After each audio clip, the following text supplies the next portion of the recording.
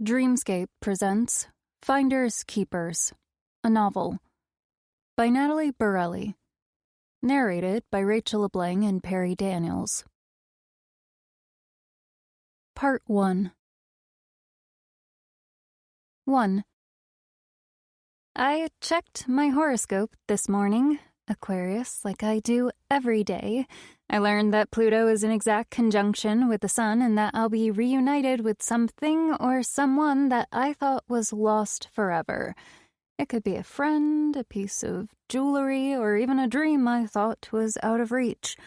Whatever it was, it would be momentous. I'd recently lost a pendant in the shape of a star my boyfriend Ben had given me. I liked that necklace, so I was pleased with my horoscope because I thought it was about that. It wasn't. It was so much worse. It happens as I'm walking on 17th Street, my tote bag swinging against my shins, Taylor Swift's Begin Again in my AirPods. It's early spring. The skies are blue, the air is clear, and the hem of my dress floats a little with every step. I'm on my way back from work, returns desk at a department store, $17.50 an hour, 2 days a week, to meet Ben for a drink before we start our shifts at the restaurant. Would it have made a difference if I'd turned left instead of right and walked down another street? Unlikely. The book is already a bestseller, or at least well on its way. I would have found out about it sooner or later. I glance at the window of Logan Books, and I guess my body registers it before I do, because from nowhere a wave of nausea hits me. It's the window display. It's taken up with dozens of copies of the one book. They hang from the ceiling at various heights, bright yellow covers flapping faintly like giant butterflies. Diary of an Octopus. An ocean rushes in my ears. Don't be stupid, Rose. It's a coincidence, that's all. It's just that I hadn't expected to see it. That stupid title that makes me want to punch my own face whenever I think of it, which is never. I push air down in my lungs as I tell myself I'm getting worked up over nothing. It's just a funny book, the autobiography of a famous person, someone who writes sketches for late-night TV shows. Whatever it is, it's nothing to do with me. But I'm inside anyway, elbowing my way past people who grunt at me while I stumble through, aiming for a pyramid of that same book with its loud yellow cover and its stupid title. I take one, my mouth dry. I'm already opening it, only vaguely aware I've sent a column of books toppling. Dear Diary, the day I turned 13, my dad told me and my mom that he was moving in with Mrs. L., his secretary at the meatpacking plant, the one with the 2 little boys and the husband who died last year in that accident. The words start flying all over the page, zooming in and out of focus and coming back together in the wrong order, so it's gibberish now. I drop the book and it lands on the floor, cover open. I bend down to pick it up, but someone is already doing it. A woman's hand with short, buffed nails and a silver ring on her index finger. Well, somebody is a little overwhelmed. I look up.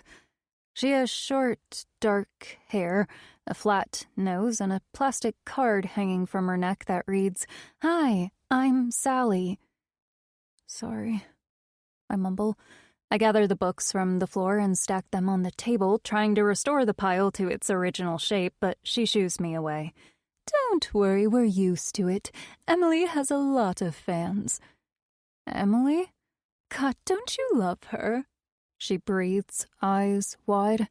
Her eyes flick up, and I follow her gaze to a tall poster hanging from the ceiling, where a woman with long blonde hair reads a copy of her own book. I only say her own book because it's her name on the cover, but by now I already know it isn't remotely her own book. I stare at the name until it comes into focus. Emily Harper. Have you bought your copy yet? Sally points at the book I'm holding. I'm still struggling to breathe. I shake my head. She checks her watch. Well, she's here for another 10 minutes, although there's a bit of a crowd at the cash register and a line waiting at the signing desk. Signing desk? You go and get your book signed and then come and see me. I'll get you fixed up at the cash register. You'll be okay. Just get in there before she leaves. And finally it dawns on me. That's why there are so many copies of the same book displayed in elaborate pyramids everywhere. It's a book signing. I glance at the line of people holding their copy of my diary against their chests. Whatever it is, it will be momentous. This is it. It's happening. The moment I've been dreading. They're going to know what I did. I'm going to jail. 2. I walk like a drunk to take my place at the end of the line. I close my eyes. Don't go crazy. Don't be scary crazy, Rose again. It's just a title, for Christ's sake. You're seeing what you expect to see, but it's not real. You can open your eyes now and read that page and laugh at yourself. I open my eyes and start reading a random page. Dear Diary, Mr. B took me and Toby home in his Corvette after school today because it was raining and it was late. I sat in the front and Toby in the back, and we dropped Toby off first because he lived closer. Afterwards, we stopped at the railroad tracks to wait for the train to pass. I pointed to my house. I told Mr. B about the fish tank in our living room, about how when the train rolls past, the water will quiver for a full minute. To a goldfish, it must be like a tsunami, I said, and he smiled at me like I'd just said something sweet but also clever, and I felt a gliding sensation in my chest. He turned back to wait for the crossing, and I studied the side of his face. His jaw, strong and masculine, his lips the color of ripe plums, the little coarse hair growing over his Adam's apple. He turned to look at me again, and my heart exploded as the gap between us closed. He caressed the corner of my mouth with his thumb. I love the way you think, he whispered. I love him so much. Love, Emily. Emily? She signed my journal entries, Emily? Who the hell is this woman? I'm going to be sick. Someone behind me nudges me forward, and I look up. The line has moved on, and I'm holding it up. I walk a few steps and open the book again. I have to know if she included the last entries. I mean, everything else I can live with. Maybe. But not the last entries. I've told her everything, he said, his arms around her shoulders. I'm sorry, Emily. I love my wife.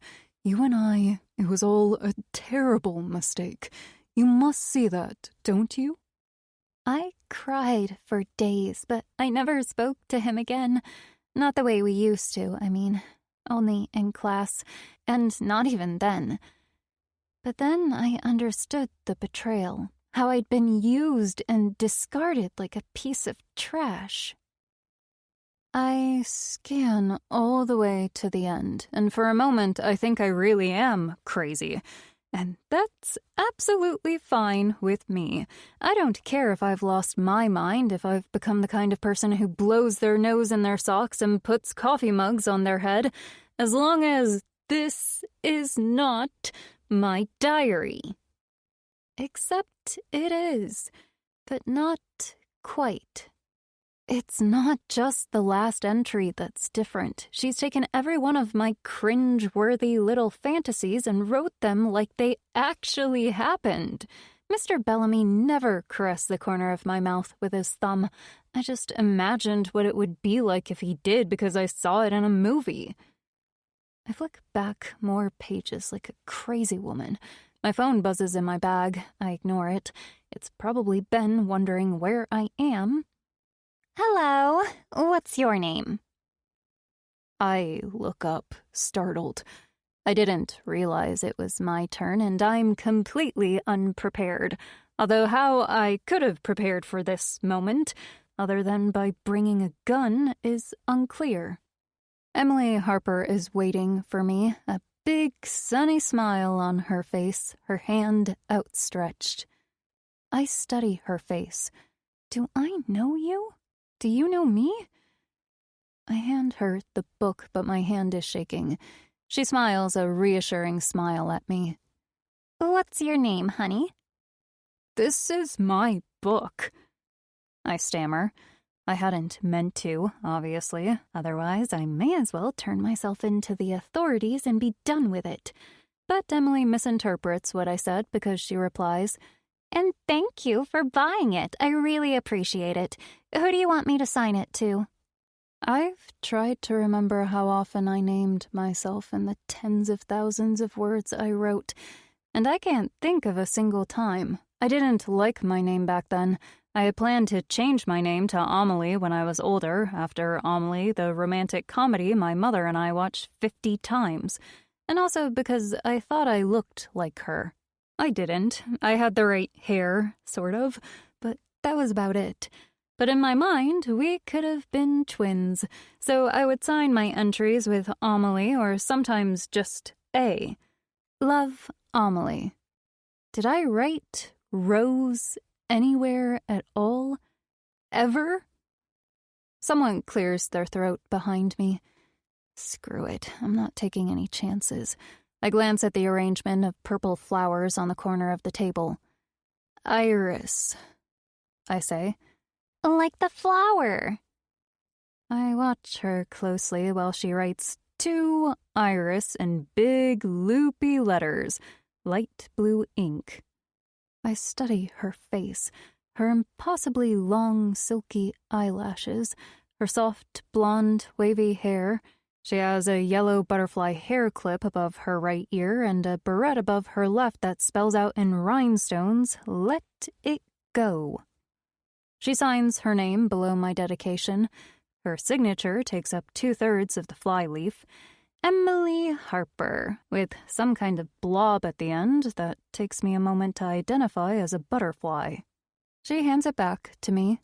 Enjoy, she sings, then looks over my shoulder, ready for the next devotee. I haven't moved. I've learned nothing about her, let alone why she is pretending to be the author of my diary. Thank you so much, she says, trying to move me on. I feel the line behind me swelling up like a blowfish, puffing its collective cheeks with impatience. But how? Someone jostles me out of the way. There you are, you made it. Well done, you. Sally takes my elbow. Come this way. I let myself be guided in a daze. When we reach the bank of cash registers, she takes the book from me and rings it up. I fumble for my wallet and pull out my Visa card. How did she do it? How the hell did this woman get my diary and publish it, for fuck's sake? And more importantly, what the hell is going to happen to me now? Jail? Death row? Both? There you go. Sally hands me my book in a paper bag. Receipts in there. Have a nice day. And now I'm outside. My phone buzzes again. I rummage through my bag with shaking hands. I'll be right there, I tell Ben, and then I hang up. 3. I'm standing outside Logan Books, frozen in place. I can't just leave. Should I wait for Emily Harper? And then what? Punch her in the face? Tell her that I know she didn't write Diary of an Octopus because I did? She'll have me arrested before I have time to say, about the murder, I can explain. I'm trying to figure out my next move when a compact SUV double parks outside the front door, blocking the right lane. A woman with masses of curly red hair steps out, leaving the hazard lights blinking. She has a long neck and long, skinny legs, and she's wearing a pink top and a pink bouffant skirt, the overall effect not unlike a pink flamingo. She's carrying her phone in one hand and a large takeout cup in the other, her bag looped around her elbow. I wait a few minutes, wondering what to do now. I check my watch. When I look up, the same woman is coming out, this time carrying a cardboard box with both arms and using her chin to keep the top flap closed. Emily Harper follows closely behind, slurping from the straw in the smoothie cup. She adjusts a pair of gold mirrored Ray-Bans over her nose and stares down at her phone. I follow right behind them. Hey, Tiff, sweetie, did you remember to get the flowers from Figs? Emily says. Tiff shifts the cardboard box so it's wedged between her body and the car. No, sorry, I didn't have the time. I'll do it later. That's okay. I don't have to have them. It was just a thought. Emily gets in the passenger seat while Tiff pushes the box into the back before walking around to the driver's side. And then they're gone. I'm meeting Ben at Tavern on the Green. I was supposed to be there at 4:30, but I'm 35 minutes late.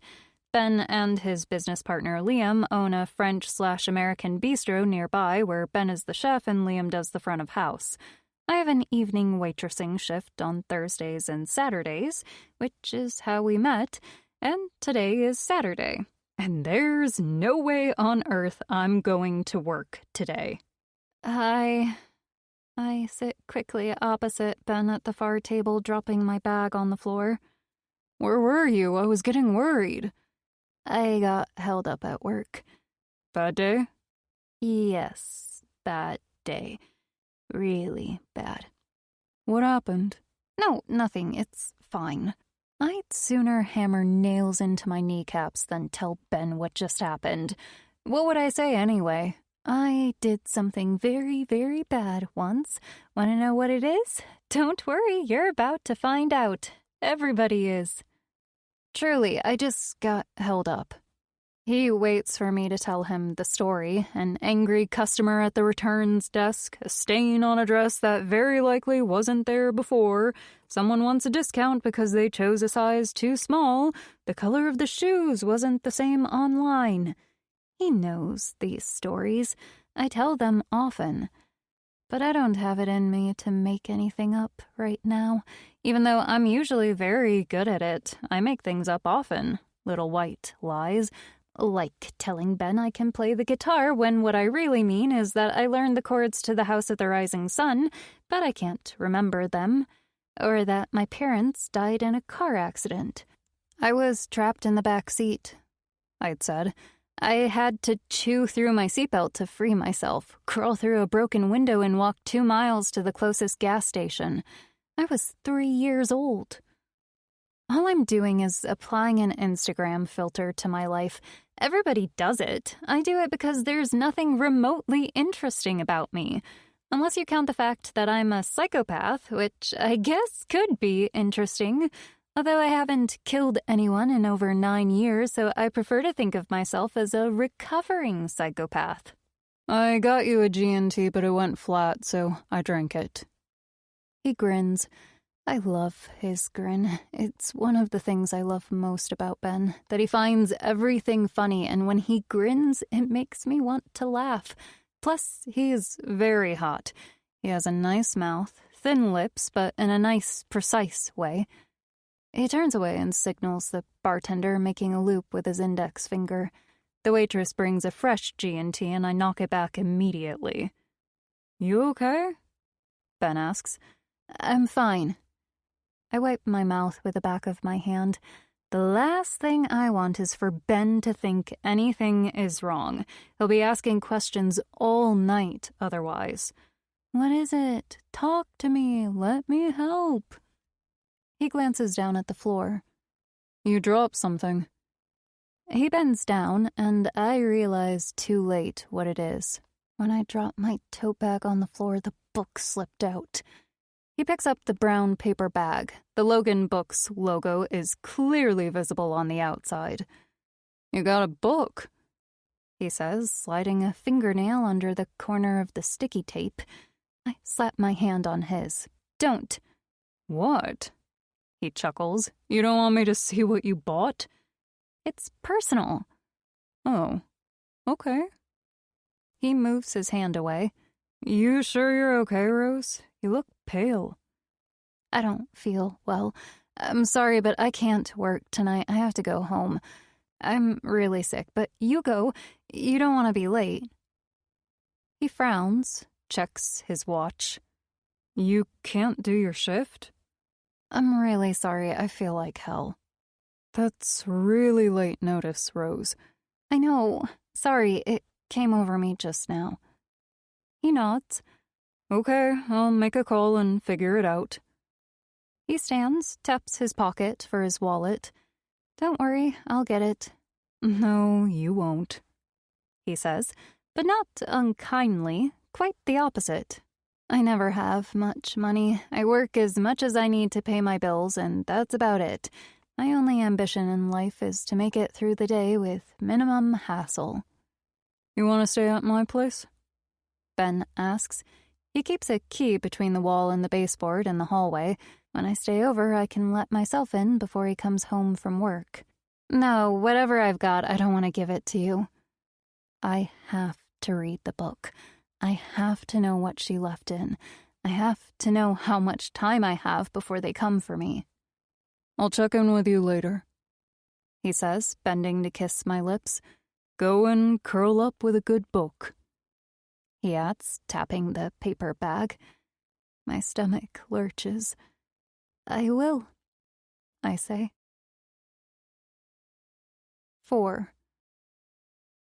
I live in Brooklyn, the faraway part, in a small apartment that I share with a couple called Ryan and Ashley, both postgrad students at NYU, and their stupid cat with its stupid litter box that never gets emptied.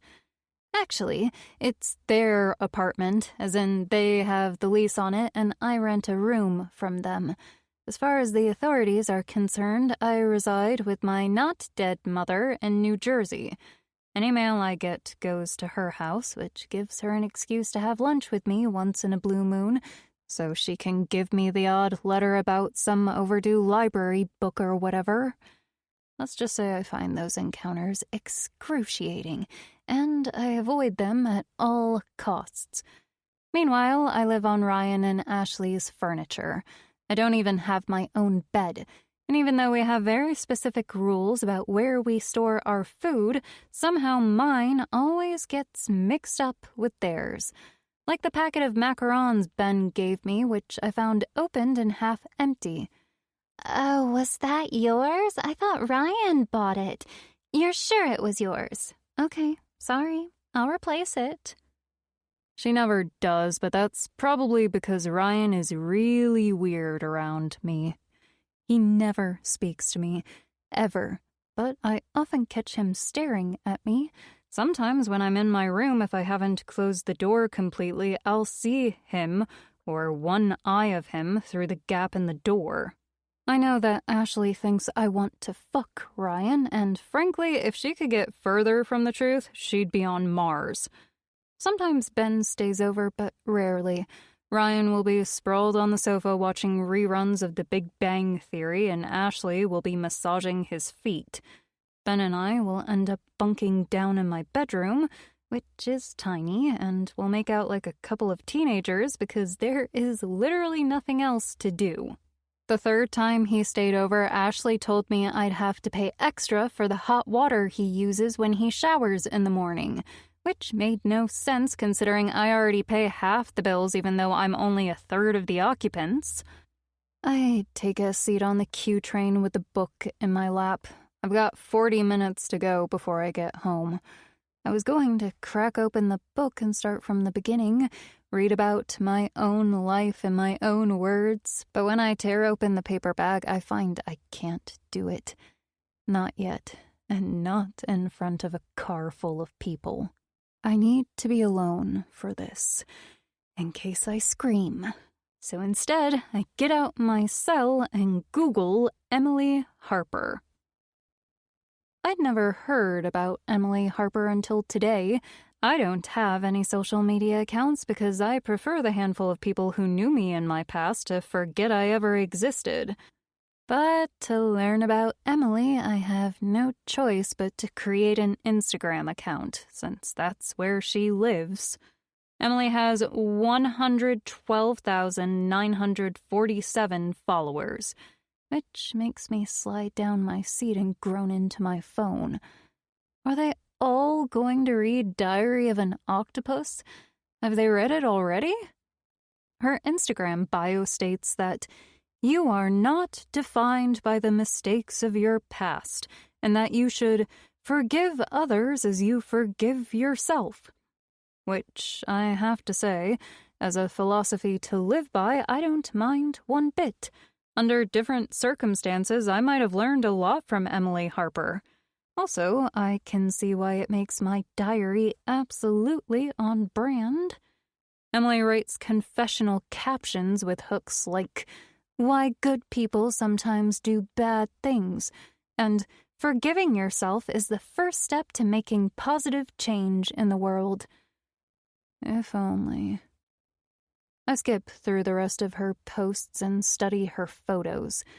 She looks so pretty, so warm and kind that it's hard to believe she's a liar and a thief, but here we are. And always with an arrangement of butterflies in her hair, sometimes just one above her left ear, sometimes an entire crown of them like a halo of wings. It's her trademark, because the butterfly is what emerges from the chrysalis, and sometimes your spirit has to be ugly before it can be beautiful.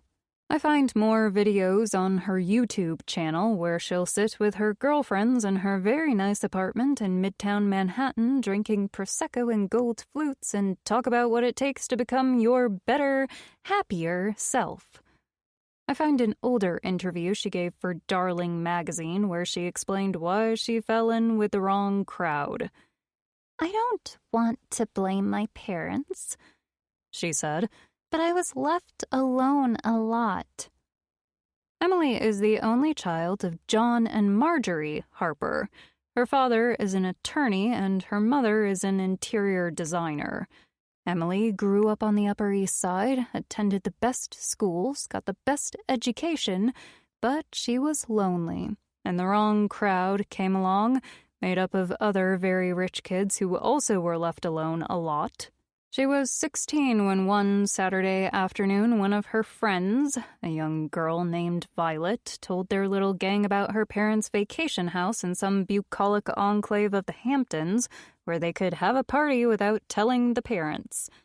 They went there by train and on foot, smoked joints, and emptied her parents' liquor cabinets. Things got out of control and someone threw up in Violet's mother's $15,000 Birkin bag while someone else used a Sharpie to draw a mustache on a painting by Jean-Michel Basquiat. A few hours later, when the haze had cleared, fearful that they'd be grounded for, a week, they decided to stage a robbery. It worked. They got away with it. The little gang got a taste for the life of crime, and after that, they would go to each other's houses when the parents were away and drink the bar dry, smoke joints, and take things that they had no use for and would have been theirs for the asking anyway, like a small Caravaggio or their father's entire collection of luxury watches. Eventually, they got caught and paraded in the press as rich bling kids with too much money and zero sense of their own privilege. Also, they were called stupid since they were stealing from themselves. They were sent to counseling in order to perform a few hours of community service, which in Emily's case consisted of volunteering with a hot meals program for the homeless. "It was so humbling," Emily says in that interview. "It was the most life-changing experience. For the first time ever, I realized the suffering that is out there, and that I could help, and that, it's not even that hard. Most of the time, just a positive attitude is enough to change people's lives. I wish my parents had made me do things like that before. It opened the door to my better self." Emily goes on to discuss the book deal she scored 2 years earlier, $20,000 to write about those past mistakes and how self-forgiveness changed her life. Then the deal fell through, although she doesn't mention if she had to repay the money. I didn't think writing my life story would bring anything new to my journey of self-forgiveness, but I'd promised my fans a book and I didn't want to disappoint them. So I decided to turn my attention to writing fiction. I got the idea to write the imaginary diary of a young girl who doesn't realize until it's too late that she's being preyed upon. I chose to self-publish it to make it really me, you know? And I'm very proud of what I've achieved. And she should be, the interview tells us, because Diary of an Octopus did so well on Amazon that Miss Harper was able to score a publishing deal. I am a living testament of what hard work and self-belief can do for you. I say this to my fans every day. Never, ever stop believing in yourself. I press my fingers against my temples and take a deep breath, then resume reading. Interviewer: You called your main character Emily, but it's not about you? Emily: That's a very good question. Thank you. You see, my fans are used to my confessionals. That's what they love about me. I write about myself all the time. I thought if I named the character anything else, it would be confusing to my fans. I had to read that line a couple of times because I found it completely confusing, and I imagine the fans, all 112,947 of them, will absolutely assume whatever she describes in her book really did happen to Emily. One reviewer called it bold and brave and incredibly original, a heart-wrenching fictional insight into the mind of a 13-year-old girl as she is being groomed by her English teacher, written in captions and journal entries. By the end, you'll want to reach inside those pages and grab her abuser by the throat. I'm holding my phone in both hands, my elbows on my thighs. My right leg is shaking, and it won't stop.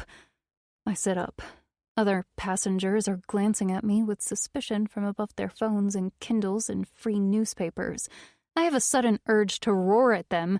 You're scared of me? You should be. I'm Scary Crazy Rose, don't you know? I put my phone face down on my thigh and rest my elbow against the window, my hand over my eyes. When I wrote all these stupid diary entries, I never thought for one moment they might be interpreted as tales of abuse. It was a love story. Gone wrong, sure, but a love story all the same. One day we would marry. I would be the next Mrs. Bellamy. We would live in the prettiest house in Pike Creek. He was in my mind every waking moment. He was the reason I got up in the morning and the reason I couldn't wait to go to bed at night, just so I could dream about him, about how his breath might feel against my neck, about how much he wanted me, about the torture he endured by not being able to have me. Those fantasies were vague, indistinct. I was only 13 years old, and a naive 13-year-old at that. There wasn't a whiff of sex in my diary, nothing beyond the brush of his lips on the side of my neck.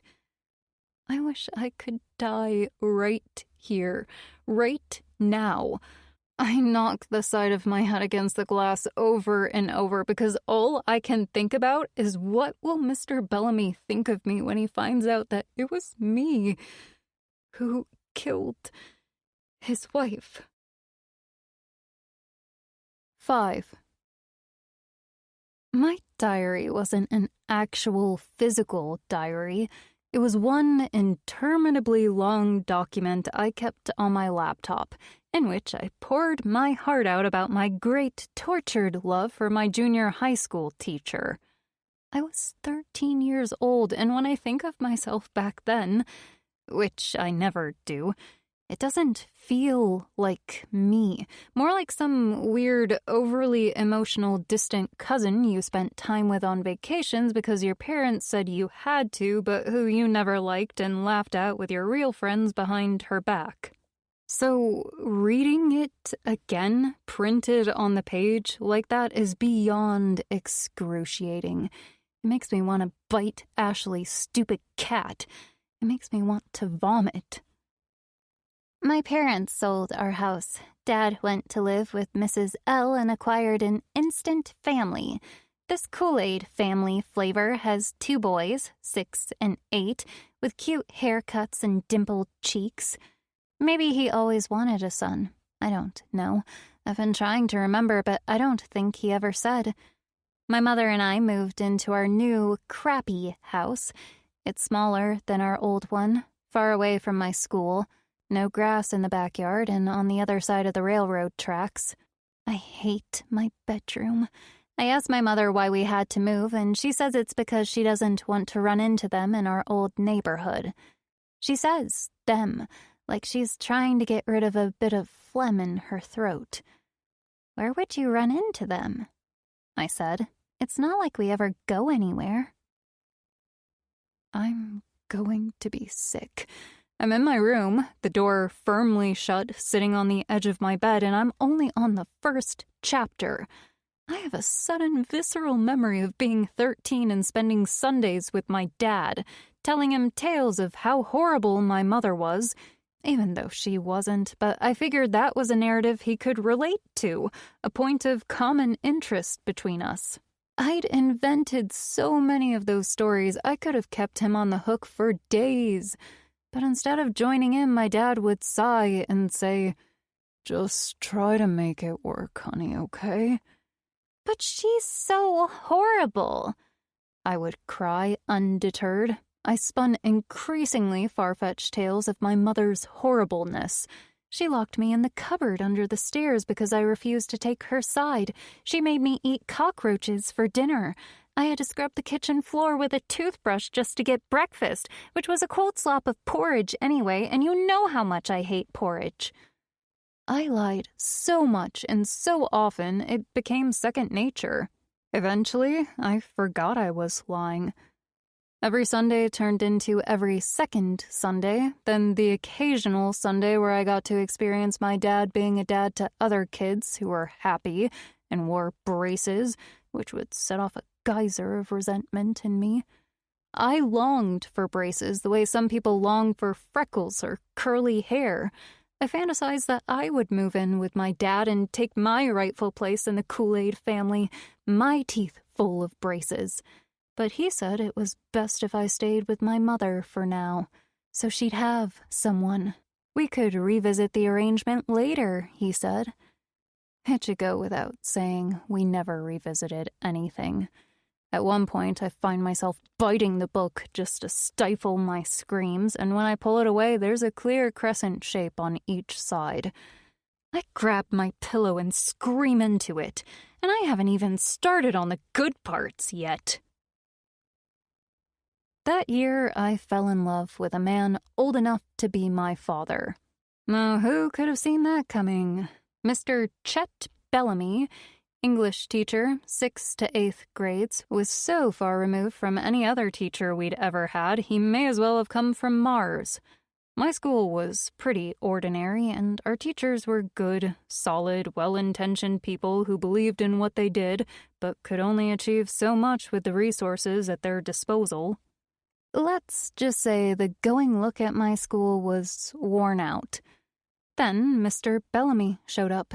Everyone wore casual clothes, but when he did it, he looked like he'd been plucked out of a mail-order catalog.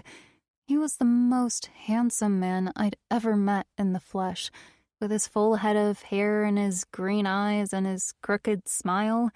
He was like a movie star in our midst. And it's fair to say all the girls had a crush on him, and some of the boys, too. To top it off, he'd played baseball in college, so he volunteered to help coach the school team in his spare time. Everybody loved Mr. Bellamy. He asked me to stay after class once. This was not long after my father left and my grades had fallen dramatically. I was distracted in class. I'd been late turning homework in, if I turned it in at all. He wanted to know why. We were sitting at the desks like we were both pupils, and it felt strangely intimate that he'd come down to my level. He was telling me that he didn't see how I could pass unless I did extra work to catch up, but I was only half listening.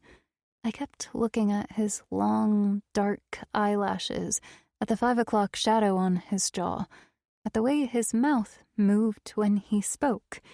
He told me I had real talent, and it would be a damn shame if I failed. I felt myself grow hot at the compliment.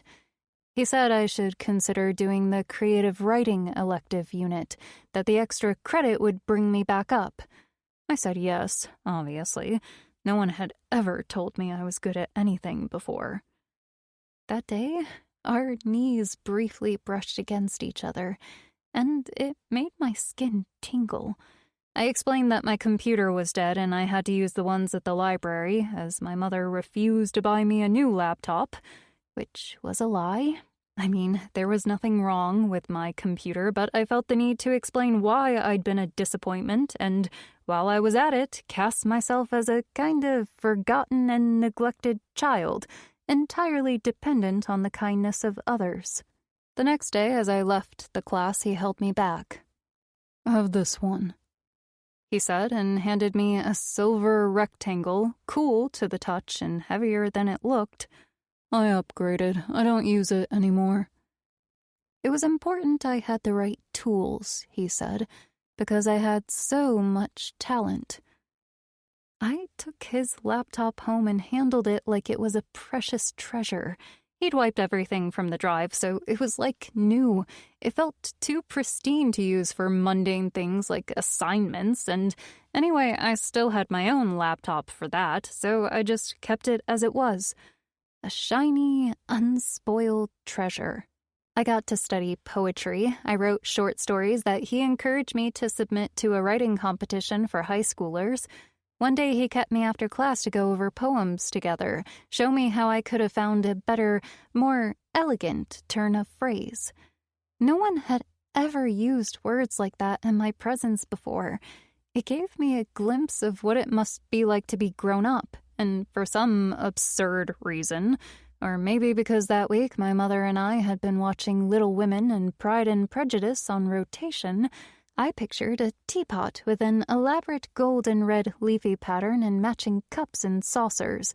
I imagined myself pouring tea for Mr. Bellamy while he frowned at the pages I'd written and occasionally gave a little nod. "Here," he said, tapping the spot with his pipe. "Now that's an elegant turn of phrase. You should write a journal," Mr. Bellamy suggested one day. "It's an excellent way to practice your writing skills." It had only been a month since my dad left, and I kept going back to that one moment when he walked out the door of our house and through a different door in another house. I'd ruminate on it, like a cow regurgitating a ball of grass. Whenever I felt like I'd digested it, it came right back up again. I felt there must have been something I could have done to stop him, but that I missed my cue, so I replayed the scene in my mind over and over, desperately trying to catch the moment when I could have turned it all around.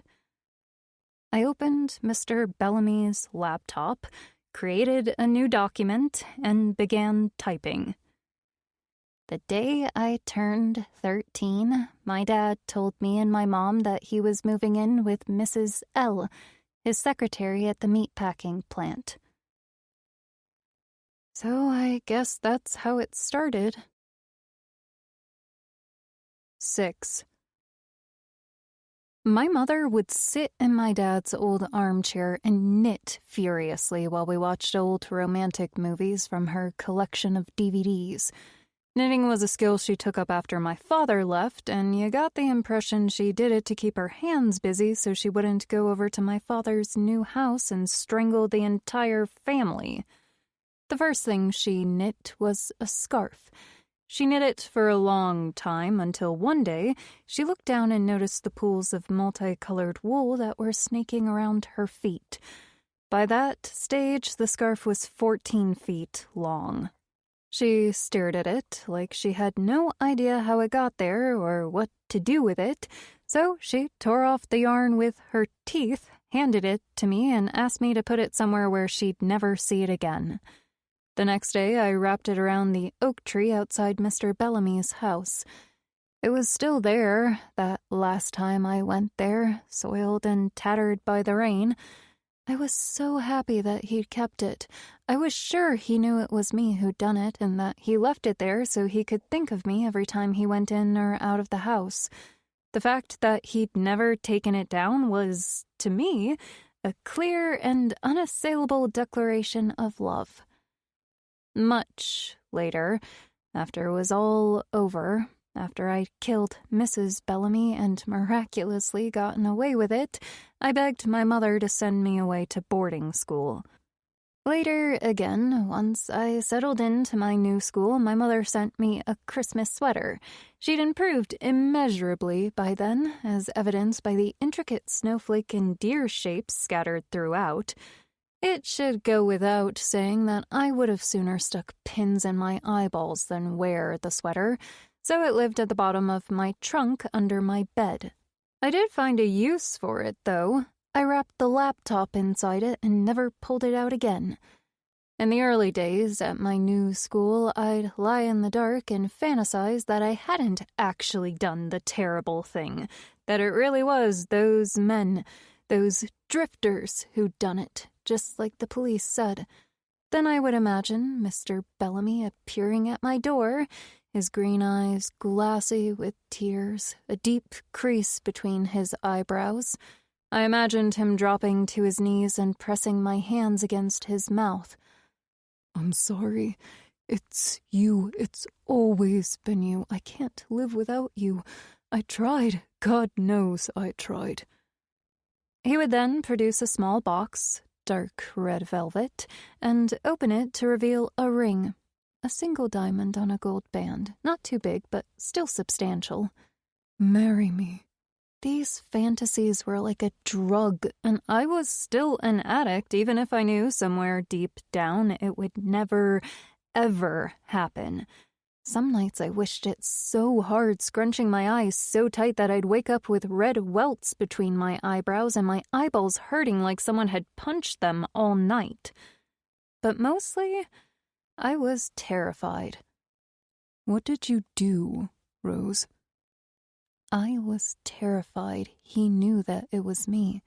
He'd guessed because he knew me better than anyone else. I was terrified he would tell someone and I'd be sent to prison for the rest of my life. I'd long fallen out with my best friend Lola because of all the weird, scary things I'd been doing in the lead-up to the murder, but I was desperate to know if Mr. Bellamy had told anyone of his suspicions about me, so I called her anyway. Lola and I used to be inseparable. When I think about Lola and me before all the bad stuff, I picture us running. We used to run all the time. We used to say we could run faster than the wind. We'd run with the rain on our faces. We'd run down the hill, down the road. We'd run to the lake. We'd just run. And when we weren't running, we were laughing. And when we weren't laughing or running, we were riding our bikes, jumping into creeks, climbing trees, fishing.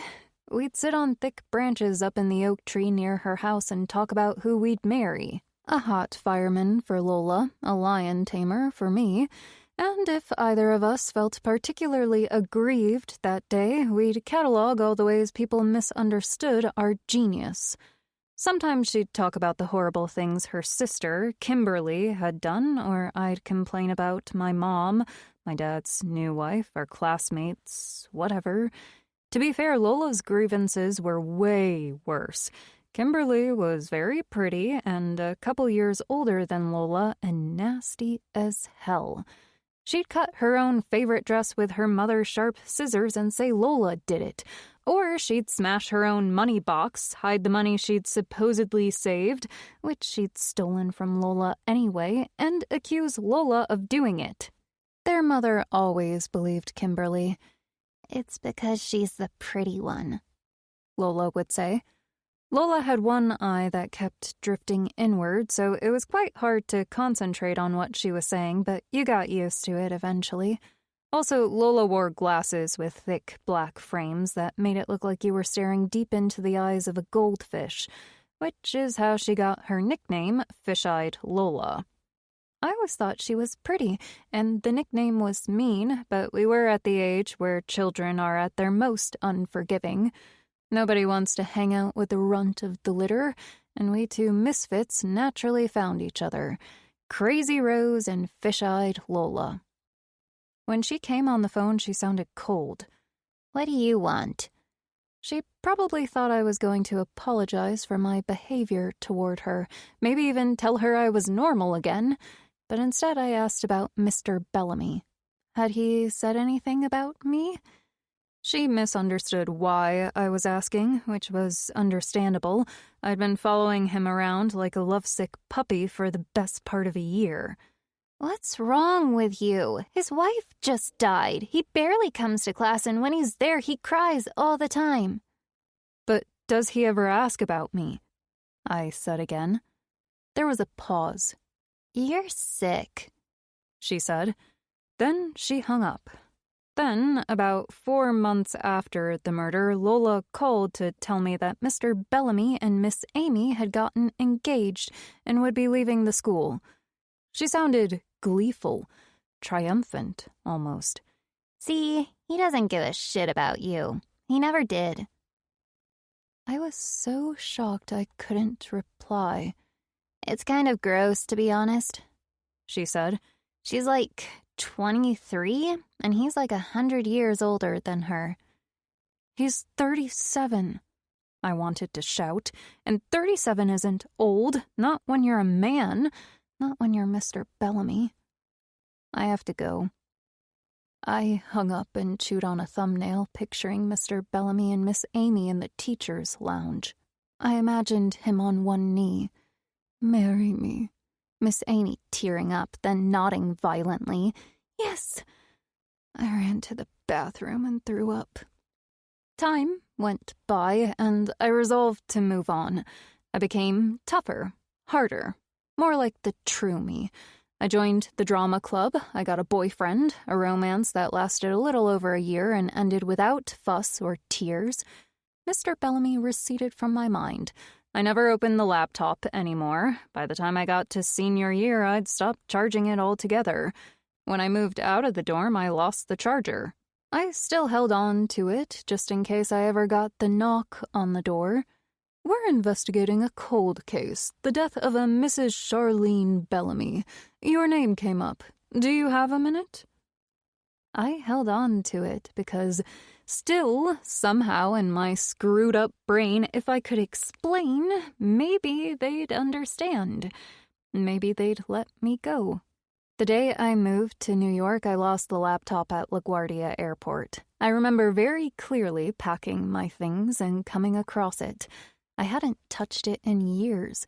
I considered getting rid of it altogether, but first I'd have had to get a charger, charge it up, delete the document, wipe the drive. I didn't have time for that, so I decided to take it with me, for now. Ironically, I packed it in my carry-on because I kept hearing stories of lost luggage and I didn't want to take any chances. Then, on arrival, my mother was late picking me up. I was standing next to an unattended coffee counter searching for my phone, and without thinking, I pulled out the laptop, which was still wrapped in the Christmas sweater, and put it on the counter. Then I heard my name. I looked up to see my mom, her hand high in the air. It was only when we were in the car that I realized with a lurch of horror that I no longer had the laptop with me. I made Albert, my stepfather, stop the car, and I searched through the trunk, but I knew I'd left it behind. I made them drive back to the airport while I chewed on my fingernails, my heart thumping in my chest like someone punching me from within. I ran inside to the same unattended coffee cart, but it was gone. Days went by. I called the airport 4 times a day, every day. "Have you found a laptop?" And every time the same reply, "No, have you tried Lost and Found?" And I'd scream into the phone, "Yes, obviously," and throw the phone against the wall. That was almost 2 years ago, and I never got it back. Eventually, I forgot about it. Kind of. At least Emily Harper changed the ending. Not that mine was much of an ending. She kept the second to last entry more or less the same, the one where I truly lost my mind. Dear Diary, today I'm going to see her. I try to think. In my version, did I write see her, or did I write kill her? I can never remember. Anyway, then her version continues. I'm going to do it. I'm so excited. Mr. B and I will finally be together. He loves me. OMG, he loves me. I've never been so happy in my life. He will be at the school baseball game tonight. He's one of the assistant coaches because he's so perfect. I'm going to go to see her and tell her about us because I know that's what he wants. He really, really loves me, and I'm the only one who can make her understand. After tonight, we're going to be together. Love, Emily. Emily's version finishes with Emily going to see her teacher's wife, just like I did, to tell her they were in love. So far, so good. And that's where the similarities end. In Emily's version, when she knocks on the door of his house, he's the one who opens the door. She's shocked. He's supposed to be at the game. That was the plan. He goes to stand in the middle of the living room and puts his arm around his wife's shoulders. She's very pretty, his wife, but not as pretty as Emily, and of course a lot older. I've told her everything, he says, and Emily is confused. She thinks he means that he told her about him and Emily, so why the arm around his wife's shoulder? And why does she look triumphant? I'm sorry, Emily, he says. I've realized I'm still in love with my wife. You and me, it's over. So Emily goes home, flings herself on her bed, and sobs into her pillow. She decides she's going to forget about Mr. B. She's going to banish him from her mind and show Mr. B that she can live without him, which I could have told her is harder than it looks. But as she dries her tears, she realizes that if she lets her pride get the better of her, Mr. B will do it again to other girls, and she can't, in good conscience, let that happen. Brave Emily emerges from the ashes of naive/innocent Emily. Brave Emily understands now that the relationship was abusive and that it's not her fault. So she sits at her little desk in the corner and writes a letter to the school principal. The day I turned 13, my dad told me and my mom that he was moving in with Mrs. L. Full circle. Beautiful, soaring, hopeful, very sad and yet uplifting, and so different from my own ending as to be unrecognizable. Of course, my version didn't have an ending per se, although Mrs. Bellamy might have argued otherwise. My final entry, the one I wrote the next day shaking with shock and fear, it didn't make the cut. Maybe it was too short. I did it again. I'm a monster. I'm going to hell. Oh yeah, that's right. Mrs. Bellamy wasn't my first murder. I try to think. Maybe I can just walk away and pretend I never saw the book. But that won't work. Sure, Emily Harper doesn't know these people in my journal. There are no clues, no mention of Pike Creek, Kansas, not the name of my old school, nothing. Chet Bellamy is just Mr. B. Miss Amy is Miss A, and his wife is just that, his wife. But there are other things. There's the description of my father leaving us for Mrs. L and her 2 boys. The fact they both worked together at the meat packing plant. Then there's fish-eyed Lola, who has become someone called Laura and who was jealous of Emily. There's the heart I carved on top of my school desk, now with Emily and Mr. B intertwined within. And that's nothing. I did it again. I'm a monster. I'm going to hell. The worst thing, the thing I can't stop thinking about, the thing that is making my stomach curl with dread is that someone, most likely Emily Harper, found my laptop at the airport. And once someone from my past recognizes the story and understands that it was me who killed Mrs. Bellamy, well, they're going to get in touch with the police, with Emily Harper, and they're going to want to know where the hell she came across that story. And Emily Harper is going to whip out my laptop.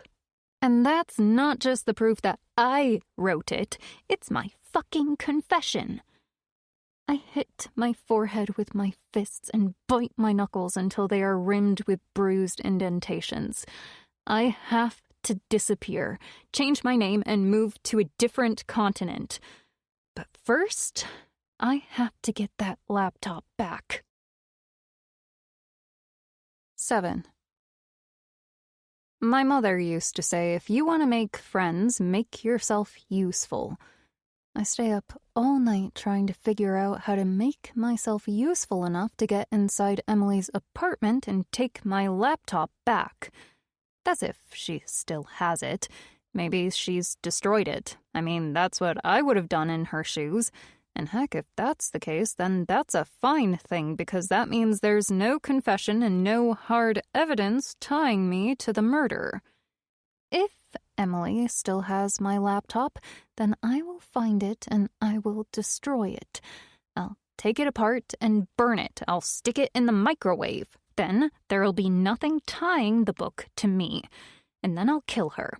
I may not have killed anyone in almost 10 years, but I'm pretty sure it's like riding a bicycle, and it'll be an act of community service. Narcissistic, megalomaniac, lying thieves like Emily Harper bring nothing to the world. They just take up space. Also, I don't need her walking around telling people what really was in that diary. But before I do, I'll get her to tell me why. Because who the hell does that? What kind of sick person steals someone else's diary and publishes it as her own and turns it into a fucking bestseller? It's Sunday morning. I stayed up all night, alternating between checking what Emily put in the book with my fingers splayed over my face and reading about her online. Then I saw she has another book signing today at an independent bookstore called Next Page on Broadway. And that's where I will be. And I'm going to make myself useful. My plan goes like this. I assume Tiff will come and pick her up the way she did yesterday, so I'll catch her before she has a chance to go inside and send her away on an errand. I'll say Emily sent me and she wants her to buy flowers from Figs, was it? Yes, that's it, Figs. I'll tell her that Emily will make her own way home, and then when she comes out, I'll be there, waiting. I'll tell her how much I enjoyed her book. Emily will be looking for Tiff, and I'll say something like, "Is everything okay? Is something wrong?" And I'll offer to get her an Uber because I'm such a fan, and that way I'll get her address. That's all I want, her address. Then I'll show up with some story or other and get in and get my laptop. Then, later, I'll follow her and push her in front of a bus or something. Oh my God, this is so bad. Apparently, I can kill people at the drop of a hat, but coming up with a strategy to retrieve my own laptop is beyond me. Think, Rose. Focus. Of course, Tiff will call Emily wanting to know about this change of plan, so when I get my book signed, I'll find a way to hide Emily's phone. She had it on the table next to her yesterday. She'll probably do the same today. I'll put it on silent and hide it under a book or something. I can do this. All I want is to make friends and get her address. It's fine. I can do this. I can do this. I can do this. I can do this. Then I see that Ben texted me this morning. "You feeling better? Wanna come over? I'll cook you some eggs. I stare at the text. Once upon a time, if the guy I was seeing texted me something like that, I would have replied, "Dude, I hate eggs. Don't contact me again. I have no intention of entering into a serious relationship. I prefer my own company." But with Ben, it's different. I get little butterflies in my stomach when Ben texts. He's the nicest guy I've ever met. He and Liam are generous with the staff. They pay well, make sure the tips are shared equally, and even pay for an Uber to take us home because a girl at night in this city... And that's not even the point. Whenever I set eyes on him, my first impulse is to take his clothes off. Also, he cooks great eggs. Anyway, not today. I have work to do today. I type back. Still sick. Okay, take care. X. I respond with a thumbs up emoji and turn off my phone. An hour later, I come out of my bedroom dressed and ready to go out as Ashley emerges from hers. She leans against the door jamb, one barefoot on top of the other, bright red toenails. She has a sarong loosely tied around her chest, the knot between her breasts. Behind her, Ryan's naked foot is sticking out from under the bedspread. Throw in the tousled hair, the flushed cheeks, the smudged eyeliner. They've just had sex, I get it. "We have to put your rent up," she says. "It's because of inflation." Inflation? "We can't keep up with the costs of running this place." I bite the inside of my cheek. In every photograph taken of me, my mouth is puckered and twisted to the side, making me look like I smoke 100 packs a day and chew tobacco in between. I've tried to stop doing it, but I haven't had any success so far. But I pay half the bills, I say. What other costs do you have? "Don't you watch the news, Rose? Everything is going up. The cost of living is going up. Heating is going up. Electricity is going up. Food. Everything." I know that, but... $320 a week, starting next month. Behind her, Ryan snorts a breath in, the way people do when they've forgotten to breathe in their sleep. "Coming, babe." Ashley calls over her shoulder. She smiles, coyly, lightly touching the base of her throat. So impatient. I think it was a snore, I say. I'm sorry? I don't think he was calling for you. I think he just snored. Oh, so you've got ultrasonic hearing all of a sudden? No, I just meant $350. It was going to be $320, but now it's gone up. $350? I blurt out. That's right. I charge extra for ultrasonic hearing. How am I supposed to get that much money every week? Sell your ass, Rose. I'm sure you'll be very good at it. She slams the door in my face. At the bookshop on Broadway, I buy another copy of my own book. I smile confidently at the cashier. You're getting it signed? He asks, holding up a paper bag in one hand and the book in the other. I certainly am, I chirp. I can't wait. I take my place at the end of the line, holding my own journal against my chest, but this time I copy the way the other women do it, hugging it like it's a precious baby rather than a dead cat. Hi, I say when it's my turn, then watch for a reaction, an indication that she recognizes me, but I get nothing. Emily beams her lovely warm smile at me. Hello, she says sweetly. Thank you so much for waiting. It's the same setup as yesterday, although the trestle table someone put there for the occasion is flimsier. She has her little pile of books, her pens, her glass of water, same vase with the purple irises. As I hand her the book, I bump my hip hard against the table. I meant to make it look like I tripped, but somehow I forgot that part, so I just ended up shoving my hip against it like I was practicing my salsa dance moves. The table shudders enough to send the vase toppling. Oh no! Emily cries. She stood up quickly to get away from the water dripping to the floor. I'm so sorry. I hadn't counted on the vase toppling over, but in a way it's even better. I rummaged through my bag for something to mop it up with, but I have nothing. Not even a tissue, so on impulse I take off my cardigan and use that. It's one of my favorites, pale green cotton with a scoop neck bordered by little green and white striped bows. I wore it today because I thought it made me look painfully naive and innocent.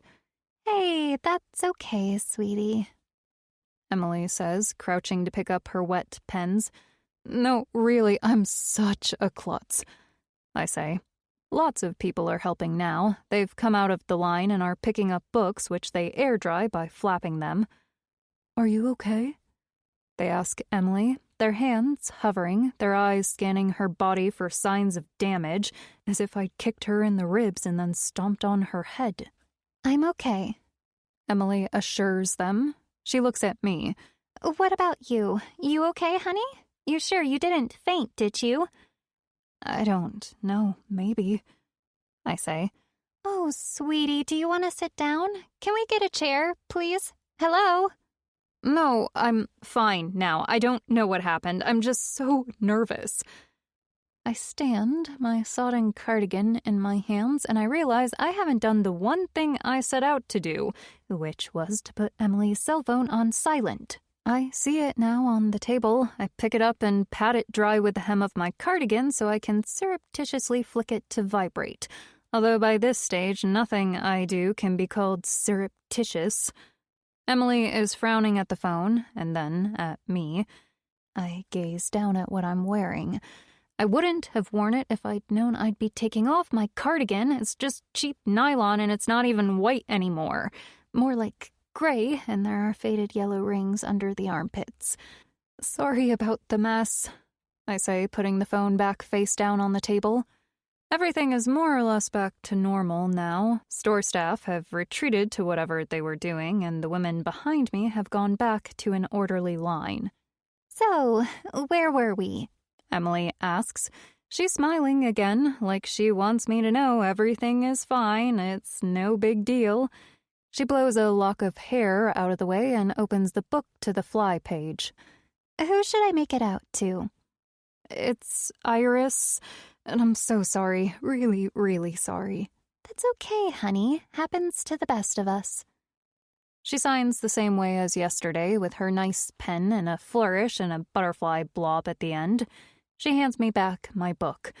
I press it against my chest and leave, delivering one last heartfelt apology. Outside, I don't know what to do with my sodden cardigan, so I shove it in the trash, then sit on the bench at the bus stop and wait. The signing is due to end at 3, and it's 2:45.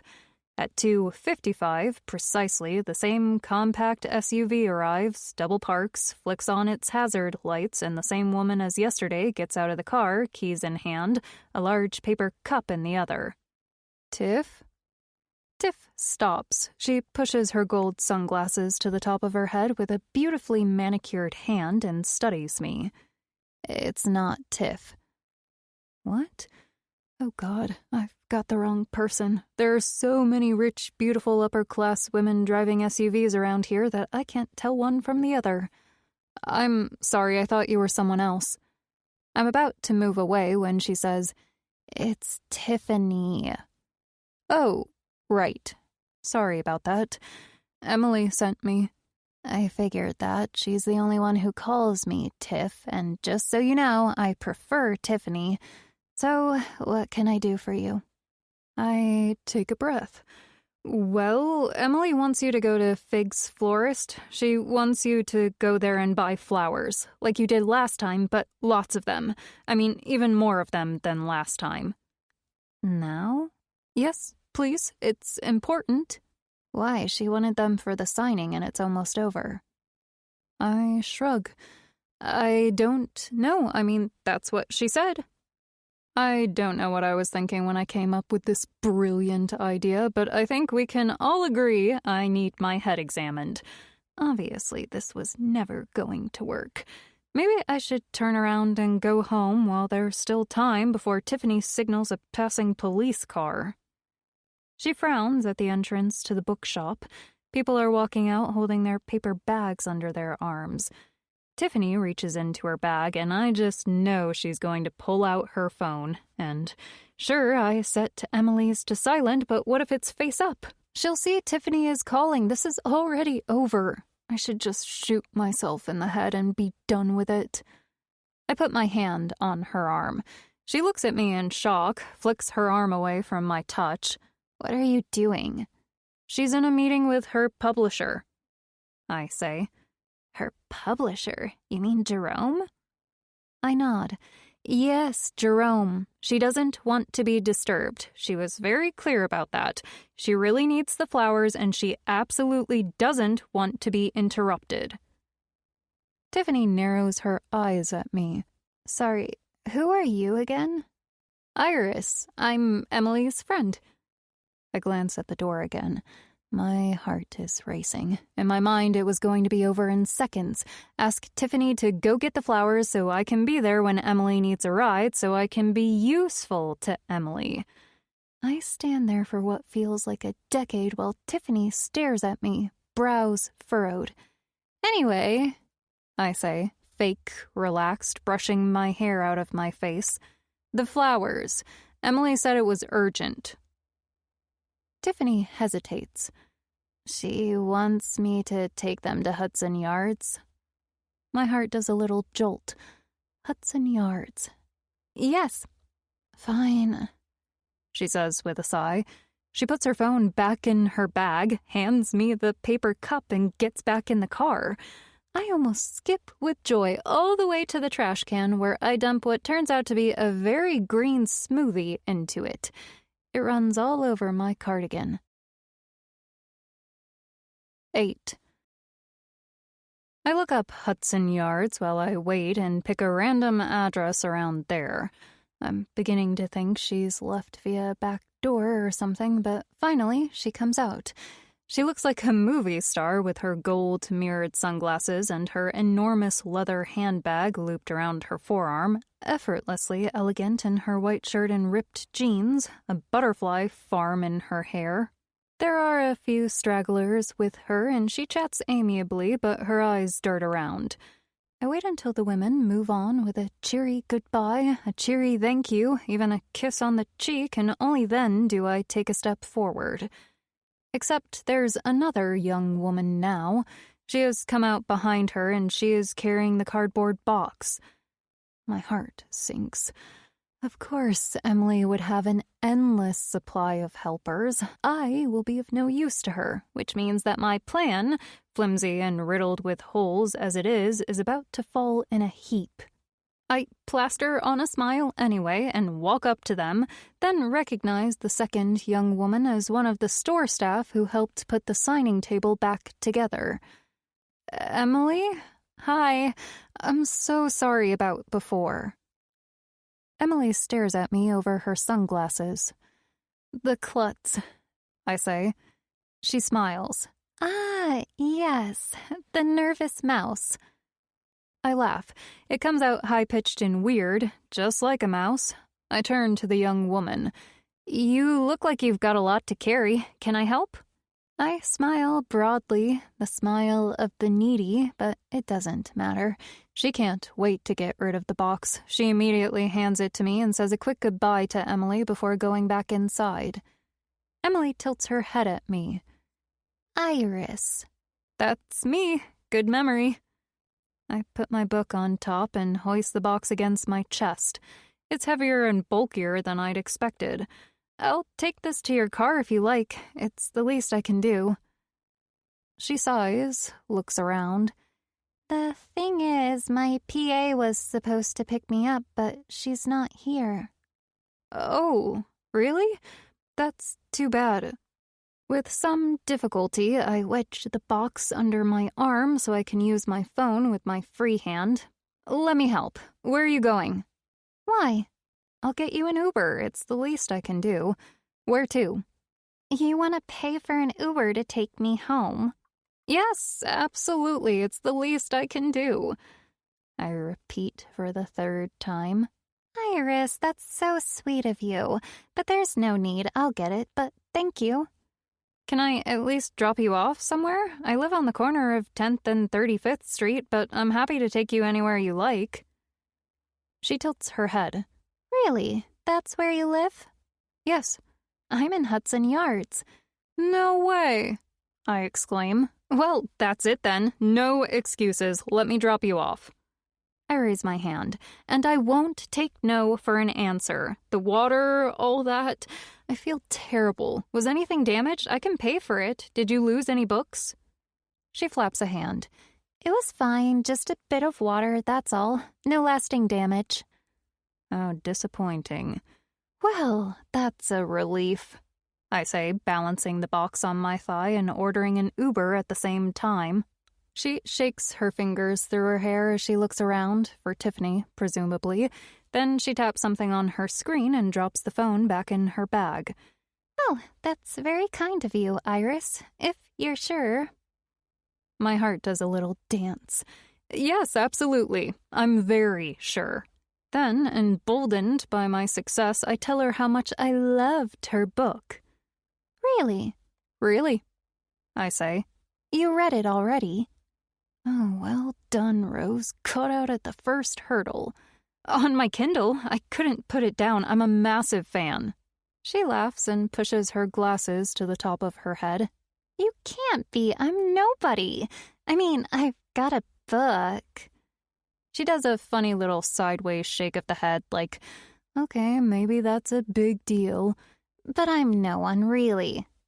Then she adds, compared to others, I've only got a very small social media presence. That's not true. I mean, you've got a massive presence, and that's growing every day.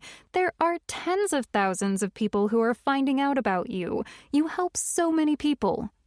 You think so? Absolutely. Thank you. I appreciate it. I sure hope so. I'm giving myself heartburn here. Not at all, I say. I truly mean it. But I'm on a roll now. I can't stop talking. I tell her that she's helped me so much, that I think she's so brave. It's a word that comes up often in her posts, and that after everything that happened to her, the way she turned her life around, she makes people like me believe in themselves. Another winner.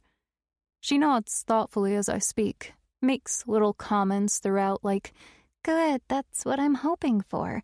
It's so important for young girls. Yes, self-forgiveness, so critical. Fucking liar.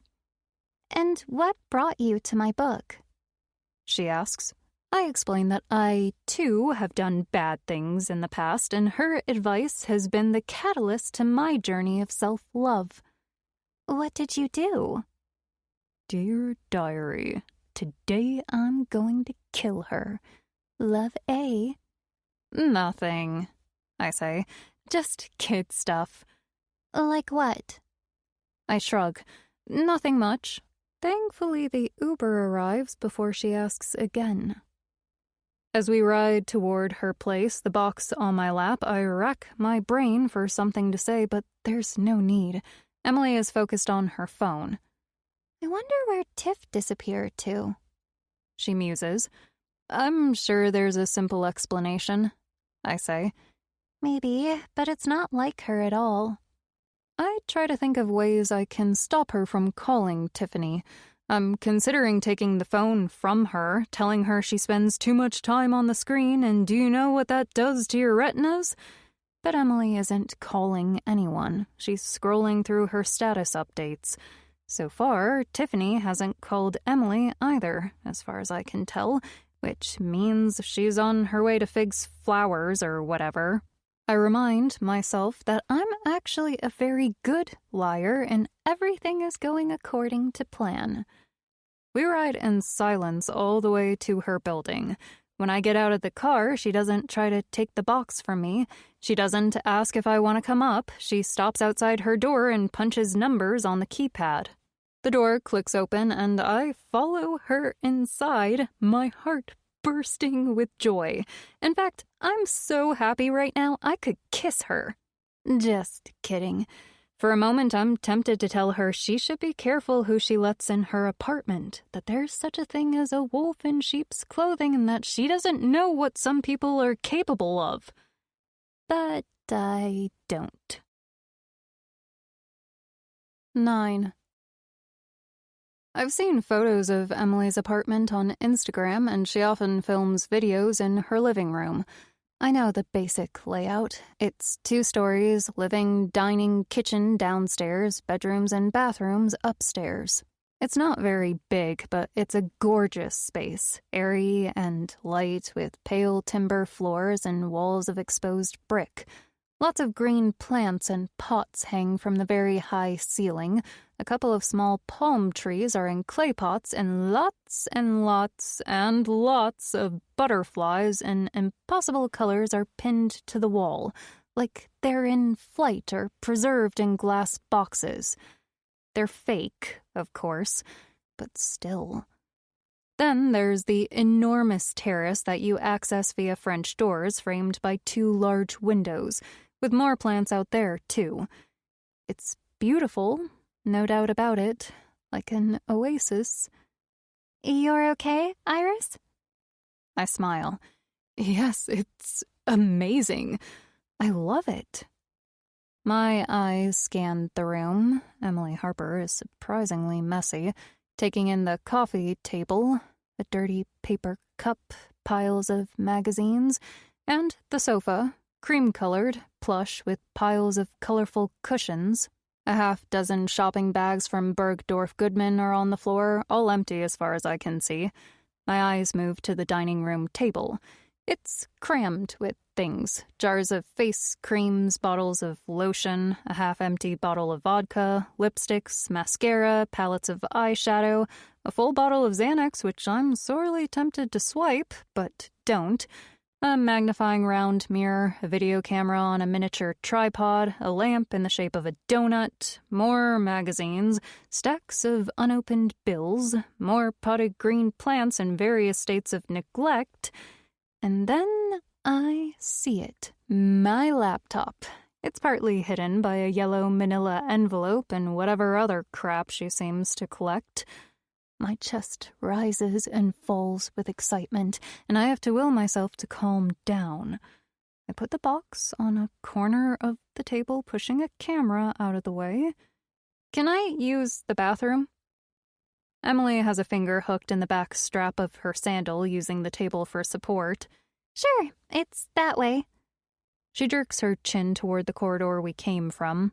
On the left, last door. Thank you. I lock the door and sit on the toilet lid. I tell myself to breathe. Remember the plan. Distract her, grab the laptop, get out of there. I glance around the tiny room for something to use as a distraction. There isn't much, but I don't need much. I pick up a ceramic soap dish shaped like a seashell, hold it up high, then let it drop. It smashes on the tiled floor. I open the door. Oh no! Emily arrives. Oh, sweetie.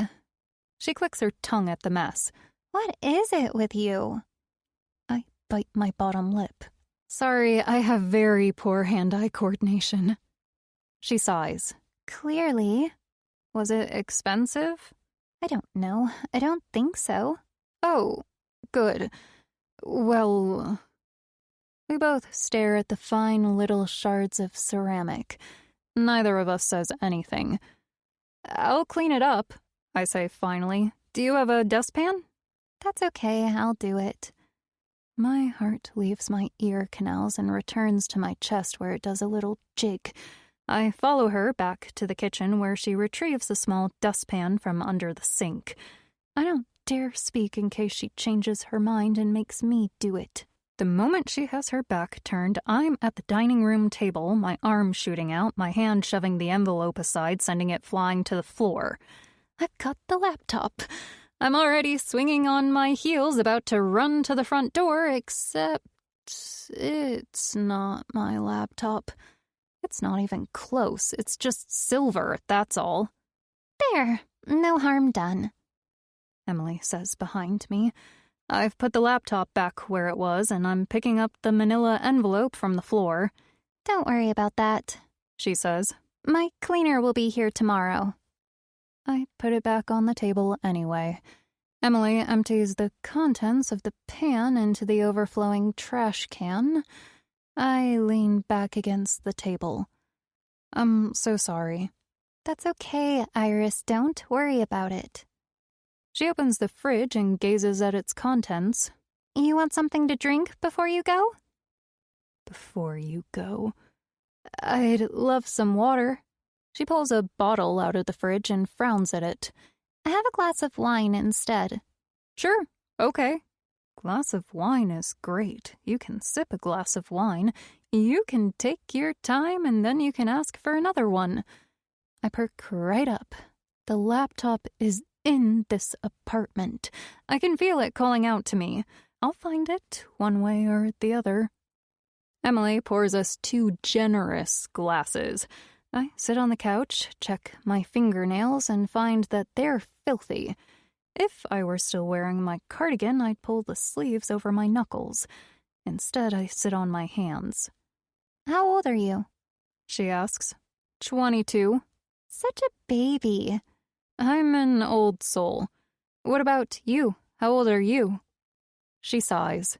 Just old. You can't be that old. You look amazing. She glances up. Thank you. That's a really sweet thing to say. I'm 29. You don't look 29. You look like 20. She smiles as she hands me my glass. Thank you, Iris. That's really sweet. Now, I'm just going upstairs to get changed. I won't be long. Okay, sure. Take your time. I watch her go up the stairs, carrying her glass of wine. The stairs are of the floating kind, timber treads that lead up to a hole in the ceiling with seemingly no supporting structure and no railing on either side. I take a sip of wine and glance around the room, willing my laptop to materialize.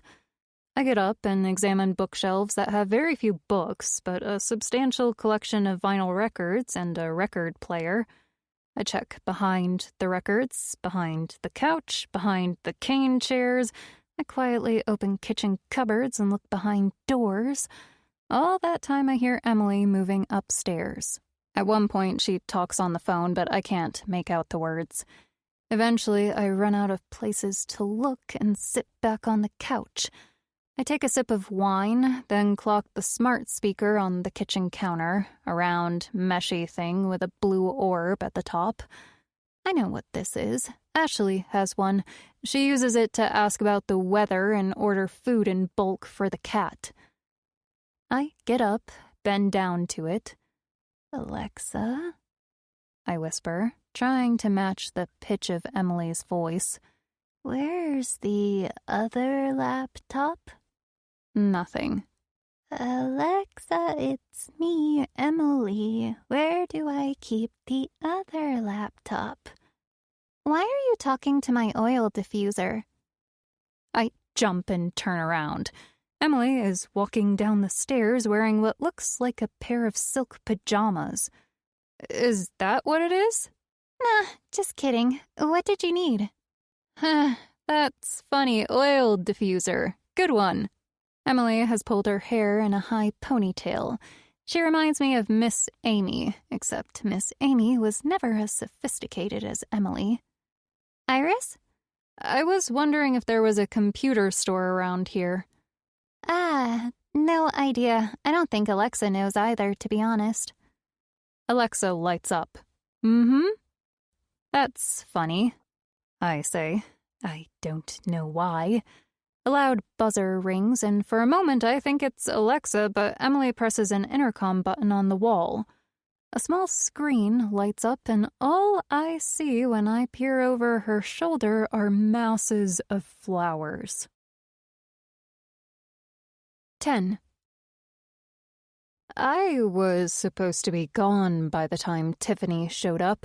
That was the plan, but it's all happening in the wrong order. I don't have the laptop, I'm in Emily's apartment, and now Tiffany is here too. Or I assume it's Tiffany. It's hard to tell behind the masses of flowers she's carrying. It could be anyone delivering a funeral wreath, really. Where have you been? Emily says, chin raised, hands on waist. Excuse me? Tiffany replies. I have to be able to count on you, Tiff. That's what I'm paying you for, okay? And for Christ's sake, can you put these down? They're giving me a headache. I am shocked at Emily's reaction. I crab walk toward the potted palm, vaguely thinking I could hide behind it while Tiffany explains in an increasingly high-pitched voice that some girl passed on the message and was Emily in a meeting with Jerome because Emily never told her about that and Tiffany left a message and why didn't Emily call her back? And then she spots me. It's her.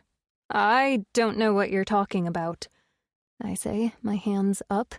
Yes, you do. You're the one who told me to go and get the flowers, same as last time you said.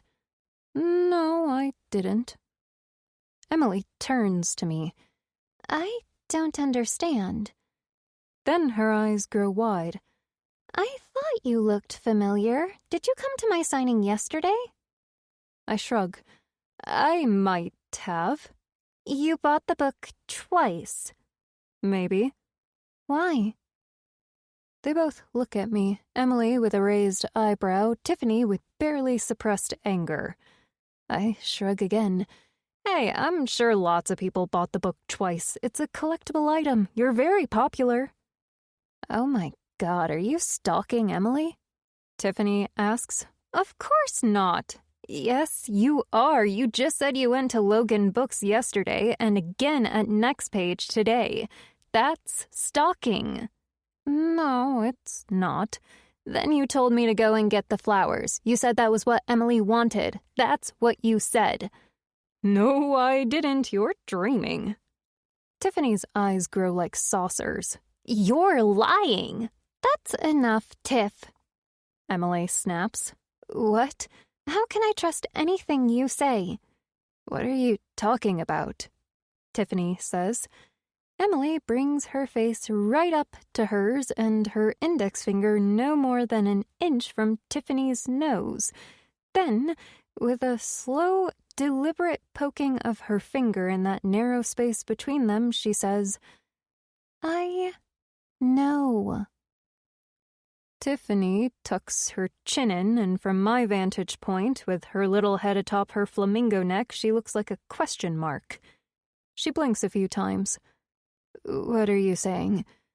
You know exactly what I'm saying. No, I don't. Are you firing me? Yes.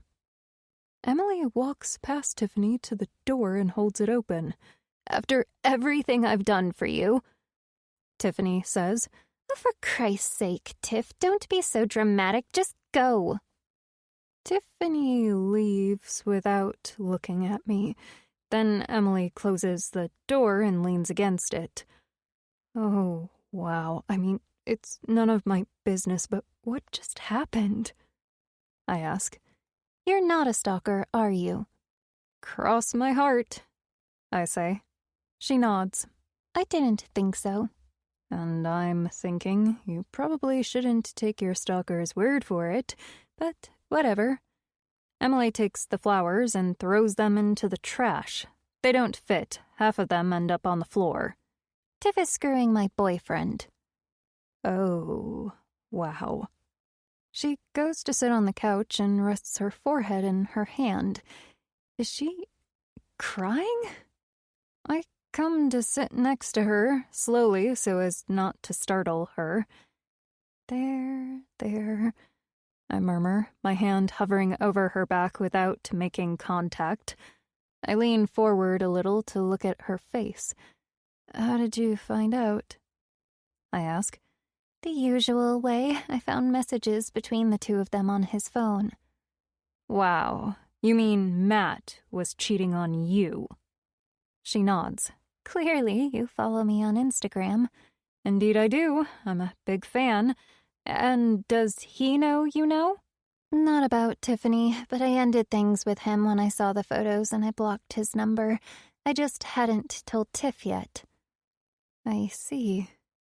I say. She pats the area under her eyes with the tips of her fingers. I bet you thought my life was perfect. She lets out a bitter laugh. I don't mind it. I bet you can't believe any man would cheat on someone like me.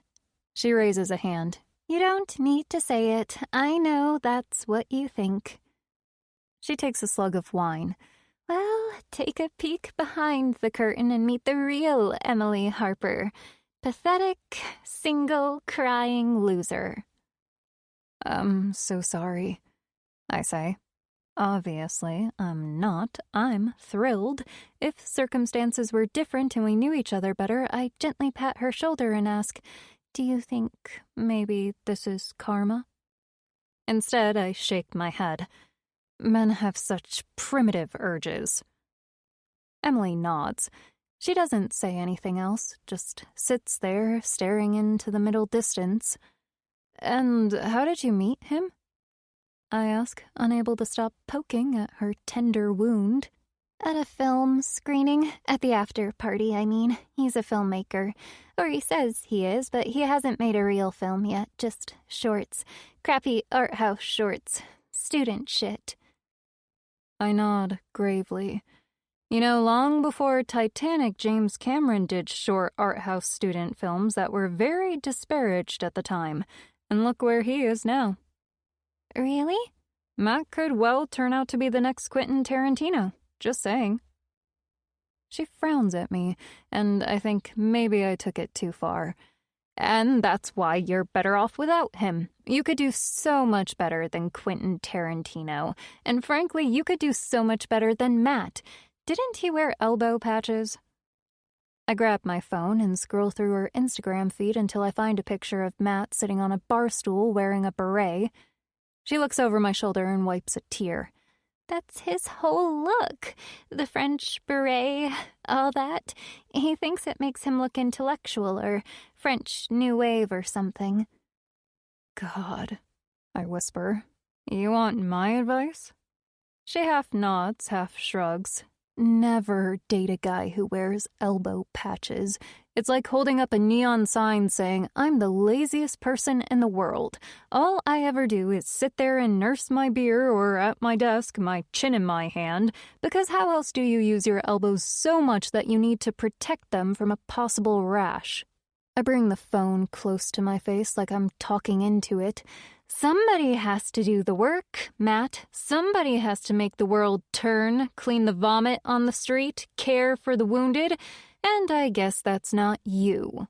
Good riddance, Matt, you and your elbow patches. I toss the phone into her lap. We should have called him, told him to his face. Emily's mouth slowly breaks into a smile. And then she laughs, and I do too, only because she is, and it feels like we're friends. Girlfriends sitting on a couch sipping white wine and making each other feel better about boys. You're ruining my mascara, she squeals, running her fingers under her eyes. Next time get the waterproof one, I say, pleased with myself. I was going to add, because we're going to do a lot more laughing, you and I. But I didn't, mostly because I don't think we will, not if I have anything to say about it. Also, once I kill her, she won't be laughing anymore. 11. Okay, random question here, but why didn't you fire Tiffany when you found out? She sighs. Because I thought I could handle it until I found another PA. She's really good at her job, and I don't know what I'd do without her. Also, I'm not 100% sure it's her. Her name isn't on the messages. They're just pictures of her tits. I see. And have you seen her tits in real life? Of course not. Why would I? No reason. Just trying to connect the dots here. She takes a sip of her drink. Let's talk about something else. Sure. So how did you get the idea for your book? I ask, spreading one arm over the back of the chair, fake nonchalant. She rearranges herself on the couch, her mood lifting right up. Well, I have been offered a substantial book deal by a prestigious publisher for my autobiography. She flaps a hand.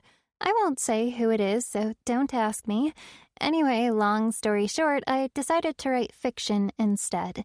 And just like that, I had an idea for a coming-of-age story told from the perspective of a young girl as she navigates her nascent sexuality and discovers there's always somebody out there who wants something from you.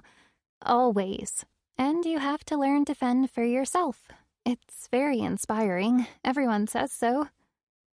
I'm staring at her, wondering how she does it. How does she lie so convincingly like that? Did she practice? Does it come naturally? I wish I knew. I think I could learn a lot from Emily Harper. I must have been silent for a long time because suddenly she says, "Am I boring you?" "No," I exclaim.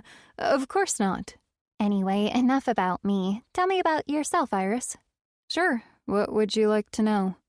Well, let's start with, do you have a boyfriend? No boyfriend. There's no way I'm telling her about Ben. Why would I? I'm Iris, her biggest fan. I have no hobbies, no friends, no boyfriend. My life revolves around Emily Harper. You could be quite pretty, you know. If you tried, you wouldn't stay single for long. She moves a lock of my hair out of the way, and it takes all my willpower not to grab her wrist and snap it. Instead, I sit there, smiling benignly. Honestly, Emily Harper doesn't know how lucky she is that I have exceptional self-control. She studies my face. I don't think this is the right cut for you, and you should wear eyeshadow. Bring out your eyes. I've never put on eyeshadow. I'd probably look like a panda, I say, remembering how I used to slap on eyeshadow and eyeliner until I absolutely looked like a panda. I'll show you, she replies. My heart does a little jig. That sounds like we're going to see each other again. I'd love that, I say, smiling broadly. She pours herself another glass of wine. I've barely touched mine, but I let her top me up anyway. The conversation moves on to her parents. I used to hate my parents. I was a very neglected child, but I did a lot of therapy and I'm okay now, she says, sounding doubtful. And they've been good to me. She nods to herself. They gave me this apartment. I mean, obviously, because they feel guilty, but so what? So what indeed, I repeat, gazing around the gorgeous apartment. They own $30 million worth of real estate, so it wasn't a big deal to them. But it's better than nothing. So, you're an heiress, I say. She smiles coyly. Just a small one, but enough about my parents. Tell me about yours. Still together, I chirp, and still madly in love after all these years. Just like mine, she smiles. That's so rare. She wants to know where I grew up, Wisconsin. But where in Wisconsin? She asks, and because I am unprepared, I say, you wouldn't know it. Small town, tiny town, one-horse town. I invent a childhood of ordinary tranquility and explain how I came to New York because my parents thought I should extend myself, discover the world, meet new people. She nods throughout. We talk about self-forgiveness, her pet projects. She wants to know what kids stuff I was referring to before, an answer to why I need self-forgiveness. I shrug and tell her I have no idea what she's talking about. She doesn't press. She tells me she's afraid of getting old, that she wants to meet a man and start a family. Does that sound weird? Hardly, I say. She drinks the rest of the bottle while I sip my glass slowly. I tell her about my job, although I pretend it's a different store, and what I do there. And you can afford to live around here on that kind of salary? She says. I scratch the back of my head. Right, yes, but that's because I'm sharing with 2 other people. She shudders. I don't think I would like that. No, but as you pointed out, it's very expensive to live around here. But anyway, I have to move out soon. They're putting up the rent and I can't afford it anymore, so... Tell me more about your job, she says, rearranging herself on the couch. Not much to tell. please. I'd like to know. I shrug. I tell her how most female customers return designer items that have been clearly worn, sometimes even slightly soiled, like they've dripped caviar on the front or whatever, and the tags are gone. Of course, and still they want the full refund, and I have to go, no, it doesn't work like that. Nobody else is going to buy it in that state, are they? And anyway, there's a very clear return policy for special occasion garments, and you know that because you would have gotten the card, the one that explains the return policy and that clearly states the tags have to be on the garment. It's not up to me, I don't make the rules, but I am paid very poorly to enforce them. Emily doesn't respond, and her head rolls sideways onto my shoulder. Her glass is on its side on her lap, and a single drop of wine drips onto her thigh. She's fast asleep. I gently slide out from under her, careful not to wake her, and put a cushion under her head. I bend down to check for any movement behind her eyelids. None. And listen to her breathing. Deadly quiet. I stand and tiptoe up the stairs. There are 2 bedrooms upstairs. I start with Emily's.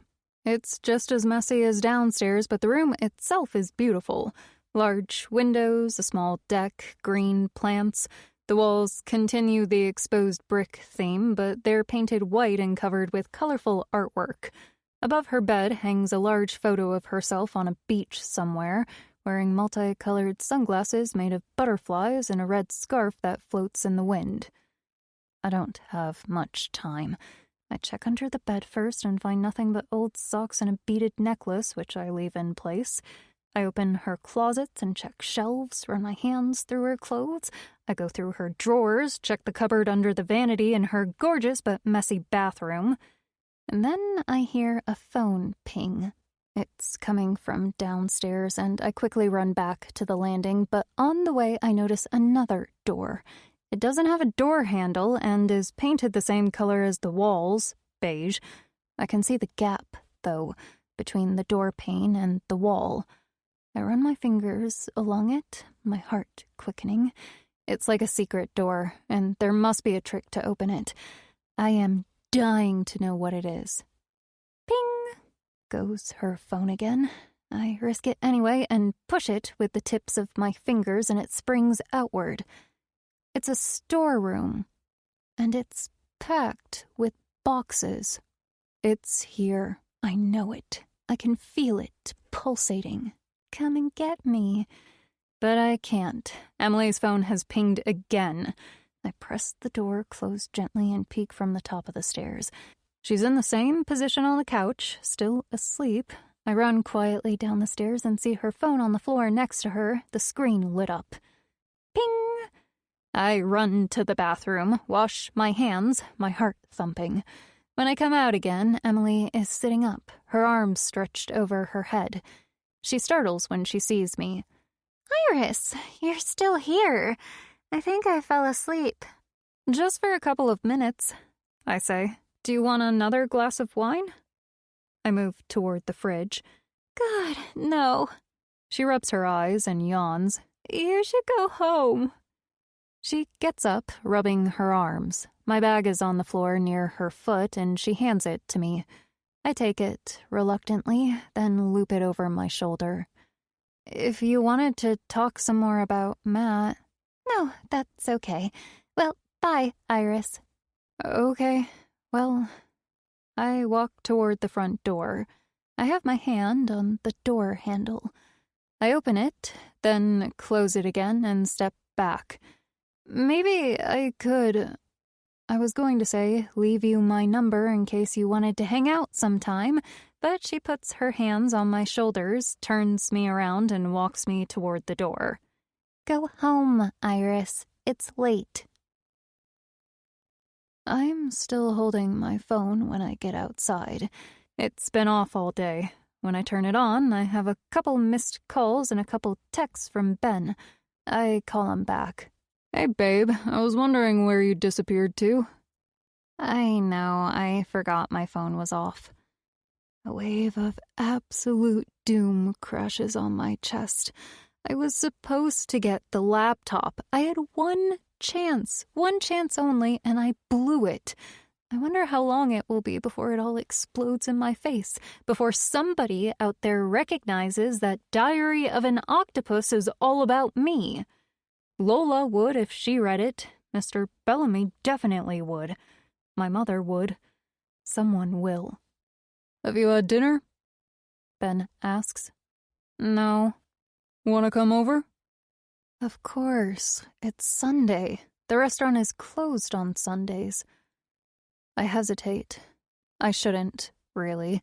What's the point? We have no future anyway. I should just end it. But I don't.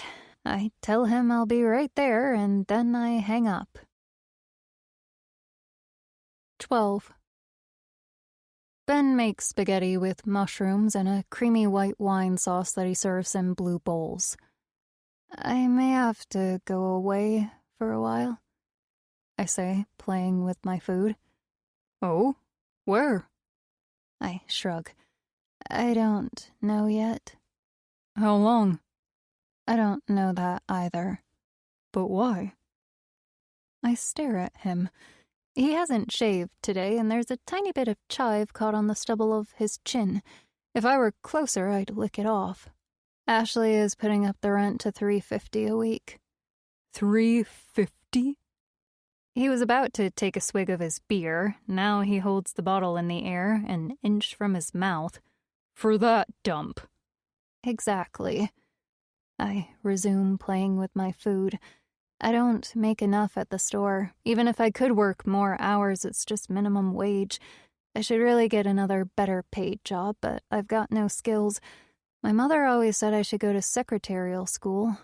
Maybe that's what I'll do. Go to secretarial school. He looks at me, his mouth in a half smile.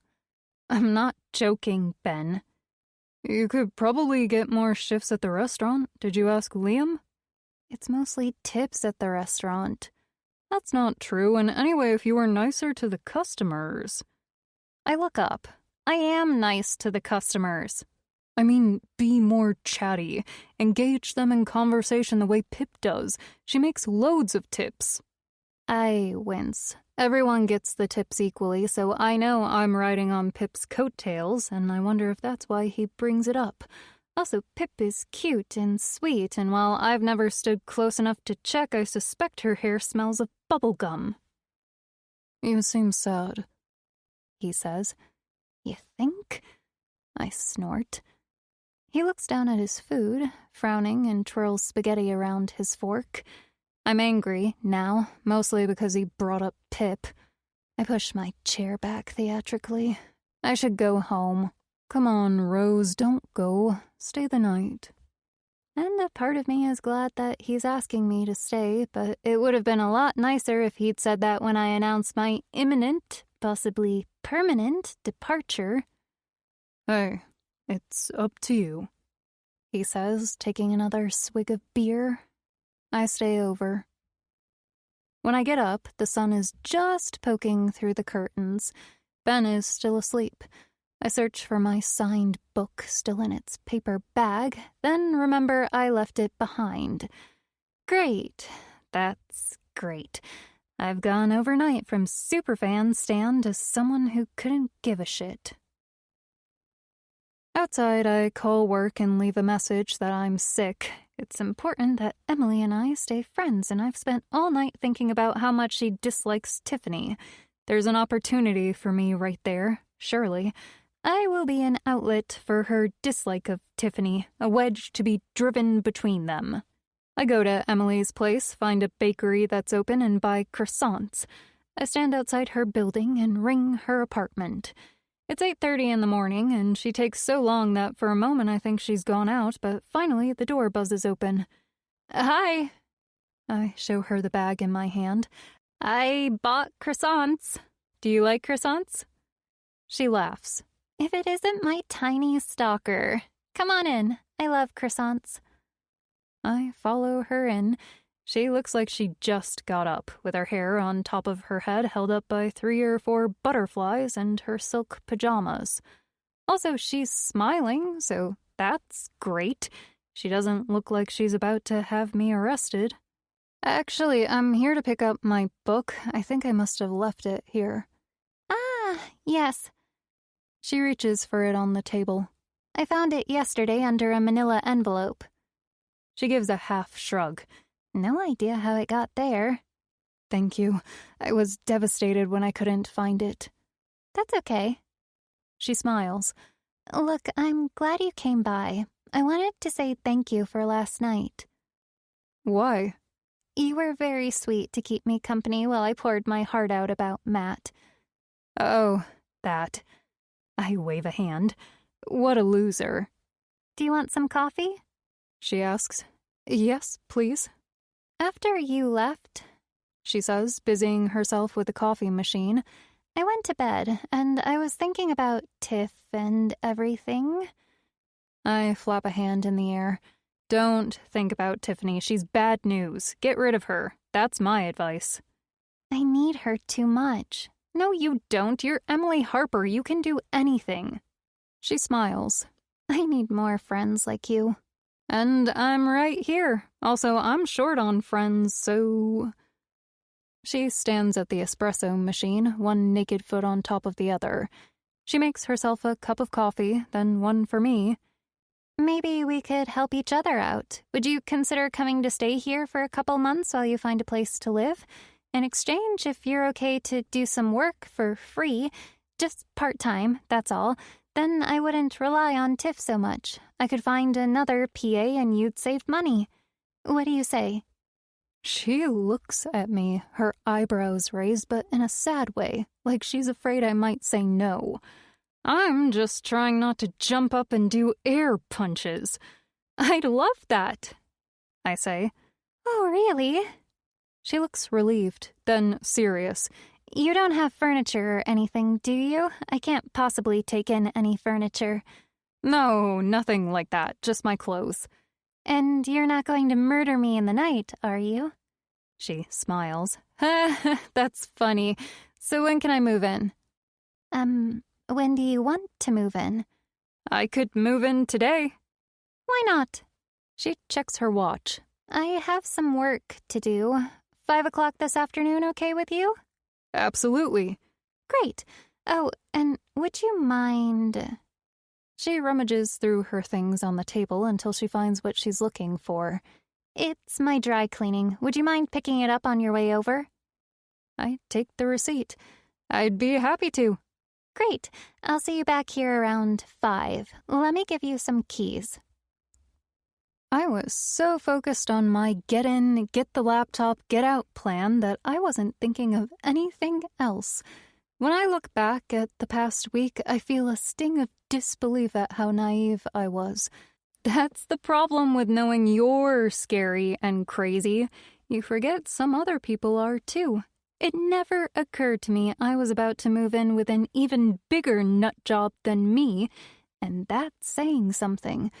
But in that moment, I still think I'm the smartest person in the room. 13. I go from Emily's place to work at the store for the rest of the morning. Before I leave, I tell my supervisor, Mr. Flynn, that I need a couple of days off. You look pale, Rose, he says, frowning. I saw you called in sick this morning. You all right? I don't mind Mr. Flynn. He's a kind man, you can tell. He furrows his brow and asks if I'm pregnant. Honestly, most people would have balked at the question, but not me. He could have inquired about my favorite sexual position, and I would have answered as earnestly as a Girl Scout describing the overhand knot. That's how happy I am. I'm about to reply, pregnant? No, just a stomach bug. But then I change my mind. I just need some time, but I don't know how much yet, and while I feel reasonably confident my mission will be quick and successful, you never know. I don't want to lose this job if it's more than a couple of days. I put my right hand over my left, and with a shy smile, I say, "We don't know yet. We're going to see the doctor this afternoon."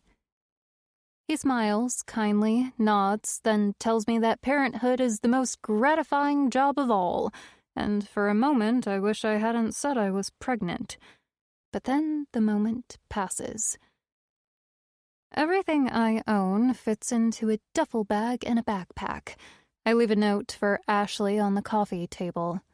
Hey, Ash, I found cheaper accom. I'm paid up until the end of the month under the old rate, the pre-subatomic hearing rate, so you can consider that my notice. The dry cleaner is on the corner of 10th and 37th, 3 blocks away from Emily's apartment. I walk out with a suit, 4 shirts, and 2 pairs of pants, all wrapped individually in light plastic. I carry them over my shoulder, the metal coat hangers digging into the inside of my knuckles while I drag my duffel bag with my other hand. I'm in the elevator at Emily's place by 4:45. I picture the storage room. I only saw the inside for a few seconds, but I can recall it like it's imprinted on my retinas. Vacuum cleaner on the left, near the door, Dyson, toilet paper rolls packed by the dozen on the top shelf, cardboard packing boxes, fragile this way up that look like they've never been opened, an ironing board against the back shelf, linen and towels all nicely folded. I could do it in 30 minutes. I just need Emily to go out for an hour and I'm out of there. Hi. Emily mouths. She's on the phone. Listen, babe, I have to go. Yes, I know. I'll call you back. Just try to think positive, okay? Love you. She turns to me. Iris, welcome. Come in, sweetie. There's soft, soothing music playing on the smart speaker, the kind of music you could fall asleep to. A candle is burning on the coffee table. Is that all you have? You do travel light. I like it. Let me show you to your room. Thank you. And can I say I'm so happy to be here, and your candle smells wonderful. What is it? I'm laying Emily's dry cleaning on the couch, but she stops me. That's going upstairs, she says. Oh, sure. Okay. I follow her up the stairs, and there's something about those floating steps that feels like you're taking your life into your own hands. By the 6th step, I'm already dizzy with possibilities. It would be so easy. You wouldn't even have to dive. You could just slowly lean to the side with the weight of your body and let yourself fall. You'd break your neck for sure. I make a mental note in case I decide to kill her that way. I'm so glad you're here, she says over her shoulder. I think it's going to be fun, don't you?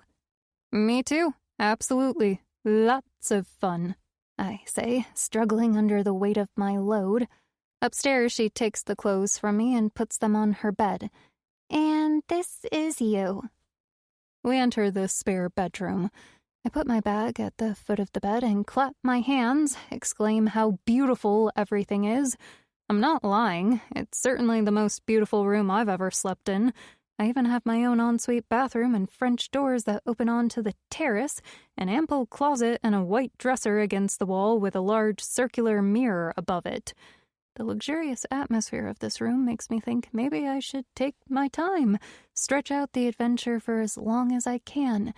Maybe when I find the laptop, I can hide it somewhere and then stay for another month just to enjoy the 1 million thread-count Egyptian cotton sheets and the ultra-plush towels and the pristine white bathrobe hanging behind the door.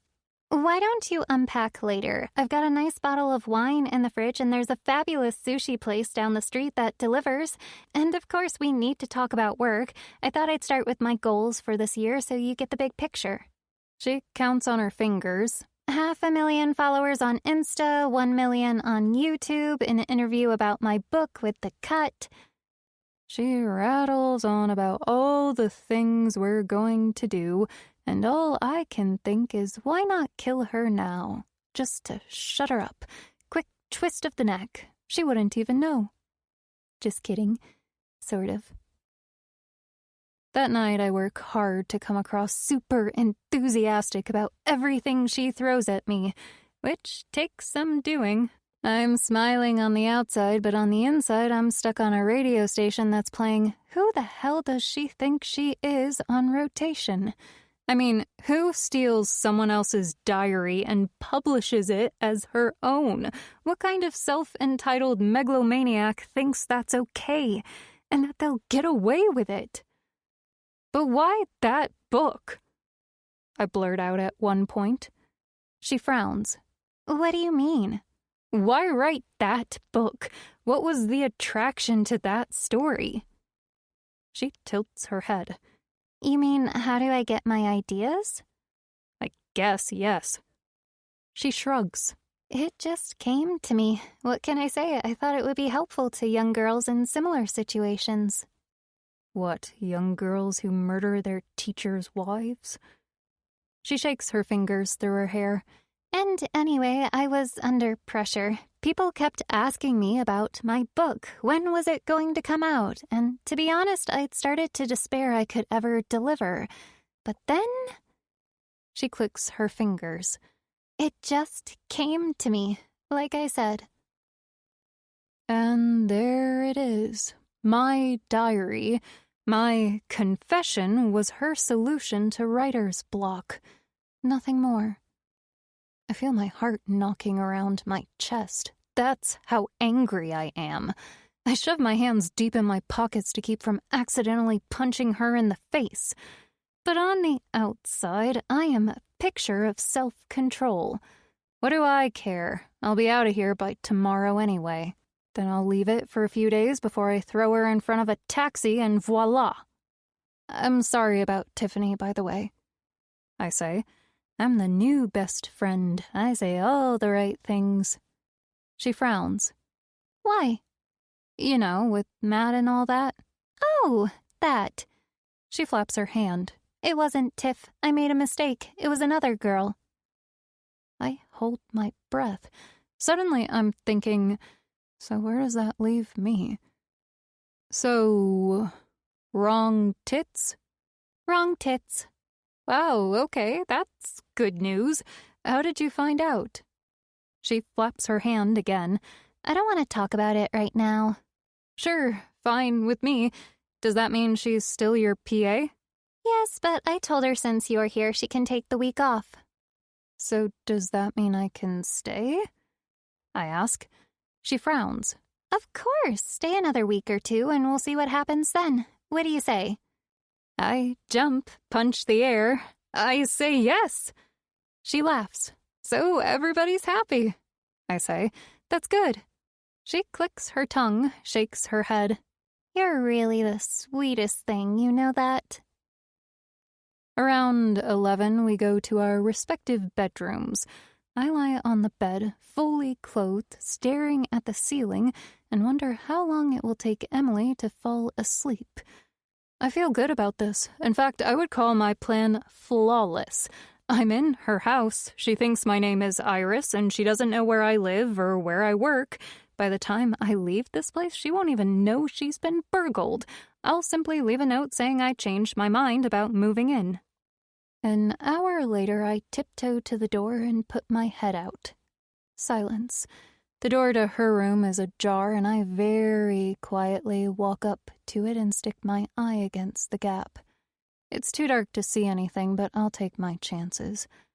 I tiptoe back to the little storeroom, feel in the dark with my fingers, and gently press the edge of the door. It opens with a click. I wait to see if the sound has stirred Emily. It wouldn't matter if she woke up now. I'd just tell her I lost my way. But once I'm in there, going through her stuff... Nothing. I slip inside the room, pull the door closed as much as I can. You can't close it from inside. And turn on the light. 14. How long was I in there, I wonder? 2, 3 hours? A significant amount of time, considering it's not a big room, but that's how long it took to painstakingly go through every box, every shelf, every corner. I know more about Emily Harper's intimate habits and personal tastes than I ever wanted to. But that's where we are. What did I find in Emily's precious boxes? Shoes, mostly. Hundreds of pairs of luxury shoes, not even in their original boxes, but shoved together every which way. I mean, who writes fragile this side up on a cardboard box full of old shoes? Emily Harper, that's who. To be fair, it wasn't just shoes. It was also dresses, coats, shirts, pants, all of which I had to take out individually and shake loose because, hey, I've been there. I used to keep my laptop wrapped in the sweater my mother made for me, the one that made me look like I was auditioning for some Christmas horror movie.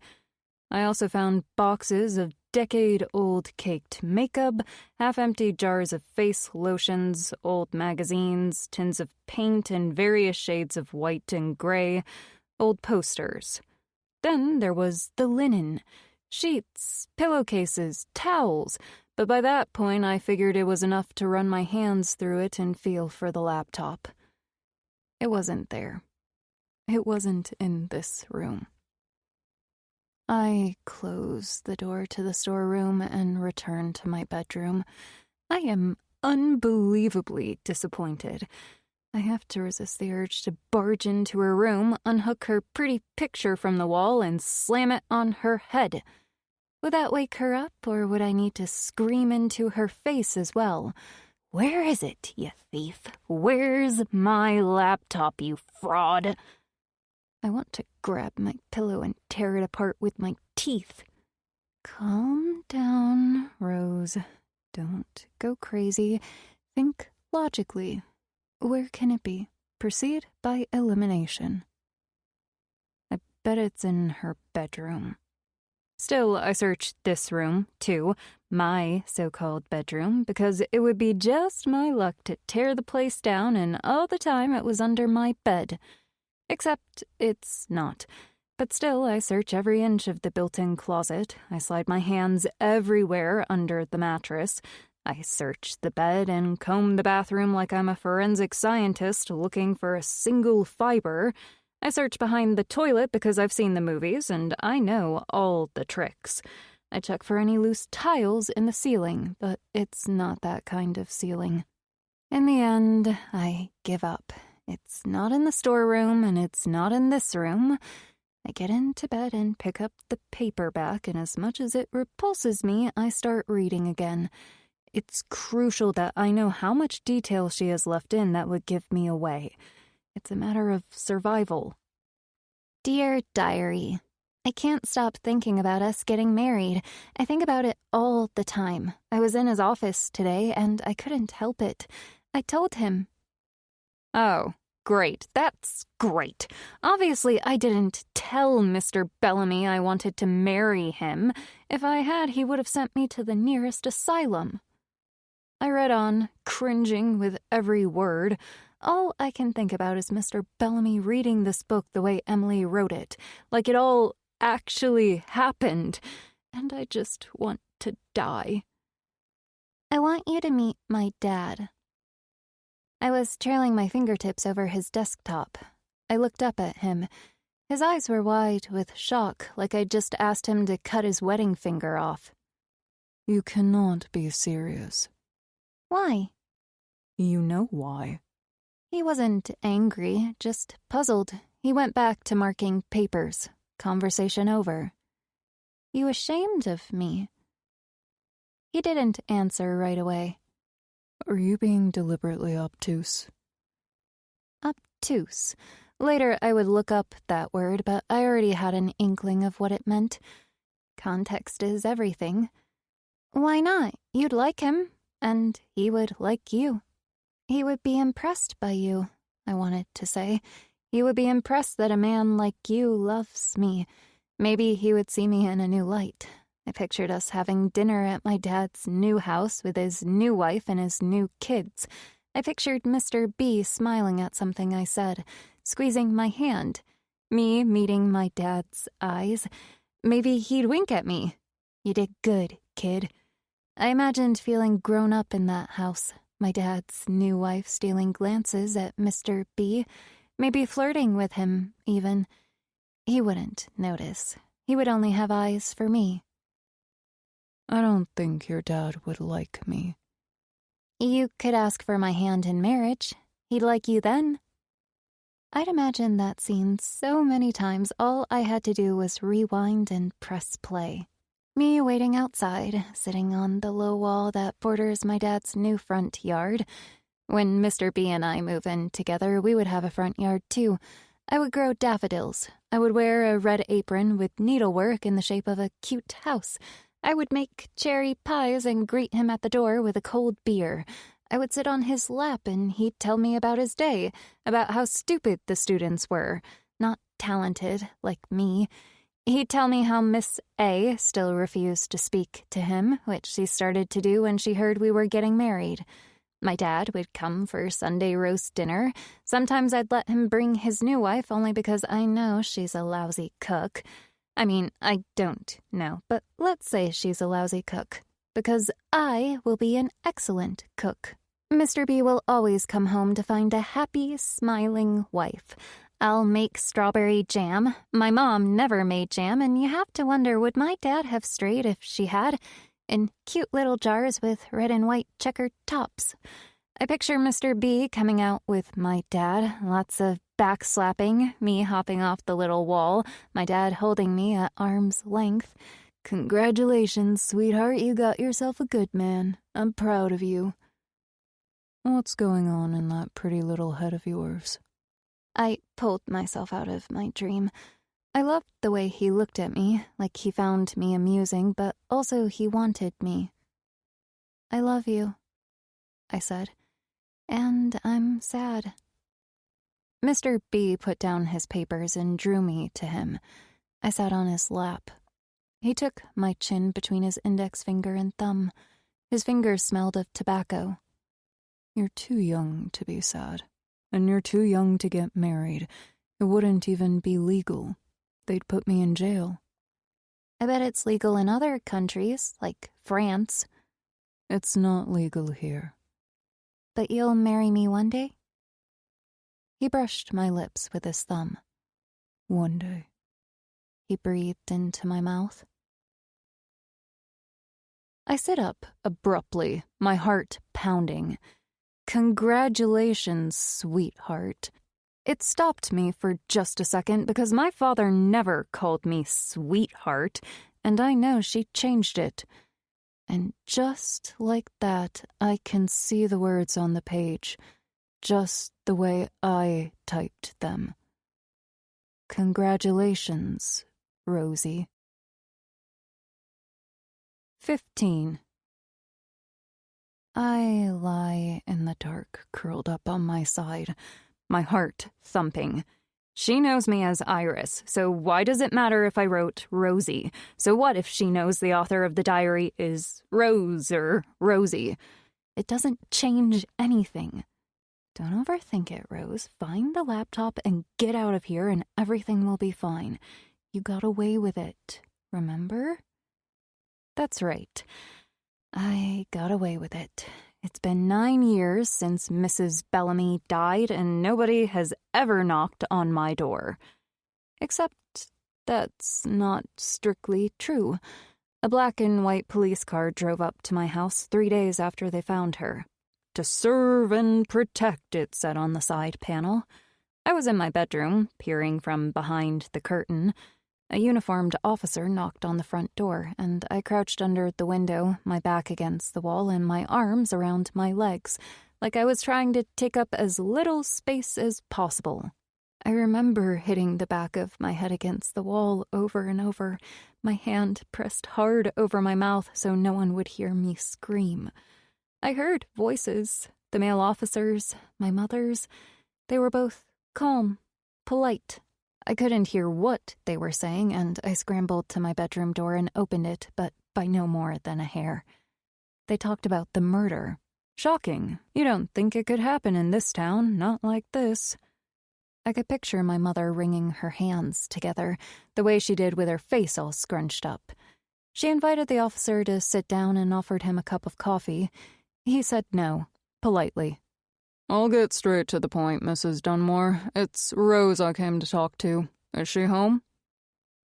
I started to get up, my eyes darting, looking for an escape.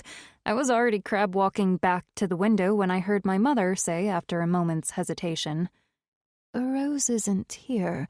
She's out with her friends. What did you want to ask her? I stopped in my tracks. I'd never heard my mother tell a lie, and I didn't know if that shocked me more than the fact the police wanted to talk to me. I took my position by the door again. Then maybe you can help me, Mrs. Dunmore. I'll sure try, Officer Crane. What time did Rose finish school last Thursday? 3:30, just like every other school day. Did she come home right after school? She certainly did. And did she go out again? No, sir. She stayed right here with me. She didn't go to the game? No, sir. Everybody at the school went to the game, but Rose didn't? She's not a very athletic girl. She doesn't care for sports much. And she didn't go out at all after she came home from school? No, sir. How can you be so sure? I came home from work at 4. I work at the hospital, and I asked her to help me take the washing in. I do the washing on Thursdays. We ate early. What did you have? Baked beans. Then she added, with bacon and ground beef. Like she was afraid he might think all she did was plonk a tin of beans and sauce on a plate and call it dinner. And you say Rose stayed home after that? Yes, sir. We watched Jeopardy on TV, then Grey's Anatomy because that's one of Rose's favorites, and then... Let me think. We watched Scandal, I think. Thursday night, yes. Then Rose went to bed about 9. I stayed up for another hour or so, then I went to bed. I saw the light under her door, and I went in. She was reading a book. I told her to turn it off because it was late. There was silence except for the faint scratching of a pen on paper.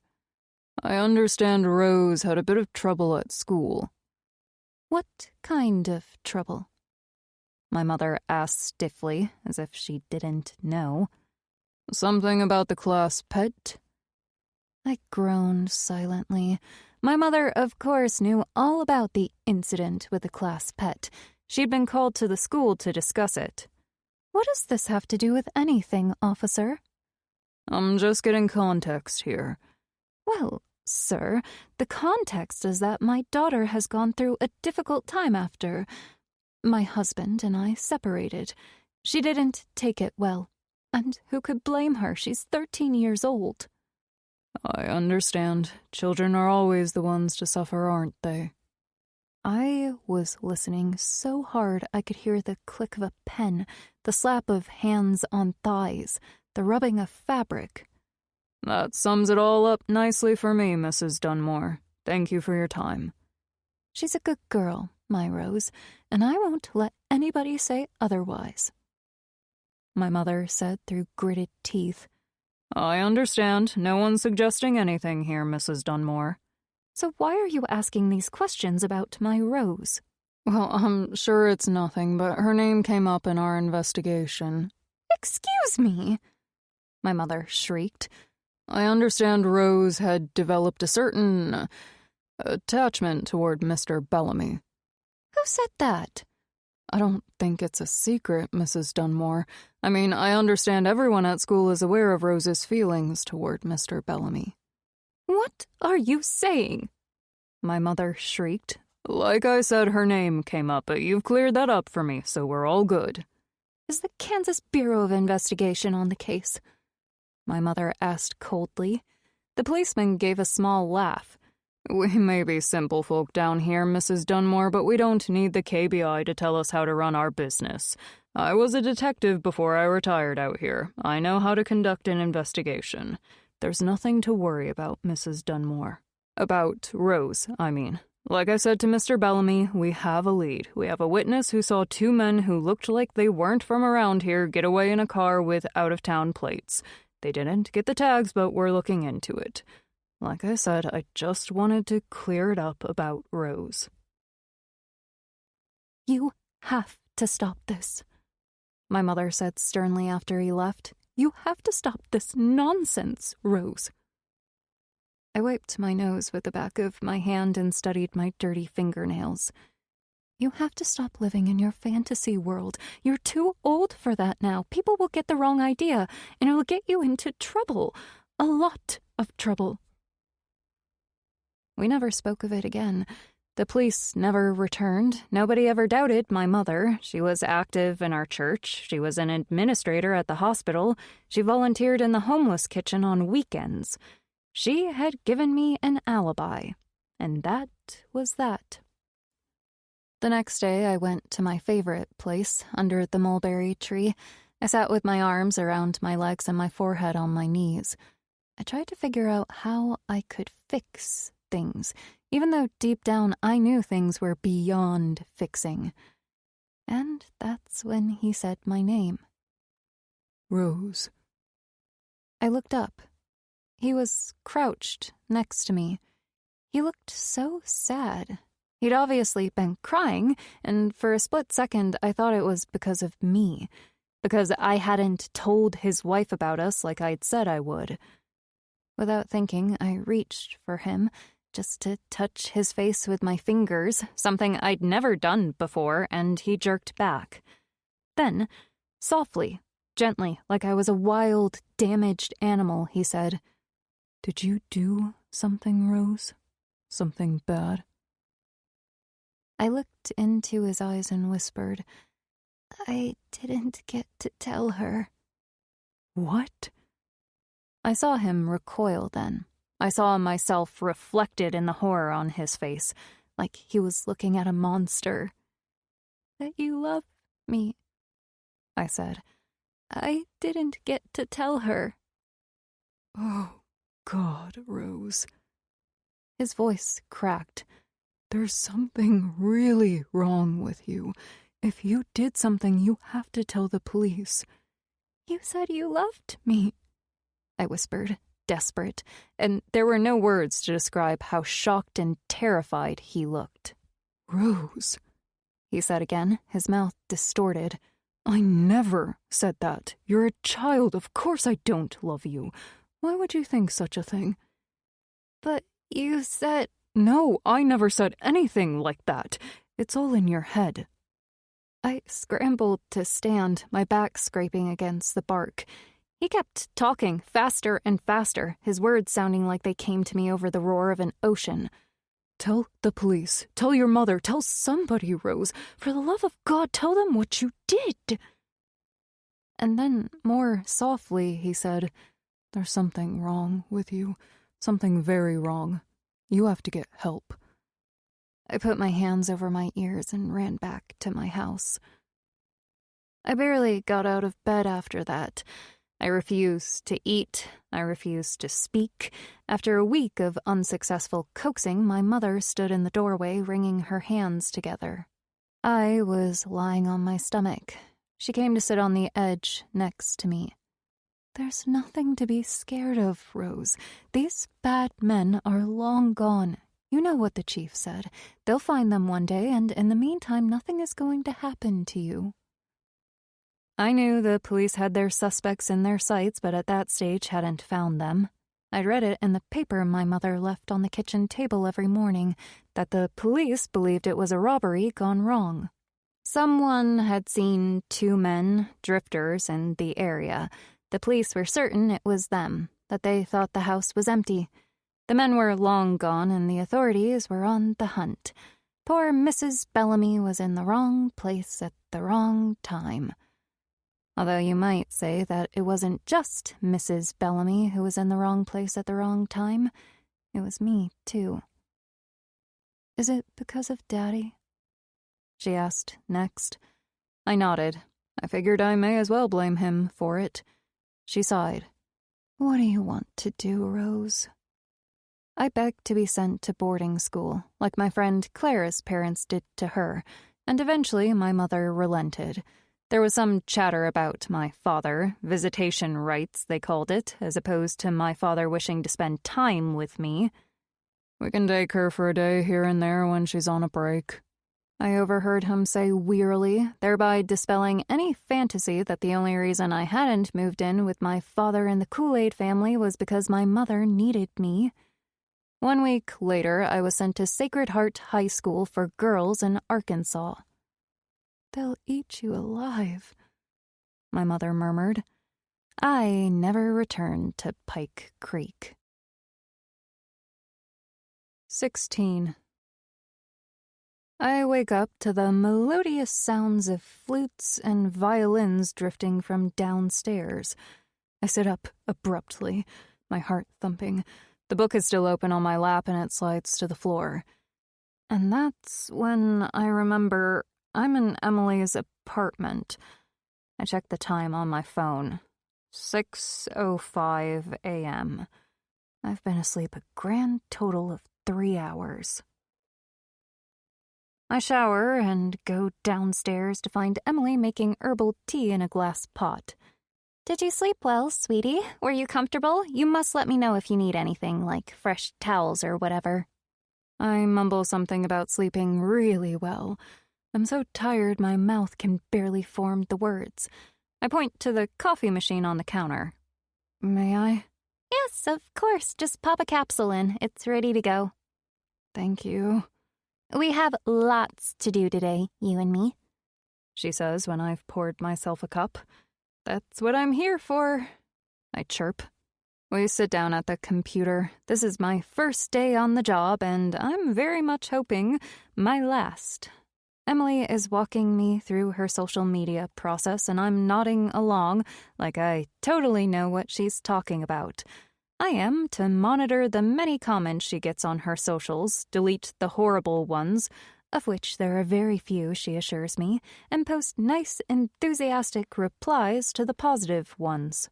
So, which one are you? She asks, scrolling through her Instagram. Which one am I what? I reply, swallowing a yawn. Which profile is you? I searched for you last night, but I couldn't find you. She smiles. I know you're one of my biggest fans, and I thought I had an inkling, but I'm stumped. She swivels the computer toward me. Where's Iris, my biggest fan? She's smiling in a nice, warm way, but my heart sounds like someone slam-dunking basketballs inside my chest. I'm very shy, I say. I'm more of a lurker. Oh, come on, you can't lurk on Insta, you know that. I nod. I don't know that. Come on, sweetie, don't be shy. I bring the computer closer, like, sure, okay, whatever, I'll show you. But I am kicking myself in the shins for being so stupid. I should have thought of this. Emily is logged in, and I scroll through her followers, acting bored, one cheek resting in the palm of my hand. I find one with a broken window as their avatar with the username @smashbang.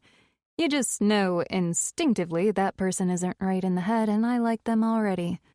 I load up their page. There are hardly any posts, just the odd car crash. I swivel the screen back to Emily. Like I said, I'm kinda shy. Also, I lie a lot, in case you're wondering why it says I'm from Venice Beach, California. I see. She makes little shakes of her head. Well, she says, finally. Not exactly what I had in mind for my biggest fan, but you know what, that's okay. We can work on that. We can?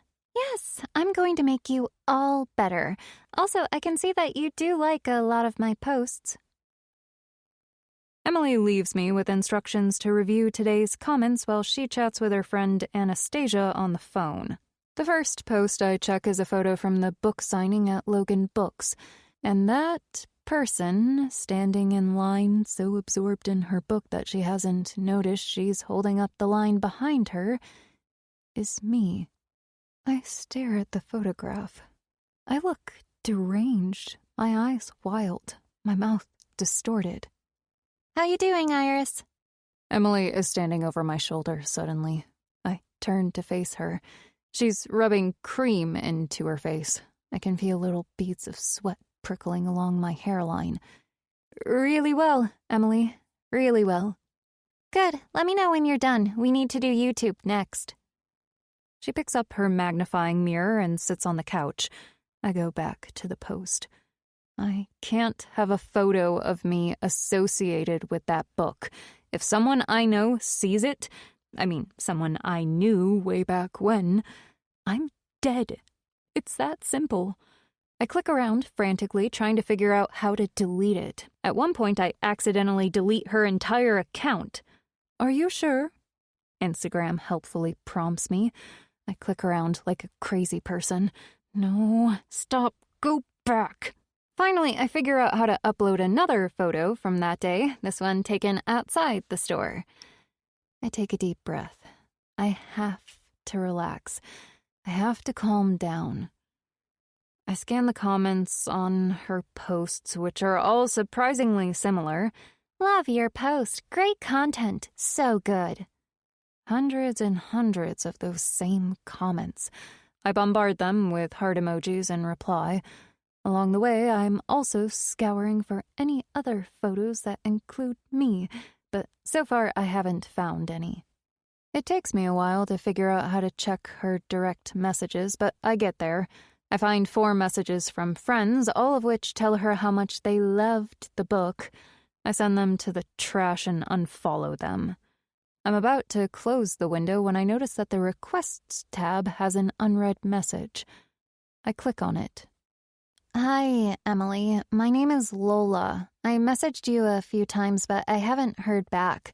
I was wondering if you knew Rose Dunmore, because I read your book and there was a lot of things that made me think of Rose. If you could reply, I would really appreciate it. Thank you, Lola Johnson. You okay, sweetie? I turn around. What? You made a funny noise. Right. I do that sometimes. Emily is standing over me.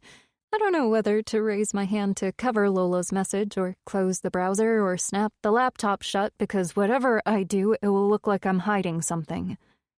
She narrows her eyes at the message. Oh no, she whispers. I guess she's mistaken you for someone else, I say, biting the inside of my cheek.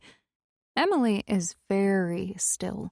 She bites her bottom lip as she speaks, which is quite the challenge, and I speak from experience. Just delete it. You sure? I ask, not because I want to keep it, I sure don't, but because I have suddenly become aware of her discomfort. It's like, for a moment, I'd forgotten that Emily knows she stole the book. For the first time, I wonder if it keeps her up at night. If she's like me, wondering whether she'll get caught. But I guess I'm too slow because she snatches the mouse from me and deletes it. Who is it? I ask. I don't know. She keeps messaging me. I don't know anyone called by that name. She's a freak. I get them sometimes. And just like that, she's back to her normal self. But my heart is in my throat. So Lola is on to Emily already. It won't be long now, then. Later, for lunch, Emily pulls a concoction from the fridge and calls it lunch. It's some kind of herb and seaweed salad. I know it's only leftovers, she says. I glance at the green-gray mush and wonder, leftover from when? When we were plankton? What do you want to do this afternoon? I ask. I am praying that she has to go out somewhere. I don't think I can handle this much longer. I really have to find that laptop and get the hell out. We're going out to sell my book, she says, daintily dabbing at her tooth to dislodge a bit of seaweed. Oh, do you have a book signing? God, that would be perfect. I could go there with her, then come back here, get my laptop, and disappear. I checked my watch. If that's the case, I better get ready. Order an Uber. No, not a book signing, she says. I don't have another one of those for weeks. Emily tells me we're going to get this book on the New York Times bestseller list even if it kills us. We're going to do our own little marketing campaign because every bit counts. The plan is to go from bookstore to bookstore and ask whether they have the book in stock. If they do, we buy a couple of copies, show them it's a hot-ticket item, and if they don't, we order it. Our first venue is a small, independent bookstore on 10th Avenue. Go and ask about it, Emily urges. She looks toward the front desk. Go on, and if they don't have it, order it. She reminds me, as if I could have possibly forgotten. I walk over and ask the young man, "Do you have a copy of—" I drop my voice. "It starts with us by Colleen Hoover?" "Yes, there's a wall of them over there." "Oh, right. What about The Notebook by Nicholas Sparks?" He types on his keyboard. "No, we don't. We ran out." I order a copy. It costs me $12 I don't really have, but I have no choice. When I come out, Emily is at me. What did he say? He'd sold out, like an hour ago. She claps once. Of course, I should have known. I ordered 4 copies. He'll call me when they get in. Great. Good job, Iris. After that, we go to more bookstores. Some of them, many of them, do stock the book, and Emily gets me to distract the attendant so she can stick it on this week's top sellers or staff recommendations display shelves. We develop a routine. I go and ask about books like A History of Hand Knitting or Where Does Grass Come From? All your questions answered and more. I have to take up as much of their time as I can. Are you sure? Look again, maybe it's finger knitting. While Emily does her juggling trick. Then she'll give me a signal, a pull at her earlobe, meaning it's time to go. What she doesn't know is that before I leave, I will lean into the counter and say, "By the way, my friend back there, she's not very well. She thinks she's a librarian, so when she goes into bookstores, she gets this urge to move books around. Yes, it's very sad. Anyway, best check your display shelves, just in case." Emily Harper is a clinger. For the next 2 days, she doesn't leave my side. She's like glue. Emily Harper has this need bordering on desperation for constant company and constant reassurance. Yes, I'm sure you'll make it to the top 50 any day now. Yes, the New York Times bestseller list people are idiots and don't know what they're doing. Yes, this dress looks amazing on you. It's so important that the book sells well, she says, touching her hair, so she can help as many people as possible.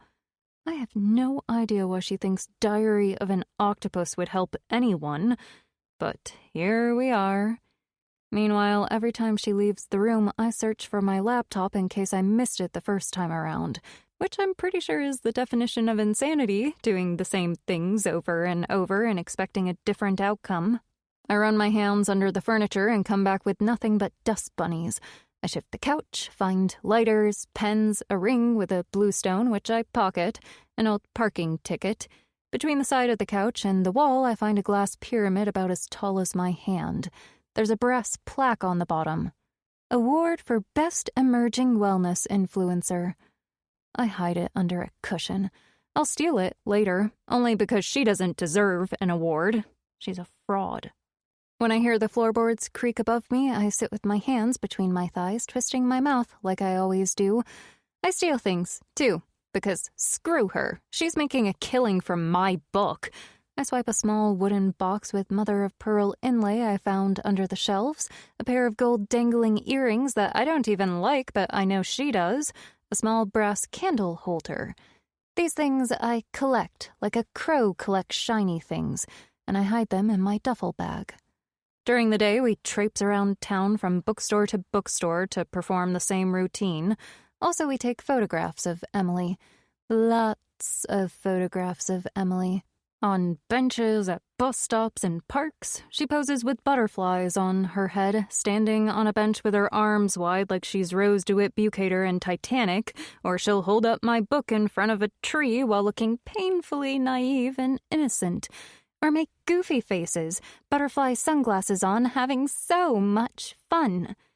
Then we post these photos on Instagram where I surreptitiously check if Lola has messaged again.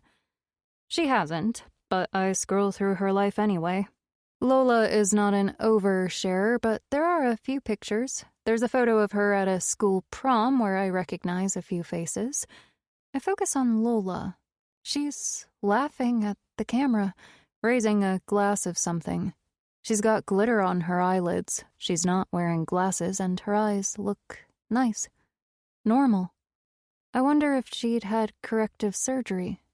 She looks pretty, happy, and I find I miss her so much it's like a stitch in my heart.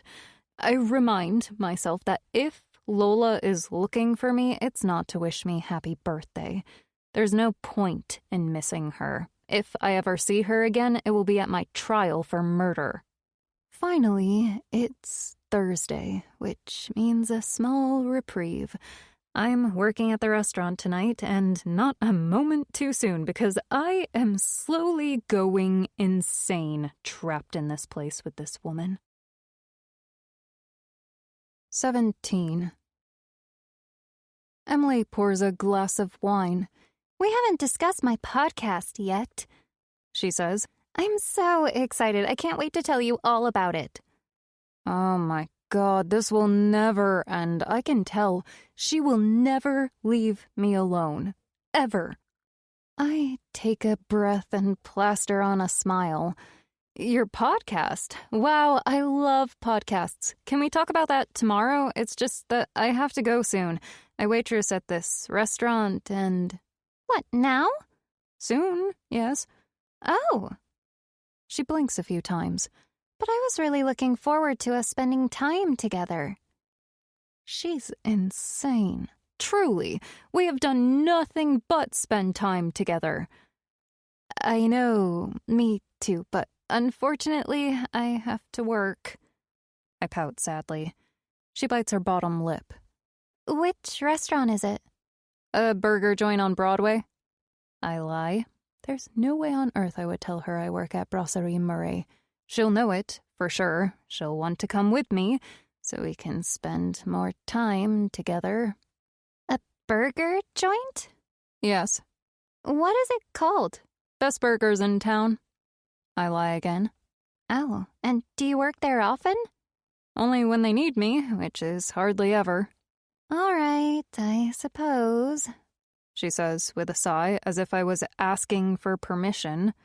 That's too bad, but oh well. Never mind. I'll see you tomorrow, I guess. My heart soars when I get outside. After spending 2 days cooped up with this nut job, I feel like I have wings. I arrive at the restaurant half an hour later with a spring in my step. Hey, Rosie, how are you doing? Bernie asks. Bernie lives on the street, his possessions stored snugly in a shopping cart. He likes to watch people come and go. In a few days, he'll move on to another one of his favorite spots. He has a story, but it's not mine to tell. Suffice to say, he's not unhappy. Quite the opposite. Some nights after work, I'll sit with Bernie for a chat. He doesn't say much about himself, and I don't say much about myself, so we get along just fine. I'll tell him about my favorite romantic comedies from the 80s, many of which he knows well, and he'll tell me about his favorite movies and put on his best Jimmy Stewart voice and ask me if I want him to put a lasso around the moon. We talk for hours. We've got lobster on the specials tonight, I tell him. I'll bring you some later. Oh, Rosie, he says, licking his lips. I put on my apron. We wear those little black aprons with pockets like they do in French cafes, and go to say hi to Ben in the kitchen. When he sees me, he quickly checks that no one is watching and pulls me to him. I've got something for you, he says. What? He has his back against the wall and fumbles with his pocket. He presses something small and cold into the palm of my hand. Move in with me. What? I pull back, study his face. His skin has that sheen he gets when he cooks, and a lock of hair is stuck on his forehead, just above his left eyebrow. Get out of that horrible place. Those people are toxic. Who? He blinks. Ashley and Ryan, your roommates. What's wrong with you? He takes my face in his hands. Move in with me, Rose. Move in with you? Yes. He laughs. I stare at him. For a very short and very delicious second, I wonder if I could move in with him. Pretend I'm normal, everything is great, and let's have babies. For a delicious second, I get a whiff of what happiness must taste like. But then I remember. A few days from now, I'll be on the run. Your timing sucks, Ben. Why? Well, for one thing, I'm staying with a friend of mine. I moved in 2 days ago. He frowns. Who? No one you know. I give a half shrug, like I have so many friends he couldn't possibly expect me to talk about them all. Her name is Emily. He presses his lips together. How come you never mentioned her before? I don't know, it didn't come up, I guess. He frowns. Can't you move out? I'm asking you to move in, Rose, with me. Don't you want to move in with me? Not really. I brush a crease down the front of my apron. She needs me. He nods slowly. Right. She's going through a really hard time. She just broke up with her boyfriend and she lost her PA. I mean, she found her again, but for a moment there it was really rough on her. Right. I hadn't realized my hand was still closed over his key. He uncurls my fingers and takes it back. Never mind. I'm sorry? I blurt out, but he's already gone. He barely speaks to me after that, just the minimum exchanges to get by. I'm in a bad mood too, so we ignore each other, careful to give a wide berth if we happen to cross paths. When I get a free moment, I buy Bernie the lobster mornay with my staff discount. Liam sighs when I ask for it, but he gives double the discount, so it's only $20 in the end. I grab a set of cutlery and a linen napkin from an empty table and walk out of the restaurant with the steaming lobster. Hey, Bernie, I brought you dinner. Thank you, Rosie. He licks his lips and rubs his hands together and tucks the linen napkin in the collar of his sweater. You're welcome. You want cracked pepper with that? When I go back inside, I catch Ben's eye outside the kitchen. He's shaking his head at me, laughter in his eyes. I feel like crying, and I never feel like crying. I turn away and return to work. Later, when I get back to Emily's apartment, I find the place is in complete darkness. I fumble around for the light switch, but can't find it, so I give up. I use the flashlight on my phone to make my way up the stairs, careful to remain dead in the center. I turn on the light in my bedroom. There's a letter on my pillow. Iris, I don't want us to start on the wrong foot, but I'm a little disappointed that you would choose to go out when you know I don't like being alone at night. Also, there are times in the evenings when I might need you. That's because this job is very reactive. I realize you don't know that because you have precisely 0 experience, but I expected you at least to be willing to learn. Also, on a more personal level, I have deep abandonment issues, and your behavior tonight was a big trigger for me, especially after what happened with Matt. I hope I haven't made a mistake in welcoming you with open arms into my home. Signed, Emily. No butterfly blob. I take off my shoes, lean back against my pillow, and reread the letter. After the initial shock, which is substantial, I decide to look for the silver lining. Now that I've had time to digest it, I realize it's not so bad. I mean, most people would scheme and plot for days to achieve this kind of misery in another person. I do it standing on my head. I should think of it as my superpower. I can make Emily suffer just by not doing what she wants me to do, no matter how trivial. A trigger is a trigger. I fold the letter and put it in the drawer of my side table as a keepsake, something to cheer me up when I feel down. 18. I'm sorry about leaving you that letter, Emily says the next morning. I'm just not in a good place at the moment. Coffee? She lifts a mug decorated with a million little butterflies. This is unexpected, but I decide to roll with it. Yes, please, and that's okay. Don't worry about it. Good, I'm good. I actually sounded like I meant it just then. Still friends, then? I shudder. Absolutely. Still friends. Thank you. Let's get to work. We check the social media comments, take a million photos of Emily, call random bookstores to order the book. It's becoming phenomenally boring. Around 4, she says, Let's go out and have some fun. Do you have something to wear? "Where?" We'll go to Jack's. It's a cocktail bar. I always go there on Fridays. You don't know it? You're going to love it. And while she rambles on about this bar, it's all I can do not to do air punches on the spot. Oh my God, this is it. Thank you, God, she's going to be out of the house. Sorry, I say, my mouth turned down. That sounds like so much fun, but I'm not feeling well. I think I'm coming down with something. I don't think I'll be able to go. Oh no, Iris, what's the matter? The flu, maybe? I feel very hot. And before I know it, she's put the back of her hand on my forehead. I stand there, frozen in place, the way you might if a python started slithering up your leg. Nope, you're fine. Come on, I'll lend you something to wear. And I just know I'm not going to win this battle. I swallow a sigh. I have my own clothes. I'll find something to wear. No offense, sweetie, but you look like something the cat dragged in. Did the cat drag you in, Iris? I don't know, Emily. I don't think so. I suspect that's the way I look naturally. She laughs. Come on, sweetie, let's get ready. Jack's bar is noisy and hot. Emily seems to know everyone here. People wave at her and greet her warmly. Tiffany is there, too. She looks different in tight animal-skin pants and a sequin top, her curly hair down.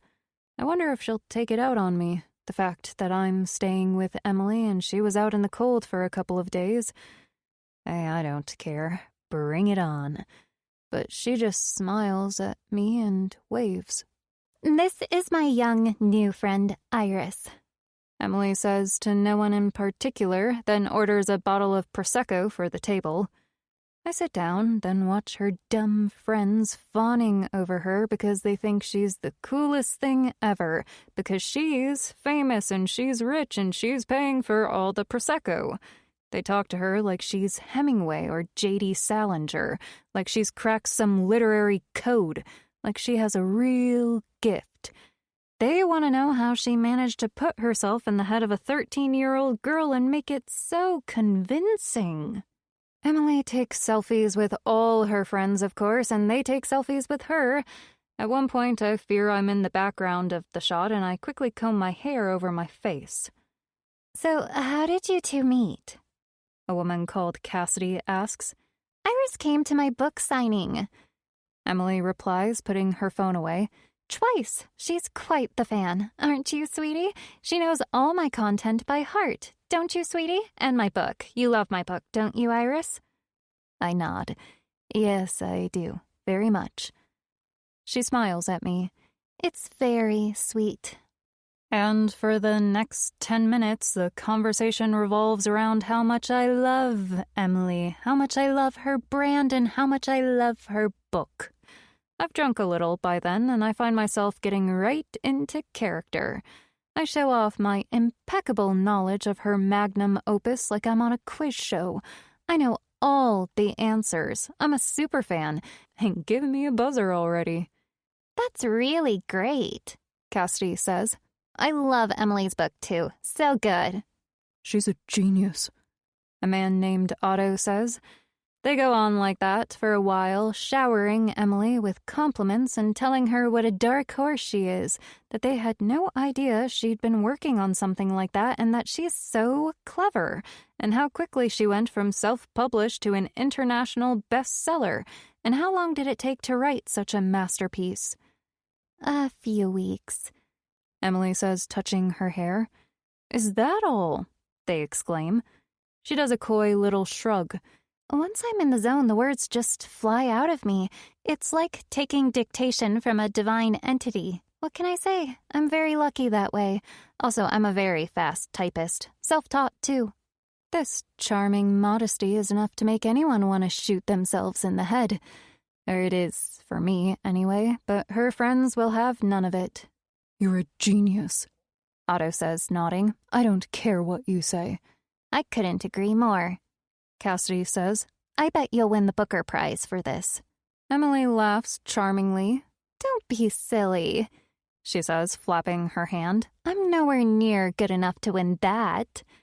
They all assure her that of course she's good enough. Is she kidding? She's the absolute goat. It takes a fair amount of effort to sit there and smile, and once I get there, I can't stop. My face muscles have seized, stretched to breaking point, and still I don't stop smiling. When I take a sip of my Prosecco, I'm still grinning like I'm insane, like my mouth is encased in plaster so that half my drink dribbles down my front. Emily frowns at my top. Iris, again. You need to get this looked at, you know? She turns to Cassidy. Iris has a condition. She's always dropping things. Oh? Cassidy says. I'm sorry. Is it neurological? Maybe, I say, still grinning. I can't stop now. I'm stuck. I start to worry that if a volcano erupted this second, they'd find me years from now under the fossilized ash with my mouth wide open, baring teeth, my cheeks pulled next to my ears, and for decades afterward, archaeologists would ponder what I found so funny when everyone else was running for their lives. Suddenly, and with no warning whatsoever, Emily starts to talk about her parents. She calls them by their names, John and Marjorie, and I stop myself just in time from asking, who? Since, of course, I know Emily's parents' names. I'm a superfan. Emily explains in great detail how difficult it's been for her to reconcile with them, that they took a long time to accept responsibility for her downfall, and that while she is strong and proudly so, she is still struggling with that. Of course you are, babe, Cassidy says. They just didn't care, Emily says, staring down her drink. Back then, I mean. We're okay now. They're very sorry, of course, very regretful. They adore me, and they're very proud of me and of my many achievements, but it was a long, hard road. The little group thins out, and you get the impression they've heard it all before. Then it's just me and Emily.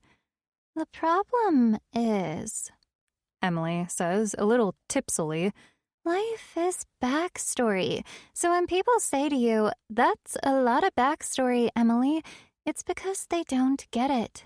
Backstory is all there is. That's it. That's your life. Backstory. So, you know, be nice to your kids because that will be their backstory one day. I nod along, even though personally I can't think of anything worse than backstory. We riff on this a while, and Emily pulls out a dripping bottle of Prosecco from the silver bucket and pours it, more or less, into our flutes. It occurs to me that if I did it as badly as she did, she'd urge me to go talk to a specialist. But when she does it, it's totally fine. Okay, Iris. What's your backstory? She takes a slug of her drink. I shudder. You know my backstory. Happily married parents, small town Wisconsin. Oh, come on. There's gotta be more to it than that. Not really, no. She narrows her eyes at me. Iris, sweetie, everyone comes to my content because they have baggage and they need the courage to forgive themselves. She takes another gulp of Prosecco. What do you have to forgive yourself for? What did you do? What did you do, Rose? The room tilts. Come on, Iris, I've shared. You know what bad things I did. Everybody knows. I know already how this is going to play out. She can smell blood, and I need to give her something. When I was in high school, I took a naked selfie and sent it to my boyfriend. He sent it on to everyone in the school. A complete lie. No one's ever asked me for a naked selfie. She rolls her eyes. Oh, please, everybody's done that. Oh, okay. I didn't know. I look away, racking my brain for some juicy tidbit of guilt porn, and it's not that I don't have a dozen choices to pick from, even apart from the murder of Mrs. Bellamy. I'm a walking buffet of really bad things I did. I could keep her riveted for days. Is it because of all the Prosecco I've drunk? I don't know. All I know is I hear the words tumble out of my mouth before I have the time to swallow them back. I'm not sure why I do it. Maybe it's the way she's looking at me with genuine concern in her pretty eyebrows. But suddenly I hear myself blurting it out. I killed the class pet once. Most people would jerk back, blink with shock, mutter something about a forgotten appointment. But to her credit, Emily is made of stronger stuff. She nods slowly, her face awash with understanding. Like killing the school pet is something she comes across a lot. What happened, sweetie? I don't know exactly, I say. I'm smiling, but my lips are trembling, which is completely unlike me. I never cry. I haven't cried for 8 years. I used to cry a lot when I was a kid. I'd cry like I had 2 little taps where my eyes should be. I'd cry the way other people sneezed, suddenly, loudly, and for no reason whatsoever. But I'm a psychopath now, and psychopaths never cry. We are cold and callous with shallow emotional lives. Anyway, all that to say, this is not going at all the way I'd expected. I have a part of my brain that does stuff, I explain, but the other part, the reasonable part, doesn't know of it until it's too late. I used to have blackouts where I do things. I stop. The class pet. She prods gently. What was it? A hamster. His name was Polly. We got to name it. We kept him in a cage in the classroom, and every morning we fed him lettuce and carrots.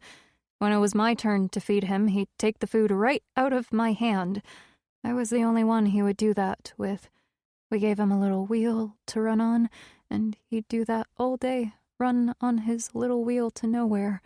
On weekends or vacation breaks, someone would take Polly home. We'd take turns to have him.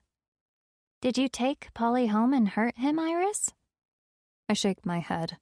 I never got my turn. One day I walked in and took Polly out of the cage, and I strangled him and then hid him in my locker.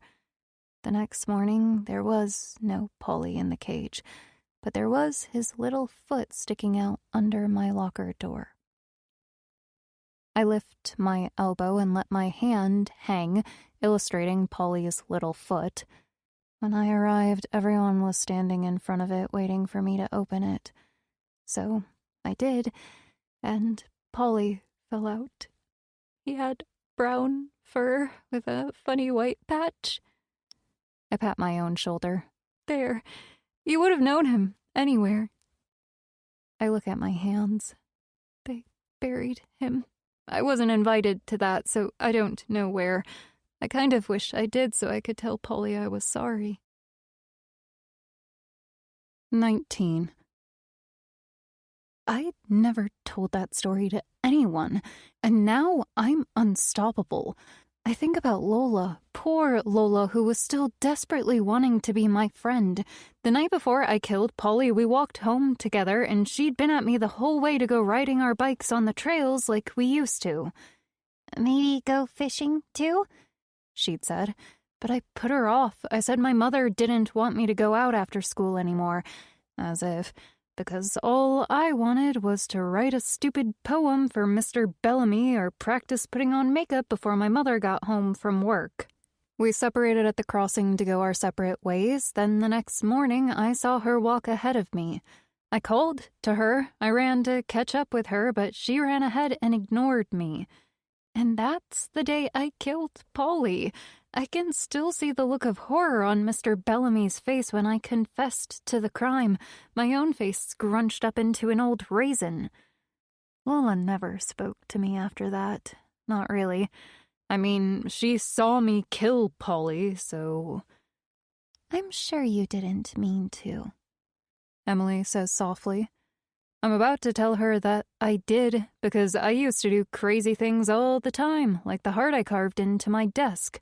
But then remembered just in time that that's in the book. Oh, really? You did that? Uncanny. Fortunately, the little Polly event is not in my diary, because my diary was my happy place. Also my incredibly tortured place, but when you're insanely miserable in love, you are also incredibly hopeful. And back then I had truckloads of hope. Anyway, I'm about to explain about the part of my brain that doesn't work properly, but Cassidy arrives back at our table with her phone. I'm sorry, she says, tilting the screen to show Emily. I crane my neck to look. It's a picture of Matt and his beret standing next to a pretty brunette. They seem to be at some kind of restaurant. Matt has his arm around her shoulders and is raising his glass in a toast. I'm sorry, babe, Cassidy says. He posted it just now. Emily dabs at her eyes with a handkerchief she seems to have whipped out of nowhere. So that's it, she says, her voice breaking. We're really over.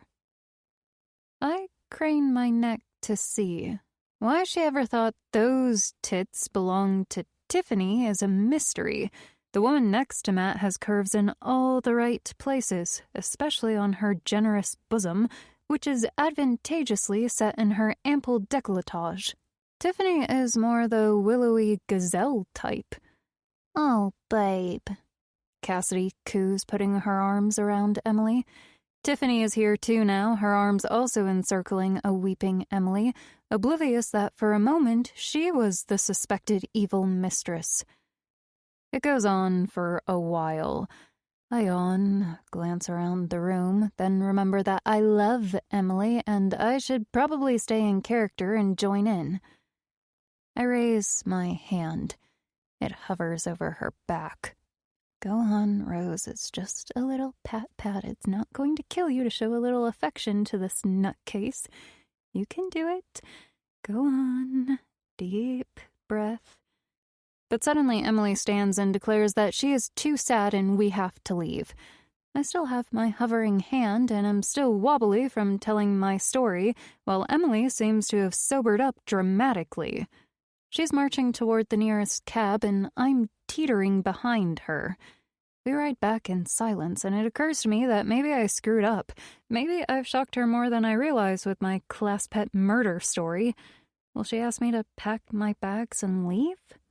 What's my plan? I'll ask to stay the night, at least. I'm very safe, I'll say. I only strangle small animals, never people. Obviously, that's not true, but I won't tell her about that part.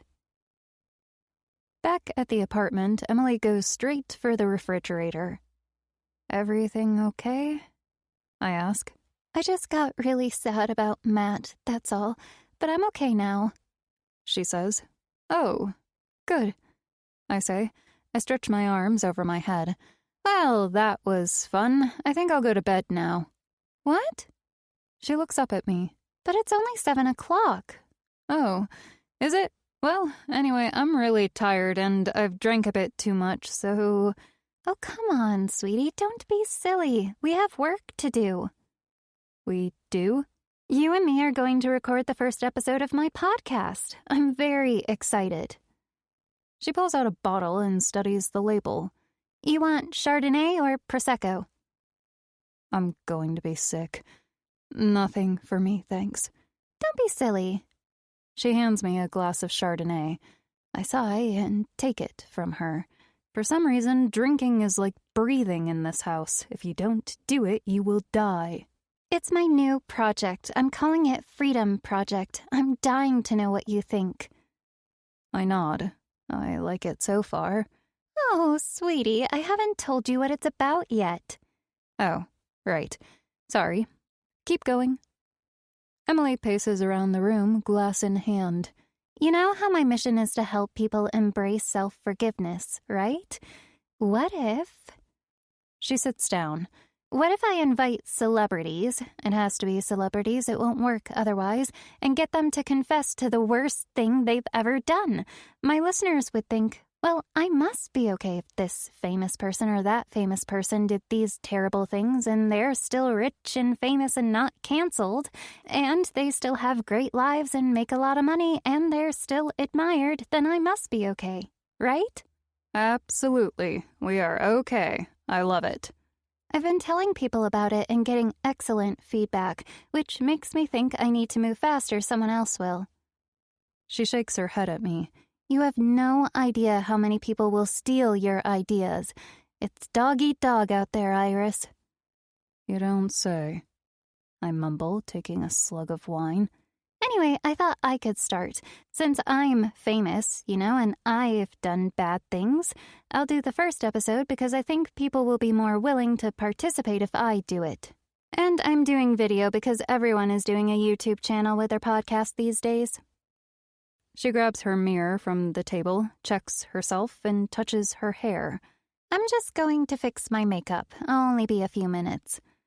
Okay, I say. She's gone for ages. After a while, I turn on her computer to check if there's anything new from Lola. I open Emily's Instagram, and that's when I notice the video of her reading a chapter of my book. Today, in creative writing, Mr. B told us about a story called The Bad Seed, in which the main character is an evil child, but she's super smart. When the class ended, I was slow to leave, taking my time, putting my things away like I always did, just so I could have even a minute with him alone. That's how I fill my days now, finding ways to be with him alone. Which sounds stupid because it's not like we do anything, but I don't care. I love him more than anything in the world. She reminds me of you, he said, the girl in the story. He looked at me. I mean this in a good way, Emily. She's willful like you. She's defiant like you.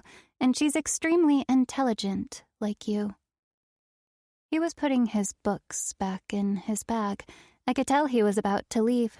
I didn't want him to. I wanted to hear more. I said, "What else is she that is like me?" He smiled. She always gets her way. I kind of felt deflated by that. I never get my way, I said. He laughed. Come on, stop pouting. You'll get your own way. You just have to be braver, Emily. Brave and bold. I felt myself blushing, but I held his gaze.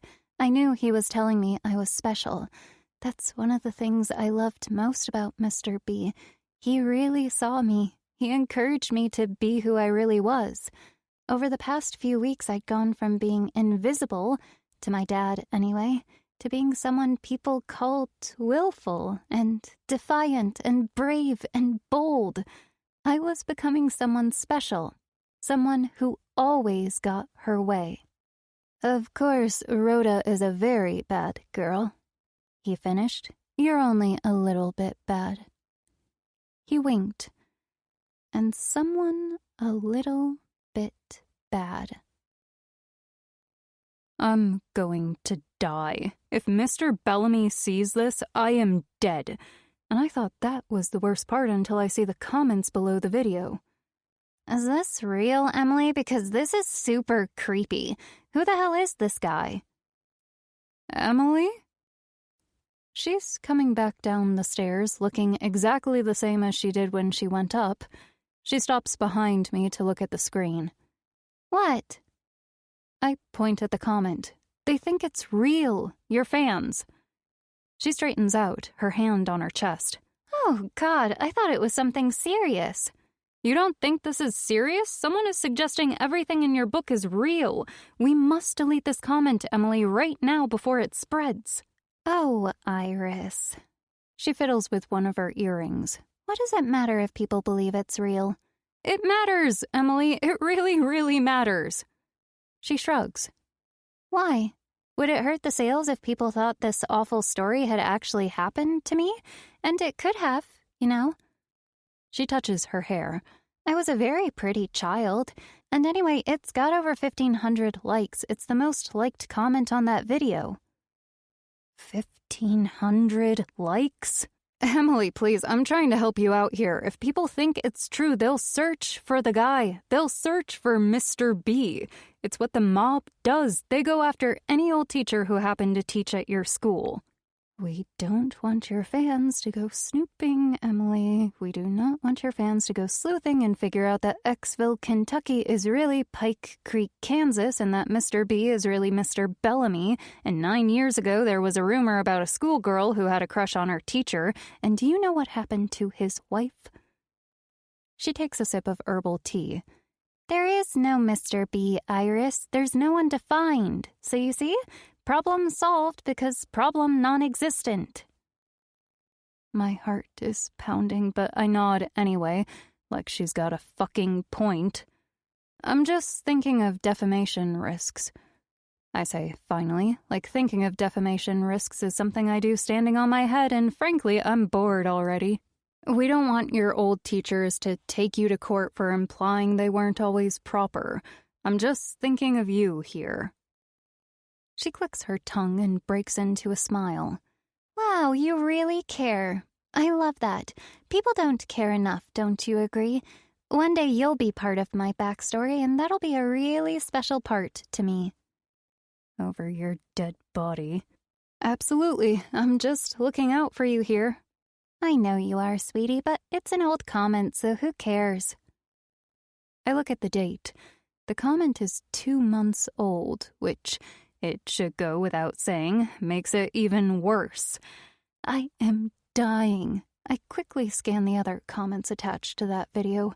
There are hundreds, a stream of people who all say more or less the same thing, that they love the book and they love Emily, and where can they buy a butterfly like the one she's got in her hair?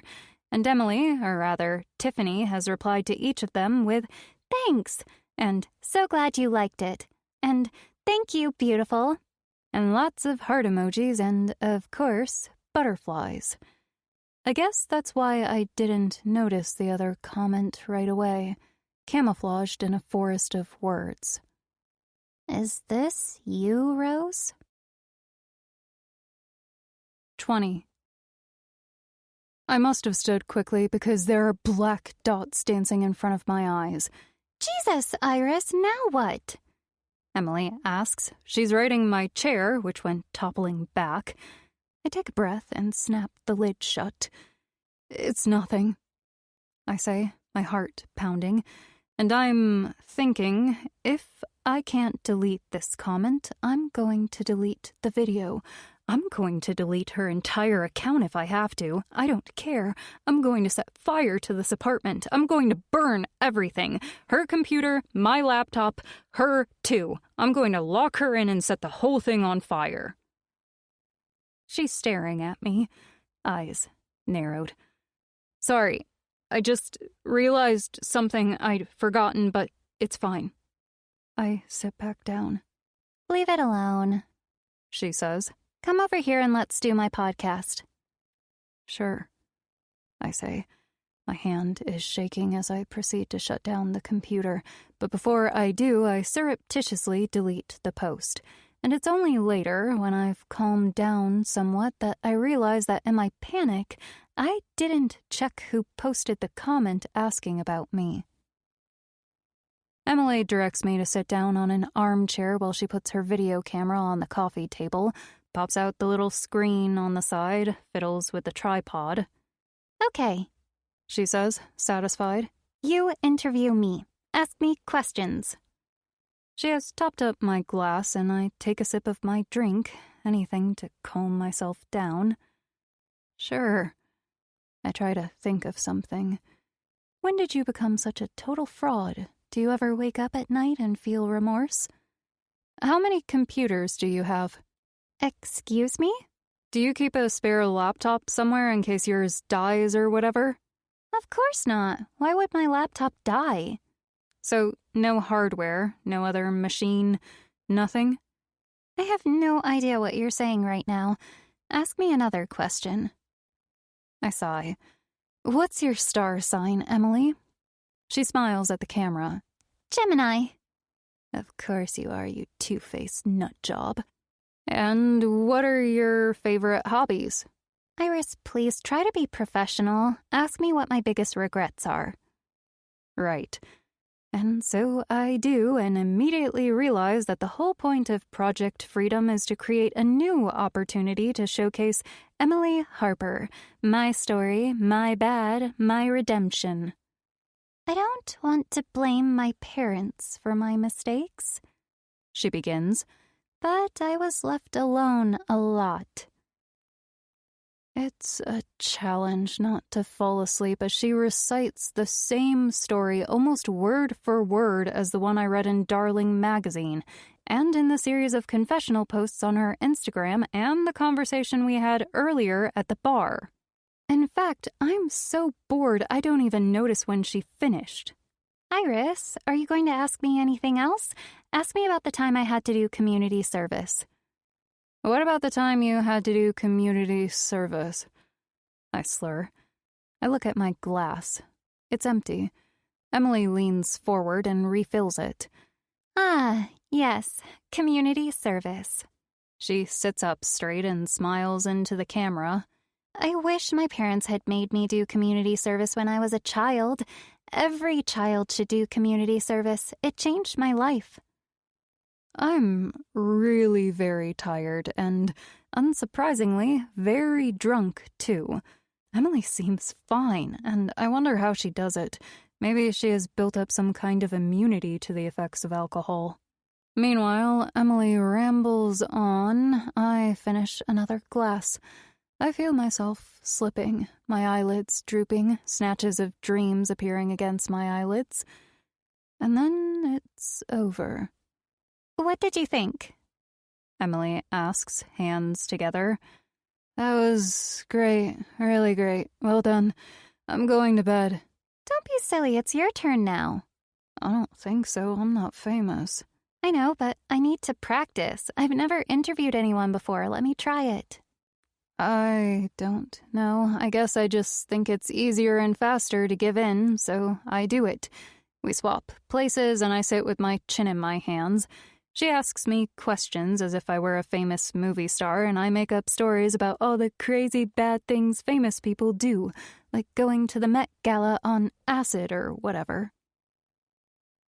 I don't know what happened after that, but when I wake up, I'm still on the couch, folded over like an old sack of potatoes. I am disoriented, my head woozy, my tongue furry. I pull my sticky eyes open and make out the bottle of wine on its side on the coffee table. It's empty. Emily is gone, but the camera is still there, blinking red. There are tissues on my lap, dirty, scrunched up Kleenexes like I've been crying. And then I remember I was crying. Well, I don't remember, only the tears, the blowing of my nose, the wailing. Was I wailing? I think I was. I haven't cried in years. What self-respecting psychopath would? And it's scaring me. Why did I cry? What did I say? All I can remember is Emily sitting in front of me, interview style. What happened, Iris? Why did you hurt little Polly? And then I explained everything. 21. I used to have blackouts. Did you ever have blackouts? I'm watching myself on the little screen that pops out to the side of the camera. I just can't believe what I'm seeing. I want to throw the camera against the wall, but I know I have to watch it. I have to know what I said. Blackouts? No. Emily replies. Maybe you had blackouts about having blackouts. I slur, grinning. Jesus, how much did I have to drink? I watch myself tilting my head to the side, but doing it a bit too much so that I lose my balance and fall sideways on my elbow. Oops. I mumble, righting myself. I think I should go to bed. So you had a blackout? Emily asks off camera. I watch myself drag my hands down my cheeks. I look like my face is made of rubber, like a mask, a ghost face from horror movies. I'm a bad person. I do bad things. Did something happen to make you hurt, Polly? Was it only Polly? Emily asks. I'm scratching my scalp so that now my hair is standing up on one side. Why are you asking me about Polly? We're just practicing, that's all. Is this thing on? The camera tilts. Oh, yes. The camera rights itself. You can talk about whatever you like, Iris. What would you like to talk about? You want the moon? I'll give you the moon. Okay. Emily sighs off screen. I think we should go to bed. And then, for some horrible, twisted, weird, deeply disturbed reason, I say, I loved him, you know. I really, really, really, really, really loved him. I make a sound, like a strangled sob. Polly? Emily asks. I snort a laugh. No, I mean, yes, I loved Polly. I really loved Polly. But no. I drop my head in real life right now and put my hand over my eyes. I hear myself mumble on camera. Everybody knew because of the heart. What heart, sweetie? Oh my God.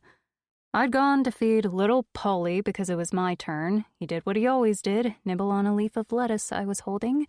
He'd come right down to my fingertips until they tickled.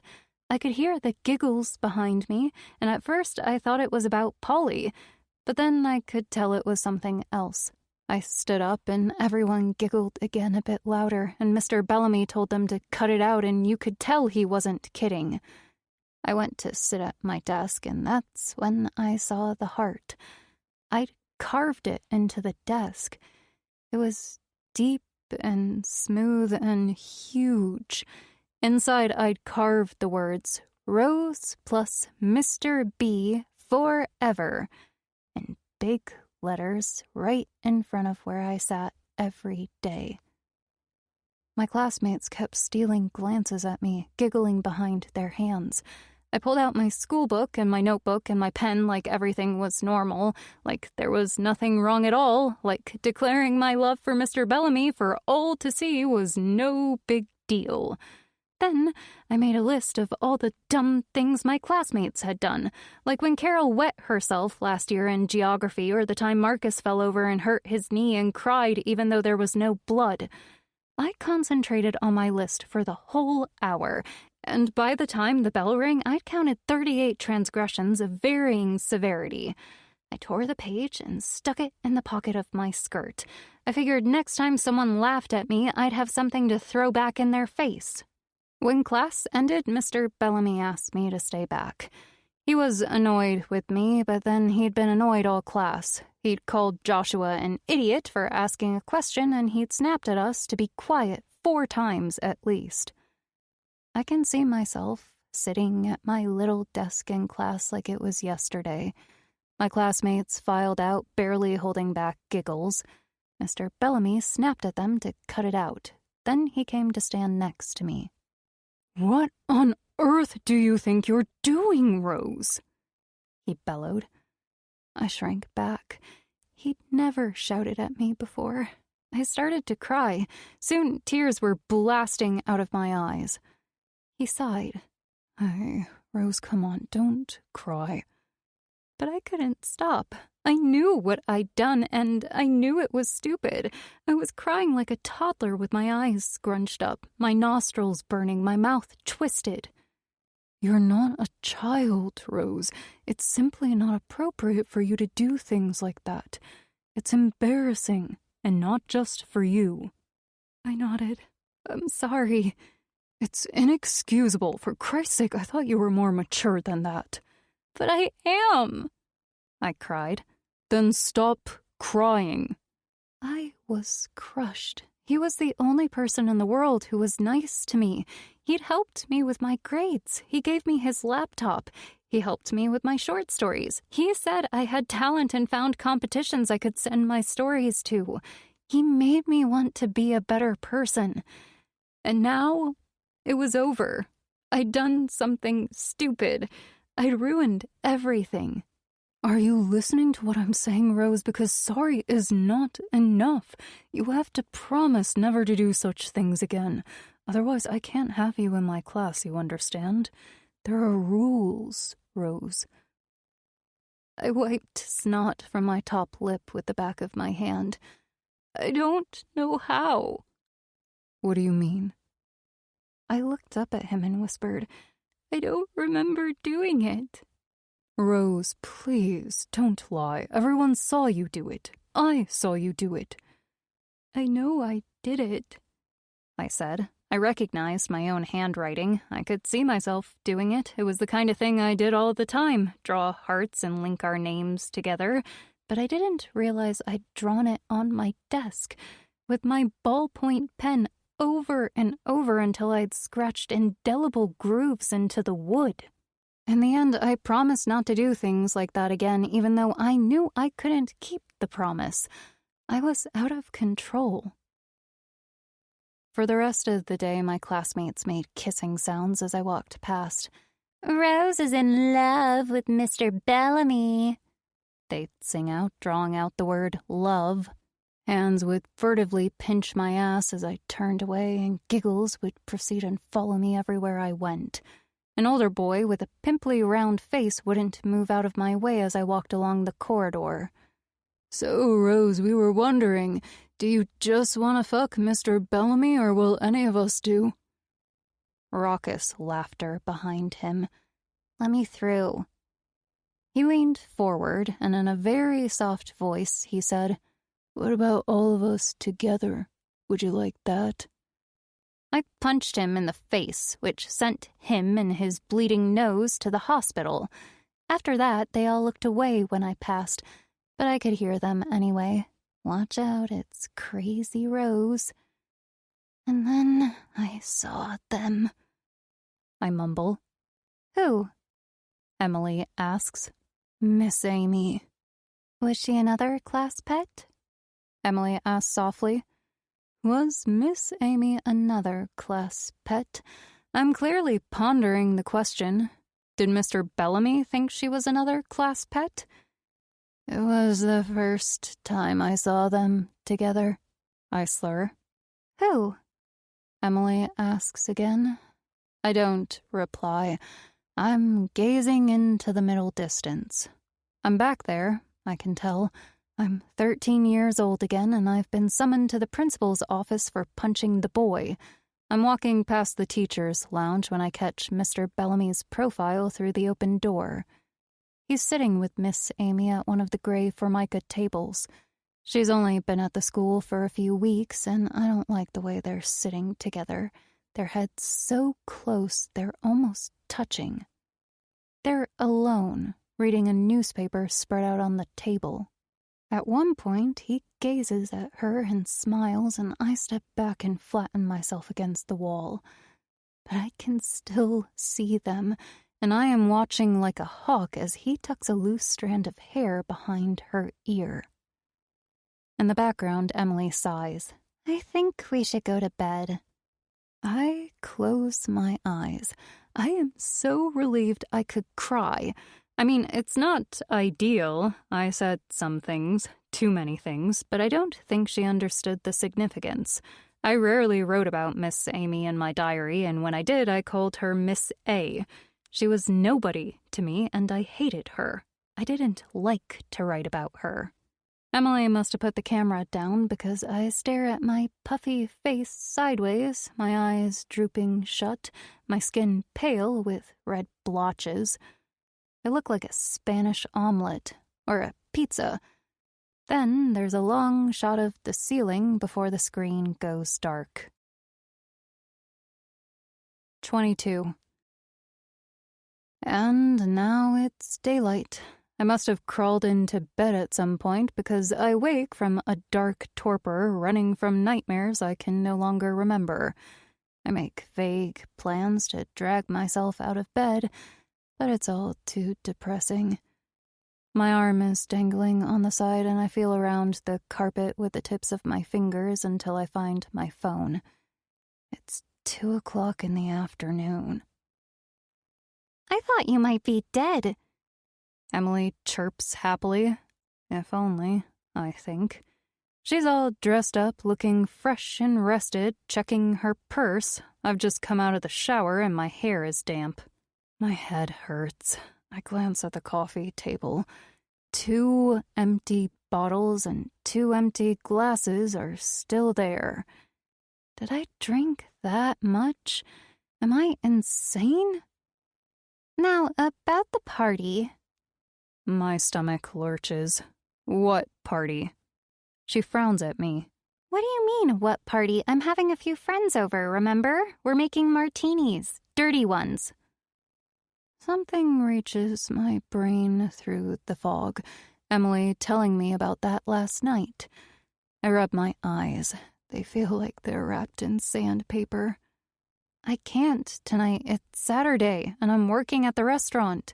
No, I need you, Iris, please. You can't leave me in the lurch like this. She touches her hair. Not to put a finer point on things, but you are living here rent-free for a reason. You are helping me with my work and any... Okay, you know what? I'll see what I can do. Which is a lie. I'll just go without telling her. She frowns at me. You okay? You don't look too good. She must be joking. I'm okay. I mumble. I'm going to be sick. I'll clean this up. That would be great. Thank you. I have to go out. I can get in now for a quick massage, and God knows I need it. What? I whip my head around, which was a mistake. It hurts my brain. You're going out? Yes. Now? Yes, but I won't be long. An hour at the most. She's barely out the door, and I'm already running up the floating steps. I open the door of her bedroom. I've never seen it so tidy. Her bed is made, her silk robe is folded on the side of an armchair, the door to her bathroom is open, but the door to her walk-in closet is shut. I pull up my sleeves. I've got this. I know what to do, in and out. I start with the closet. 23. What are you doing in my room? I laugh like a mad rooster, my hand on my chest. You're back! I don't know how long I was in Emily's room, but it must have been a long time. I just didn't notice. When she said my name just now, I was crouched by her little desk with my back to her, frantically trying to unlock the little drawer. And that drawer is the size of a paperback, so it was unlikely to contain my laptop, but that's how desperate I was, because I had searched everywhere and I was going out of my mind. I still am.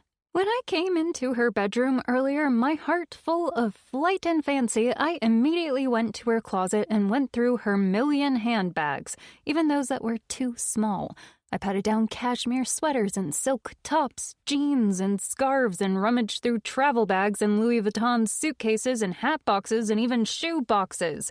I ran my hands down coats and jackets and dresses on hangers and felt under the shelves with my fingers in case she'd taped it under there. I went through her bathroom and through her vanity where she keeps all her makeup, and I resisted the urge to swipe the sleeping pills. I checked behind her toilet because I know all the tricks, and I felt under the mattress, and every time I came back empty, a little chunk of my heart splintered off. And still I looked in the most desperate of places, like the little drawer of her bedside table where I found a little pink and white gun and a little pink and white purse holster. And I don't know why I was surprised, because she's mad, totally mad, so of course she has a little pink and white gun. I checked behind the mirror on the wall, and I was tasting blood by then from twisting and biting the inside of my cheek. The only place I hadn't been able to look in was the little drawer on her stupid little antique French desk, because it was locked, and I tried to break it open with my fingernails, which broke off and the skin under them started bleeding, and I ran to the bathroom for something I could use to pick the lock and came back with one of those little brush toothpicks, and now she's here. I've stood up so fast I've given myself a headache, like my brain got flung against my skull. I didn't hear you come in. Clearly. She's frowning, her mouth turned down. What are you doing, Iris? I was looking for something to wear for the party. You said I could borrow something. Did I? I don't remember that. She looks pointedly at my fingers speckled with blood, at the toothpick I'm holding, then at the cute little French desk behind me. But I haven't found anything. I say, to wear, actually. Sorry, I need some air. I hurry past her and down the stairs and straight out the front door. I don't even take my keys. I have to get out of here. I have to think. I have to scream, and I don't trust myself to hold it in. In the elevator, I hit my forehead against the mirrored wall the whole way down. I don't think I ever seriously considered I would not find the laptop. But it's happened. The laptop isn't in her apartment, so I'm not going to find it. And now I don't know what to do. I don't know what's going to happen to me. And I am thinking of my mother. I'm thinking that I should tell her before she hears it from someone else, like the police. It's only a matter of time. The elevator doors open. Tiffany, Otto, and Cassidy stand there. Iris, hi. They're holding brown paper bags with bottles and bags of chips sticking out. Cassidy pushes her sunglasses to the top of her head. You look upset, Iris. Everything okay? Everything is fine. I'm just getting some air, that's all. I'll be right back. Okay, see you later. I get out of the elevator and they get in. Behind me, Tiffany calls out, Iris, wait. I turn around. In that case, she jams the door open with her foot while fumbling with her purse. On your way back up, would you mind going down to the storage cage in the basement? There's a cardboard box marked special glasses. It's not heavy or anything, just cumbersome. She hands me a butterfly keychain with 2 keys. 31B. Is that okay? It's just we're carrying a lot. Saves me going back down. I put my hand out slowly. It lives in the kitchen drawer, by the way. I just forgot to return it last time. She drops the key in my palm. I stare at it. Sure, I say. I can do that. 24. The basement smells of gasoline.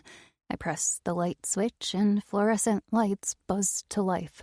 The storage cage is exactly that, a wire cage approximately 6 by 6 feet all the way to the ceiling and wedged between similar wire cages. Most other people have skis and bicycles and even surfboards in theirs. Emily has 2 layers of hanging racks covered by large sheets of white canvas. They smell of mothballs. I peek under the canvas. Winter clothes, by the looks of it. Lots of winter clothes. Against another wall of the cage are 6 cardboard boxes. I stare at them. Some of them are labeled, special glasses, and some of them are not. I take a breath, open the first unlabeled box, and for a moment, I think I'm dreaming. It's my old Christmas sweater. I put my hands on it. There's something under it, something hard and flat. I lift it out and unwrap it carefully, and there it is. My laptop. I wait for the feeling of elation to envelop me, but it doesn't come. I just feel sick. And then I remember, I hate that thing. I hate it passionately. It represents everything that is wrong with me. In my new life, I will do my very best not to hurt anyone ever again. But before I do anything else, I'm going to trash that document. Because, let's face it, it would be just my luck to lose the laptop again on my way to the nearest landfill. I press the power button. I don't know for sure that it's charged, but I imagine Emily charged it at some point since she stole its contents, and I figure it was still charged when she turned it off and stored it down here. And just as I thought, it whirs and clanks to life. I stand there gnawing on a fingernail, waiting for it to come fully alive. Meanwhile, I plan my next move. I still have my things upstairs, so I have to go back and get them. Then, after I've killed Emily, I'll need to get out of the country. I know that my old roommate Ashley keeps her passport in the dresser in her bedroom. I saw it when she was out and I was rifling through her things looking for the necklace Ben had given me in case she'd stolen it. We don't look alike, but I could dye my hair, get close enough. I could go back there, say I need somewhere to stay for the night. I'll pay $100, I'll say. Then when she's in the bathroom or whatever, I'll swipe her passport and be on my merry way. Do I have $100? Because Ashley will want to see the money up front. Yes, I do.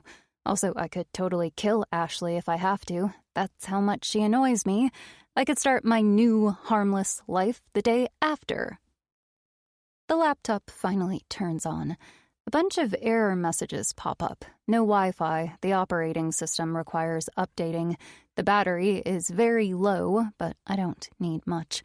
All I want to do is delete my diary and empty the trash. I'm about to do just that, my finger hovering over the mousepad, when another error message pops up. Unable to sync document to SkyDrive. I stare at the message. Sync document? Sync where? Did Emily set this up? I'm about to click on the pop-up message when the laptop goes black. I press the power button repeatedly, but it's no use. The battery is dead.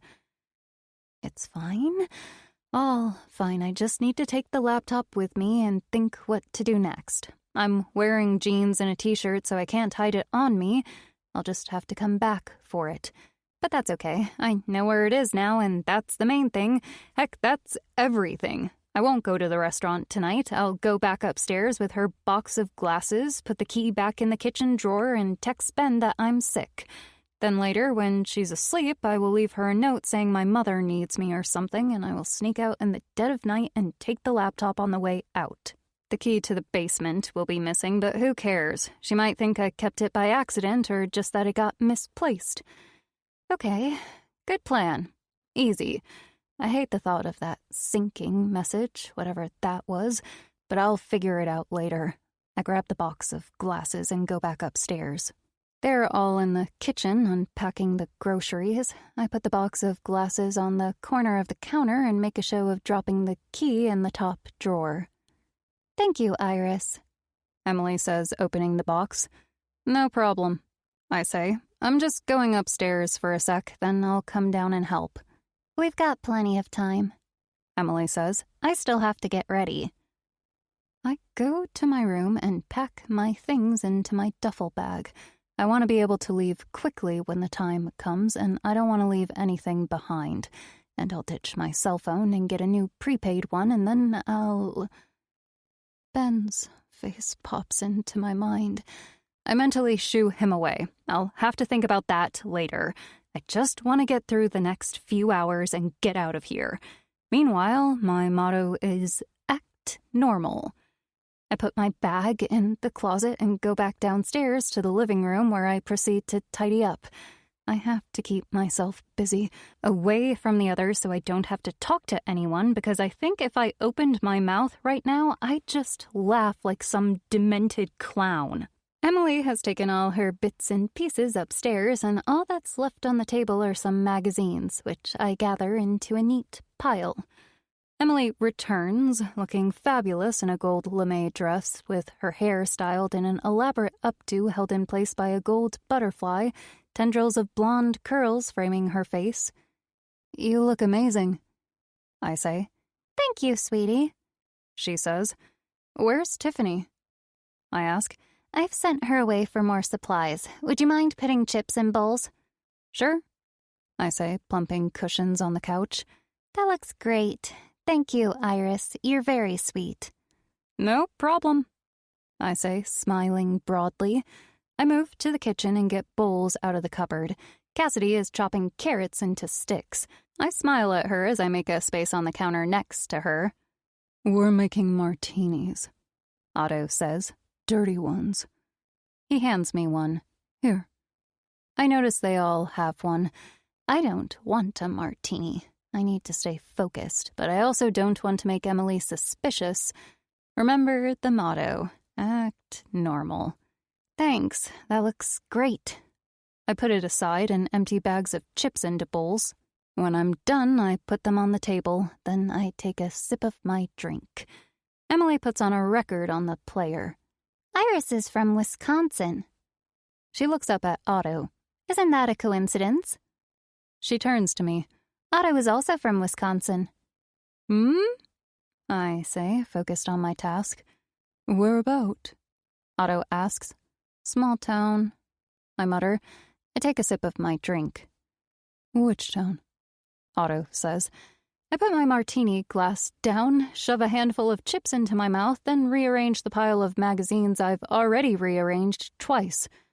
"Greenfield," I say, my mouth full of chips so that it comes out as Greenfield. Huh. Never heard of it, I don't think. Is it in Greene County? I say, which could mean anything, really.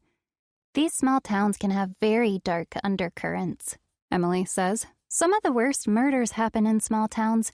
Have you read In Cold Blood by Truman Capote? That was in Wisconsin, wasn't it? Kansas, Otto says. I pick up my martini glass again. I am racking my brain for something to say, something that will propel the conversation away from Wisconsin and Kansas and small-town murders, but nothing comes. Oh, yes, Kansas, that's right, Emily says. Actually, it's funny we should be talking about Kansas. I was reading about the most horrific murder that happened there 9, 10 years ago. Some poor woman was strangled in her bed while her husband was at a baseball game. Who would do such a thing? They never found who did it. Have you heard of that murder, Iris? What was that town again? She clicks her fingers. Oh, I know. Pike Creek. And my drink slips through my fingers and shatters on the timber floor, spraying shards of glass everywhere. 25. Emily guides me upstairs to my room. I sit on the bed, folded over with my arms around myself. I'm going to be sick right on her velvet pile carpet. Emily is leaning against the door, her eyebrows knotted together.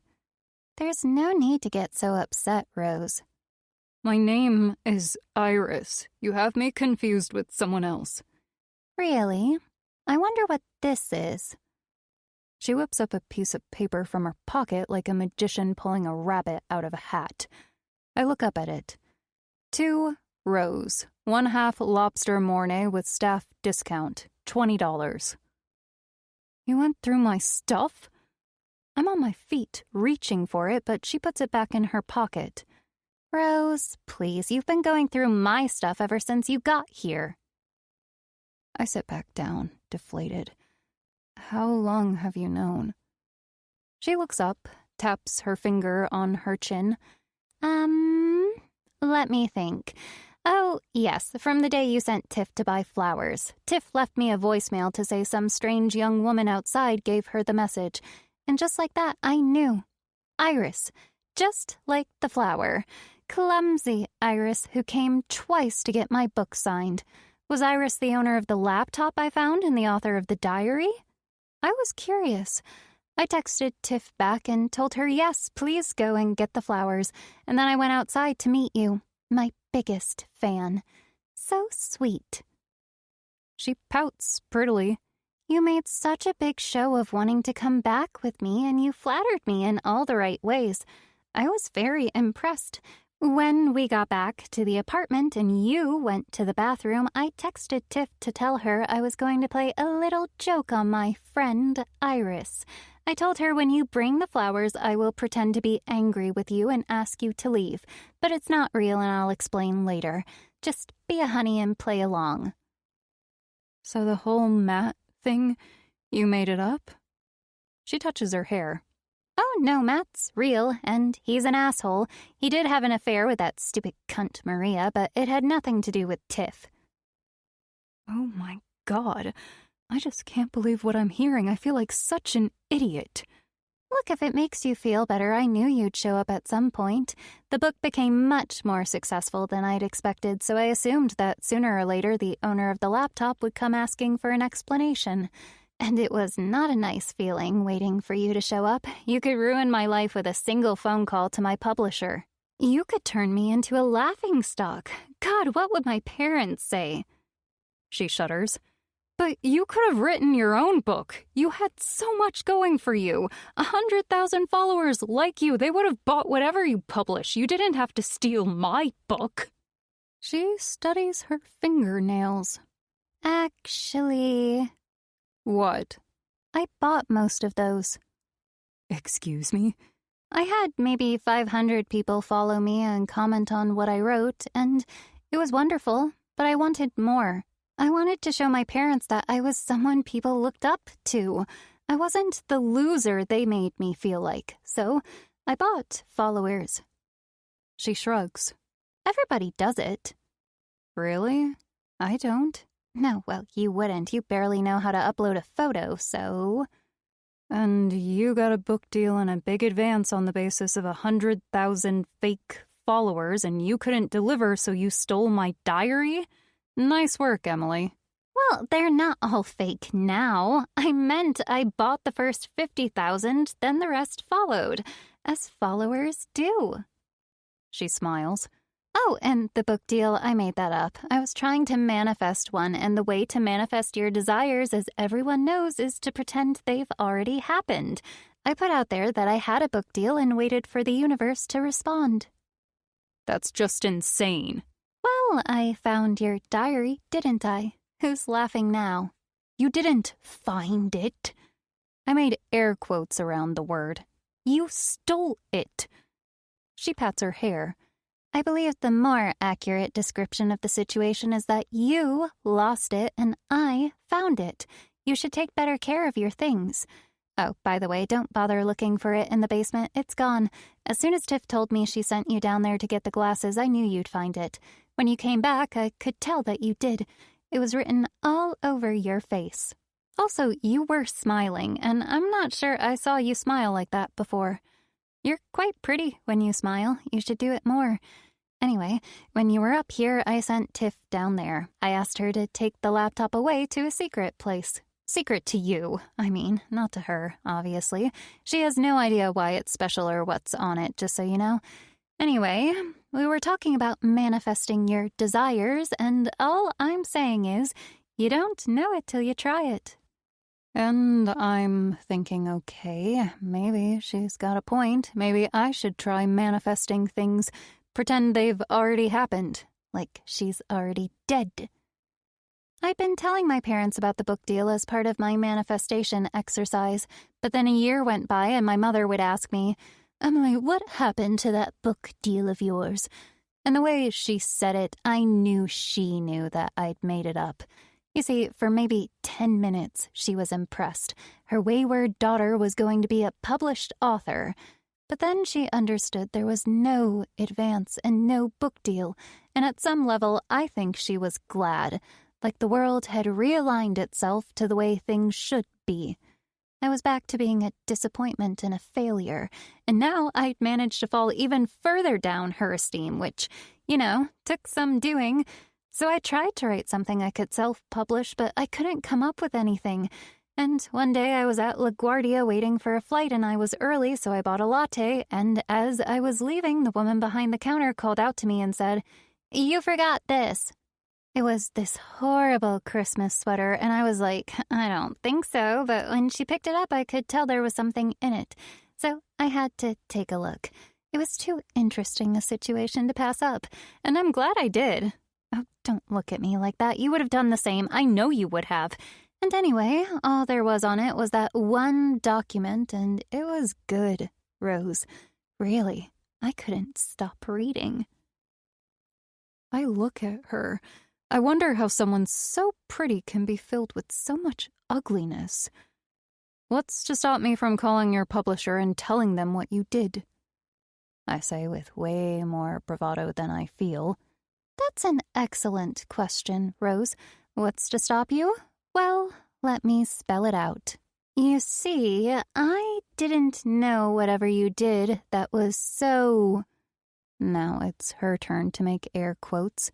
Terrible, but I knew that you'd gone to see your teacher's wife, just like you wrote about, and told her about your imaginary love affair. You know what I thought? I thought you'd gotten him fired. I thought that was the... Again, air quotes. Terrible thing. But then your little friend Lola started messaging me asking about Rose Dunmore. She puts an index finger on her chin. And I started to wonder. I went searching. I didn't actually find anything about you, which was interesting in itself, but I had to be prepared for the very likely eventuality you'd show up on my doorstep. I searched deeper for any scandal related to a high school teacher fired after having an affair with a student, which led me nowhere at first, but eventually I found an interesting item about Pike Creek. I'm shaking. I am dizzy with shock and fear. I put my hands over my ears, but she pulls my wrist away. Sweetie, you have to listen to this. It's the best part. She traces a headline in the air like she's reading a billboard. Teacher's wife murdered while husband is at a high school baseball game. I thought, surely not. I called your old high school saying I was from NYU and I was checking graduation records for one of our prospective students. And guess what? You never graduated. She laughs, then stops abruptly. Oh, sweetie, you're crying. She comes to sit on the bed next to me and puts her hand around my shoulders. I try to jerk away, but she just holds me tighter. What do you want from me? I whine. We'll come to that. Have I told you about the 4 R's of self-forgiveness? She wipes tears off my cheek with the back of her fingers. Responsibility, remorse, reparation, renewal. You're at, step 0. It's time to take responsibility, sweetie. I know it's not pleasant to think about, but that's what being an adult means. I feel my face distort. I am terrified. She's completely insane. There's a knock at the door. Yes? Emily says. It's Cassidy. Your guests are arriving. Oh, everything okay, you guys? Oh, thanks, sweetie. We're fine. Iris was confiding in me about some terrible things in her past, but she's okay now. Aren't you, Iris? Poor thing. Do you want to borrow something of mine for the party? Would you like that? I brush my cheeks. I don't want to stay. I whimper. No. She clicks her tongue, turns back to Cassidy. Iris is embarrassed. You don't need to be embarrassed, sweetie. You're among friends here. Of course you are, Cassidy says. Come to the party, Iris. It will cheer you up. Oh, honey, you look really upset. You're in good hands here. She smiles at Emily. I will leave you two to it. Let me know if you need me. I'll take care of things downstairs. Thank you, Cass. We'll be right down. She closes the door.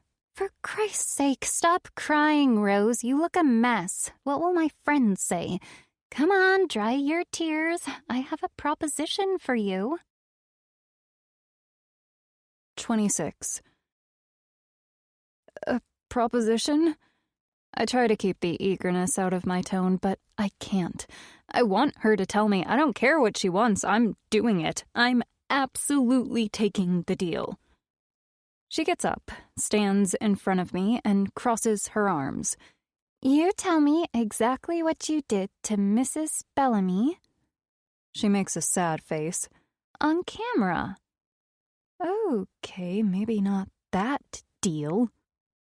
I snort a laugh. You're insane. Now, let's keep it nice, okay? And look, it's a shame it didn't work out last night when I taped you for my fake podcast. I fed you a couple of my sleeping pills to loosen you up. That's what happens when you mix it with alcohol. But maybe I gave you too much. You stopped making any sense and then you fell asleep. Anyway, never mind. I think this is better, don't you? I don't like tricking people into doing things. So you tell me what you did and then you can be on your way. But I didn't do anything. I lie. Sweetie, please, we're way past that. My problem is, the way things stand, any day now people will learn that I didn't write Diary of an Octopus. Your little friend, Lola, she's been at me for ages. Is it Rose? Do you know Rose Dunmore? I haven't spoken to her, but little Lola is going to tell someone. Pretty soon, it will be out there that Diary of an Octopus is actually Diary of Rose Dunmore. She sighs. Anyway, it's too late now. No use crying over spilled milk. By the way, something I'm curious about. Lola read the book, so she knows you went to visit Mrs. Bellamy while the game was going on. You and she had a fight just before, and you wrote about that. And of course she knows Mrs. Bellamy died that night, so why hasn't she put two and two together yet? Is she, not very bright? Because it's hard to understand why she's taking so long to bring the police into it. She was a good friend of yours, wasn't she? I wipe my nose with my sleeve and nod. I suppose that's why. She wants to talk to you before she goes to the police. Sweet, really. I like that. Anyway, the way I see it, the only way out that I can think of, and I've thought a lot about this, is to say that I found your laptop, I read the diary, and did some online sleuthing. I understood then that what I had in my hands was possibly the clue to who killed poor Mrs. Bellamy. Another sad face. I felt very strongly that I had to do something to bring justice to this poor woman. I could just turn the laptop over to the police with everything else I found out online, but is it enough to arrest you? Maybe everybody knew you had a crush on your teacher, and everybody knew you likely killed his wife. Sad face. But if there's no proof, the police will say there's nothing they can do. So I thought... She puts a hand on her chest. What if I published this diary? Then the culprit would come after me. They'd want to retrieve their laptop, and then they'd try to kill me. Case closed. The police would have to arrest you for the attempted murder of me, which would also prove you killed poor Mrs. Bellamy. I would be a heroine. Dangerous? Absolutely. I would be putting myself out as bait to bring justice to a woman I'd never met, and I would put my trust in God to keep me safe. What do you think? She crosses her arms over her chest. I am speechless. I know, it's a stretch, sure, but I think it will work, don't you? She puts a finger on her chin. I wonder if they'll commission a Netflix series about me, my terrible ordeal with my stalker, Iris. How I put myself in the face of danger to avenge a woman I'd never met. Anyway, here we are. Now, I realize you need a little incentive here, so what about this? If you confess on camera and also explain that you infiltrated yourself into my life pretending to be a fan and calling yourself Iris because you wanted your laptop back, I will give you $10,000 in cash, and I would let you go before I took your confession to the police. I'll give you 2 whole days. You can get quite far in 2 days, you know. You can get all the way to Australia in a day, so win-win. See? I'm the heroine of the story. She pats her hair. Even if I accidentally let the murderer get away, but I don't think people will hold that against me. Do you? And you can start over in Australia or whatever. What do you say? You're insane. She sighs. Sweetie, I understand you're in shock, but there's no need for this kind of language. And I'm not without compassion. I realize you might want some time to think about this. What about 1 week? Would that work? If after 1 week I don't have a recorded true confession of how you killed poor Mrs. Bellamy, sad face, then I'll have no choice but to take the laptop to the police. I will explain what I was trying to achieve and that I now realize that the woman calling herself Iris and pretending to be a fan of mine, my stalker, was in fact the murderer I've been baiting all this time. She looks at me, head tilted. I'm going to be sick. I'll be honest with you, she continues. It works better for me if I have your confession. Unfortunately, your diary does not go into the specifics of what you did. It would be extremely disappointing if you got off on a technicality. Also, a confession would make for great content for my feed. She checks her watch. You think about it, sweetie, okay? 1 week. Now, I don't want to rush you, but we are having a party and you look terrible. I bury my face in my hands. All I ever wanted was my laptop, okay? I cry. I would never have told anyone about what you did. I don't care. I just wanted my laptop back and to be left alone. A lie, but in the scheme of things, who cares? Yes, well, unfortunately, it doesn't work that way. Finders, keepers, sweetie. Just tell me how you killed Charlene Bellamy and you can be on your way. Come on, stop crying. I'll fix you up and lend you something nice. It'll be fun. I am a husk. I am folded over myself, rocking with my arms around my waist, wishing I could curl up into nothing. I hate this woman so passionately. I want to bite chunks of flesh out of her and spit them out in her face. But another part of me is strangely relieved. The time has come for me to pay for my sins. I killed an innocent woman. I am a psychopath. And I deserve everything that's coming to me. Part 2. 27. Rose. My sweet little Rose. My sweet, sweet Amelie. Chet Bellamy smiled to himself at the sight of Rose walking into class. My little Rose by any other name. If you didn't exist, someone would have to invent you. And not because Chet was attracted to Rose. Chet had never been attracted to children, although his wife would dispute that. No, Rose wasn't his type. She was too pale, too weird, and, yes, too young. But Charlene had been suspicious, to put it mildly, of Chet's denials on that score. Sometimes when they argued, Charlene would call him a monster, a creep, a pervert. And Chet knew part of her shrieking insistence was so that she could justify to herself why Chet never touched her anymore. They had been too young when they got married. That was the problem. They met in college, where Chet was majoring in English and psychology, and Charlene in social work. She was a waitress at the college bar where Chet and his friends would drink most nights.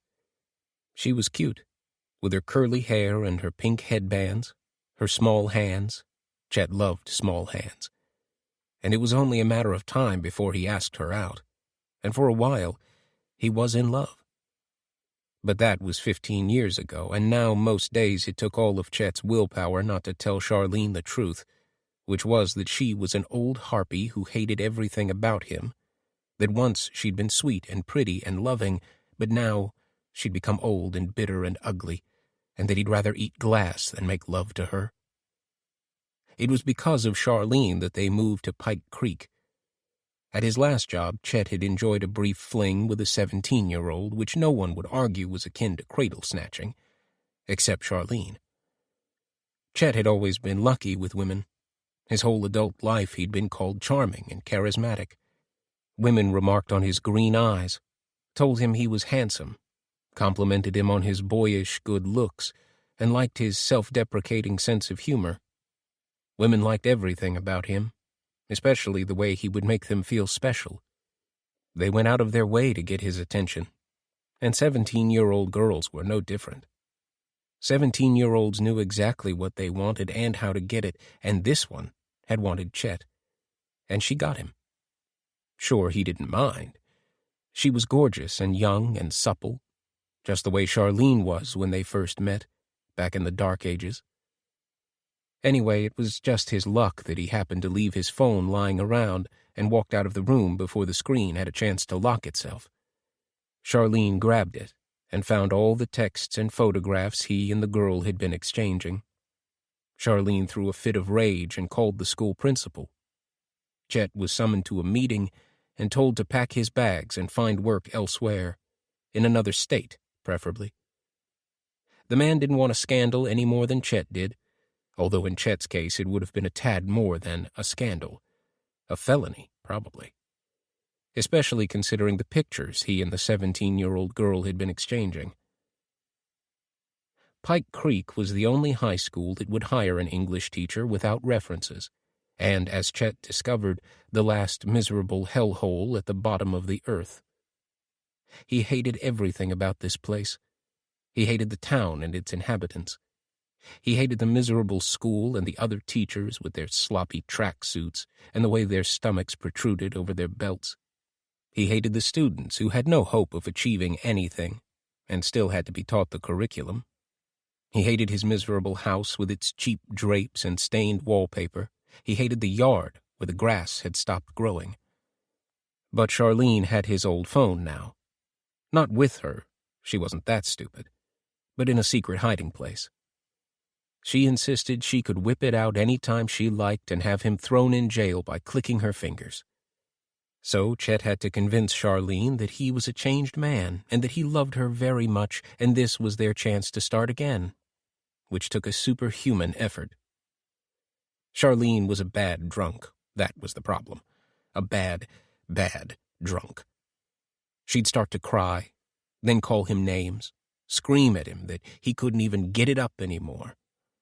"Oh, I can get it up, Charlene, just not for you." And sometimes even slap him.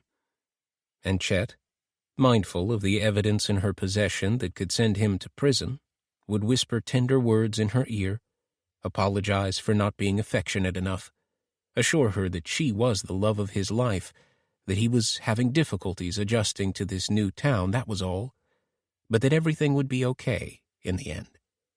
Charlene would sulk a while, then let herself be coaxed out of her mood, and they would hug and cuddle and maybe even kiss, which was by far the most repulsive act Chet could possibly engage in, but it had to be done. Then life would drag on miserably until the next meltdown. So sure, a young girl like Rose falling in love with Chet before his eyes was vaguely entertaining. Chet could play the kindly, caring teacher when he wanted. It was entertaining to tell her she was bright. She wasn't. That she was a good writer. She wasn't. That she should take the elective unit because she had talent. She didn't. And when she told Chet that she was behind on her homework because her laptop was broken, it amused him to lend her his old one and have her look at him like he was Prince Charming, and he'd just handed her a glass slipper. It made a nice change from the 40-year-olds with their dark roots showing and their fingers stained with tobacco, who'd flirt with him because he happened to smile at them.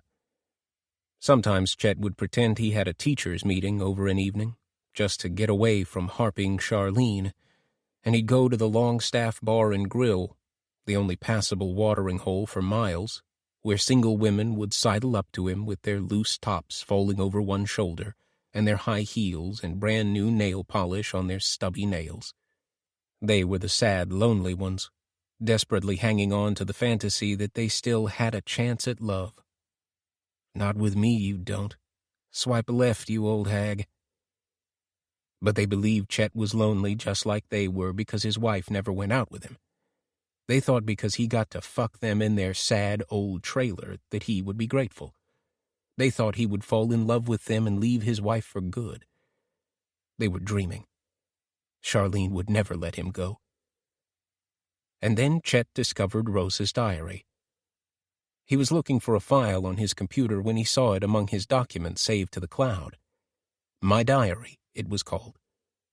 Later, for reasons that only Rose's pea-soup brain could possibly explain, it would become Diary of an Octopus. He opened it and started to read at random. Dear Diary, Mr. B took me and Toby home in his Corvette after school today because it was raining and it was late. I sat in the front and Toby in the back, and we dropped Toby off first because he lived closer. Afterwards, we stopped at the railroad tracks to wait for the train to pass. I pointed to my house. I told Mr. B about the fish tank in our living room, about how when the train rolls past, the water will quiver for a full minute. To a goldfish, it must be like a tsunami, I said. And he smiled at me, like I'd just said something sweet but also clever, and I felt a gliding sensation in my chest. He turned back to wait for the crossing, and I studied the side of his face, his jaw, strong and masculine, his lips the color of ripe plums, the little coarse hair growing over his Adam's apple. I imagined him looking at me that way again, the gap between us closing, his lips suddenly close to mine. I imagined him caressing the corner of my mouth with his thumb. I imagined him whispering, I love the way you think. I love him so much. Love, Amelie. It's fair to say that Chet hadn't laughed like that in years. In fact, he laughed so much he could have given himself a hernia. Every day after that, he would wait for the next installment with an eagerness he hadn't felt in months. The imagination of a 13-year-old is something to behold, but Rose was next-level weird. To be the subject of her fantasies was fascinating and repulsive in equal parts. Of course, he knew he'd have to put a stop to it eventually. The very last thing Chet needed was for Charlene to think he was fucking another student, a 13-year-old to boot. Christ, the thought of it made him sick. Charlene would for sure whip out her receipts, as she called them. "I have receipts, Chet. Remember that." How could I not, Charlene? So yes, Chet would absolutely have to put a stop to Rose's romantic descriptions of her inner fantasy life with him. But there was so much fun still to be had, so he decided to enjoy himself a little longer. 28. Emily takes me into her room and sits me down in front of her dressing table. She stands behind me and lifts both my arms at my sides. "Look at you," she says, meeting my eye in the mirror. "You look like a scarecrow." This is it. I'm going to die. This woman is insane and she's going to kill me. I just know it. It's only a matter of time. Emily drops my arms and sighs, then starts brushing my hair. "You really need to use product on your hair, Rose." I don't reply. She keeps brushing, and after a few minutes she admires her handiwork. "Much better," she murmurs to herself. I take that as my cue. "Thank you," I say, standing on wobbly legs, but she gently pushes me back down. "I can't let you go out looking like that, sweetie. My friends will think my fans live in trash cans." She picks out a small jar of foundation from the dresser and starts to rub it on my face. When she's satisfied my face is caked enough, she puts down the foundation and picks up a tube of mascara. I vaguely wonder if she's going to stab my eye with it, but she doesn't. She rubs a little blush on my cheek, some lipstick on my mouth, except she's not doing it, right? So I look like a drunken lush, and the whole time I'm thinking, take the money, Rose. Do what she wants and take the money. I can go to Texas or Colorado, big wide open spaces where I can lose myself. I'll call myself Tana. I always liked the name Tana. I'll get a waitressing job, cash, and move into a rooming house. $10,000 is more than enough to start a new life. Just take the fucking money and get the hell out of here. "There. What do you think?" I stare at my sunken eyes, at the skin below them stained purple, at my hair stiff like black straw. I still look like a scarecrow, but one with a painted face and butterfly barrettes in its hair. Emily goes to her closet and pulls out a blue wrap dress. "It will match your eyes nicely," she says, holding it up against me. I don't even look at it. "You're welcome," she says with a sigh. "I'll see you downstairs shortly, okay?" She's almost out of the room, her hand on the doorknob. "You're not going to murder me in the night, are you?" She raises an eyebrow, and I'm thinking I could kill her now. Get it over with. Quick twist of the neck. No one will know until later, and I'll be long gone by then. I just need a good blackout, that's all. Except this is the thing about blackouts, or fugue states as Mr. Bellamy used to call them. They're like taxis. You can never get one when you really need it. "Because there's an outgoing email in my outbox addressed to Tiff," she continues. "Every day I change the scheduled send date to the following day. If I miss a day, Tiff will get the email. She'll know who you are and what you did and that it's highly likely you murdered me, too. We don't want that, do we?" Oh, well, that's that then. It's a full-on rave down there. There must be 100 beautiful people who wear hats and sunglasses indoors, wear jumpsuits and platform boots and dresses that are barely there. I stand in the corner, my arms crossed, desperately trying to think my way out of this nightmare. Then I become aware of Emily prattling on in the background. Yes, thank you. I'm very proud of it. That book is my salvation, you know, my way of giving back to the world. My stomach fills with lead. I'm waiting for her to say it, because she is that kind of horrible person. And you know the funniest thing? It's actually a true story. And not only that, but Iris here, my stalker. Have you met my stalker? Anyway, she is the Emily character in the book. Yes, and her name is Rose, and she killed her teacher's wife. Isn't that a hoot? That's why I published Diary of an Octopus. Emily continues. To make the world a better place. Oh, thank you. You're too kind. Oh, Iris, sweetie, can you bring me a fresh martini, please? This one's a hair above room temperature. I push myself off the wall and do as I'm told. I don't actually know how to make a martini, so I just slosh whatever alcohol is on the kitchen bench into her glass and add in a spoonful of salt. I drop a couple olives on the floor and squash them a little with my foot before adding them to the drink, along with a lime quarter. There, should be dirty enough, I think. She's my little protégée, you could say. That's French, you know? I love everything French, don't you? So sophisticated. No, Iris isn't French, but she's very sweet. Absolutely adores me. Worships the ground I walk on. Where did you find her? Her friend asks. She's one of my fans. She bought my book twice. Isn't that the sweetest thing? Begged me to sign it for her each time. She'd do anything for me. It's very touching, really. I hand her her drink with my jaw set like it's rusted shut. Every time I glance at her after that, with her fake sweeties and her fake face, it's like the mask has melted off, and all that's left is a bunch of electrical wires and a handful of cogs. Take the money and get the hell out of here, Rose. The dining table is covered with martini glasses everywhere you look. I can't be bothered getting myself a drink, so I pick up one at random and take a sip. Then I take another sip of a different glass, and I keep doing that until they're all gone. Someone passes me a joint and points at a woman with a crown of roses in her hair. Can you give this to Poppy, please? No, I can't. I keep it for myself. Screw the lot of you. At one point, I go upstairs to the bathroom because people are snorting cocaine in the downstairs one and I can't hold it in anymore. My bedroom is swathed in a fog of cigarette smoke and packed with guests, some of them idly going through my things like they're at a garage sale and all the best stuff has already been snapped up. They're so stoned they think they're underwater, swaying to the music with their eyes half closed and their arms over their heads like a giant kelp farm.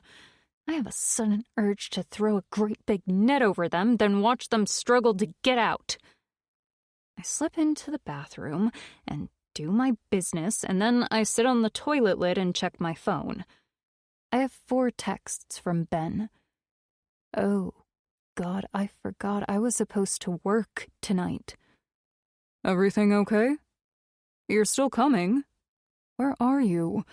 Getting worried. Call me. I press the heel of my hand against one closed eye. I type, sorry, I'm sick, I'll call tomorrow, X.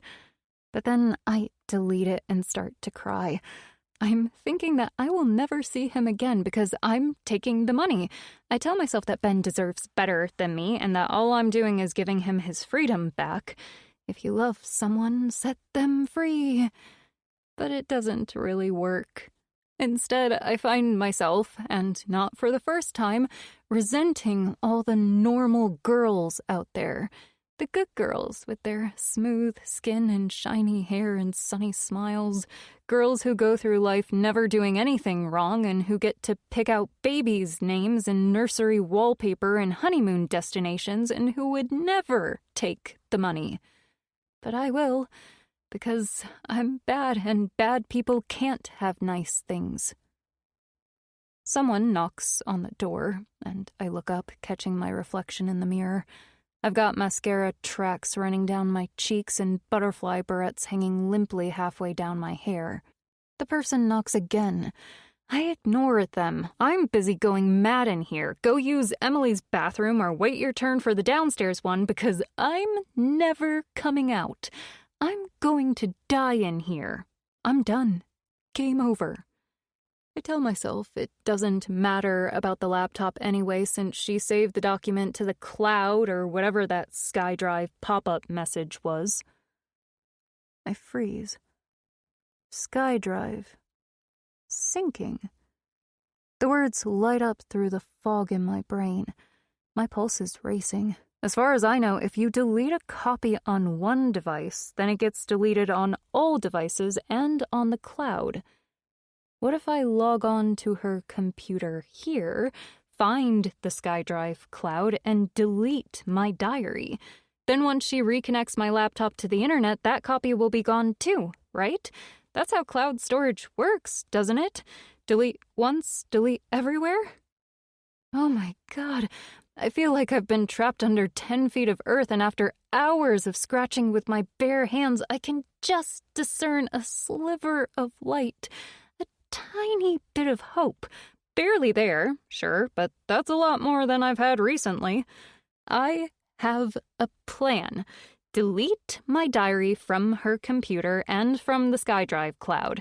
Then I'll give her a confession, but I will include details that never happened, something easily disprovable, except she won't know that. Then I'll take the cash and run. 2 days later, when she gives my confession to the police, they'll know it couldn't have happened that way, and when they check the laptop, my diary won't be there. She'll have nothing.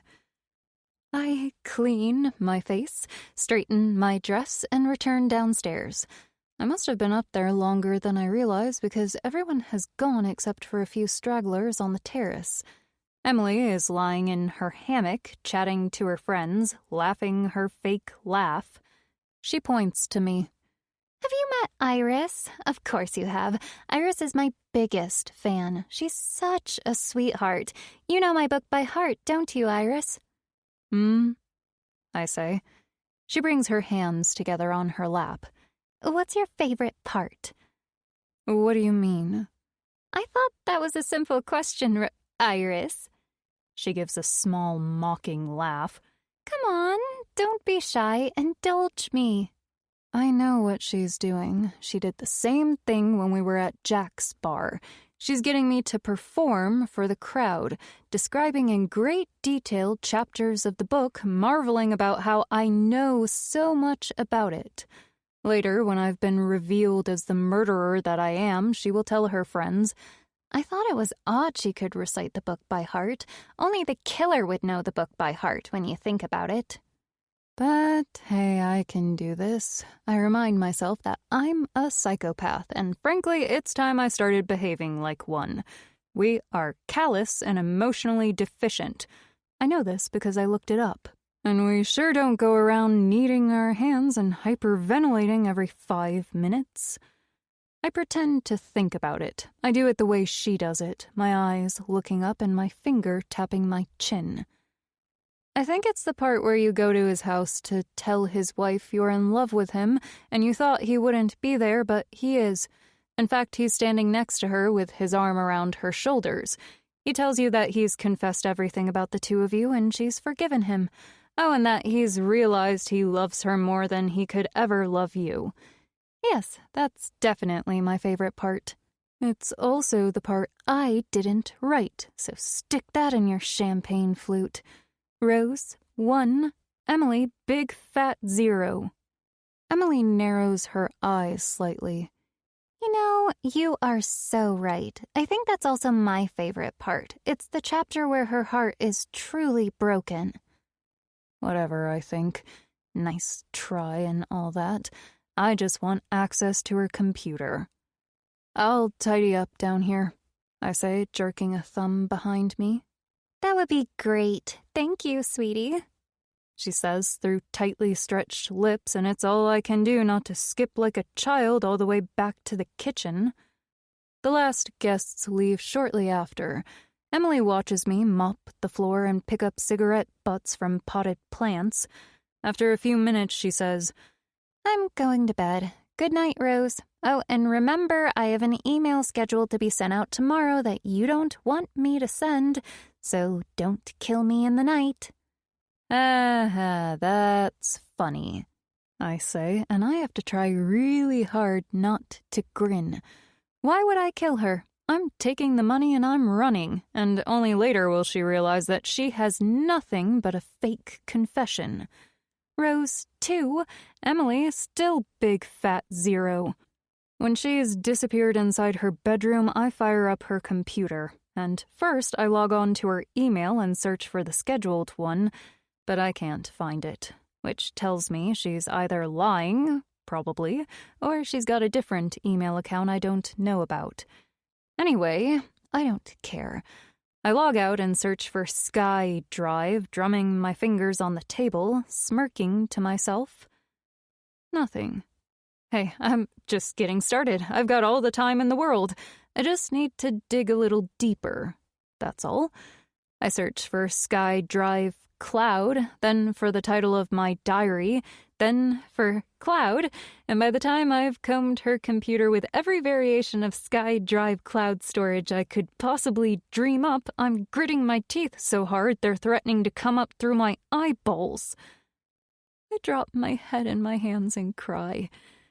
It really is over. I will never wake up from this nightmare. I killed someone. I am a bad person, and I will never, ever be free. 29. It was lunchtime, and Chet was in the teacher's lounge with all the other teachers. Penny, history and geography, was heating up chicken fried rice in the microwave that, to Chet, smelled like old socks. She offered him some, and he declined. He'd had his ham sandwich, but, "Thank you, Penny.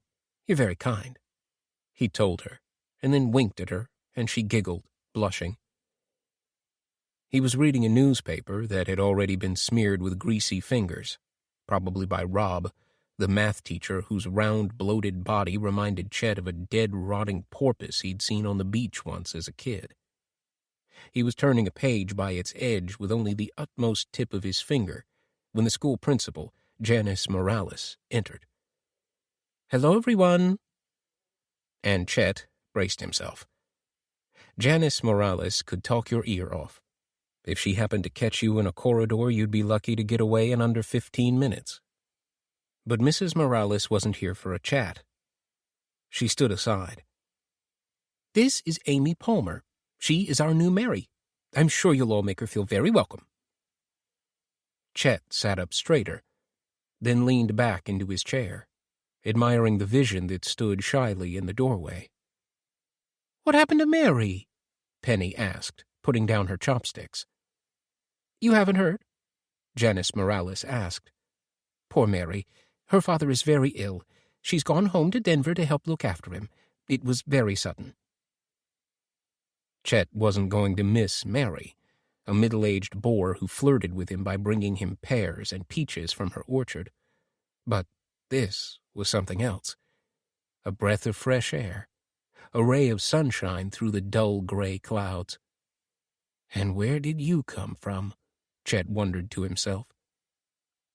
Amy was very young. 23, he learned later. Almost a child. She had big blue eyes, peach-colored cheeks like a porcelain doll, and long blonde hair held in a high ponytail with a pink ribbon. After class, Chet invited her for a drink that very evening. "The Longstaff Bar and Grill. It's not much of a bar, but we simple folk like it," he said, making it sound like the other teachers would be there too. Then he went home, fed Charlene a couple of Valium in her boxed wine, waited until she fell asleep in front of the Bill Cunningham show, then went out to meet Amy. It took half an hour and 2 glasses of Chardonnay for Amy to ask when the others were coming. Chet feigned surprise. He was terribly sorry if there was a misunderstanding. He hadn't meant to mislead. But Amy assured him, with a little color on her cheeks, that it was fine, that she was having a nice time, and appreciated that he made her feel so welcome in this new town. "It's a great little town," Chet said. The locals are very friendly, very welcoming. We're very fortunate to be here." At some point in the night, Amy asked about Chet's wife. "Charlene isn't very well," he explained somberly. Then he invented a diagnosis, multiple sclerosis, which was very painful for Charlene, and that was why she didn't go out much. Amy clicked her tongue sadly and put her hand on his. On their second outing, Chet asked if Amy was seeing anyone. Was there a long-distance relationship, maybe? She ran her fingers through her hair. She wore her hair down on that second so-called date, the little slut, and said that no, there was no one on the horizon. And something about the way she said it, the way she'd laughed when he asked, was so flirtatious that Chet knew. She was his for the plucking.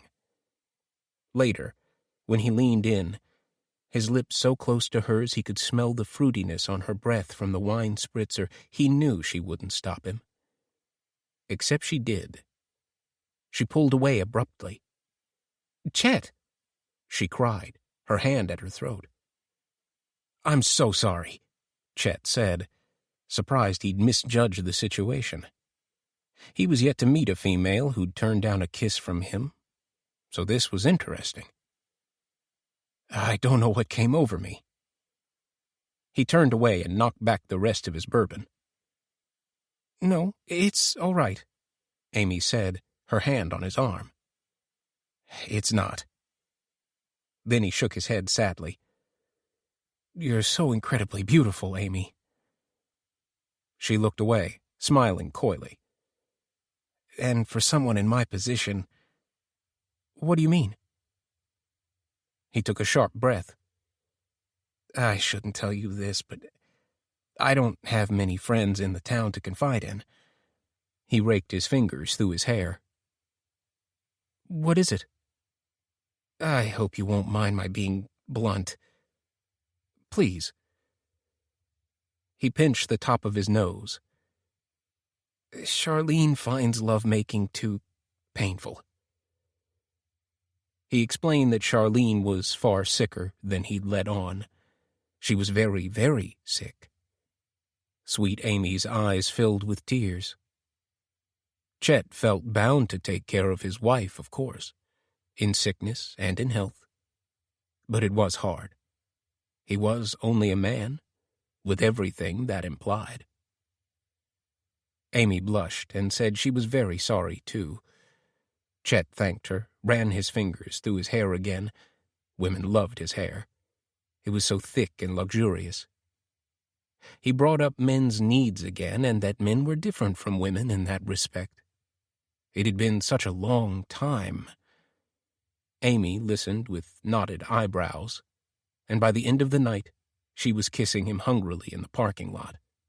As a favor, because it had been so long. Just like Chet thought. The little slut. The next day, at home, he read more of Rose's diary. "Dear Diary, I can't stop thinking about Mr. B and me getting married. I think about it all the time.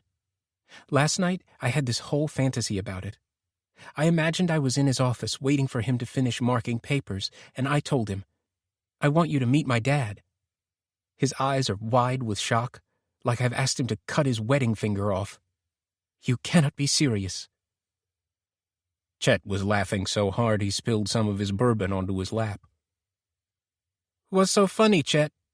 Charlene called out from the living room. The sound of her voice grated on his nerves like fingernails on a chalkboard. He took a short breath.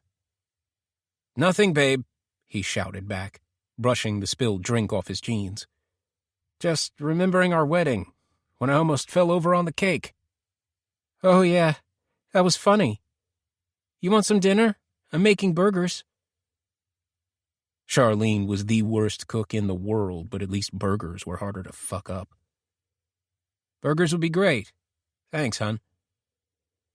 He went back to reading Rose's diary.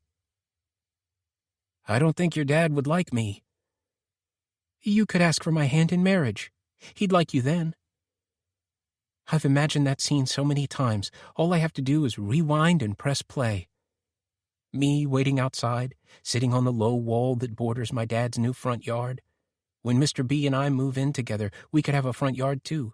I would grow daffodils. I would wear a red apron with needlework in the shape of a cute house. He had considered putting a stop to those stupid fantasies. It was getting out of control. But that very morning, Amy told Chet, with admiration in her eyes, what a wonderful, dedicated teacher he was.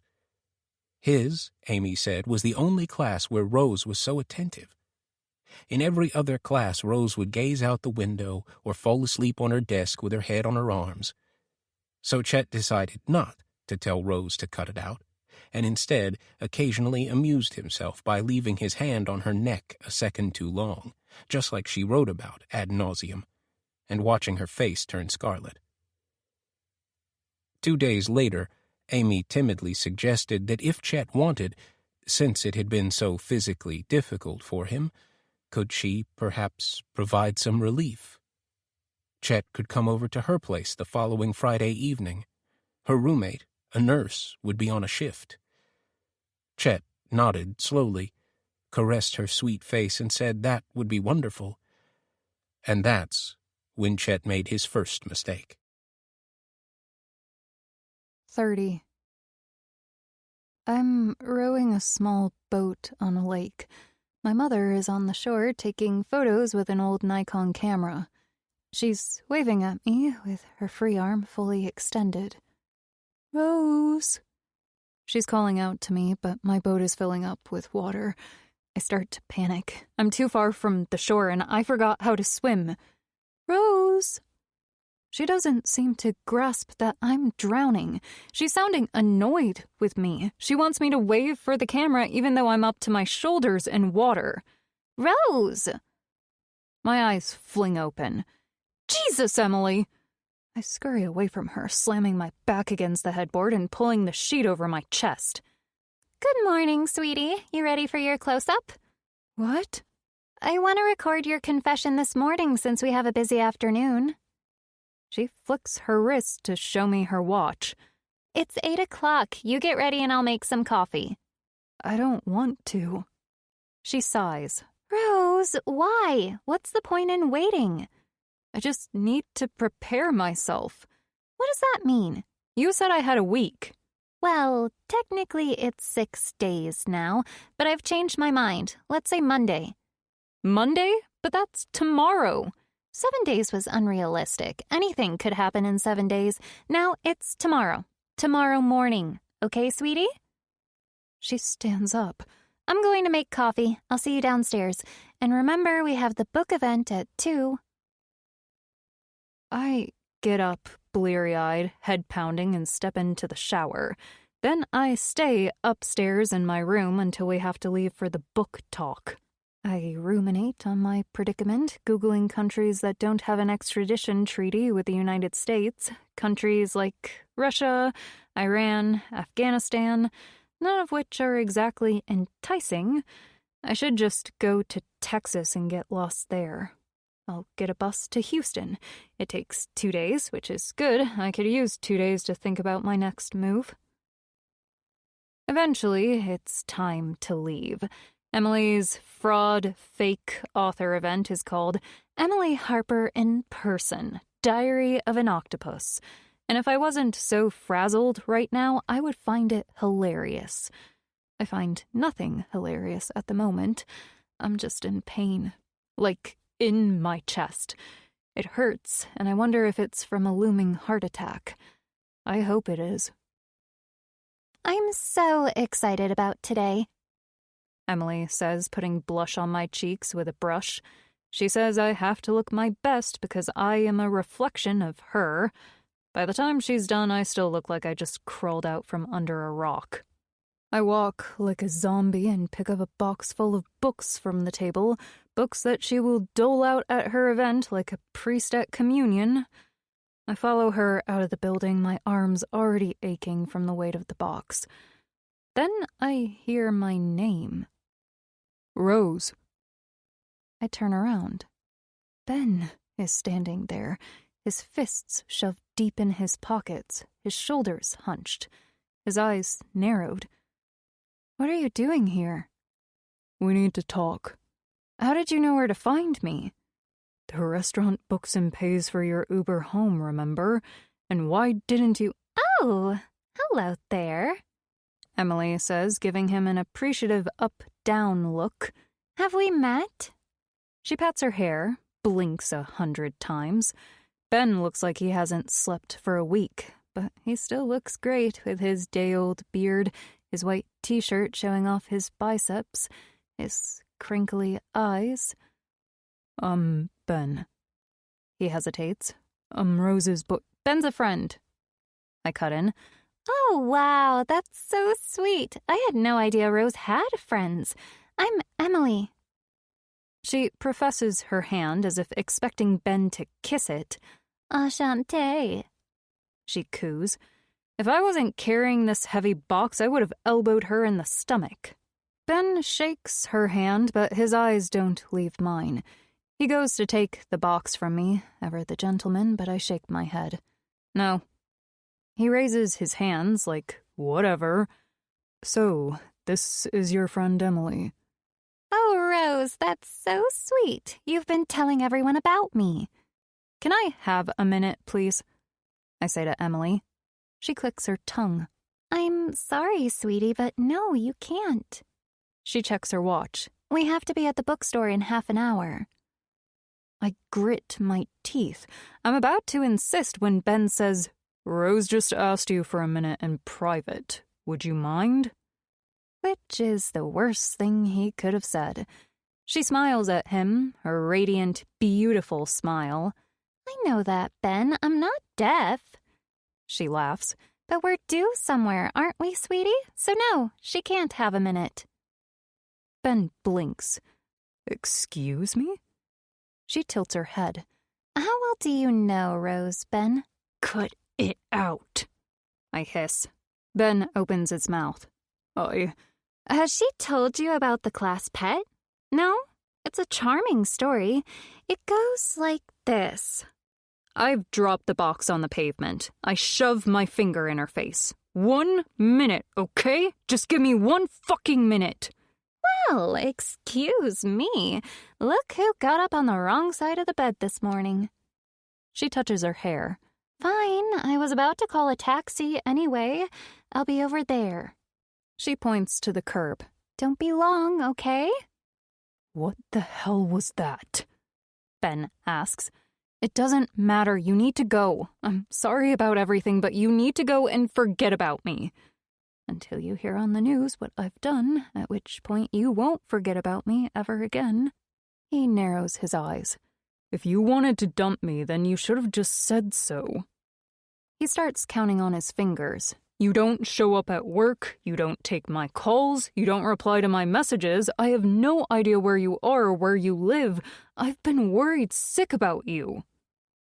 You have? What do you think? I lay my hands on his chest. Just go, Ben, please. What the hell did I do?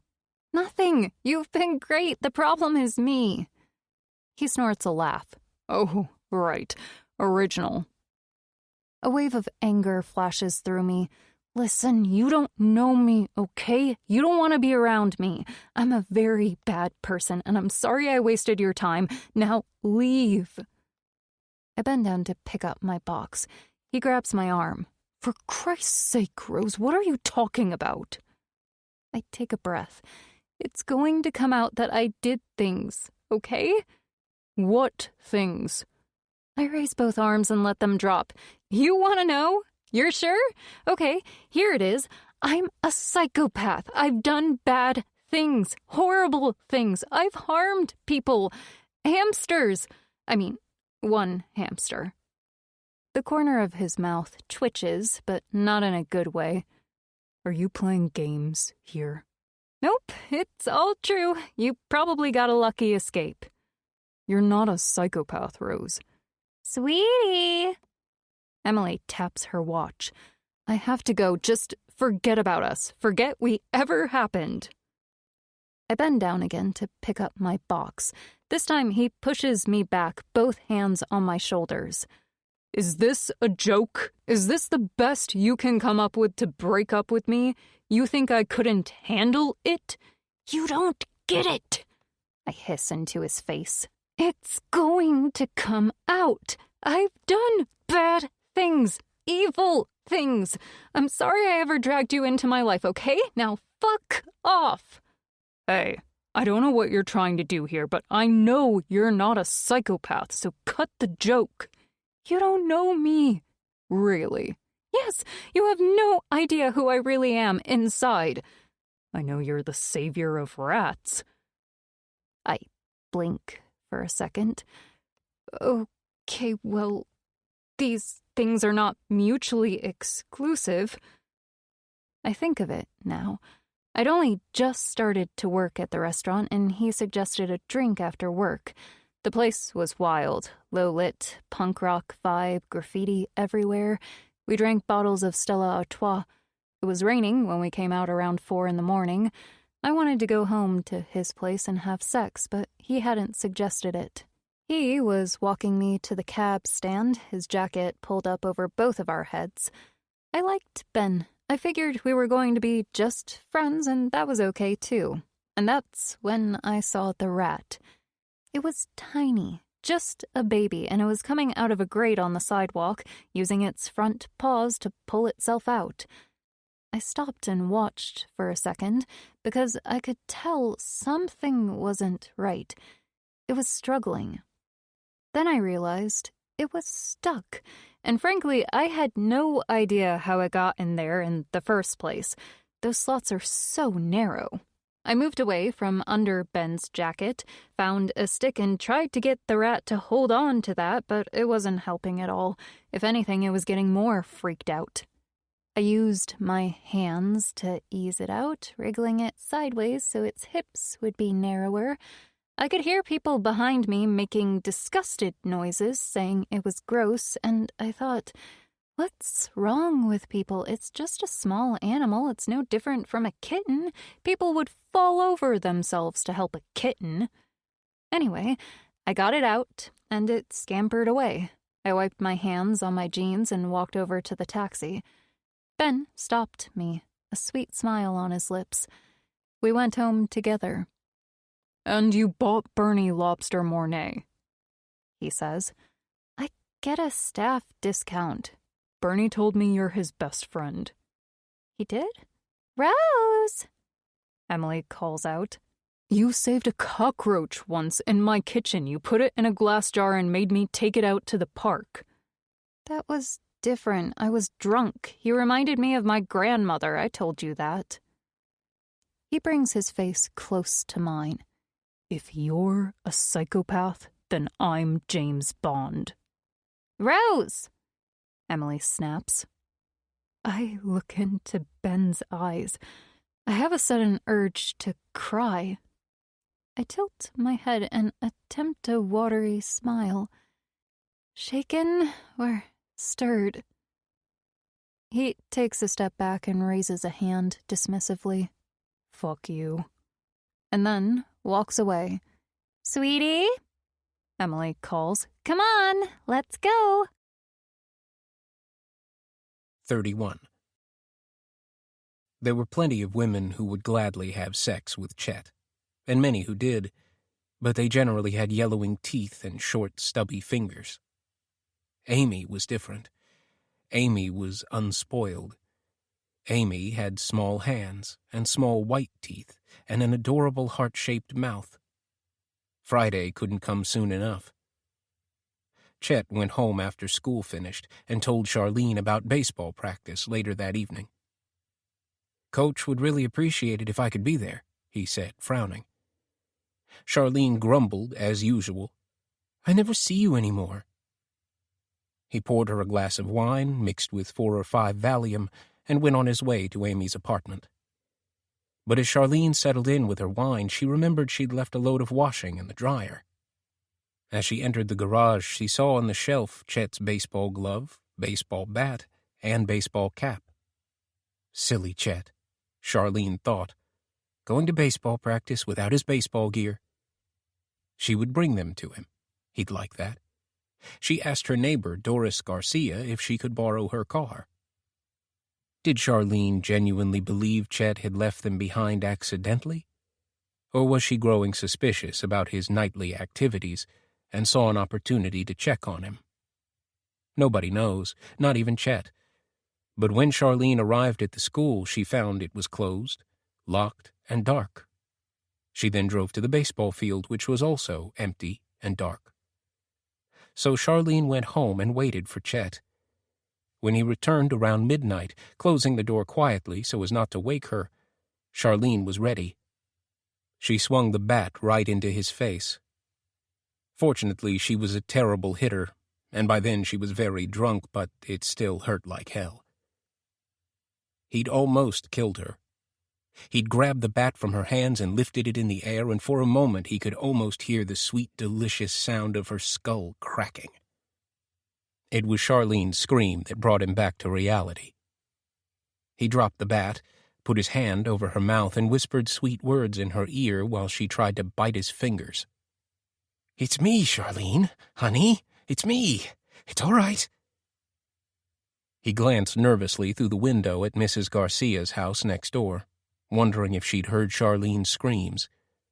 Those two had become friendly lately, only because Charlene was home all day and had 0 friends, and the last thing he needed was Charlene telling her friend Doris that Chet was a pervert who fucked 17-year-olds, and she had the evidence to prove it. Already Doris was asking Chet on a regular basis if Charlene was all right. "She often seems very vague, somewhat unwell," she'd say. And Chet would grit his teeth and tell her that Charlene was fine and she'd like to have a glass of wine or two during the day. She didn't unless Chet encouraged her to, and it wasn't against the law, was it? But Doris Garcia's house remained dark, and Chet gently released his wife. It took 2 hours to calm Charlene down. The story he'd spun was that he'd gone to Longstaff on his own, like he did on many nights because he was so miserable. He thought he was losing her, he said. He was afraid she didn't love him anymore, and he didn't know what to do. He'd spun that one before, and it had worked, but that excuse was getting harder to swallow with every telling. "Don't lie to me. Stop lying to me. You never ask me out anymore. Is there someone else? Who is she?" On and on she went. "I love you. You're everything to me. But I also know you're unhappy, and I know it's my fault, and you deserve so much better." She softened and put her arms around his neck, her face upturned, and he had to kiss that ugly, stinking mouth as passionately as if his life depended on it, which it did. The next day he went to Longstaff and paid Tom the bartender $100 to say to anyone who asked that he was there all night, sitting by himself on a stool at the far end, looking wretched, which wasn't that far from the truth anyway. Later he would learn that Charlene did call, and that Tom did as he'd asked. But Chet was at a breaking point. He had spent every second of the weekend playing the romantic, loving husband, assuring Charlene that he loved her, that all he ever wanted was for their marriage to work. That was bad enough, but Chet had found himself thinking nonstop about Amy since their encounter Friday night.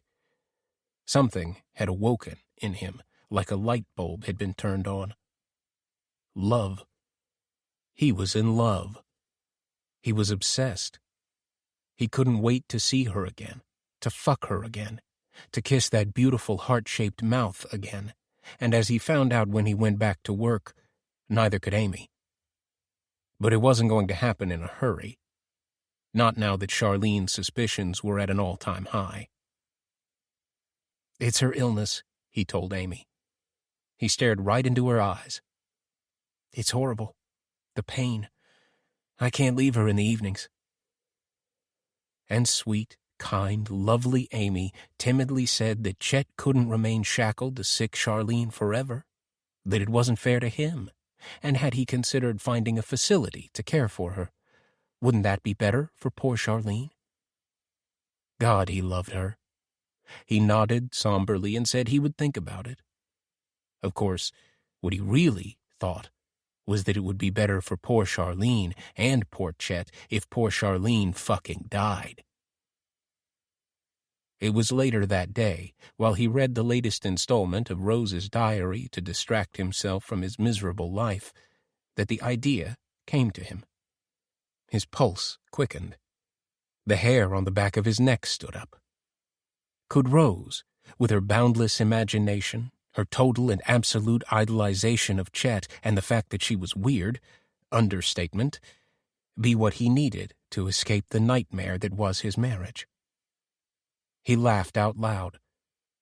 There was a way out of this hellhole after all, and all he had to do was funnel little Amelie to the exit.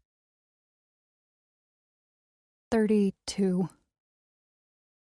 Emily walks to the small stage, her arms wide, basking in the applause of her adoring fans, like she's an inspiration to millions, as opposed to a megalomaniac who found a laptop. She takes her seat on a high stool, while on the other high stool holding the microphone is the manager of the store, a woman named Veronica.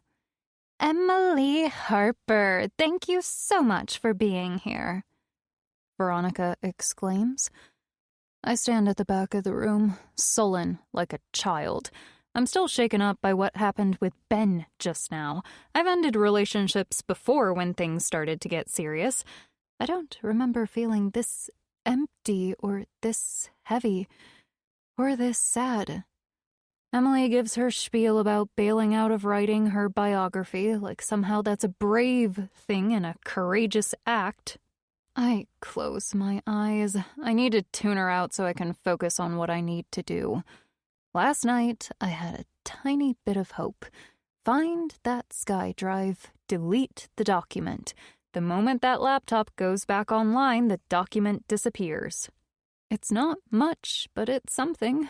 Also, it's all I've got. I unlock my phone and search online for SkyDrive. A few minutes later, I feel like I'm going to be sick. It's the third entry in the search results that jumped out to me, a link to Wikipedia. The summary was enough to send my heart clattering even before I clicked on it. OneDrive, a Microsoft file hosting service which was renamed from SkyDrive in February 2014. That couldn't be right. Except it was. SkyDrive was changed to OneDrive in 2014. You can't sign up to SkyDrive anymore. It doesn't exist. It hasn't existed for more than a decade. More than a decade. Why did I never see this message about syncing pop up before when I opened Mr. Bellamy's old laptop? Because when I was still in Pike Creek, I'd connected the laptop to the internet, and SkyDrive was still a thing. And when I was at Sacred Heart, I never turned it on. It lived in a trunk under my bed, wrapped in that Christmas sweater my mother knit for me. It wasn't Emily who was syncing my document. It was the man who gave me that laptop. My teacher, Mr. Bellamy. An avalanche of thoughts, images, noise, fragments of conversations, memories, tears threatened to overwhelm me. I can barely breathe. I replay that whole year in my mind like a video at top speed. Every exchange I've had with Mr. Bellamy has been turned on its head.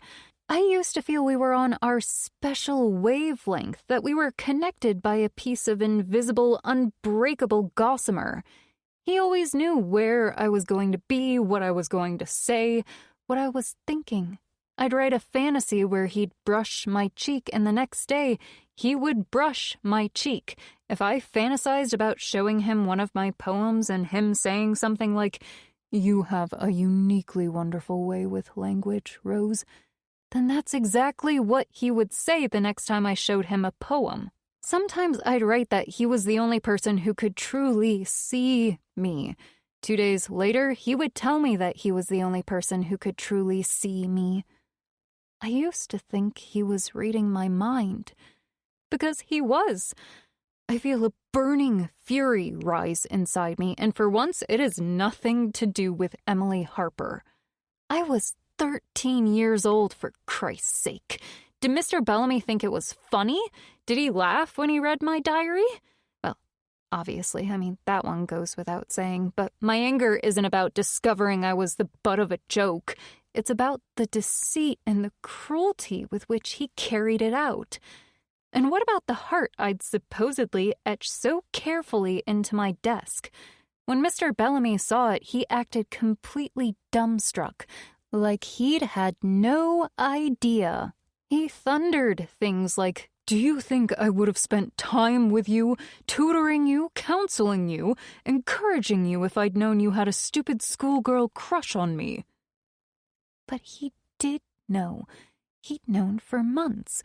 So that little performance that day, it was just that. A performance. An act. Iris, sweetie. Earth to Iris. I look up. Everyone has twisted their necks to look at me, and the room feels more like a meeting of the Meerkat Society than a book reading. Emily has the microphone, and she's pointing at me, gracing me with her sunny, happy, broad smile. Say hi to Iris, everyone. The crowd beams at me. Hi, Iris. My young friend Iris here is a living example of the positive influence I am blessed to exert on young women. Iris came to me because she loved my book. Oh, don't be shy, sweetie. She's blushing. Honestly, you're so adorable. Now, Iris had been following my content for a long time, and she wanted to meet me and tell me the impact I'd had on her life. She drops her head. That was so sweet. Thank you, Iris. I can't begin to tell you what that meant to me. Funny, I think, because you have no problem telling everyone else right now. Since that day, and it wasn't that long ago either, was it, Iris? Like a week? We have become friends, haven't we, sweetie? When I first met you, you were a shy, mousy thing, remember?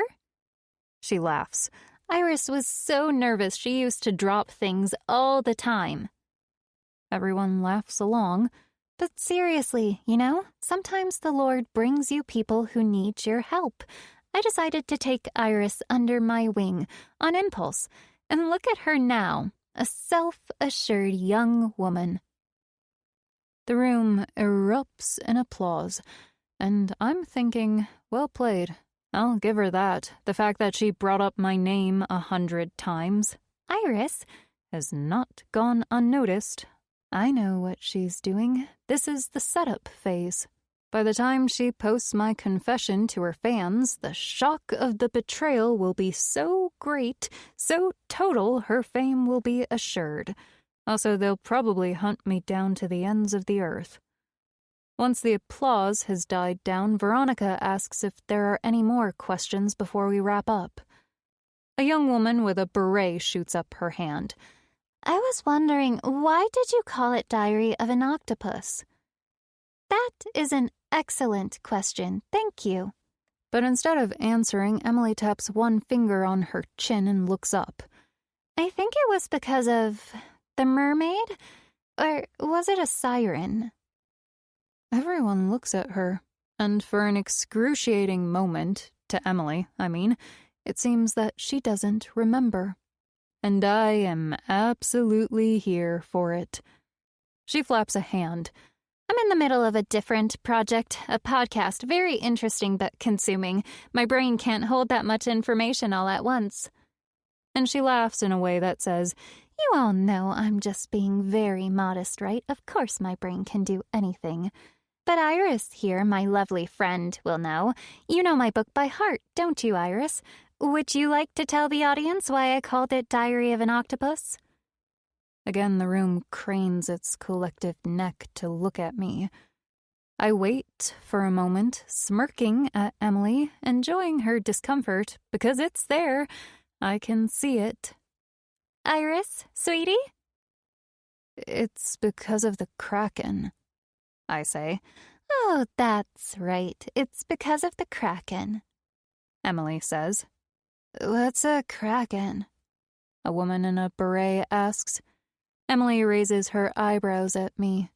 Still smirking somewhat, I tell them about the time Mr. B read Tennyson's poem about the Kraken to the class. In roaring she shall rise and on the surface die. How he'd explained the Kraken was an octopus that terrorized men and angels, and then he quipped, "Not unlike Emily here." And everybody laughed.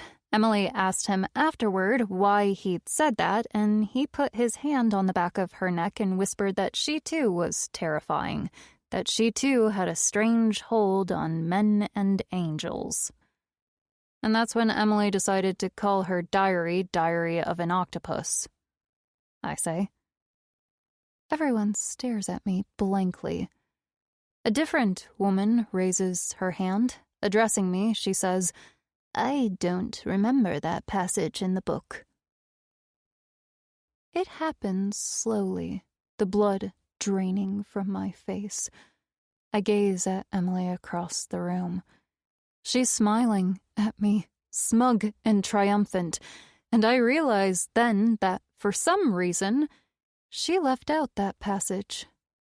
Which means I have just outed myself as the real author of the diary in front of 20-odd eagle-eyed readers. Blood is roaring in my ears.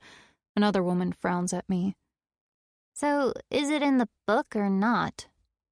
I smile like a lunatic, like I've just returned from the dentist and they forgot to take out the rubber mouth opener. "I thought it was," I say. I touch my own hair, the way Emily does. Or maybe Emily told me about it. Maybe that's how I know. I turn to Emily, my eyes pleading, and Emily, still with that smug expression on her face, takes a decade or so to think about it. Then finally, she says, "That's right, Iris. I told you that story, remember?" She turns to her audience. "I decided to cut it out of the final book because it felt a little academic, but I kept the title anyway because I liked it." I close my eyes. I tell myself never to underestimate Emily again. She can out me as Charlene Bellamy's cold-hearted murderer with a click of her fingers. And if I'm not careful, she will. 33. Killing Charlene would be easy. Chet would strangle her, plain and simple. He'd enjoy every minute of it, too. And since she was always drunk, she wouldn't fight back. A child could do it. In fact, a child would do it. Or that's what it would look like by the time he was done. But that was some way off. There was a lot of work to be done before he got to that point. Step 1, exercise total control over Rose. She had to believe that Chet loved her, and she had to trust him more than any other adult in her life. Over the next few weeks, he would pay much attention to Rose. He would encourage her to drop by his office whenever she had a new poem to show him. Not every teacher had an office in this shabby, pathetic excuse for a school. There had only ever been one office available, and Chet had insisted that as the sole English teacher, he needed to have more concentrated time with the students. Who needed geography and history, anyway? And math? Nobody from this school would ever excel at math, and everyone knew it. English was the students' only chance to make even a modest success of their lives, and Chet needed the office. "How are you, Rose?" he'd ask, his face a picture of concern. "If you want to talk, I'm always here for you." And talk she would. She'd tell him how her mother was sad all the time. He'd nod gravely. "It's because she's jealous of you," he'd say. "Because you are so talented. It's very threatening to her." Other times he'd tell her, "You are destined for great things, Rose Dunmore. But there are always people who try to take you down because of it. Take Lola, for instance." And Rose would be shocked at hearing her little friend accused like that.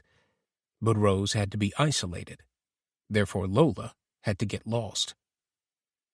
"I've noticed Lola is very jealous of you," he'd said. "I can see it every day. It's getting worse." Rose would shake her head violently. "No, Lola is nice. Lola's my friend." "If you say so." He'd sigh, returning to his marking. Meanwhile, she'd tell him about her dreams. Lately, her dream was to build a rocket and go into space.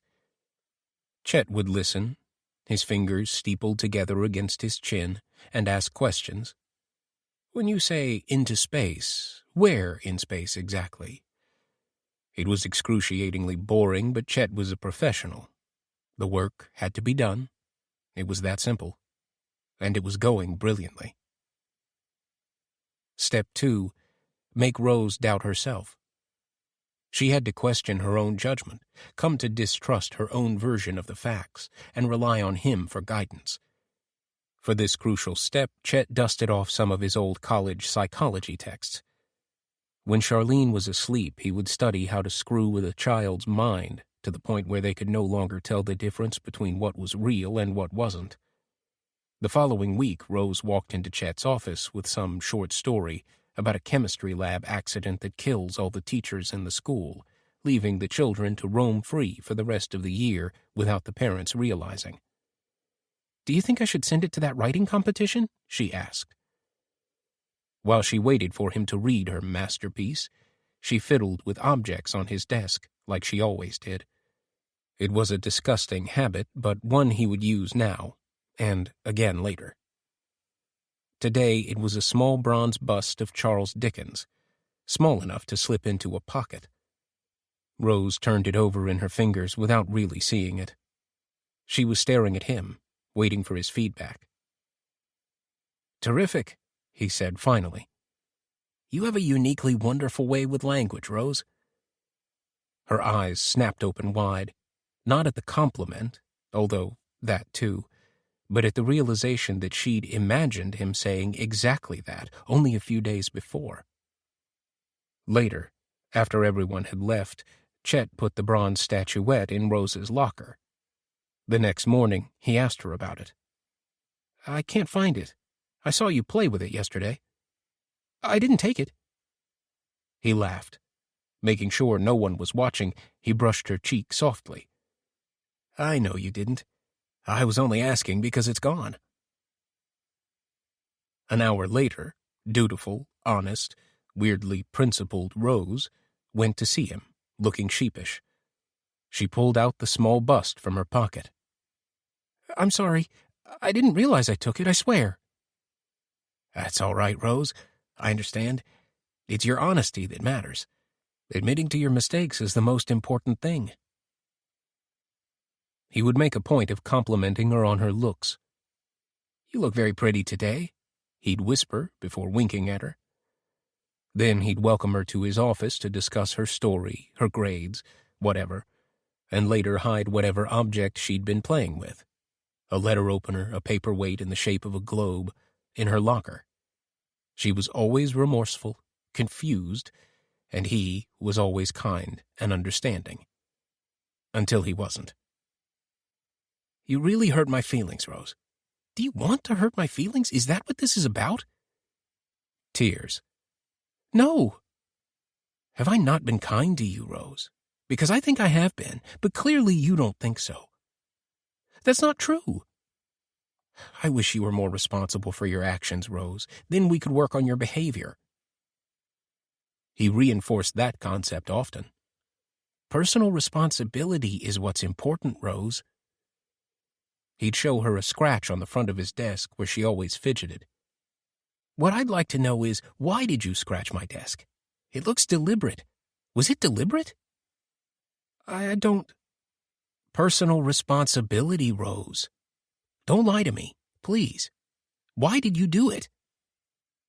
She'd bowed her head. "I don't remember doing it." "You don't remember? Or you don't want to remember?" "I don't remember."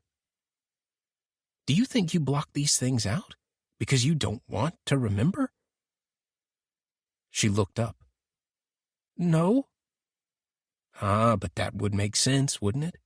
Because if I ask you, why did you do it, it's because I know you did it. I know you did, Rose.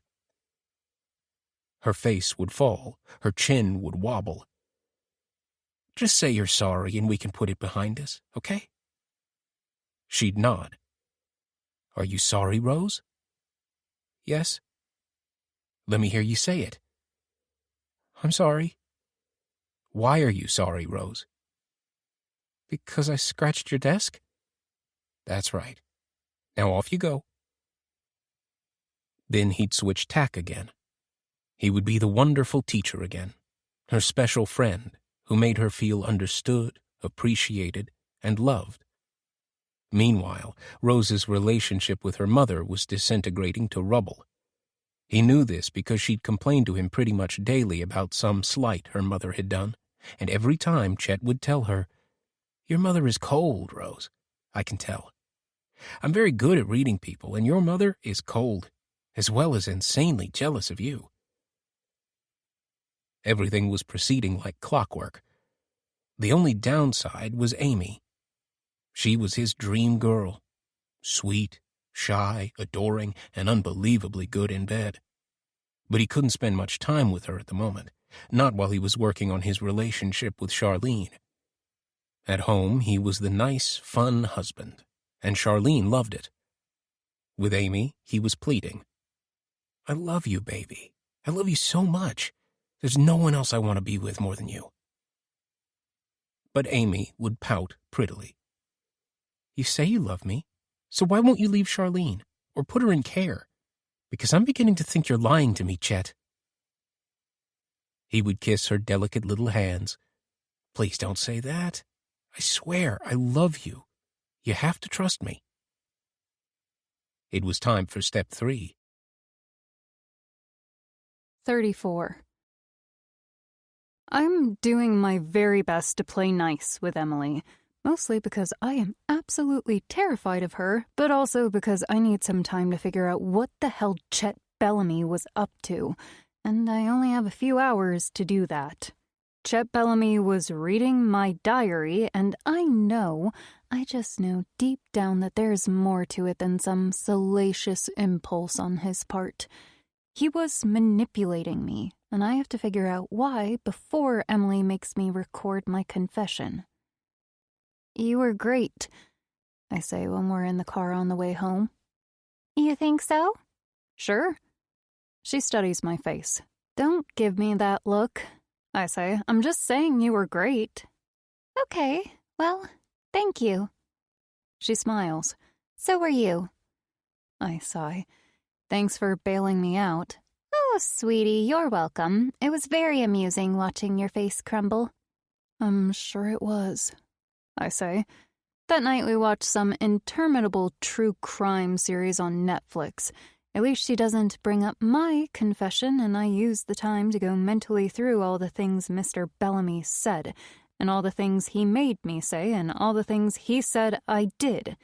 I'm like an obsessed historian, a crazy time traveler. Turns out keeping a diary solidifies events in your mind. I go through every detail in the right order without skipping a day, but still, nothing makes sense. Come to think of it, nothing made sense back then, but it didn't matter because he was there explaining it all to me. You're having blackouts, Rose. You steal things, Rose. You need help, Rose.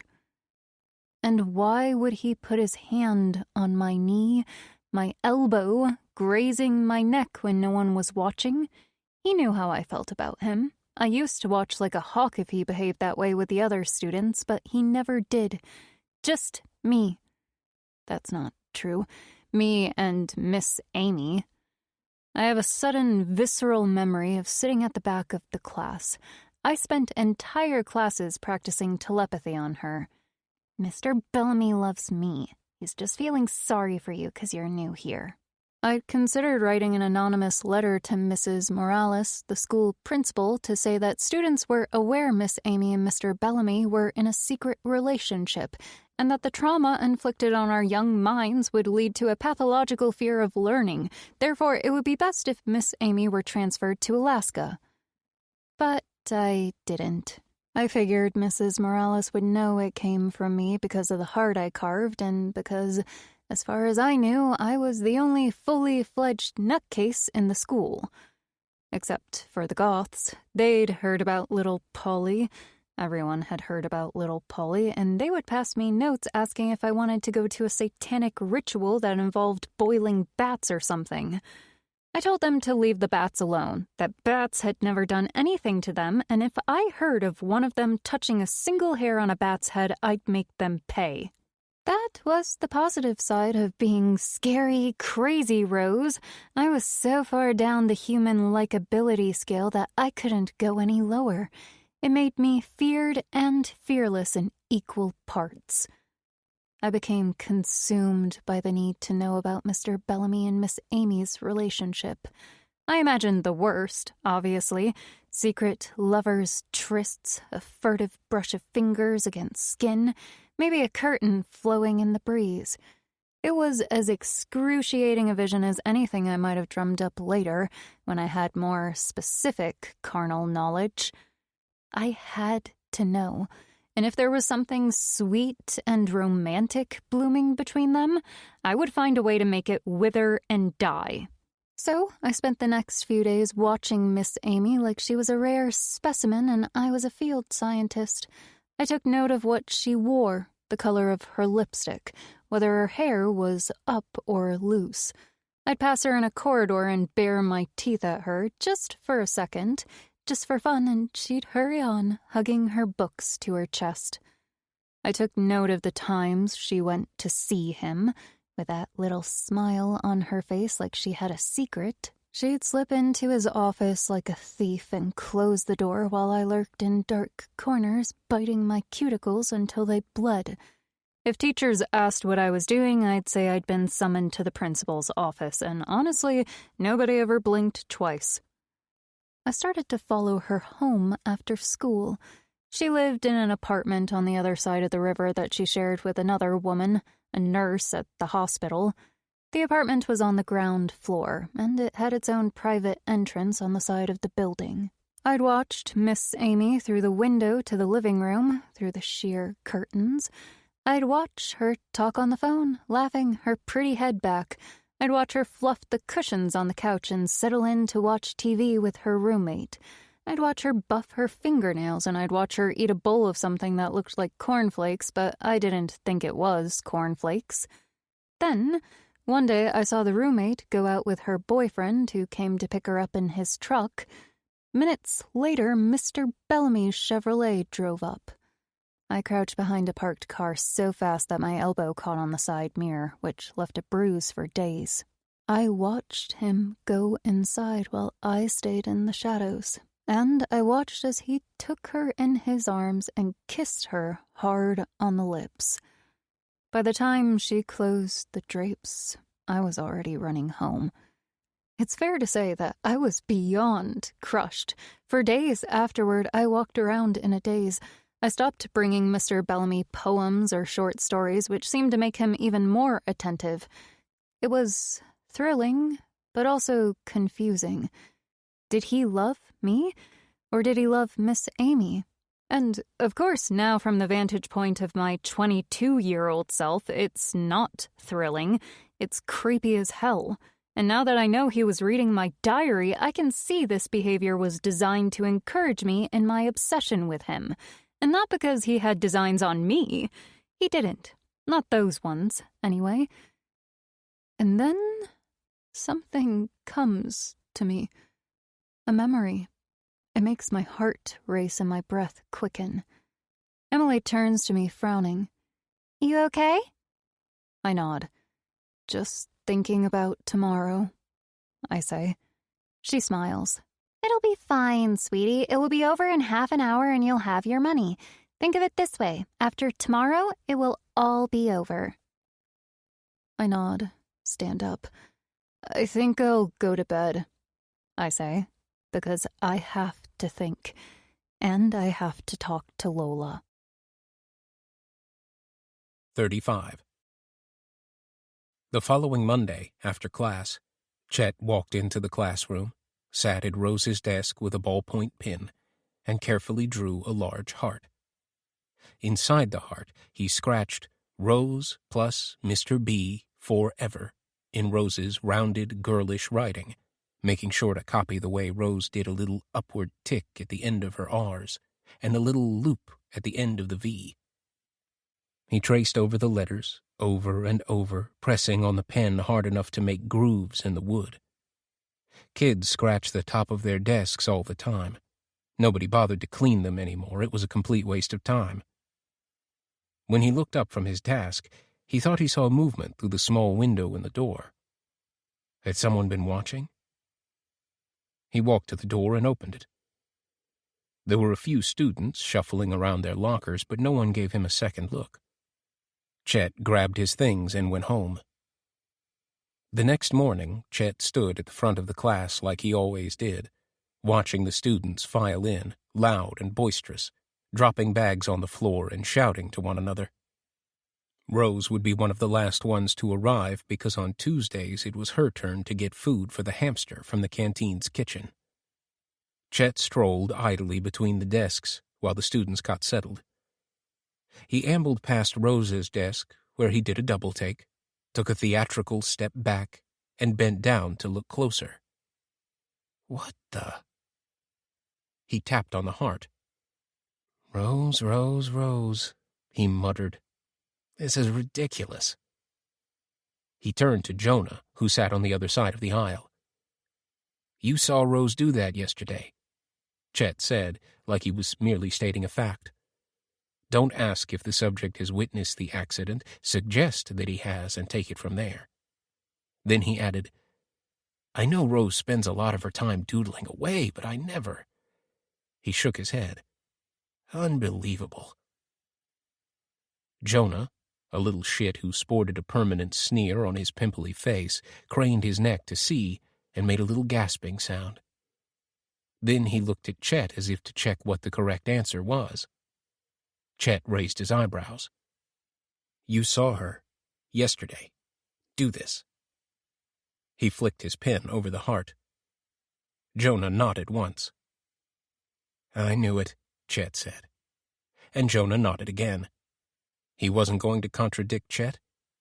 Also, all the students liked Chet, because he was the cool teacher, the one who wasn't afraid to kick a ball with them, or high-five them in corridors, or keep his door open if they wanted to chat about an assignment.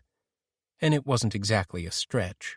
Rose was always scribbling away, always drawing something in her notebook when she wasn't looking at him from under her hooded eyes. By the time Rose came in with her little cardboard box full of limp lettuce, everyone had seen what she'd done, and they all were giggling behind their hands. This is childish, immature, and outrageous, Chet bellowed. I walked in this morning and I couldn't believe it. I could not believe what I was seeing. Rose was sobbing. He'd waited until the very end of the day to confront her about it. They were alone in the classroom, with the door open, of course. Open door policy at all times. And he was letting her know in no uncertain terms how shocked and disappointed he was. Do you think I would have spent time with you, tutoring you, counseling you, encouraging you for Christ's sake, if I'd known you had a stupid schoolgirl crush on me? It's not like that, she wailed. Not to mention damaging school property. Did you want everyone to know? Is that it? What's wrong with you? You're not supposed to have a crush on your teacher. We're too old for you. What the hell are you thinking? What are you trying to do, Rose? I don't know. More wails. Because I am very disappointed. Very disappointed. I know, she stammered. Why would you do such a thing? He asked sternly, arms crossed. But I didn't, she whined. He raised his hands and let them fall. Everyone saw you do it, Rose. I saw you do it. And look, that's your writing, Rose. You can't deny that. See the way you wrote the R? But I didn't.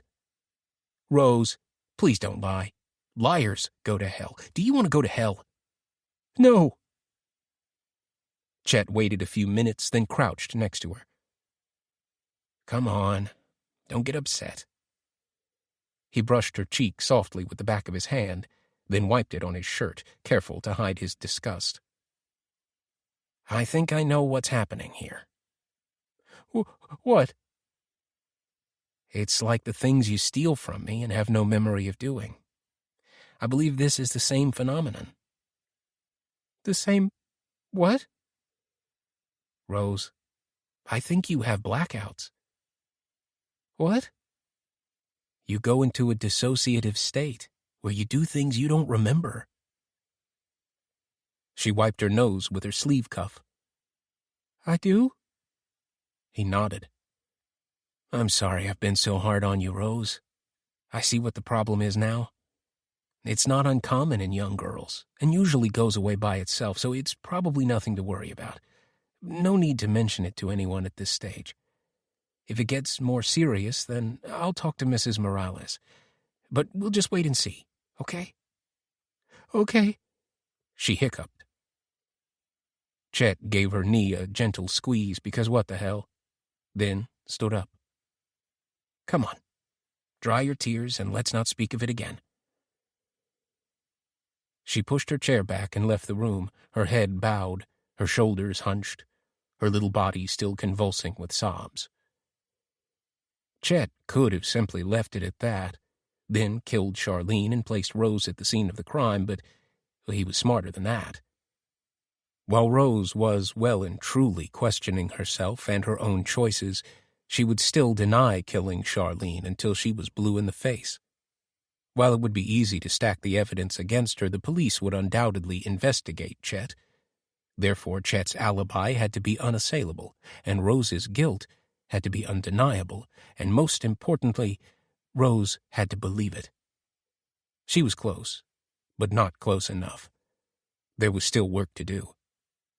Chet needed everyone to see that Rose was changing. She was no longer the happy-go-lucky kid she used to be. She was going to the dark side. Changing her looks would help.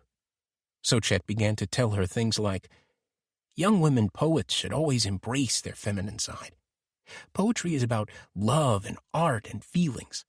There's nothing more unattractive than a young female poet dressing like a tomboy. And sure enough, she'd swap her baggy jeans for skirts and her sweatshirts for tight-fitting tops. But it wasn't enough. All the girls were changing at that stage. He needed something dramatic. One day, in his office, he told her about Cleopatra's bewitching beauty. "Let me show you," he said, opening a browser window.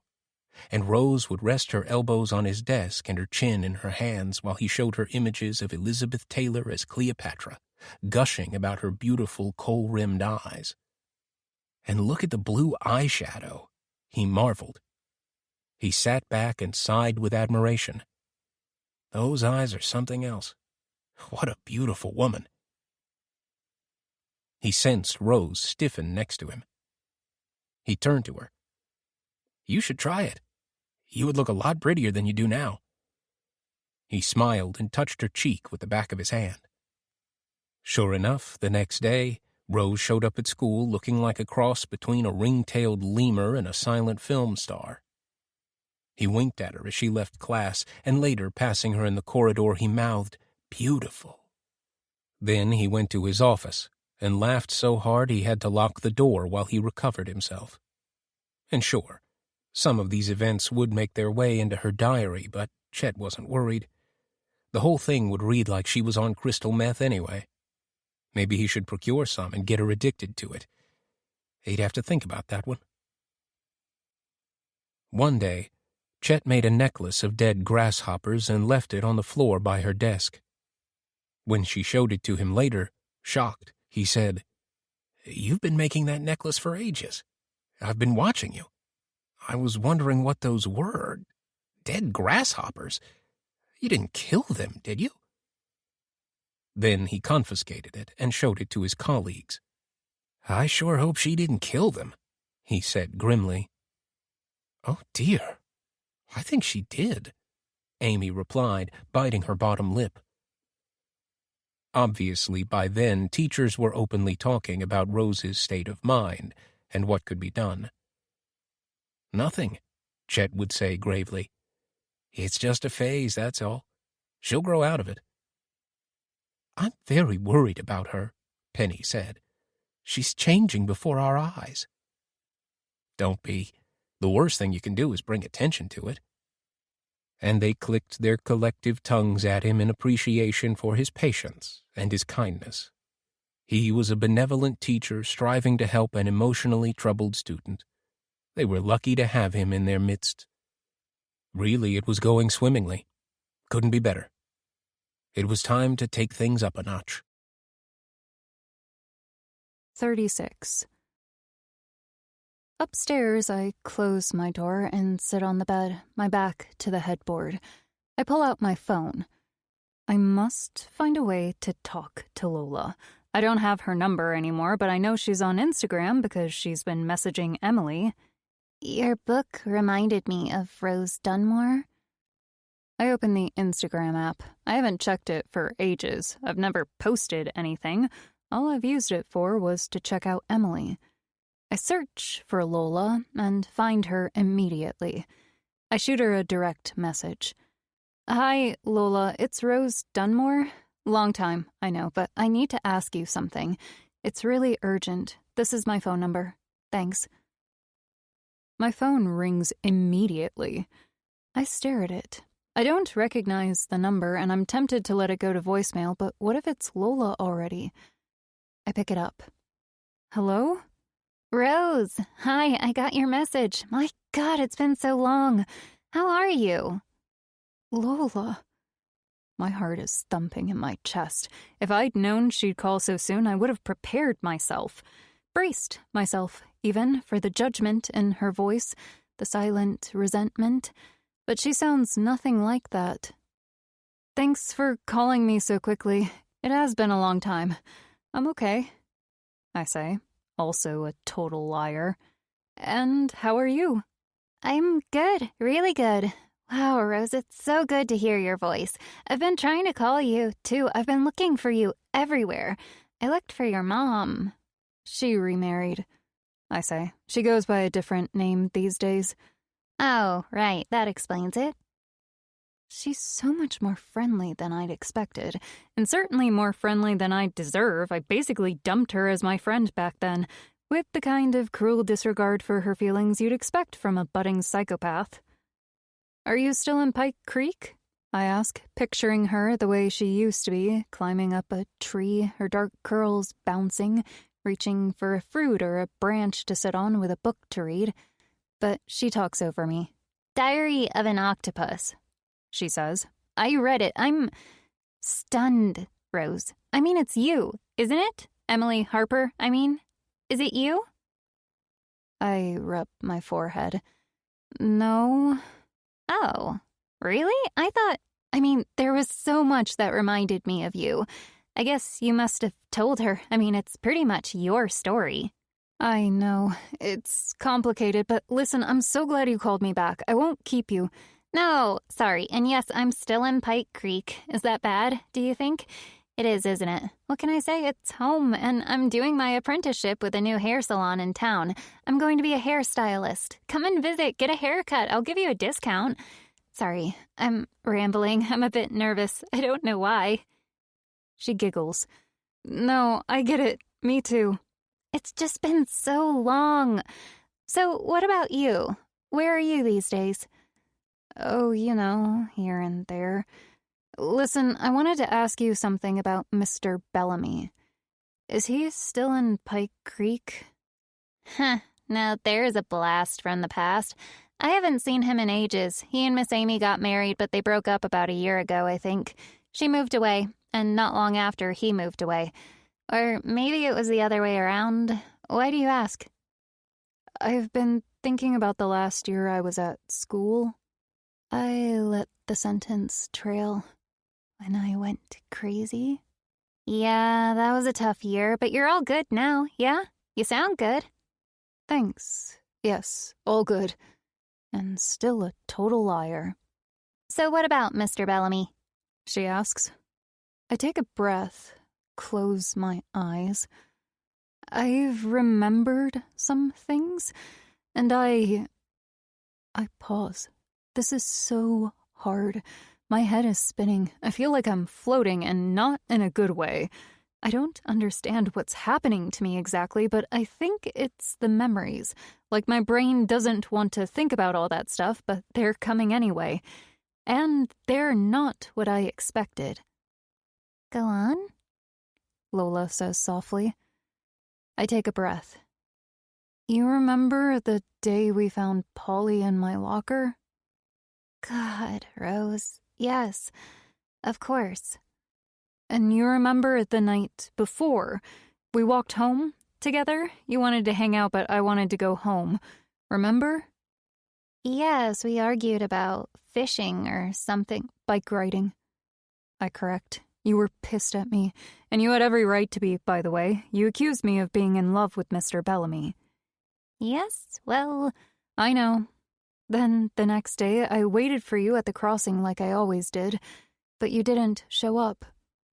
I remember. I was angry. I went ahead without you.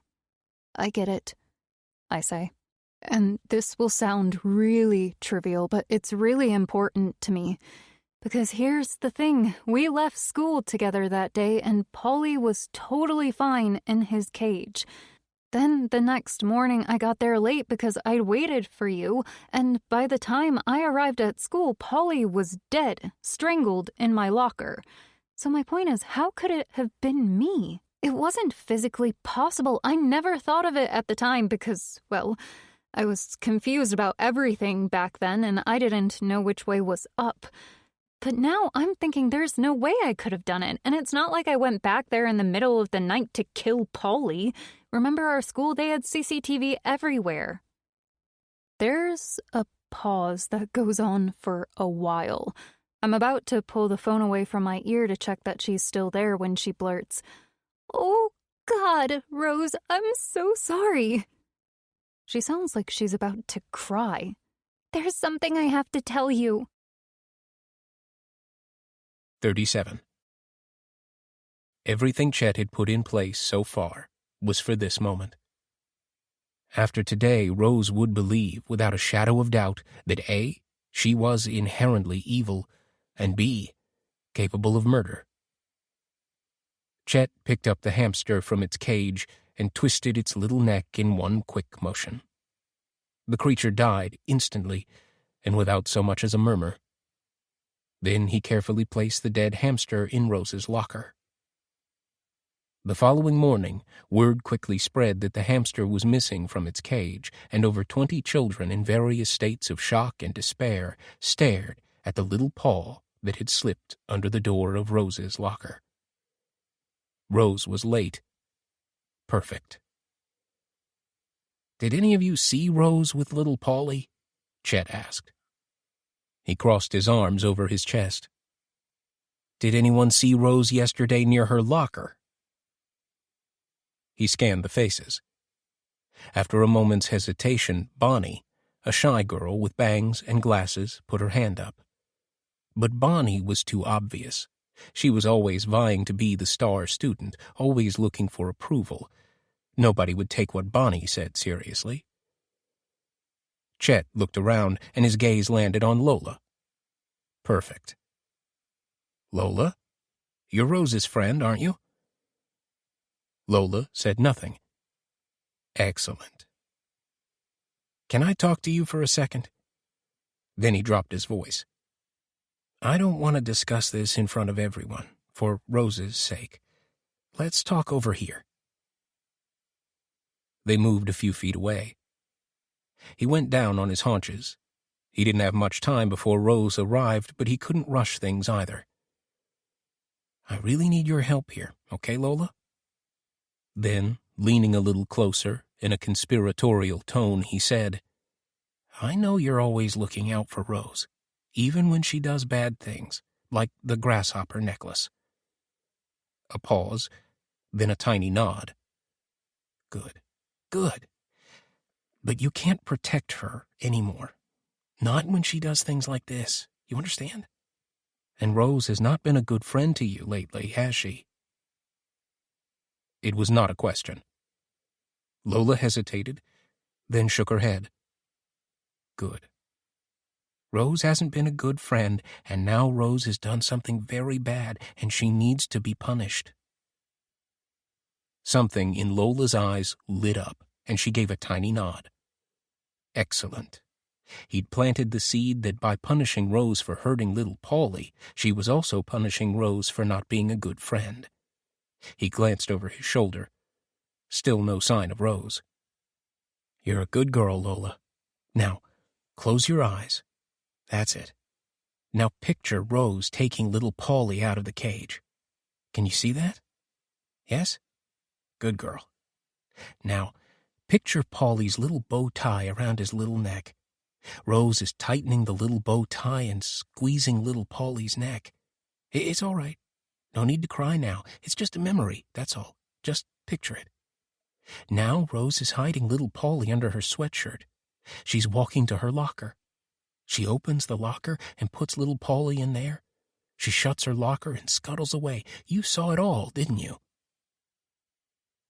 Lola opened her eyes, but didn't respond. He put his hand on her shoulder. Rose has been bad, and Rose needs to face the consequences. Rose needs to be punished. A tiny nod. He gave her shoulder a firm squeeze and stood up. You've been very hopeful, Lola. You're a good girl. You did the right thing. Chet took Lola to Mrs. Morales' office, where Lola, with Chet's prompting, described how Rose had killed little Polly. As Chet said, things had gone too far, and he could no longer stand by and be silent. By then, Rose had arrived at school, and word had spread that she'd strangled the hamster and hid him in her locker. There were witnesses. Chet could barely contain his grin as he watched Rose from a distance opening the door of her locker, 24 children in a semicircle around her. Little Polly flopped to the floor. Children screamed, and Rose burst into tears. Chet wiped the grin off his face and rearranged his features to make himself look shocked, appalled, and horrified. Then he called out to her. Come here, Rose. She followed him, sobbing, as he guided her into an empty classroom. He sat her down at a desk while he stood with his arms crossed. Why did you do it? I don't know. I didn't, she wailed. He shook his head with disappointment. Of course she would say that. But this wasn't good enough anymore. They'd already been through all that many times, but this was much more serious. It's highly possible that you are a psychopath, Rose. You kill small insects. You killed Polly. You hurt people. You destroy the things I love. You steal things. You should reflect on that. But I... Come on, Rose, why did you do it? I don't know. I didn't. He scratched the back of his neck. Okay. Maybe I've got it wrong. I was hoping it wouldn't be the case. What? What case? It looks like you had another blackout. Does it? Yes, I'm afraid so. It's all right, Rose. Chet told Rose it wasn't completely her fault. It was those darn blackouts again. When she asked between sobs if it were possible she hadn't done it, that someone else put dead little Polly in her locker, he explained that she had been seen by 6 students, including Lola. Lola saw me? She dropped her voice to a whisper. Hurt Polly? Chet nodded sadly. Yes, she's very upset, as you can imagine, but let's not dwell on that. All that matters now is poor Polly. Rose put her hands over her face and wailed. Poor Polly. I'm sorry. I'm so sorry, Polly. I didn't mean to do it. And just like that, Rose believed that she wasn't only weird, but also not above killing small, innocent animals. But Rose wanted to go home, and Rose wanted her mommy, and Chet didn't want that to happen. He'd met Mrs. Dunsmore a couple of times, and he got the sense she didn't take any nonsense from anyone. He could just see her march to the school and demand to talk to Chet, which would be fine, and Lola, which would not. Lola would crack, and he needed to keep Rose isolated. He needed to reinforce the idea that she'd done it, and while she didn't remember doing it, she believed she did it. Hey, listen. He put his arm around her shoulders. He'd never done this before, and he felt her move ever so slightly toward him. He knew that if he put just a little pressure, she would lean against his chest. He shuddered. Hey, wouldn't it be better if you stayed at school for the rest of the day? What will you do at home? You'll just be lonely and upset. Here you've got friends. Who all hate you, he didn't say. I'll talk to Mrs. Morales. I'll explain that you had a blackout and that it's not your fault. She'll understand. Then we'll say no more about it. How does that sound? Rose still had her hands over her face. She was still sobbing, still saying Paulie's name over and over, still apologizing to the hamster for killing it. I loved little Paulie, she whimpered. I'm sure you did. We all did. We'll all miss him terribly. Me too. I will miss him so much, she wailed. Exactly. So in honor of little Paulie's memory, wouldn't it be better if you stayed at school today, braved the consequences of your actions? She gave a crying shudder and nodded. Chet guided her back to her class, geography, and went to see Janice Morales again, this time to explain that Rose was experiencing what's known as dissociative fugue states.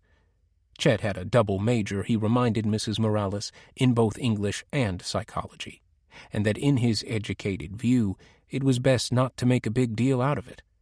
It happened sometimes at the onset of puberty, particularly in girls. That he made up, and usually disappeared after a year or two. I've asked Rose if she wants us to call her mother to pick her up, and she said no. She doesn't want to go home. She wants to stay at school with her friends. He stood up. I'll just keep an eye on things at my end. But without warning, Janice Morales picked up the phone and called Rose's mother. Chet stood and listened, his hands on the back of the chair he'd just vacated. He was gripping it so hard his knuckles were white. He didn't go through all this for Janice fucking Morales to blow it out of the water. It was critical that nobody interfere in Rose's beliefs right now. Janice left a message for Mrs. Dunmore, asking her to come in for a chat at the end of the day, and she could take Rose home then.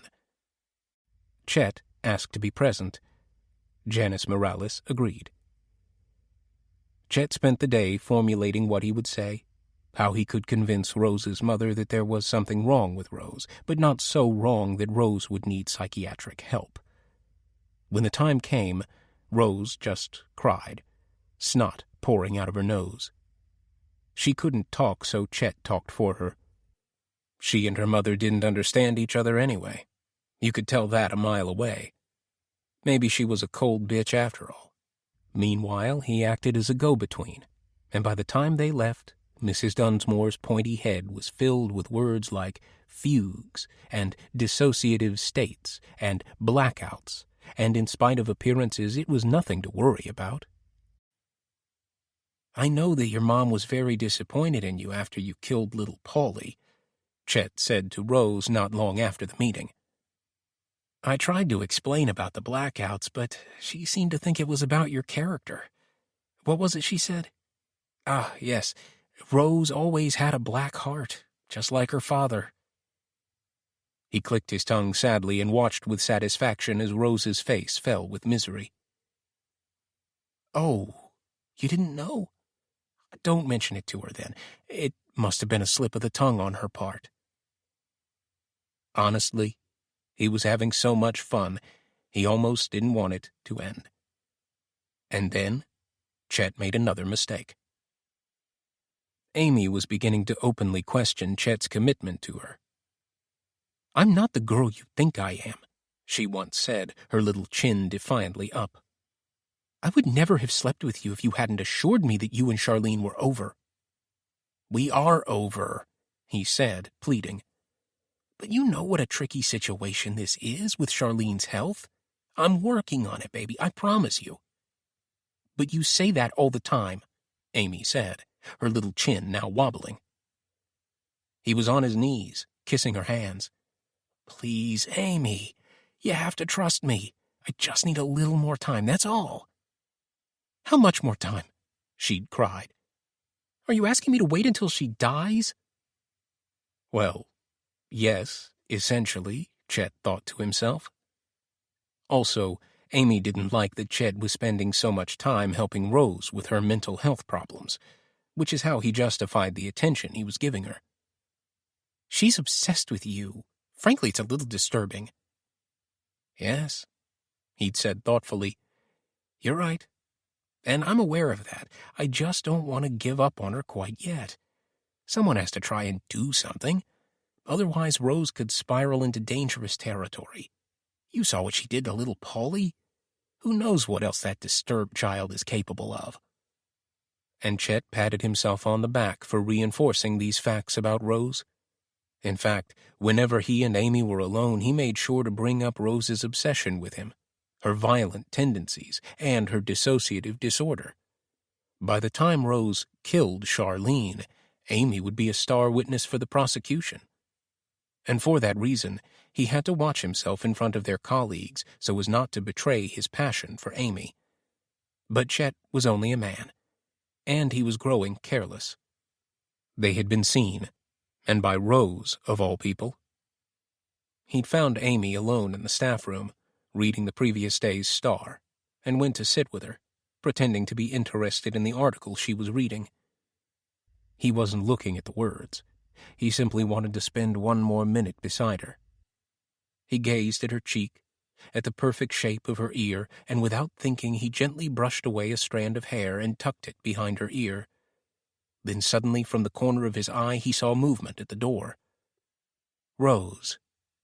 She was rushing off by the time he'd looked up, but he would have bet his crappy house that she'd seen them.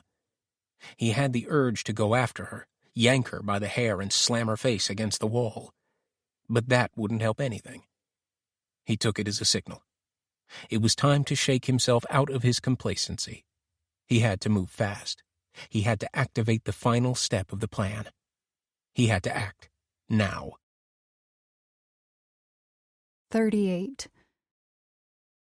I'm sitting there, my head spinning, while Lola talks a million miles a minute, telling me how guilty she's felt for years, that she meant to tell me the truth, but she couldn't find me. It was like I disappeared. "I never saw you kill Polly," she says. "Mr. Bellamy wanted me to say that I did. He kept asking me not to lie. He said I was trying to protect you, but that I would be making the situation much worse if I didn't say I'd seen you. I'm so sorry." Her voice cracks on the last words. "Believe me, I know exactly what he was like." Blood is rushing in my ears. She tells me how he confused her, and I'd been acting so weird anyway. I'd changed.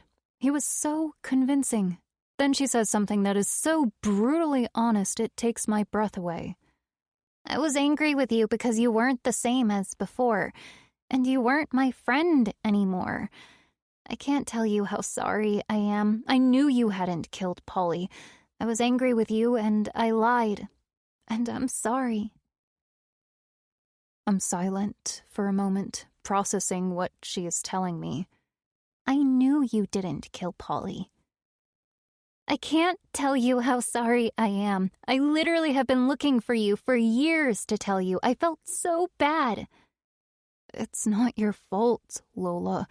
It's that creep, Mr. Bellamy. "So who killed Polly?" she asks. "And who put him in your locker?" My head is throbbing. I press my temples with my thumb and index finger of my free hand. "I think he did," I say finally. "Mr. Bellamy?" "Who else?" I explained to her about the laptop he gave me, how it was syncing to the cloud, how I only just found out he was reading my diary. He was toying with me. He knew I had a crush on him, and he was playing a cruel game, enacting the same gestures of affection I was dreaming about. I spew it all out like lava. All the times he made me believe I was stealing things from him but didn't remember, how he made me doubt everything about myself. It was nuts, like being trapped on some crazy roller coaster going round and round the same bends over and over. The way he berated me after I killed, or thought I killed, Polly. You know what you are, Rose. You're a psychopath. You kill things. You destroy the things I love. You steal things. Then I tell Lola about Emily Harper, how she found my laptop at the airport and published my diary, although she changed it to make it look like my fantasies actually happened, while at the same time claiming it's all fiction. The floorboards creak outside my door. I pause. Hang on. I whisper into the phone, then I slip under the covers just as my door flings open. Jesus, Emily, don't you ever knock? Who are you talking to? Nobody. I'm trying to sleep. What do you care? With the light on and your clothes on? I'm afraid of the dark. Get out of my room, Emily. She touches her hair. Well, technically it's not your room, and I'm sure I heard you talk in here. I was rehearsing for tomorrow. Her eyes light up. God, that woman is an idiot. Oh, of course, that's a wonderful idea. I can't wait to hear it. She tilts her head. Tomorrow, Emily. I could help. Tomorrow, Emily. Fine. I'll leave you to it then. Good night, Rose. Who the hell was that? Lola says when I get back on the phone. Emily, she's insane. I whisper. She's got me holed up in her apartment and she wants my confession so she can say publishing my diary was some kind of sting to draw me out. In exchange, she'll give me $10,000 and 2 days to run away. Sorry, Lola says. What confession? What for? For killing Charlene Bellamy, I blurt out like it goes without saying. Which goes to show I'm not thinking straight. I was dragging an armchair in front of the door, my phone wedged in the crook of my neck, and I guess I got distracted because I would never have blurted it out like that. Not in a million years. Anyway, it's too late now. I've shocked her into silence. Finally, in a voice that sounds like it's coming from the North Pole, she says, You killed Charlene Bellamy? Truly? I don't know, I say, sitting down on the bed again. I thought I did. 39. Chet woke up with a song in his heart and butterflies in his stomach. Today was the day. Today, Charlene would die. Today, Chet would be free. And Rose was ready. Chet chose this day because of the baseball game. It was an exciting game because Coach believed that if they could win this one, they had a shot at participating in the playoffs, which had never happened before. Chet had offered to help, and Coach had accepted, which meant that Chet would be in the dugout for the duration of the game. Chet's plan was simple. He'd bought Charlene a gift the day before, but hadn't given it to her yet.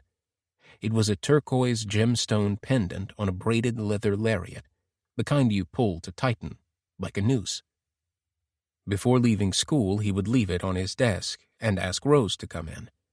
Then Rose would pick up the necklace and play with it absent-mindedly, because she always picked up whatever shiny new thing was on his desk. DNA on the murder weapon? Check. Then Chet would go home for an hour or so before the game. He would give Charlene her present, make sure she was wearing it, then feed her a handful of Valium. Then, as he was getting ready to leave, he would ask her to walk him to the door. Outside, he would call out to old Doris and have a neighborly conversation. He'd make sure Doris saw Charlene on the porch, call out to her if necessary. "Charlene, you want me to bring anything home for dinner?" Then he'd get in his car, drive around the corner, park on the edge of the golf course where the trees provided a hiding place, and wait a few minutes. He'd slip on a dark hoodie, quickly walk back, down the side of his house opposite to Mrs. Garcia's, where she had no line of sight, and re-enter through the back door. He already knew he'd find Charlene back in bed watching TV, and that's where he'd strangle her, using the very necklace he gifted her earlier. All he had to do was put on a pair of gloves and pull. A child could do it. Of course, Chet had to place Rose in the house while he was at the game, loudly boosting the players' morale. And honestly, that was the easiest step of all. The last class had finished, and a few minutes later Rose knocked on his open door. "Come in," he said wearily. He didn't even look at Rose as she closed the door after her. Open door policy, remember, cretin? He didn't call her out on it. He was pinching the bridge of his nose, his eyes closed, the phone against his ear, listening to a dial tone. "Charlene, please, let's discuss this later." "Yes, I know. I know you do." He made sure to look like he was in pain, like talking to Charlene was bordering on unbearable. That was something he'd started to do since he'd come up with the plan. Whenever Rose came into his office, he would enact a variation of that same conversation. "Let's talk about it later. Please, I don't want to have this conversation right now." He'd wanted Rose to be crystal clear about the state of his marriage. Chet was miserable. He was shackled to a miserable harpy, and no matter how patient or how kind or how willing Chet was, Charlene was intent on making his life a misery. All accurate, in fact. "I have to go." He hung up and brought his hands together as if in prayer. "I've had enough of this. I can't take it anymore." Then he opened his eyes. "Rose, there you are. We haven't spoken in a couple days.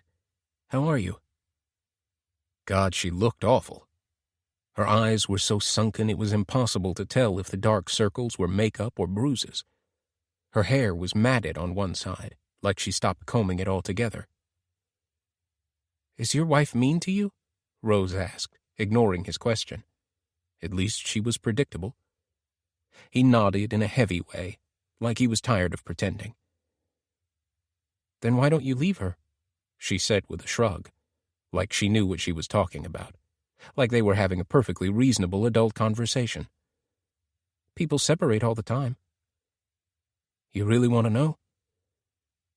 She nodded once, but violently. He put his pen down and leaned back in his chair. "Charlene is lonely. She's unhappy. Deeply so. She thinks she's in love with me, but she isn't. She's merely clinging to her idea of a happy marriage. We're not happy.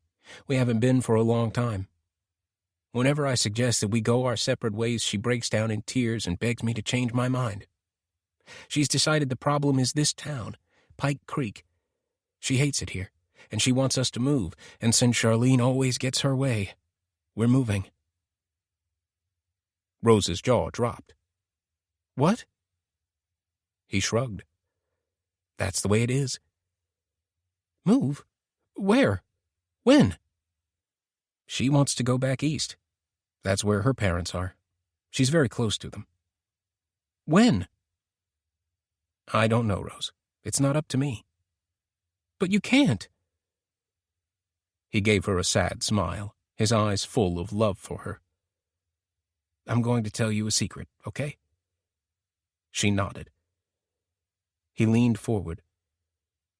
"If Charlene found out I was in love with someone else, she would leave me." She gazed at the desk, finally noticing the necklace. Her hand hovered over it. He willed her to pick it up. "If she found out about Miss Amy?" she said, looking up at him and pulling her hand away.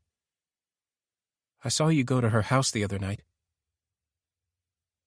Chet's chest rose in anger. He swallowed his shock.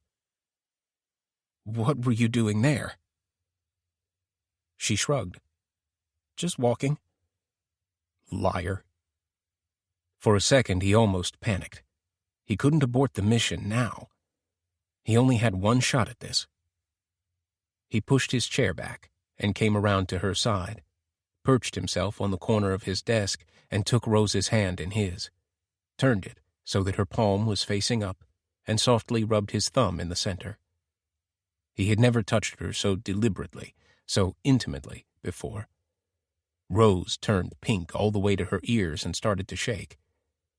He pretended not to notice. Sometimes appearances are not what they seem, Rose. Sometimes the best way to stop people from suspecting you of feeling something that you shouldn't be feeling—" He paused for a moment and stared into her eyes. "Is to throw them off the scent." He focused on her hand. "What I was going to say before is that the only way my wife would leave me is if she found out I was in love with you." Rose gasped out loud. "Me?" He nodded, took a deep breath, then proceeded to reel off all the stupid things Rose had been writing for months. "I think about you all the time. It's you. It's always been you. If you could find it in your heart to consider an old man like me, we'd have to wait a long time, but if you would give it some thought, you would make this old fool so very happy. I could talk to your father, ask for your hand in marriage. You'll be 18 in 5 years. It's not so long. I can't stop thinking about you. I've never felt this way before. Of course, we wouldn't do anything intimate at all. Not until you were old enough and we were married. You are so precious to me." "I don't want to leave Pike Creek," Chet said. "I don't want to leave you. And if you went to talk to Charlene, if you wanted to, and if you explained about how we feel about each other, she would listen to you. You have a wonderful way with words, Rose. If you explained, she would set me free." "Me?" she asked again, eyes big and round. "Now come on, Rose," he thought. "This is your dream come true. Stop asking and get on with it." He nodded and smiled at her like he couldn't hide the joy, the hope, any longer. "You could go there later, while I'm at the game." He told her his address. She already knew where he lived, of course. She'd followed him once and put that stupid scarf around the tree outside his house. "Say around 6:15? She'll be alone. If she doesn't hear you knock, it's probably because she has the TV on too loud. Just go in. The door will be open." And before she had a chance to reply, he bent down and very, very softly, he whispered, "It's you, Rose Dunmore. It's always been you." He stood up and put his hand on her shoulder. "Also, don't put any of what we've discussed today in your diary. Do you understand? Not a single word." She nodded. She would assume he referred to some vague diary, a pink notebook with a red ribbon around it. It was he who'd suggested she keep a journal, after all. To practice your writing. And how very lucky did that suggestion turn out to be. He opened the door, let her through first, watched her walk away, unsteady on her legs, then went the opposite way to the teacher's lounge where his colleagues were having cake for Penny's birthday. "I thought you were going to miss my party," Penny beamed. "Never," he replied, kissing her on the cheek. "Happy birthday to you. How old are you again? 21? She laughed, tapping his shoulder lightly before cutting him a slice of the cake Amy had made especially for her birthday. "You're going to the game later?" he asked Rob. "You bet," Rob said before belching. "Absolutely," Penny cooed. "I wouldn't want to miss it for the world." Amy just smiled and wiped crumbs off the counter. Chet jerked his thumb over his shoulder. "Did any of you see Rose just now? I asked her if she was going to the game, and she said she wasn't in the mood and had better things to do. She was very odd, almost aggressive." "Nothing new there," Rob mumbled. Penny clicked her tongue. "I'm very worried about that child." "She's not even going to the game?" Amy asked. "Nope," Chet replied. Amy dropped the crumbs in the trash can and brushed her hands. "I'm surprised. You let her follow you around like a puppy. I would have thought she'd be the first one there." Chet ignored the barb. The attention he gave Rose was still a point of contention between them. He was dying to pull her to him, bite her slender neck, and whisper, "Don't worry, my sweet girl. Rose is a means to an end, that's all."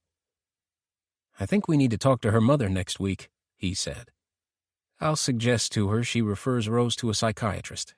I think it's time. You tried your best, Chet, Penny said. The three of them mumbled in agreement, then looked at him like they felt sad for him, because he'd tried his best. But he couldn't stop seeing Rose's face in his mind's eye, the odd, innocent, gullible quality of it. And it was only at that moment that he remembered she never picked up the necklace. He felt his jaw set. He had to pick it up on the way out to give to Charlene, and Rose was gone. He cheered himself up by picturing Charlene's bulging eyes when he strangled her. And while it was unfortunate Rose hadn't touched the necklace, she would still leave her grubby prints everywhere while Charlene lay there dead. 40. Do you actually remember killing her? Lola asks.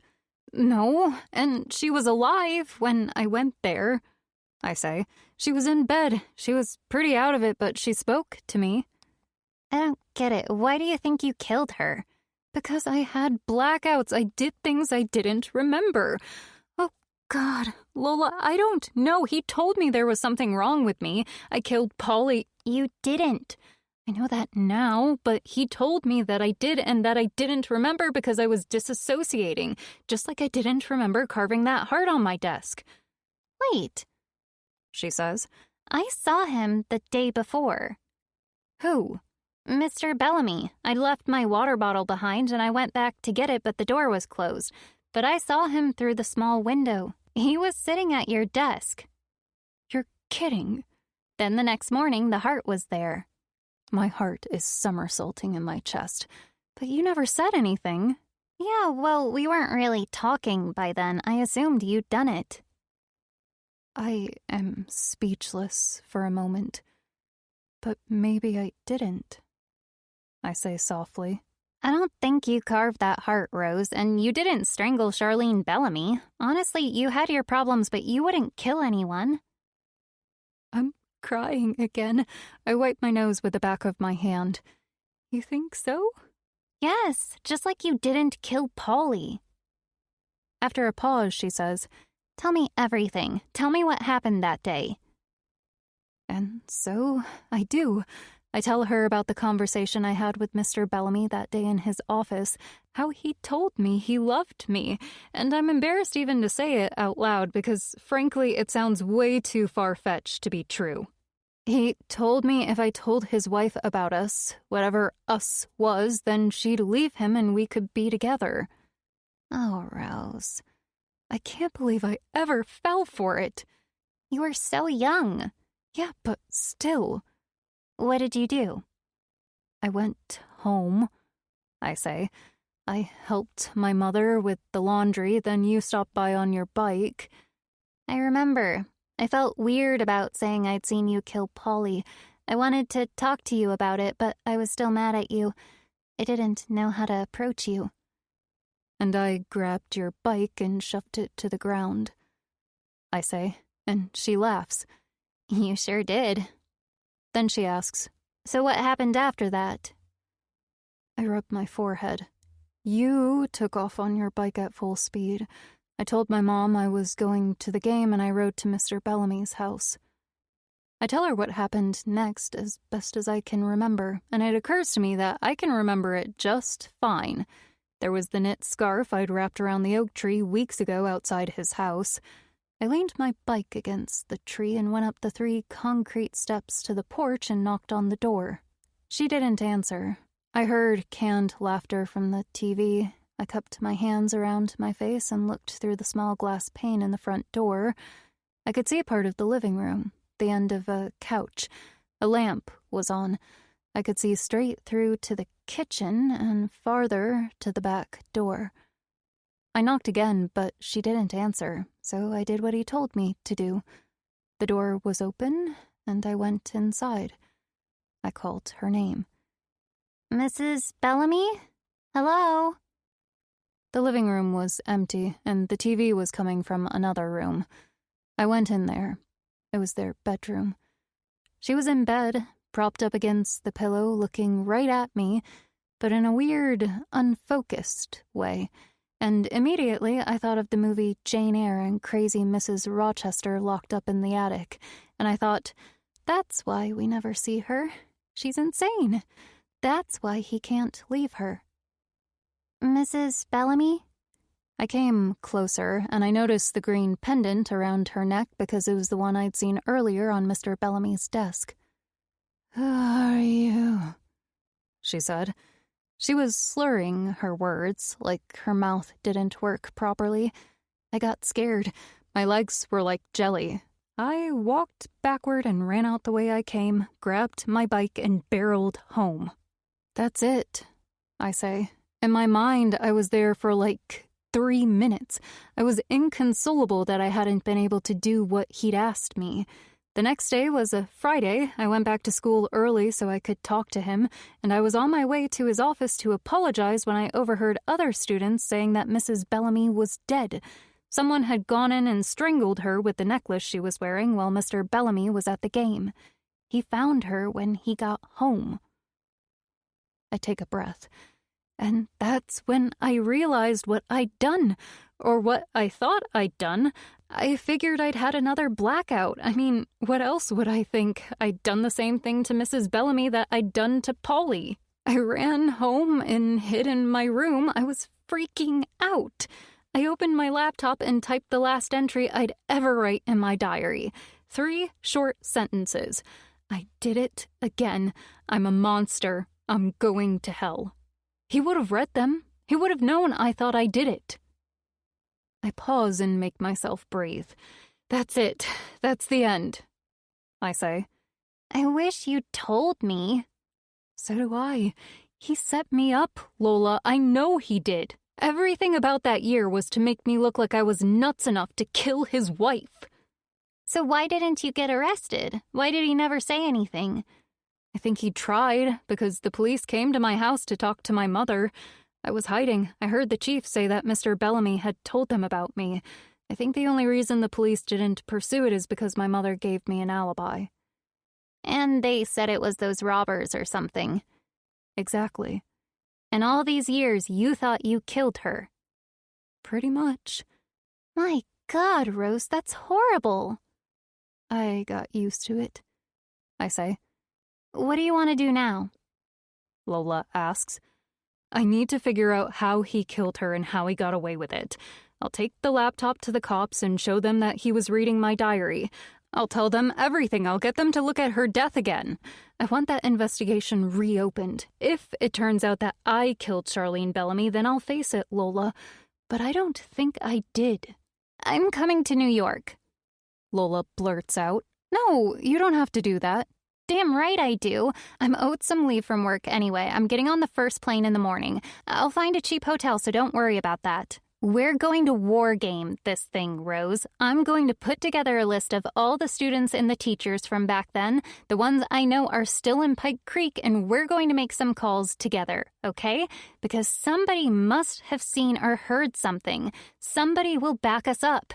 Then you're coming back with me to Pike Creek, and we're going to the cops. We'll tell them to reopen the case, and we're going to prove what Chet Bellamy did to you and to his wife. And he's going to jail for a very long time. Thank you, I say, my voice cracking. You bet. I've got your back, okay? 41. Chet opened the door to his house with a spring in his step. "Hi, babe. I'm home." "Hi, hon," Charlene called out from the bedroom. She met him in the living room, wearing an old track suit and a sleeveless top that had a stain on the front. She had a half-empty glass of wine in her hand, and her hair looked like it hadn't been washed in a month. Chet could barely hide his disgust, forgetting for a moment that he was the one who'd gotten her addicted to pills and alcohol in the first place. "I got you a present," he said, then pulled out the necklace. She tried to focus. "Oh, Chet, that's beautiful." She stood on her toes to kiss him. For once, he didn't recoil. He could do it. Heck, it was almost over. He helped her slip the necklace over her head, then said something about getting a drink. In the kitchen, Chet pulled out a bottle of Valium from his pocket, mixed half a dozen pills in whatever was left of Charlene's boxed wine, returned to the living room and refilled her glass. "I'm just going to get changed, babe," he said, and took his drink to the bedroom. 15 minutes later, Chet was ready to leave. He turned on the TV in the bedroom, then went to the kitchen where he found Charlene fiddling with the microwave. "I'm putting this in the car," he said, holding up his sports bag. "Okay, hon," she replied without looking up. Outside, Chet's neighbor Doris was tending her roses. Perfect. "You going to the game tonight, Doris?" he asked, putting his bag in the back seat of his car. "Oh, Lord, no. I'm sure it's all very exciting, but not for me," she said. "That's too bad. It'd be nice to have you down there cheering on the boys. I bet they'd love it." She made a polite attempt at a laugh, but her heart wasn't in it. Chet could tell Doris didn't like him. He didn't care. The feeling was mutual. "Hey, Charlene," Chet called out. Nothing. The door was open, and he could hear the TV. "Charlene," he called out again, louder. "She can't hear you with the TV, Chet. Why don't you just go in?" Doris said. "And why don't you mind your own business, you old hag?" "You're right," he said with a tight smile. He bounced up the few steps to the house and found Charlene heating instant nachos. "Hey, babe, didn't you hear me call?" "Oh, sorry, hon. You have fun, okay?" He wrapped his arms around her waist from behind and kissed the back of her head. "Come out to the porch and wave goodbye to your husband. It's for good luck." She giggled, but didn't move. Chet glanced at his watch. He needed to hurry. "Come on, babe, I gotta go. Come and say goodbye on the porch like a good wifey." The microwave pinged. She took out the dish. "Don't be silly," she said. "You go, Chet, and have fun, okay?" "Please, baby," he whined. "It's for good luck, babe. If we lose, it'll be your fault." She giggled again, and for a moment he wondered what it was going to take. Should he drag her by the hair, put her neck in an arm lock? But to his relief, she put her plate on the counter and put her hands on his chest. "All right, go on. Out you go." "You're the best." She was swaying so much he had to guide her by the elbow. So he overdid it with the pills. Never mind, it would only make his task easier. He positioned her just outside the door, kissed her cheek, and bounced down the steps again. Doris was still in her yard. "See you, babe. And you, Doris," Chet said. "Bye, Chet. Good luck," Doris said without looking away from her roses. At the car, he blew a kiss to his wife. "You want me to bring something back for dinner?" he asked loudly. "That's okay, hon. I've got my nachos." "Okay, baby. You have a good night, okay? I'll see you later." He glanced one last time toward Doris. She'd stopped with the roses and was staring right at Charlene. Chet opened the car door, then behind him he heard Doris. "Are you all right, Charlene?" He turned around. Charlene hadn't gone far. She hadn't even closed the front door yet. She had one hand against the wall to steady herself and was looking down at something on the ground. "Charlene?" Doris asked again. "Oh, hi, Doris," Charlene slurred. "She's fine," Chet said with a tight smile. "She's just tired. Aren't you, honey? You go to bed, babe." "Let me help," Doris said. She put her shears down on a plastic chair. Her hands were shaking like crazy. He didn't think she'd managed to cut a single rose yet, the old fool. That's how weak and old she was. "Oh, yeah. Come on in, Doris," Charlene said. "I was just going to have some wine."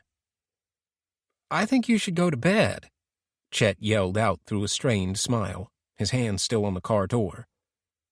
"Don't be silly, Chet," Charlene said. "It's not late." That never stopped you before, Chet thought. "I'll make you some tea, Charlene," Doris said. "You look a little under the weather, my dear." For fuck's sake. All he wanted was 1 minute to park the car around the corner, go back inside via the back door, and kill his wife. Was that too much to ask? Apparently, because fucking Doris was going to screw it all up for him by staying with Charlene. Doris had walked out of the front of her yard and was about to turn into Chet's when he put his hand on her shoulder. "She's fine. She just needs to lie down, that's all." She looked down at his hand. He had gripped her harder than he'd intended. She was so weak, like a dried-up old tree. He let go of her shoulder. "It's no trouble," she said. "I'll make her some tea and settle her in. She looks a bit unwell to me." And before he had time to stop her, Doris was going up the porch steps. Chet watched his wife let herself be guided by motherly Doris. Then Doris closed the door without even a second look at him. Chet got in his car and slammed the steering wheel with the flat of his hand. He stared at the front door for a full minute, his jaw so tight it hurt. He drove off and parked around the corner. He had to gather himself. He couldn't go back now. He couldn't kill them both, and God knows he was tempted. Chet checked his watch. Meddling Doris would be there a while, and Chet was due at the game in 5 minutes. He vaguely considered going to Rose's house to tell her not to go and see Charlene, but her mother would probably be there and he could hardly ask to speak to Rose in private. He'd have to come back later, that's all. He would park his car a little way from the baseball field. There would be a short break. He could do it then. It was not ideal and he'd have to be quick, but he could do it. He had to do it. He had no choice. 42. It's after midnight when Lola and I say goodbye. My head is spinning. I can't stop thinking of what Lola said. "I never saw you kill Polly." I think of my mother. I have a sudden urge to tell her right now. Also, I have questions only she can answer.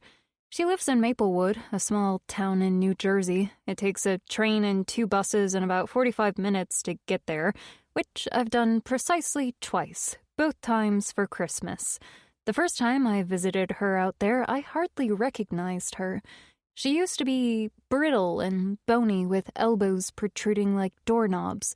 She had an attractive face, but it was obscured by the big glasses, and she'd stopped smiling a long time ago. I was struck by how much softer she seemed. Her black hair was streaked with gray. She still wore glasses, but with bright red frames so that they, too, seem lighter and happier. She was clearly happy with Albert, a retired banker with a comb-over, an aquiline nose, and small blue eyes that smiled and sparkled like he was about to tell you a really good joke. I don't care what the time is. I call my mother on her cell. She picks up after 3 rings. "Rose, what's wrong?" "Did I used to have blackouts?" "What?" "Did I ever have blackouts, fugue states, doing things without realizing I'm doing them? Like I'm in a trance, maybe passing out too?" "What are you talking about? Of course not." "Are you sure?" "Of course I'm sure. You've never had a blackout or fainted or anything like that as long as you lived under the same roof as me. What's going on? Are you all right?" "Do you remember that incident with the hamster at my old school?" A pause. "Of course I remember. I don't think I did it." I meant to sound triumphant, and honestly, I would have settled for petulant, but instead I sound miserable, my voice thick with it. "All this time," I want to say, "all this time you were disappointed in me, and now it turns out I didn't even do it." "I know that," my mother says softly. "Oh, come on, Mom," I scoff. "You thought I killed him. What was it you said? I had a black heart, remember? I was such a disappointment." The back of my eyes sting with tears. Honestly, for someone who hasn't cried in almost 10 years, I'm sure catching up on lost time. I rub my eyes with my knuckles. Anyway, let's just say new information has come to light. It looks like I didn't kill Polly. Just saying. She is silent for a moment. Then she says, I know you didn't hurt that hamster. I know you, Rose. I know you would never hurt an animal. I tried to explain that to Mrs. Morales, but he wouldn't let me get a word in. He wouldn't let anyone speak but himself. He thought he could impress me with his big words, like he knew you better than I did. I tried to explain, but everyone looked up to him. You, Mrs. Morales, like he walked on water, like he was some freaking authority on my own daughter. I stare at the wall in front of me, shocked into momentary silence. Why didn't you say anything before? I tried, Rose. I really tried, but I couldn't reach you. You hated me. It wasn't your fault with your dad and all. You were so young, but you hated me. And for the record, I have never, ever been disappointed in you. And I'm thinking, so why did I think she was? Why did I think she believed I had a black heart? And then I remember, because he told me, repeatedly. What did you mean before when you said you had new information? She asks. I spoke to Lola. Remember Lola? A pause. Yes, of course. She was the one who told Mrs. Morales that I'd done it. I remember. I just spoke to her. She says she never saw me strangle Polly, but Mr. Bellamy made her say that she did. I thought I'd done it because he kept telling me I had these blackouts and I couldn't remember the bad things I did. Take this brief pause to let your mind settle. The journey ahead awaits with new emotions and new discoveries. Yeah, I'm running. Yeah, I'm running. So love me or leave me, I'm standing alone. Can't shake a feeling that lives in my bones. Lie to me, tell me you wish you could, but nothing you gave me is worth what you took. 'Cause I won't love.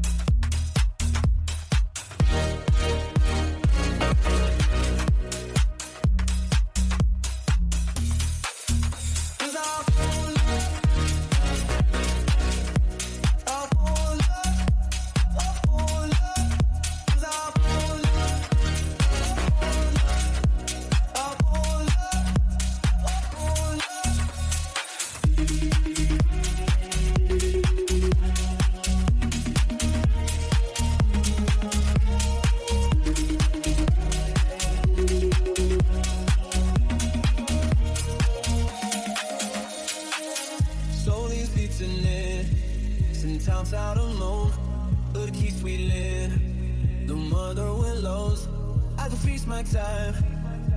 Yeah, I'm running. Yeah, I'm running. So love me or leave me, I'm standing alone. Can't shake the feeling that lives in my bones. Lie to me, tell me you wish you could, but nothing you gave me is worth what you took. 'Cause I won't love.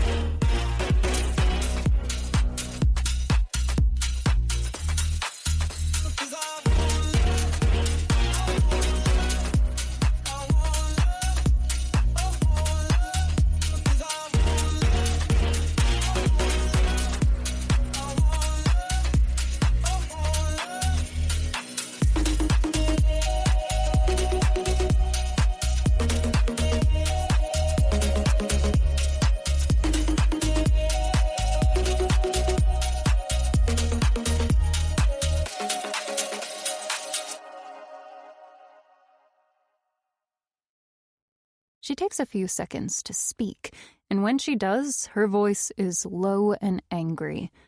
I always thought there was something not right about that man. He came to see me, the day after that policeman came to ask about you. Mr. Bellamy came to see you? It was you he wanted to talk to, but you weren't there. He asked straight up where you were the night Mrs. Bellamy died. What? The gall of the man, she mutters. Then he said there was something wrong with you. He reminded me that you'd harmed the school pet. He didn't like that I told the police you were with me all night. He accused me of lying. My heart is thumping. I knew it. Mr. Bellamy killed his wife, and he wanted to make it look like I did it, and the only person who got in the way was my mother. Why did you lie to the police about where I was that night? I ask.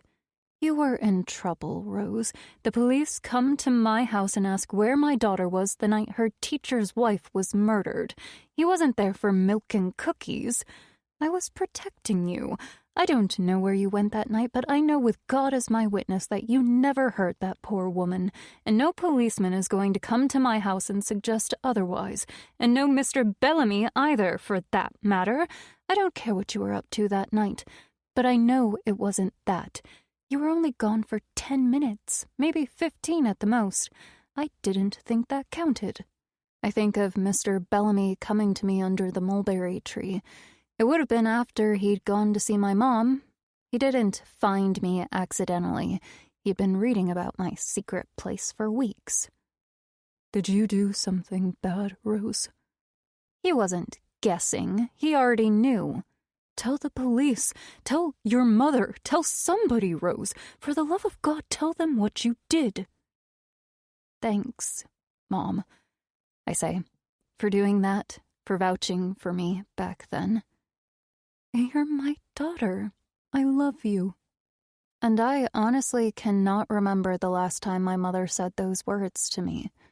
I realize I should be pleased, but honestly my first thought is something wrong?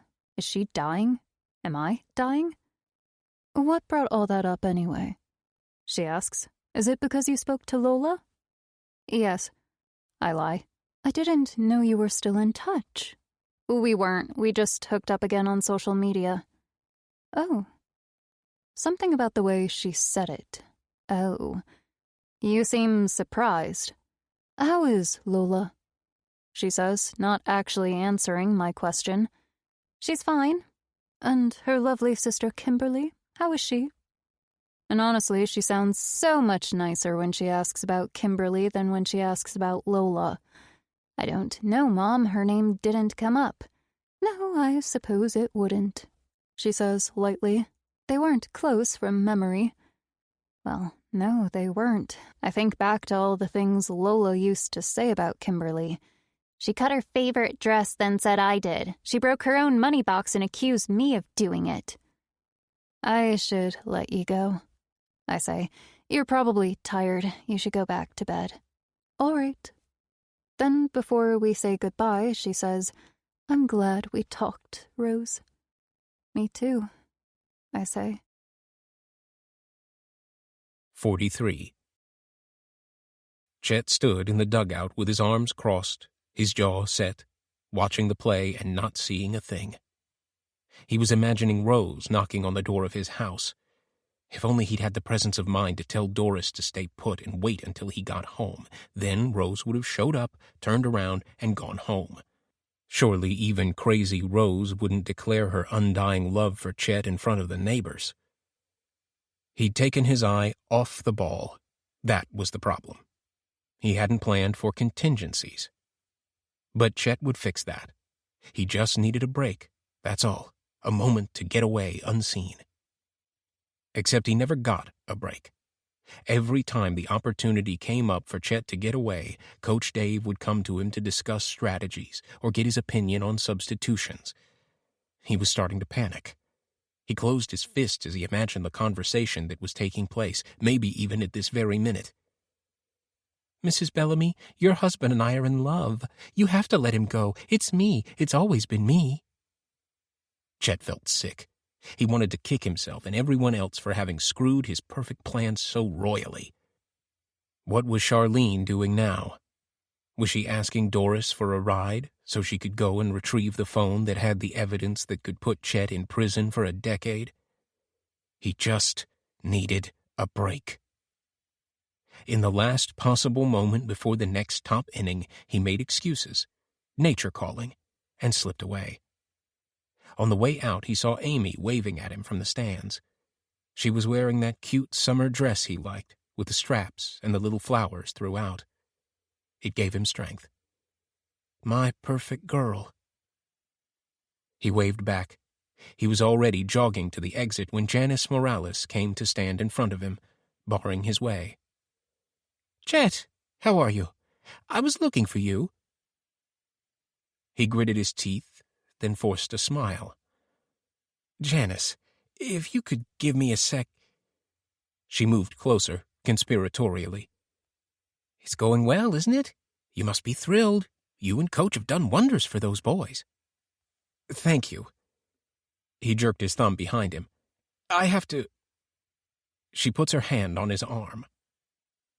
"If I could ask a favor, the Johnson brothers will need a ride home after the game. Trevor Johnson, their father, got a call from the hospital. Oh, no, nothing serious. I just saw from your face you thought someone got hurt." She laughed. Needless to say, Chet thought no such thing. "No," she continued. "Mr. Johnson is a doctor, if you remember, and he's on call tonight." She sighed. "Anyway, you live that way, don't you? Near the golf course? You don't mind giving the boys a ride home?" "No, totally fine. I'll just—" "Thank you, Chet," she said, patting his shoulder. "I knew I could count on you. They'll meet you in the parking lot. And how's Charlene? I haven't seen her in months. Is she here?" "No, she wasn't feeling too well. She decided to stay home. Now, if I could—" But on and on she went, and no matter how hard he tried, he couldn't get rid of her. And then, to his horror, he heard the whistle that signaled the start of the next inning. "Oh, that's you, isn't it?" she said. "You're going this way?" She pointed in the direction he had just come from, and Chet's stomach churned like someone was twisting it with a pair of pliers. "Yes," he said finally, resisting the urge to take her head in both hands and squeeze it until her brain exploded. "I'm going this way." After the game, he met the Johnson brothers in the parking lot and took them home. He used the trip to formulate what he'd say to Charlene. "You must have dreamt it. Why would a kid say those things?" He parked outside, his heart thumping. He stared at his house. He wouldn't have been surprised if she'd burned it down, but it looked the same as he'd left it. Through the front window he could see the glow from the lamp in the living room. He walked up the steps to the front door and slowly turned the handle. The door was unlocked. "Charlene? Babe, we won!" Nothing. The TV was on in the bedroom. Could it be she hadn't heard him? Of course not. She was probably waiting around a corner with a baseball bat. "Honey?" he said softly. Nothing. He put his sports bag on the floor and grabbed an empty, grubby vase from the bookcase as a weapon, just in case. "Charlene?" Nothing. He tiptoed into the bedroom. Charlene was sitting up in bed, her eyes closed. She was asleep. He let out a long breath and put the vase on the dresser. Maybe he'd gotten lucky. Perhaps Rose had come in and found her comatose and left. He turned off the TV and went to pick up the glass of wine and the dirty plate from the bedside table. But something didn't feel right, and it took him a moment to figure out what it was. It was her head, the way it had lolled at a funny angle. And now that he looked at her closely, there was something about her color, too. He touched her shoulder with his fingertips. "Charlene?" She slipped sideways. He jumped back like he'd been burned. Charlene? And that's when he saw it. The necklace wasn't around her neck. It was on her chest, broken off, and there was a thin purple mark around her throat. He stared at her, wondering if he was dreaming. He wasn't. Charlene was dead, strangled, and it took him a moment through the haze of the shock to understand that Rose had done it after all. Rose had killed his wife. He slapped his hand over his mouth and stood there, trying to control himself, but it was no use. He bent over and laughed, pressing his hand hard to stifle the sound until he recovered enough to scream for help. 44. All I can think is, he did it, not me. It's on a loop in my brain. Chet Bellamy killed his wife and worked for months to set me up to take the fall. I'm going to find him. One day, I'll make him pay. I think of Ben, and suddenly it feels unbelievably important that I talk to him. I check my phone. It's 20 to 1 in the morning. I can't disturb now. It's his night off. He'll be fast asleep. Screw it. I call him anyway. I'm sorry, I whisper when he picks up. I put my hand over my eyes. A beat. Sorry about what? It's hard to explain. Another beat. Why don't you give it a try? He listens in silence while I vomit my story. I tell him about the crush I had on my teacher that year, about the diary I wrote that synced to his laptop. I try to explain what it was like, the encouragements, the special attention, the building of confidence, the tearing down of confidence, the gaslighting. I tell him about Cleopatra. I was jealous of Cleopatra, I say, because he made such a big deal of her, of how beautiful she was. He wanted me to wear makeup to look like her, and that's what I did, and it made me look mad. I was barely 13 years old, I say. I would have walked around with a tinfoil hat on my head if I thought he'd like me better that way. Then I tell him about Polly and the despair I felt when I realized what I was capable of. And then I tell him that all along Mr. Bellamy had a plan, and as a result, for many years I believed I'd killed his wife. Then I tell him it's only now that I understand I didn't do these things. I couldn't have. I know I didn't kill Polly because I wasn't there. I know I didn't kill his wife because I don't believe in blackouts anymore. Also, I was only there for a few minutes. I am not evil. I'm an idiot, but I'm not evil.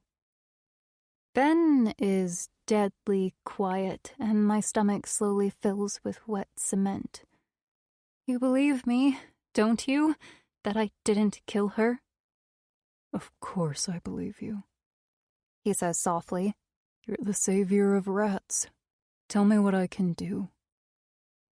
He says that last part in a tone so thick with tenderness it makes my eyes water all over again. I tell him I'd like to move in with him while I figure it all out and prepare what I will say to the police. He says he'd love that. Do you want to come over now? No, I have to talk to Emily first. Why? What does she have to do with all this? Poor Ben, I haven't even got to that part yet. It's another story, but I'll explain everything when I see you. Okay, he says after a moment. But I'm supposed to go to Boston in the morning with Liam. We're closed for 2 days. It's for the new restaurant. That's right. I remember. You told me. But I'll tell Liam I'm not going. No, don't do that, I say quickly. It's important. He insists, but I explain about Lola coming over in the morning and could she crash on his couch for a couple days? Sure. Your friend is welcome to stay here. Then you go to Boston with Liam, I say. Truly, it will give Lola and me some time to catch up. If you're sure. I'm sure. And then I add, oh, also, my parents didn't die in a car crash. My mother lives in New Jersey with her husband, Albert, and I'm not sure where my father is these days, but I suspect he's alive. Sorry about that bit. When I hang up, I see that Lola sent a text. She's booked on the first flight out of Kansas City and she'll land in Newark at 9:58 a.m.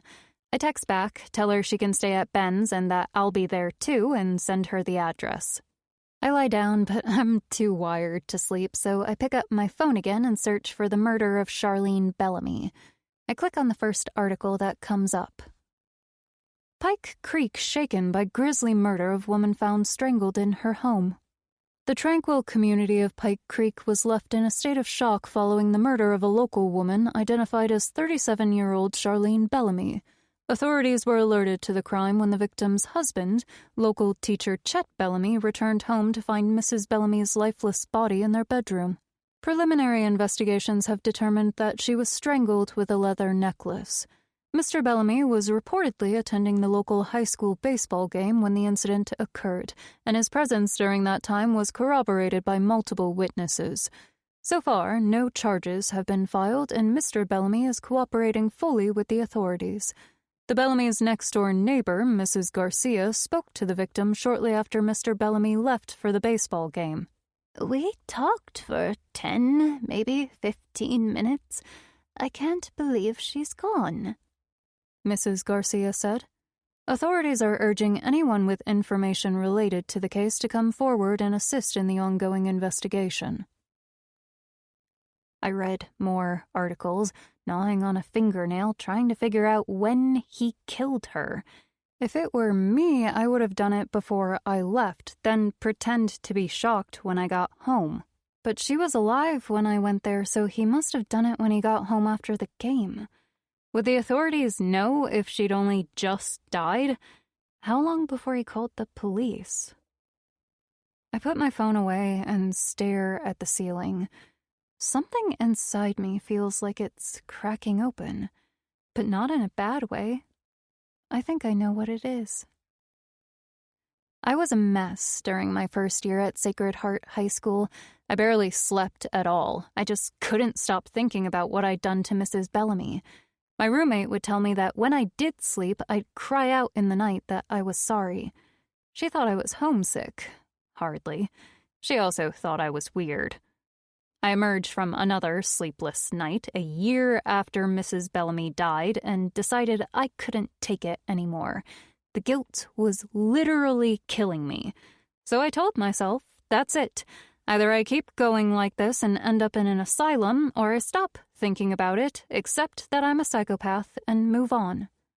So that's what I did. I pushed all those memories down into the vault of my cold steel heart, slammed the door shut, poured layers of concrete on top, then nailed sheets of titanium around it. I embraced my inner psychopath, removed the word remorse from my internal vocabulary, and wore my lack of empathy like a badge of honor. But cracks are appearing. Charlene Bellamy wants to speak out. I can feel it. She wants to blow up the vault. 45. I wake up early, feeling almost euphoric. The first thought that popped into my head was, I didn't do it, which was great. Then the second thought was that I was going to see Lola. I can't wait. As I pack my bag, I can't stop thinking about how much I've missed her. I just never allowed myself to think about that. Also, I assumed she hated me because, well, I was evil inside. But everything is different now, and today I'm breaking the spell. I'm leaving this place. I'm getting as far away from nutjob Emily as I possibly can, and there's nothing she can do to stop me. It's going to be awkward, for sure. Emily's entire redemption act is built upon the foundation that I'm an evil killer, and frankly, I was okay with that.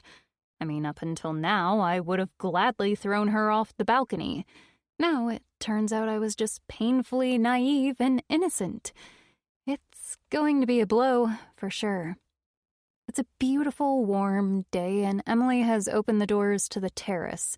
She's leaning with her back against the door jamb, a steaming cup of tea in her hands, tousled hair, barefoot, and draped in a silk robe. She looks like an ad for a luxury hotel. Indulge yourself in a haven of tranquility. Morning, sweetie. You ready for your close-up? Honestly, there's a special place in hell for people who greet you every day with the same put-down joke. And you just know that if you call them out, they'll tell you they were just kidding, and can't you take a joke? Today, I can take a joke. Ha ha, I say, and good morning to you, too. I make a beeline for the coffee machine. I need an intravenous shot of caffeine for this conversation, but short of that, I'll have an espresso. I take it to the couch. She comes to sit next to me, puts her tea on the coffee table, then makes a square with her thumbs and index fingers, like she's looking at me through a camera. This woman truly terrifies the hell out of me. I was thinking about your makeup, she says. I have a look in mind for the video. Darker, more threatening. I could thicken your eyebrows and accentuate the rings under your eyes. Maybe highlight your cheekbones. What do you think? About that, I say, putting down my cup and folding my hands on my lap. There have been some new developments. She smiles at me, but I can tell she doesn't like it. What kind of developments? I raise my shoulders and put my hands out. I didn't do it. She scoffs, but with a smirk of condescension, like I just told a joke, but it was a lame one. Then she frowns at me. You okay? Yes. I'm doing that grinning thing again. My cheeks are hurting. My top lip is stretched against the bottom of my nostrils. What's wrong with your face? I don't know, I say. I'm just happy. Is it hormonal? No, it's because all this time I thought I was a horrible person, a psychopath with no redeeming qualities whatsoever. Now I'm pretty sure I didn't kill Mrs. Bellamy. She cocks her head. I don't get it. It looks like I was framed. Her eyes grow round and wide, a pantomime of dawning realization. Oh, she says. Framed. Now that's original. No, really. I tell her in a rush of words that my teacher set me up for the murder of his wife. By now you'd think I'd be pretty apt at telling this story, but she keeps stopping me, asking questions, making me go back, go forward, contradicting me, so by the end I'm confused too. But you did kill her, she says. No, that's the thing, I didn't. Chet Bellamy did, and everything else was a setup to frame me for his wife's murder. Okay, she sighs. Assuming what you say is true, She raises a hand to shut me up. Where does that leave me? I mean, I'm supposed to be the hero in here, the woman who put herself in the path of incredible danger at great peril to herself in order to avenge the life of a woman she never met. And you can absolutely tell she's workshopped that line. In fact, I'd put money on it that it's the pitch for her Netflix series. How am I going to look now? She asks. I raise a finger. I have an idea about that. To be clear, my idea is just a bunch of lies and false promises I cobbled together to soften the blow so I can get out of here. None of what I'm about to say is going to happen. She frowns. What? Instead of going to the police, you go to the New York Times or the Atlantic or whatever. You tell them the same story as before, that you found the laptop, realized it held the key to a long-forgotten murder, etc. You published it to lure me, like you said, but then I came along and explained that the real murderer was in fact Chet Bellamy, not me. So you don't need a confession from me because I didn't do anything wrong, I don't think. Over the next few days, I'm going to get my ducks in a row and... What ducks? I scratch the back of my head. I'll have to go back to the beginning of all this, I think. I'll talk to people in Pike Creek, gather as much evidence as possible that Mr. Bellamy killed his wife. I want to talk to his neighbors, to other students who were there then. I want to talk to teachers, anyone who was around who can back me up. I'll take the laptop to the police, give them everything I found out, and then... I pretend to play a drum. She frowns. What are you doing? Drum roll. I see. So what's the big idea? We're going to write a book together. Excuse me? You're so much better at writing than I am. What you did with Diary of an Octopus, I mean, truly incredible. It would have been a flop if I'd published it as is. Not that I would have, but you know what I mean. You have real talent, Emily Harper. She raises an eyebrow, twirls an earring. Well, I can't do this without you, Emily. So once the real killer is caught, Chet Bellamy, to be abundantly clear, you and me will get together and write a book about the whole saga. Diary of an Octopus, the sequel. It's going to be amazing. She nods slowly. okay, but so now you're the heroine. I roll my eyes. It's not like that. It's exactly like that. She pats her hair. You're Batman and I'm Robin, that's what you're saying. You're Sherlock Holmes and you solve the case, and I'm Dr. Watson chronicling your amazing powers of deduction for posterity. Don't be silly. And hey, I'm happy to discuss how to approach it so you are front and center. Front and center of a firing squad, more like. Also, I was wondering...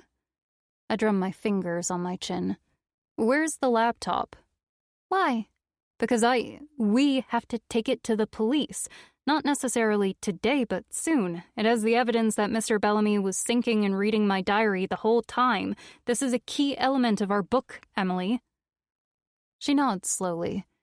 It's at Tiff's place. I'll call her later and ask her to drop it off. Do you want to call her now so we can dot the I's and all that? I'll call her later. I smile. I understand. God, I hate her all over again. Not that I'd stopped, but I'd put it on hold for a minute there. Anyway, who cares? I can call Tiffany myself. I've got her number. I'll tell her it's evidence in a murder and it's not to be tampered with. Well, I just wanted to keep you in the loop, I say, slapping my thighs. I rummage through my bag and pull out my phone. What are you doing? I'm going to stay with Ben. There's no point in me being here now that I didn't kill anybody, so I'm going to call an Uber. And just like that, Emily has snatched the phone out of my hands, walked to the terrace and tossed it over the railing. She didn't even throw it. She just tossed it, like she couldn't be bothered. I'm on my feet. What the hell? She grabs me by the arm and pulls me back down, digging her sharp fingernails into my skin. Listen to me, Rose, and listen carefully. You thought you killed her, but now you don't think you did? You want to know what I think? I think you're in denial. I think you're experiencing killer's remorse because you're about to be found out. And I understand. I really do. But all this nonsense about suddenly realizing you haven't done anything wrong... that's just crazy talk. That's the kind of thing that happens in the movies, sweetie. I'm sorry, I know you're sad and all that, but what do you expect? That this mythical proof is going to fall in your lap just because you wish for it? Please, grow up. The only proof you'll ever find is that you're a horrible person and you kill hamsters. I jerk my arm away. I know it doesn't suit your narrative. Oh, it's nothing to do with my narrative, sweetie. I don't need another angle. I published this diary to lure a dangerous killer lurking in our midst. It was an act of great courage on my part. Right. Right, nothing. I would be doing you a disservice because deep down you know you did it. So, for the love of God, confess. You'll feel better, you'll see. You'll thank me later. She looks so desperate that I want to laugh. She rummages through the stuff on her table looking for her camera that is right there, right under her nose. I go back upstairs. I don't even bother to run. I loop the strap of my purse over my shoulder, grab my duffel bag, and throw it down the steps. It misses her head by an inch and she doesn't even notice. Okay, you ready? She's got the camera in her hand, pointed at me. I ignore her. I make for the door. She falls on her knees, barring my way. Don't go.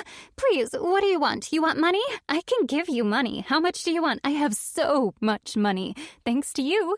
$100,000? You want $100,000? I can make it 200. I can do it now, today. Just give me your confession, Rose. You're insane. She grabs my ankle and I kick her off. I'm about to open the door, but she's grabbed the door handle before I have the chance. She yanks the door open, shoving my head into it hard, and I see stars. 46. Honestly, I'm so over being bossed around. I want to hit her back. I want to break her nose. But I don't. This is the new me. I am unflappable. I wouldn't hurt a fly. Emily has her back against the now-closed front door, her arms out, her hair standing in every direction like she's just licked her finger and stuck it in the nearest electrical outlet. I stand up, one side of my face throbbing, and carefully brush myself down. Then I yank her away from the door by the arm as easily as if she were a rag doll. I hear something pop, which I suspect might have been her shoulder joint, and I won't lie, it sounds as exquisite as the ping of a wind chime in the breeze. She cries out in pain, holding her arm, and I seize the moment to run down the stairs and out of the building.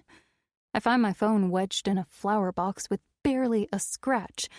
I'm almost maxed out on my credit card, but I take a taxi to Ben's place anyway. Rose!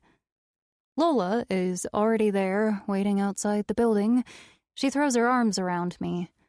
Oh my God, I can't believe you came. I'm so happy to see you. I cry. We stay like that for a minute, inhaling each other's hair. A montage of memories flash by, the two of us laughing, jumping into lakes, climbing trees, running with the wind in our hair. I've missed you, I say. I've missed you too. I can't believe everything that's happening. She pulls away. We're going to sort this out, okay? Whoa, what happened to your face? It's nothing. I mean, it's not. It hurts like hell, a pulsating mass of pain on my cheekbone and my forehead. A door ran into me. I try to laugh, but it hurts too much. Let's go upstairs, I say. I slide out the spare key from behind the baseboard. Inside the apartment, I find an ice pack in the freezer and hold it to my cheek. You look great, by the way, I say. You don't wear glasses anymore? I had my eyes zapped. Suits you. Thanks, babe. She puts one arm around my shoulders and squeezes. And you look terrible. Thanks, babe, I reply and pretend to punch her arm. We sit on the couch. She holds my free hand. There's a lot of talking over each other, a lot of questions, especially about Emily, or as Lola refers to her, that bitch Emily, and sometimes that bitch for short. I try to answer them as best I can. By the time I left, she was offering $200,000 and 48 hours grace before she took my confession to the cops. And you didn't take the money? Lola asks, wide-eyed. I laugh. I should have. She whacked my face with a door. She stands up abruptly. Give me her address. Why? I'm going to see her. I'm going to give her a piece of my mind. I doubt she'll let you in. I'll climb through a window. I raise my hand, palm out. Not so fast, Spider-Man. She's got the laptop. She knows about the SkyDrive. She's going to delete every trace of it. I just know she will. She needs me to be guilty, and she's going to do her darndest to make sure I look that way. Forget about Emily. We don't have much time. There must be someone out there who saw something. Maybe Mr. Bellamy confessed to someone. Lola makes a face. Unlikely. I sigh. I know, but maybe someone saw him coming out of his house that day when he was supposed to be at the game? Yes, you're right, and that's where we should start. I made a list of everyone I can remember who was in our class and the teachers, too.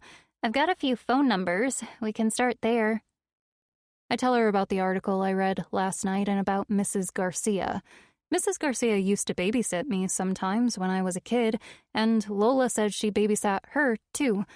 I guess she used to babysit half the town's children. Lola says she's still there, still in the same house. This is the part I don't understand, I say. We know Mrs. Bellamy was alive when her husband left. I know that. Mrs. Garcia knows that. Then supposedly he came home and she was dead. So when did he kill her? When he got home, she says. He strangled her, then pretended he found her like that. That's what I thought, but I read a lot about the case last night, and he was never a suspect. I don't get it. You'd think the police would have considered the possibility. We have to call Mrs. Garcia. She might know something. I search for her number in the Pike Creek White Pages online and find it immediately. Lola goes to the kitchen to make coffee while I make the call. She answers on the fourth ring. Mrs. Garcia? It's Rose Dunmore. A pause. Who? It's Rose Dunmore? I say again, louder this time. I don't know if you remember me. You used to babysit me a long time ago. My mother's name was Donna Dunmore. A pause. I remember you. I wanted to ask you about the day Mrs. Bellamy died, if that's all right with you. Did the police talk to you? The police? No, why? No reason. How is your mother, Rose? She's well, Mrs. Garcia, thank you for asking. She's remarried. Yes, I know. They're very happy. That's nice. Okay, well, I was wondering, sorry to bring all this up again, but it's important. I understand you spent some time with Mrs. Bellamy just after her husband left for the game? A pause.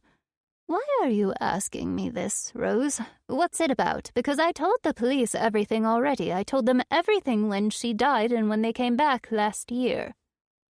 The police came back? Yes, dear, and I told them the same thing I told them 10 years ago. I don't have anything new to add. Why did they come back to talk to you about this?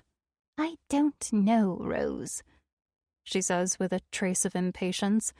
I'm sorry to ask this, but when Mr. Bellamy came home after the game, did he call the police right away? Do you know? Of course he did. He walked in that door and screamed his heart out. How long was he home before he screamed? Hardly any time at all, she says. But how do you know? Did you see him? Only after he started screaming. So how do you know it was hardly any time between when he came home and when he started screaming? Oh, dear, the police were all over that. He gave a ride home to 2 students who live a block away. Literally 1 minute later, he walked inside his house and started screaming. I was watching TV and I ran outside. He yelled for me to call 911, and I did. And before you ask, the police say he couldn't have done it. Poor Charlene had been dead quite a while by the time the paramedics arrived, and he was at the game at that time. She pauses. I didn't like him one bit, Rose. I didn't like the way he treated his wife. I didn't like how he encouraged her to drink all the time, even when she was trying to cut down. I found his smoothness irritating, but he didn't come home and strangle his wife, if that's what you're asking. And I didn't kill her either, in case you're wondering.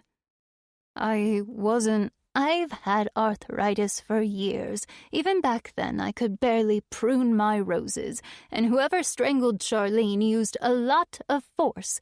That's what the police said. I wasn't suggesting anything, Mrs. Garcia. Lola puts 2 mugs down on the coffee table and sits opposite me. Is it possible he came back halfway through the game only for a short while? I bite on my fingernail. It's such a loaded question, but who else can I ask? She's the only person who might have seen something that night. And I need somebody to tell me something that will place him back at the house with enough time to kill his wife. A pause. Not that I know of. Why don't you talk to Amy? Amy? Miss Amy? Sure, I'd love to talk to Miss Amy. She might have something to say about it. She lived with him next door, you know. They lived there after his wife was murdered in that house. He was waiting for the insurance money from Charlene's death to buy another house, but they dragged their feet because the murderer wasn't caught. Or that's what he told me. Amy hated living there, but she stayed. One day they had a big fight, and she left. That was a few days before the accident. What accident? When he got hit by that car. When was that? A year ago this August. So he still lives next door? No, he's in a nursing home in Wichita now. He can't speak or feed himself anymore. The accident left him in a terrible way. Well, at least that's good news. I mean, sure, I would have preferred to hear that he was dead, eaten alive by African driver ants, but heck, being stuck in a nursing home, unable to speak or feed yourself must be the next best thing. I hope he lives until he's 100. And Amy moved to New York City, she says. Really? That's where I am. Do you want me to call Amy and pass on your number? Thank you, Mrs. Garcia. I'd love to talk to Amy, and if she could call me as soon as possible, it's really urgent. I give her my number, but I am crushed. I won't lie. I was hoping to solve this case with a couple of phone calls. Now I wonder if he hired someone to kill his wife while he was out, and it seems so obvious I don't know why I didn't think of it before.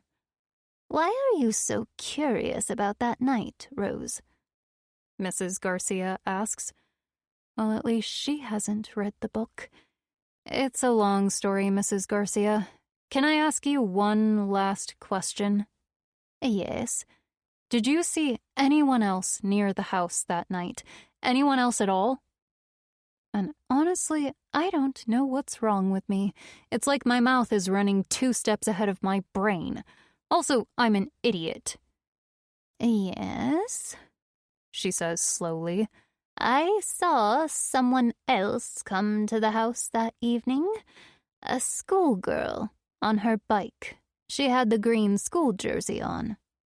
Then, in a low voice, she adds, I didn't think much of it at the time, Rose. I never mentioned it to the police. I didn't think it was important. But you and I both know who I'm talking about. 47. When I end the conversation with Mrs. Garcia, I see that I have a missed call from my mother. She saw me, I say to Lola as my finger hovers over the icon for my voicemail.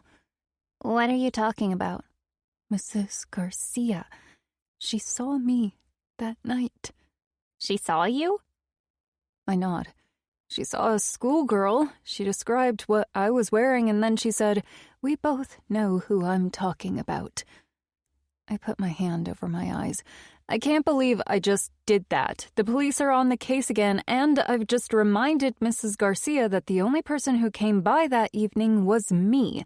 I am literally building a case against myself. I press the voicemail button, bring the phone to my ear, and listen to my mother's message. Call me the moment you get this, Rose. Oh, God. The police were here, just now, she shrieks in my ear. I'm on my feet. What? Why? One detective from Pike Creek and another one. They said they went to your address. I pace the room, pulling at my hair with my free hand. What address? Oh, I don't remember. An address on 9th Avenue. Oh my God. Emily's address. But that's not your address, is it? I told them you live in Brooklyn. Was that all right? They said not to contact you, but what am I supposed to do? What's going on? Why are they looking for you? Did you say one of them is from Pike Creek? What did he want? They want to talk to you about Mrs. Bellamy's murder. Why, Rose? Why would they say that? I rest my forehead against the wall and close my eyes. She told them, I say. My voice sounds like it's coming from far away. Who? Who told them what? A wave of vertigo overcomes me. If police from Pike Creek are here and they already went to Emily's house, then that means she must have called them yesterday. Or maybe even earlier. That's why she was so insistent about getting my confession this morning. Now it's tomorrow, Rose. Tomorrow morning. She had it all set up. She was never going to give me the money or 2 days' grace. She was going to get my confession, then the police would arrive to arrest me. That's why she was so desperate to keep me there. That's why she smashed my face into the door. But I left anyway, and now she doesn't know where I am, and on all my official paperwork I list my mother's address as my residence, which is why they went looking for me there. What did you tell them, Mom? I told them the truth, that I don't know where you are. Do they have my phone number? Well, yes, I gave it to them. What was I supposed to do? Albert says he's going to get you a lawyer. Do you need a lawyer, Rose? Sorry, Mom, I have to go. But, Rose... I hang up. I have to turn my phone off. The cops are looking for me. I say to Lola, I got that. She looks as pale as I feel. I try to shut my phone off completely, but it's not happening. My hands are shaking too much, and right now I don't remember which buttons to press. Emily told them. I say, I'm sorry, Rose, but you have to see this. I look up. Lola is standing in front of me, staring at her cell phone. Whatever it is, it's bad. I can tell from the look on her face. I'm so scared I'm going to vomit. Lola lifts her phone to show me. Frozen on the screen is Emily. She looks small and vulnerable. Her lips swollen, pearls of tears delicately hanging on eyelashes, one arm in a sling. It's the kind of look that makes grown men drop whatever they're doing and set off in long strides to climb up some tower somewhere. I want to grab the phone and bite it. Lola presses the play button. My dear friends, my fans, something terrible has happened to me. Emily's voice breaks. She looks away, and a delicate tear rolls down her porcelain cheek. She brushes it softly with her fingertips, takes a courageous breath, and turns back to the camera. A little over a week ago, a young woman came into my life. She called herself Iris. I met Iris at a book signing. She seemed so young, so innocent, and so very lost, and I can relate to that. I'm biting my fingernails so hard I'm probably down to my knuckles already. Iris needed a place to stay for a few days. I told her she could stay here while she got back on her feet. Now I know... She raises a hand to shut us all up. I'm too trusting, I know that. My friends warned me not to do it, but I believed Iris needed saving. Emily flaps a hand in front of her face, air-drying the glistening tears. Then, this morning, I went out early. I came home and found her in my room going through my personal belongings. I confronted her. I told her that her behavior was unacceptable. She assaulted me. She raises her arm, slowly, gingerly, her whittled chin wobbling. I tried to defend myself as best I could, but she ran off. She left her bag of belongings behind, and I went through it for a clue of where to find her, and you know what I found? She bends down, then holds up the glass pyramid Best Emerging Influencer Award. She was stealing from me. I can feel Lola's gaze on me. I scratch my head. I might have. I mutter, only because I hate her. Lola nods in my peripheral vision. I totally get that. Emily holds up various things in turn. The box inlaid with mother of pearl, the brass candle holder I should have used to hit her on the head, the gold ring with the blue stone, and even things I didn't steal. Like a picture of Emily in a silver frame I've never seen before. Like I'd want that. And then I found this. She holds up the receipt from the restaurant. 2 rows, 1/2 lobster Mornay with staff discount, $20. I close my eyes briefly. I don't think her name was Iris, Emily says. She puts the receipt away. I thought Rose was shy because she acted shy. But you tell me, does this look shy to you? She flicks through her phone, then holds it toward the camera. It's one of the selfies she took at Jack's bar. She's front and center, and I'm in the corner of the shot, my face half obscured by my hair.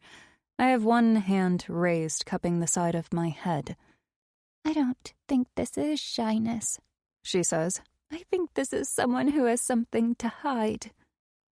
She puts the phone down and comes close to the camera. And I know what that is. That's why you assaulted me just now, Rose, because I know too much. She shakes her head sadly. Rose, sweetie, if you're watching this, I know who you are, and I know all the terrible things you've done. Remember the 4 R's? It's time for restoration, sweetie. Turn yourself in, Rose. It's better this way. She turns off the camera. I fold in 2, wrap my arms around myself. I'm dead. Lola puts her phone down. It gets worse. Oh, come on! #turn yourself in, Rose is trending. Really? My heart is thumping. That's quite a mouthful. I press my fingers against my eyelids. I'm so dead. Oh, God, Ben.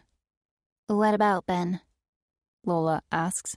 Emily met Ben, and she has the receipt from the restaurant. She knows where I work. They're closed for a couple days, but she must have passed on the information to the police. Where is he now? Lola asks. He's gone to Boston to look at venues for another restaurant. I text him with shaking fingers. If the police contact you, you don't know where I am. I'm about to turn my phone off, or I'm still trying anyway, when it rings. I drop it like I've been burned. It spins slowly on the coffee table, still ringing. It's the police. I know it is. I reach for it, my hand shaking. I'm not picking up the call. I'm going to turn off my phone, then I'm going to zap it in the microwave. But Lola has already answered on speakerphone. Hello? Is this Rose? I look at Lola and shake my head. No. Who is this? Lola asks. It's Amy Palmer. I jump in. Amy, it's Rose here. Can we talk in person now? Yes, she says. She doesn't sound convinced. Doris called me. We need to talk. I have some time tomorrow. No, I can't wait that long. I need to talk to you now. I tell her where Ben's apartment is and suggest she come here. And Lola is here too. Lola? She blurts out. Yes, it's imperative we speak to you, Amy. It's just that I'm in trouble, Amy. It's about Charlene Bellamy. A beat. I understand. And yes, I can help you. And for a moment, I think I misheard. I stare at Lola. She raises her eyebrows. There's a Starbucks on Columbus Circle. I can meet you there in 10 minutes. Alone, okay? Without Lola. I look at Lola again. She looks surprised, then she raises a hand. It's fine. I'll be right there, I say. Finally, I manage to turn off my phone. You don't mind? I ask Lola. She says she can help me. No, it's fine. You go. Okay. I disappear into Ben's bedroom. I find a pair of aviator sunglasses and a Yankees cap. I shove my hair into it and pull it low over my eyes. I don't know why she wants to meet alone, I say when I return. But Lola isn't there. I don't know where she is. I walk out of the apartment. 48. I walk quickly with my fists deep in my pockets and my cap low over my eyes. Amy is already seated when I get to Starbucks, spooning sugar into a cup. There's a small pot of tea in front of her, along with a piece of cake with frosting on top. I quickly slide into the chair opposite her. Thanks for agreeing to see me, I say in a low voice. She jumps, a look of horror on her face.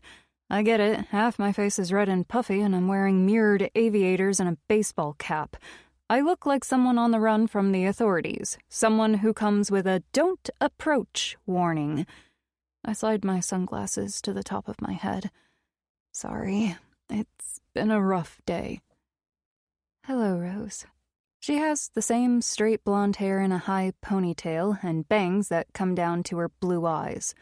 She looks healthy, her cheeks glowing like red apples. She asks how I am. I cross my arm on the table and lean forward. I don't have time for niceties. I wanted to talk to you about Chet and Charlene Bellamy. She blinks a few times. Okay. Remember the last year I was at Pike Creek Middle School? Yes? Some things happened. There are things you don't know, and I'll start there, okay? I go through the major plot points. Crush on teacher, teacher reads diary, teacher gaslights student, kills hamster, kills wife, psycho influencer finds diary, publishes book, blackmail. Diary of an Octopus, she says. I read that. I thought that was you writing under a pen name. I groan. Hardly. Like I said, Emily Harper stole it from me and then changed it.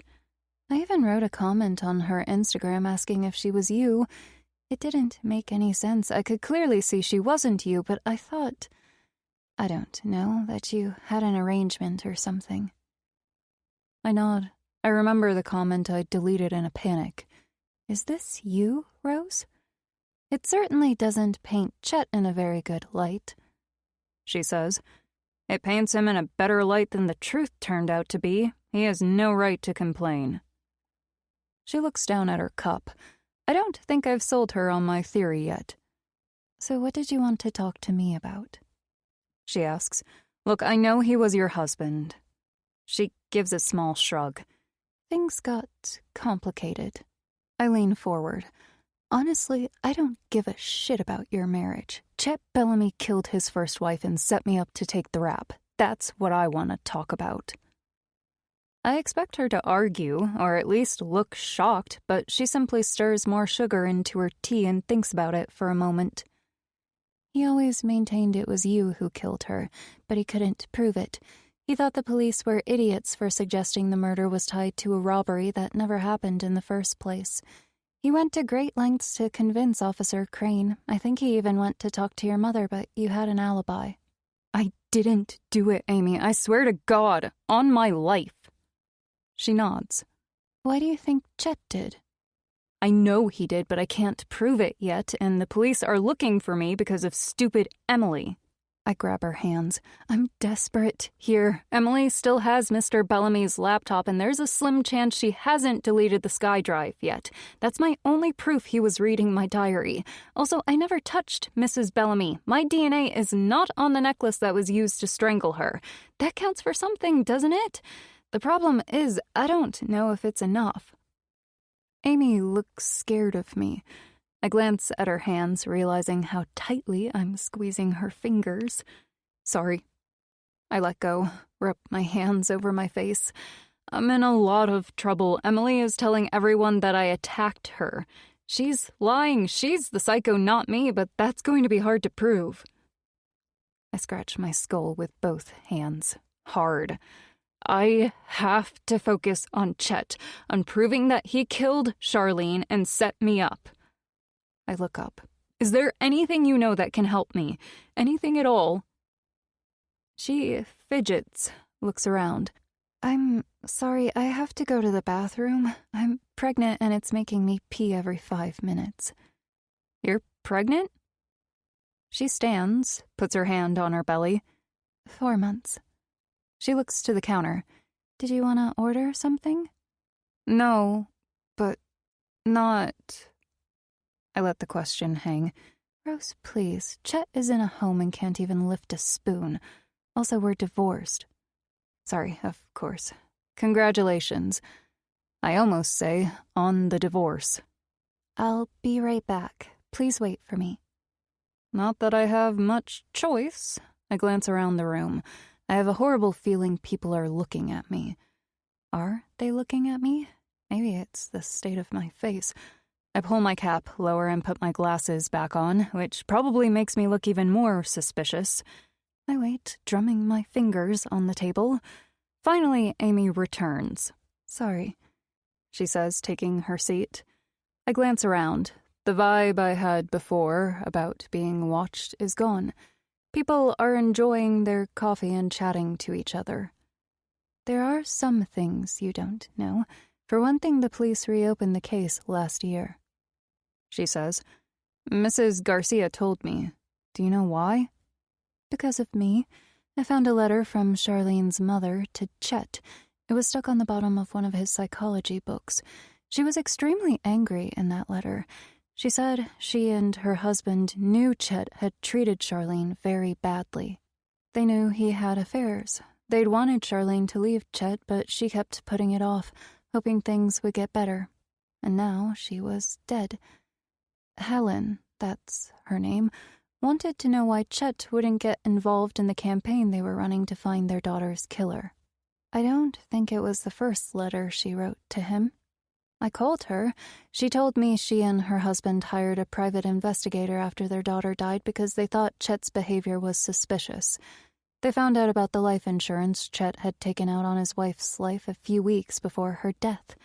She told me outright that she and her husband suspected Chet of killing their daughter. I told Helen the police had gone over all that, and they concluded he couldn't have done it. I told her what he'd said about you. Thanks a lot. But she dismissed me. She said anything that came out of Chet's mouth was a lie. But you know... She leans forward. I hold my breath. What? I found empty bottles of temazepam in his toolbox years ago. I asked him about it because it was so odd, and he got angry with me. He told me never to go through his things again, but I kept a couple of them. I don't know why. After I spoke to Helen, I got suspicious. I went to the police and told them what she told me. There's a new chief of police there now, Chief Walker. He's very good. He told me he was surprised by how easily his predecessor had dismissed Chet as a suspect. He found the empty bottles of temazepam disturbing because of the date on them. When I told them how many I'd found, he said Chet must have gone all over town getting scripts from different doctors to get that much. He brought Chet in for an informal chat without mentioning me. And let me tell you, when Chet got home, he went crazy. He was banging the walls, calling Chief Walker names. Wow, this is amazing information. What happened then? Chet changed. He became paranoid. I got scared of him. He swore to me he didn't kill Charlene, but he knew who had and he could prove it. He just had to tie a few loose ends. Did he mean he could prove it was me? Because it wasn't... No. No? I didn't want to be around him, so I went to stay with my parents. Then one day I was contacted by the hospital. I was still listed as his next of kin. He'd gotten hit by a car. It happened when he was coming back from Longstaff one night. Hit and run. No one saw a thing. He spent 3 weeks in the hospital, then went straight to the nursing home. The staff got in touch one day, not long after he got there. He'd asked for me. I thought he couldn't speak. He can't, but he could still write a little, with great difficulty. I went to see him. My heart is pounding. I hold my breath. I am hanging on her every word. He was holding a piece of paper. The handwriting is hard to read. It was very difficult for him to hold the pen. She opens her purse and hands me the piece of paper folded twice. It's a small torn-off scrap. I unfold it. My stomach clenched. She wasn't lying. The handwriting is shockingly bad, and in a couple of places the pen has pierced the paper. But it's legible enough. It was Lola. 49. I've stood up so fast that I've knocked over the chair behind me. What the hell is this? That's what he wrote. When? Months ago. September. But what does it mean? Is he saying that Lola ran him over and left him there? She shrugs. Maybe. No. I shake my head and sit back down. She would have told me. She told me about the hit and run. Lola would never have left someone on the side of the road like that. Never. She looks at me, head tilted. Lola isn't the most stable girl, Rose. What are you talking about? She has a very jealous streak, you must know that. She was horrible to her sister Kimberly, to the point where Kimberly had to move away. That's not true. It was the other way around. Kimberly made up stories about Lola to make her look bad. I'm sorry, Rose, but that's not what happened. How would you know? I taught at that school for 7 years, remember? I know Lola's mother. I taught Lola and Kimberly. I'm telling you, Lola was insanely jealous of Kimberly, to the point where the moment Kimberly turned 18, she was out of there. I know it's hard to hear. Even if what you say is true, and it's not, by the way, but even if it was, what does it have to do with Chet Bellamy? Think about it, Rose.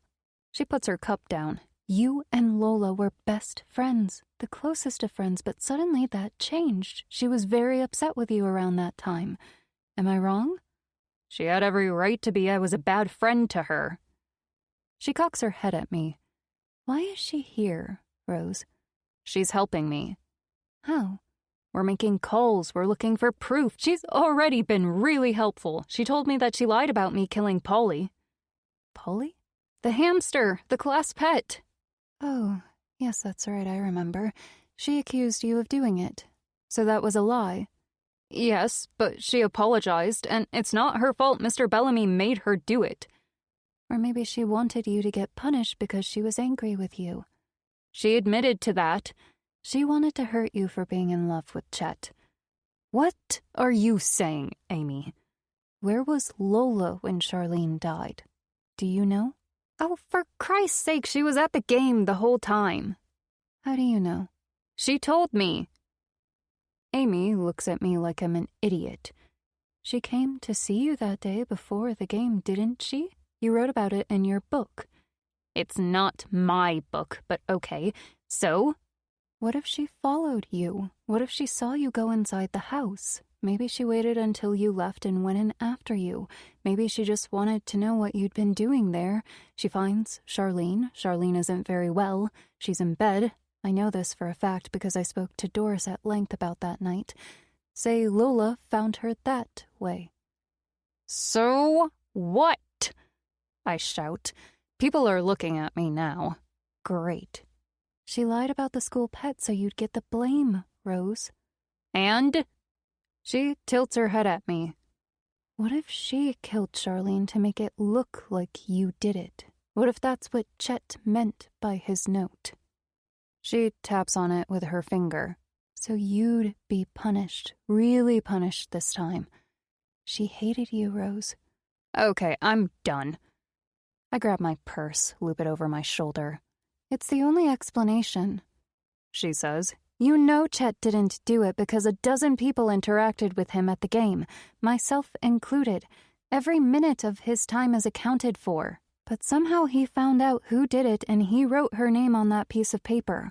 Lola did it, Rose. Lola killed her so you would go to prison for a very long time. You're out of your mind. Go home, Rose. Right now. Tell Lola to go back to Pike Creek. Trust me, she's not here for the right reasons. Once she's gone, let me know. I'll go to the police with you. I'll tell them everything I just told you. I should have done it the moment he handed me that note, but I didn't even know what it meant. I thought he was, I don't know, raving in his own way. But since then, I read your book. It's not my book. And now she's here just when you want to ask questions around the place, bring up the past, stir things up. Don't you think that's odd, Rose? I don't know. I've stopped listening. It's raining. I sit at a bus stop a block away, try to collect myself. I rest my elbows on my knees and press my fingers against my temples, hard enough to stem the pulse of blood that feels like it's drowning my brain. I try to picture Lola strangling Charlene Bellamy, but I can't do it. It's too much, and frankly, why would I believe anything that psycho Chet Bellamy said? I walk back to Ben's apartment in the rain, my fists shoved deep in my pockets. I'm going to show Lola what Chet wrote, and once we've finished laughing ourselves stupid, we'll set fire to it and get on with our tasks. Lola is back when I open the front door. She's in the living room, scribbling in a notebook. How did it go? she asks. I talked with Bonnie. Remember Bonnie? She's totally on board. She had lots to say about Mr. Bell. What's wrong? Nothing, I say. Lola has stood up. What did she say? Is it because of Emily's video? The second one? There's a second one? I'm confused now. I pull out my phone slowly before remembering I've turned it off. Rose, what is it? She's come right up to me. Then she notices something on the floor. You dropped something. It's the piece of paper Amy gave me. It must have fallen out of my pocket when I retrieved my phone. She picks it up. It's all scrunched up, and I put my hand out for it, but she's already opening it. It's a restaurant check, she says. She looks up. Is it important? She's looking at the wrong side. I reach for it. I want to turn it around to show her. Why do you look so weird? She frowns at the piece of paper. Buffalo wings, nachos, potato salad. What is it? It's from yesterday. She looks at me again. I don't get it. I'm about to take it from her, to show her the other side when the words finally reach my brain. From yesterday. I snap, snatching the paper from her hand. I twist it around and stare at the date. And then I laugh. I laugh so much I can't speak. I'm crying. Lola's face relaxes, sort of. What the hell is going on? Tell me. It's from yesterday. I cry. I stab the top right corner of the torn-up restaurant check. I know, I said that. So what? I turn it around to show her. Her eyes grow wide like saucers. It was Lola? What the hell does that mean? I take off my cap and sit down. I tell her exactly what happened with Amy. I relay every word of our conversation, explain how she went to the bathroom, and when she returned, she had this piece of paper upon which Chet Bellamy supposedly wrote, "It was Lola with the last bit of strength he had in him." Months ago, supposedly. She didn't need to use the bathroom. She went to write this on the first piece of paper she found in her purse. She tore off half a restaurant check. From yesterday.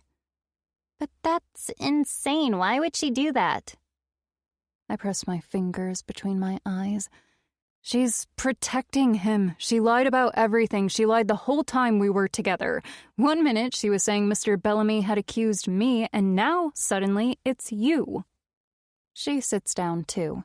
What's the last thing you said to her before she went to the bathroom? I try to think. That the police were looking for me, that Emily told them all this shit about me, that she's crazy, that... Lola raises a finger. Wait, there's another video from Emily. I frown. Oh, right, you said that. Lola loads it up on her phone. Okay, everyone, Emily says. She looks a lot more cheerful. I have an update, but I can't say too much. It looks like something will happen very soon. I can't say more right now. I wish I could. She leans right up to the screen. But see you soon, Rose. You're doing the right thing, sweetie. That's it? I ask. That's it. What does it mean? Something happened between the last video and this one, she says. Well, yes, I can see that, but what? I think she thinks you're going over there. Did you tell her you're going over there? God, no. We both think in silence. I check the time the video was posted. My right leg starts to shake uncontrollably. Amy didn't just use the time in the bathroom to write that note. I say. You think she called her? Lola says. Does she have Emily's number? I don't think so, but she could have messaged her on Instagram. I hesitate, then pull out my phone and turn it on again. What are you doing?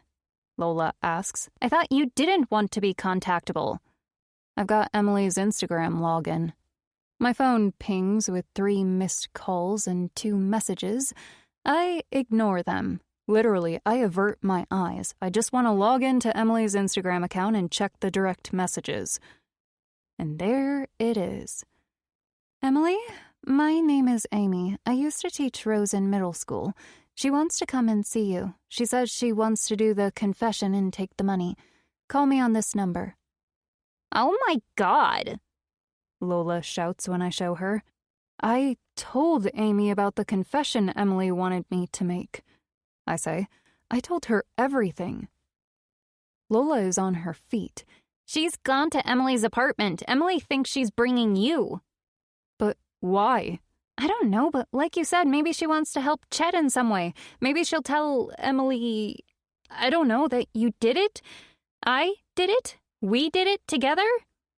"We have to go there," I say. "We have to find out what the hell is going on." 50. We run because it's the fastest way to get there. We run like we used to, faster than the wind with the rain on our faces. We run faster than anyone. We sure run faster than the traffic. We just about slam ourselves against the door of Emily's building. I stab the code with my finger, and we stumble inside. We walk up the stairs 2 by 2 because I'm afraid of the noise the elevator might make, and only when we get to her door do I think, what the hell are we supposed to do now?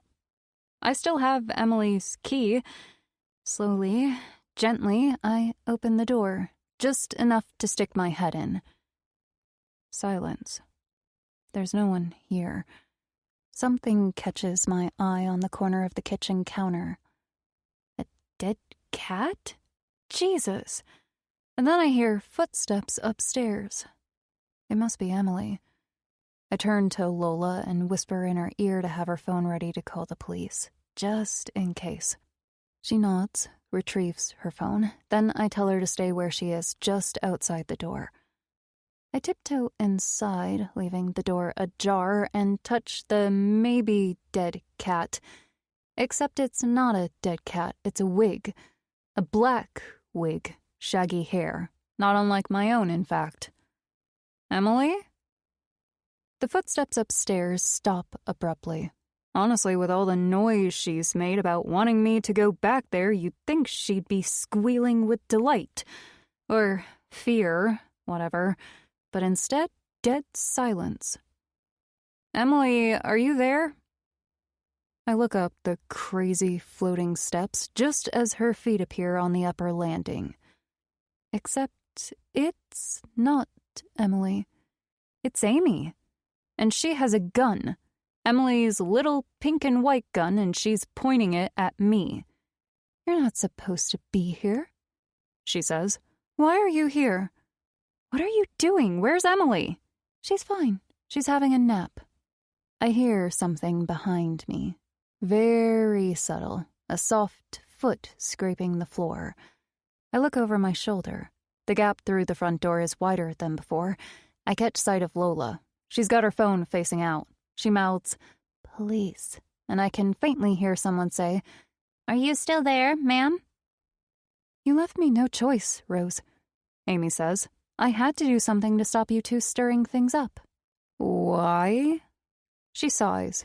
"You were never the brightest star in the sky." "I don't understand," I say. "No, you wouldn't. God, I wish the police were here already. I hate having this gun pointed at me." "Where's Emily?" I ask again. "Did you do something to her?" "Not yet. I asked to use the bathroom upstairs. She was giving me a tour of the place and took her sleeping pills from the cabinet. You told me where they were, Rose.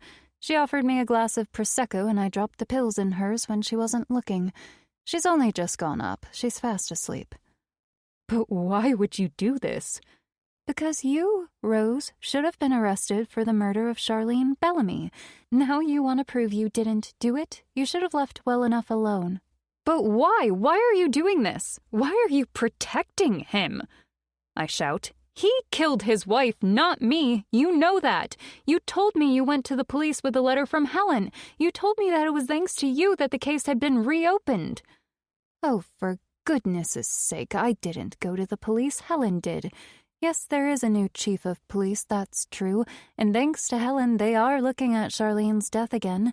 It's why they brought Chet in for a chat." "How did he do it?" I ask. "How did he kill her?" She cocks her head and looks at me like I'm an idiot, and it's like the air has been sucked out of the room. Time stands still for a moment, and the strangest thing happens. Charlene Bellamy's face pops into my head. Not the way she looked that day I went to her house, gaunt and sad and confused, but young and happy, hopeful, pretty.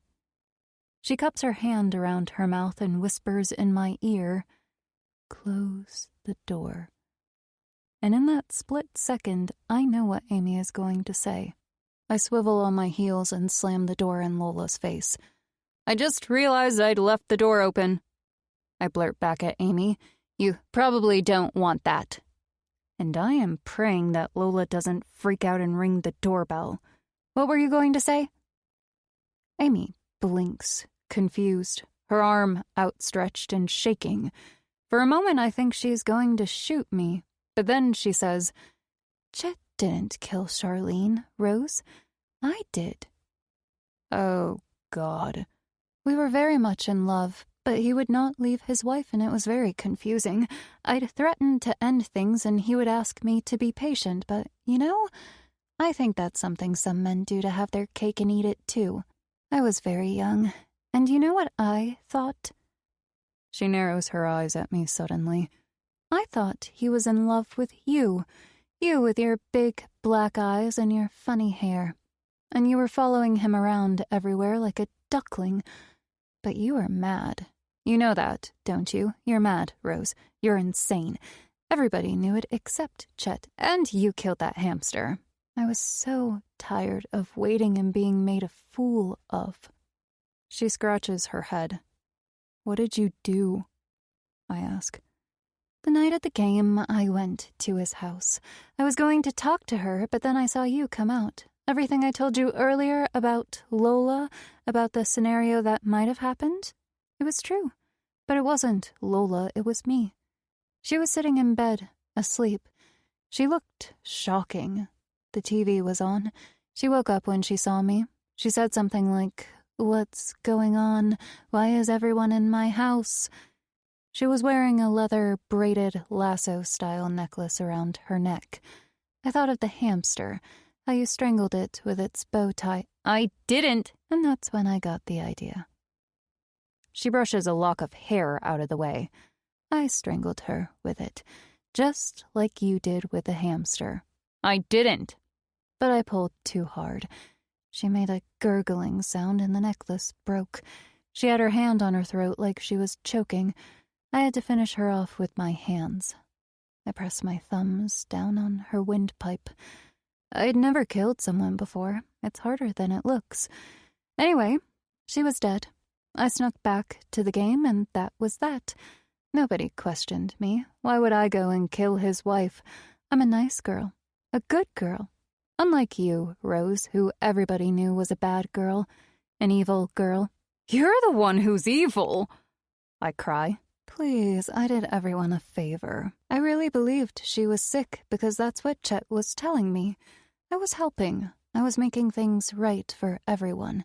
You would be arrested because, well, obviously it must have been you, but then your mother swore you were with her the whole time, and that was that. It was over. We were married. We were happy.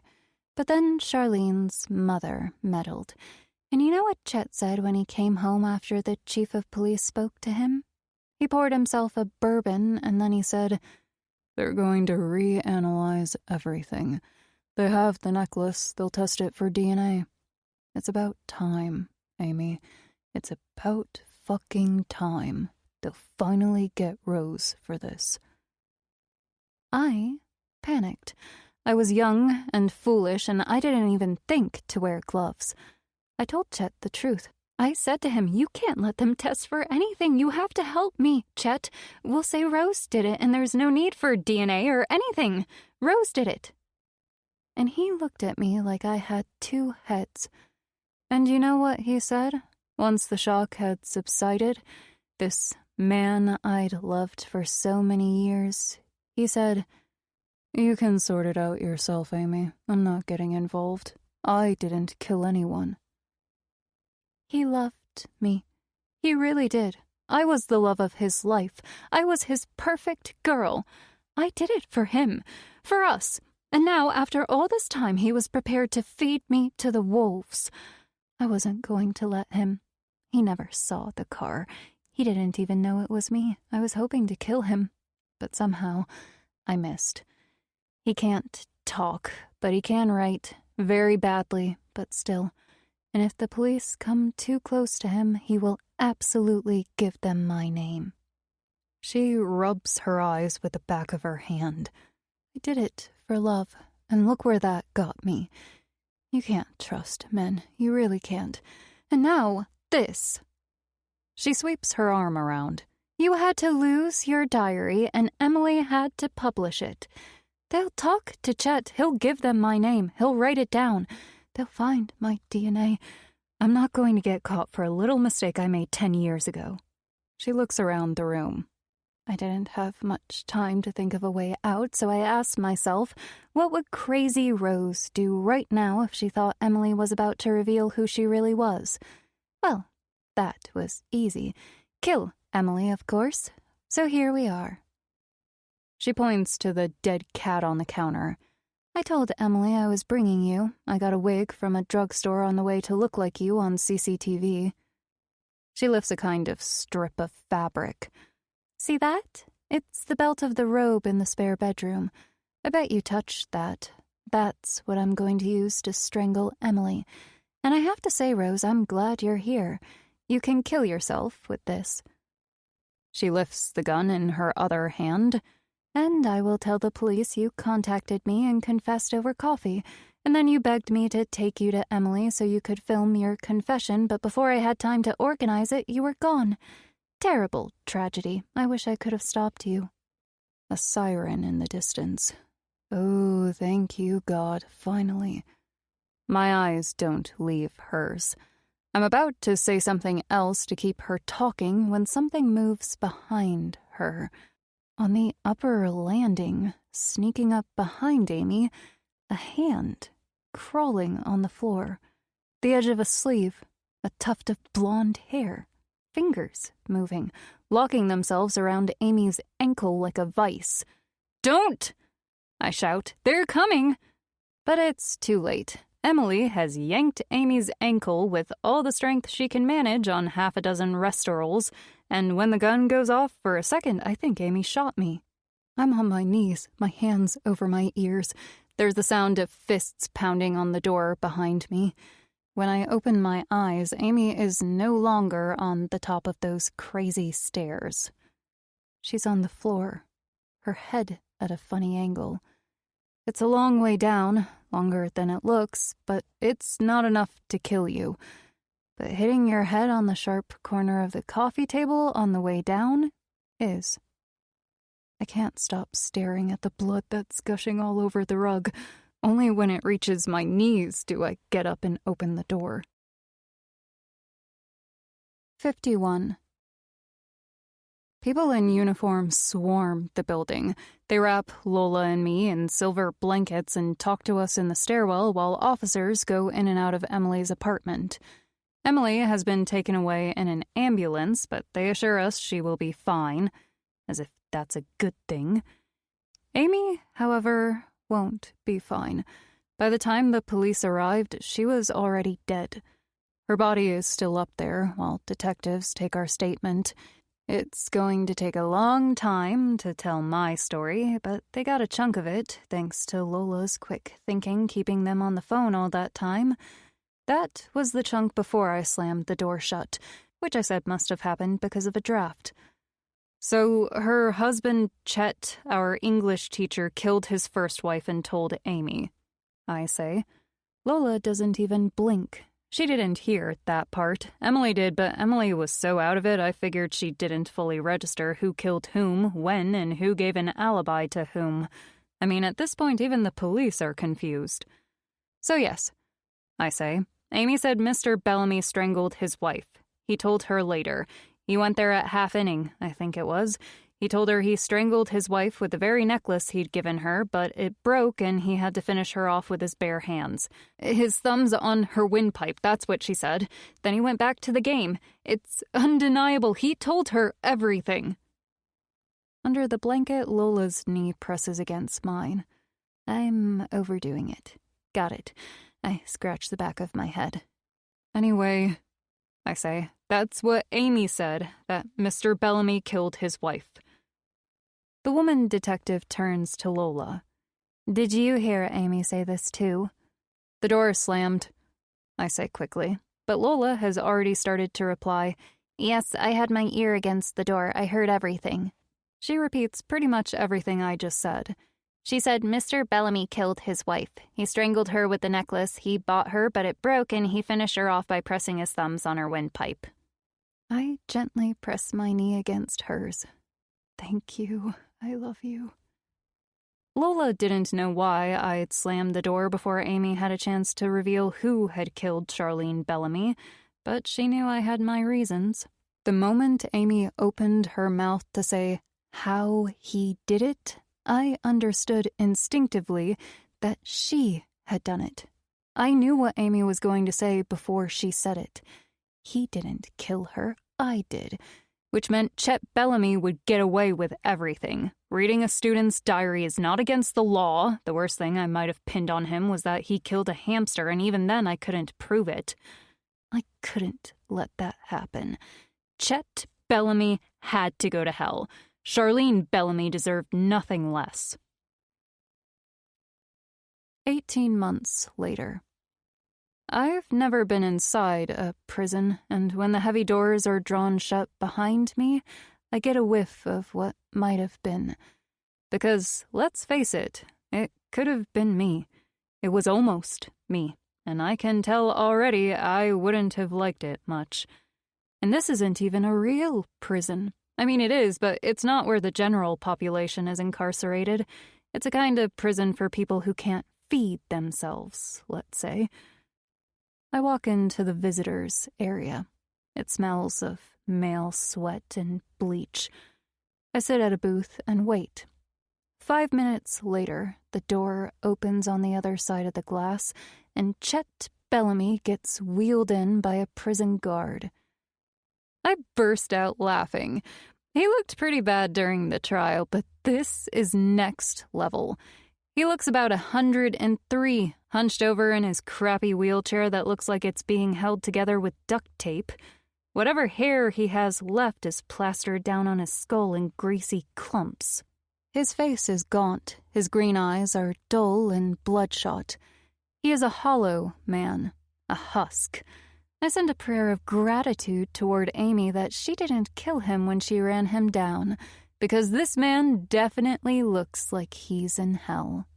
The prison guard picks up the phone, wedges it in the crook of Chet's neck, roughly pushes Chet's head sideways to secure the phone against his ear, and leaves. And only then does Chet look at me. "How are you, Mr. Bellamy?" I say. "You look good. Orange is totally your color. It makes your skin look pallid. I like it." There is a glint in his eyes, like an awakening, a glimmer of hope, as if I've come to make things right, as if I'm still in love with him and would do anything for him. And I'm thinking, wow, you're even more far gone than I thought. I was a witness for the prosecution at his trial. I'm the one who said Amy told me that he'd admitted to strangling his first wife. And how? And Lola backed me up. And here's the clincher. Actually, there are two clinchers. The first one is that by the time the trial rolled around, Chet Bellamy could no longer write anything. Amy literally went through all this trouble for nothing. But the other clincher, the most beautiful clincher of all, is that normally whatever Amy said shouldn't have been admissible. You can't go around saying, so-and-so told me that so-and-so killed his wife and expect justice to be served. Except Amy said one thing that nobody knew, other than the police, and they hadn't told anyone. Whoever killed Charlene Bellamy first used the necklace and then strangled her with their hands. Only the killer would know that. Everyone else had been led to believe that Charlene had been killed with a necklace. And that one detail was enough to overcome the objection to hearsay. It's got a technical name, too. Sufficient indicia something or something. Thank you, Miss Amy. Now crawl back to hell. Sure, there was some argument that Amy knew that particular detail because she killed Charlene herself, but the jury didn't buy it. Lola and I testified as to what Amy had said, and we were considered reliable witnesses. Go figure. Then there were the testimonies of Charlene's parents and the detective they'd hired, and my mother and a bunch of people who had not nice things to say about Chet Bellamy, including about how he treated me. And then there was Chet's supposedly ironclad alibi, but part of that alibi had relied on Janice Morales, then school principal, because Chet Bellamy had gone missing for a little while. He was talking to Mrs. Morales near the exit. Mrs. Morales had since retired to Florida, but she returned for the trial. She said she could tell that as they were talking, Chet Bellamy was itching to get away. She described him as fidgety and impatient. She'd met him right at the beginning of the break, but now she wasn't so sure. Could it have been later? Had he gone out and back again? That was possible, she said with a shrug. She couldn't remember. She couldn't tell at the time either, but later Mr. Bellamy had told her what to say, and he could be so convincing. And then, finally, there was Doris Garcia. I went to see her before the trial to tell her everything that had happened. She's almost blind now. It was the strangest thing, sitting in that house next door to where Mrs. Bellamy died. Mrs. Garcia listened to my story as we drank tea and ate cookies she'd baked, and I was pretty sure she'd accidentally swapped the sugar for salt, but I ate them anyway. This will come as a surprise to anyone who knows me, but I don't like lying for no reason. Not anymore, anyway.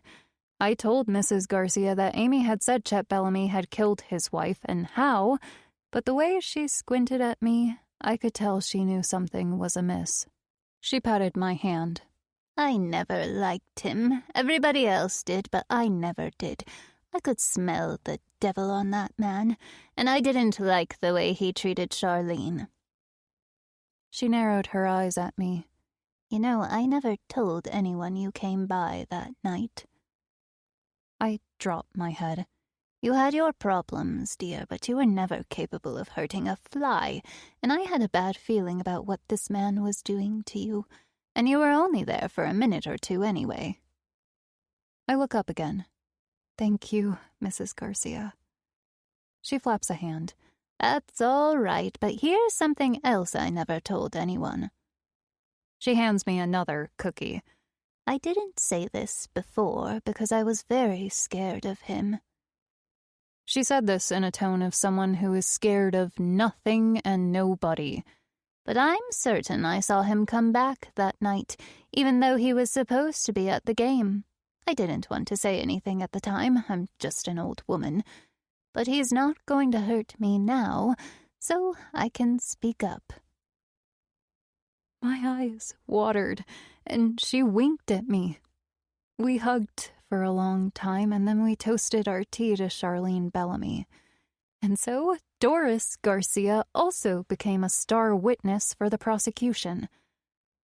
I have to laugh again as I stare at Chet Bellamy's eager face, if that face could ever be called eager.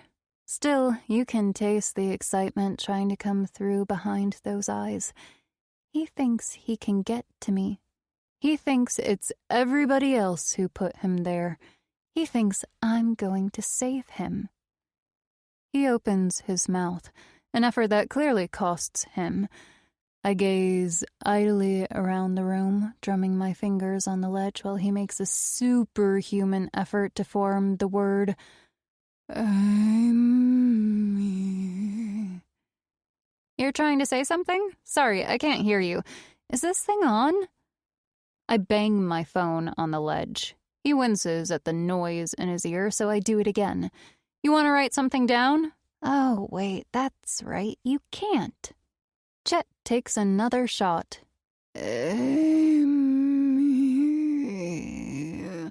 Oh! I slap my hand on the ledge. I know what you're trying to say. Amy! You want to tell me something about Amy? He blinks 1,000,000 times.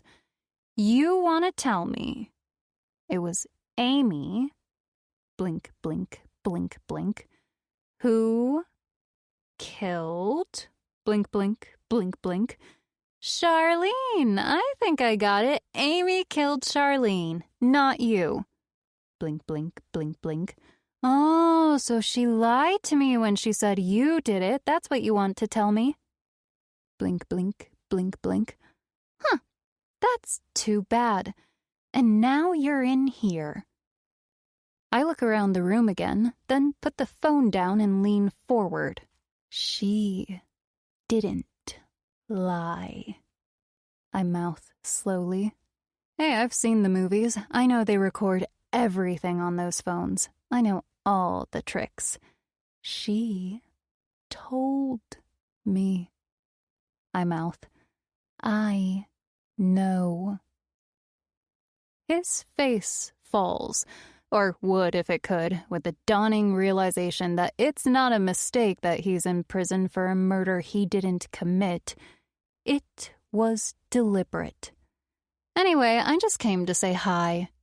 I get up, and this one's for Charlene.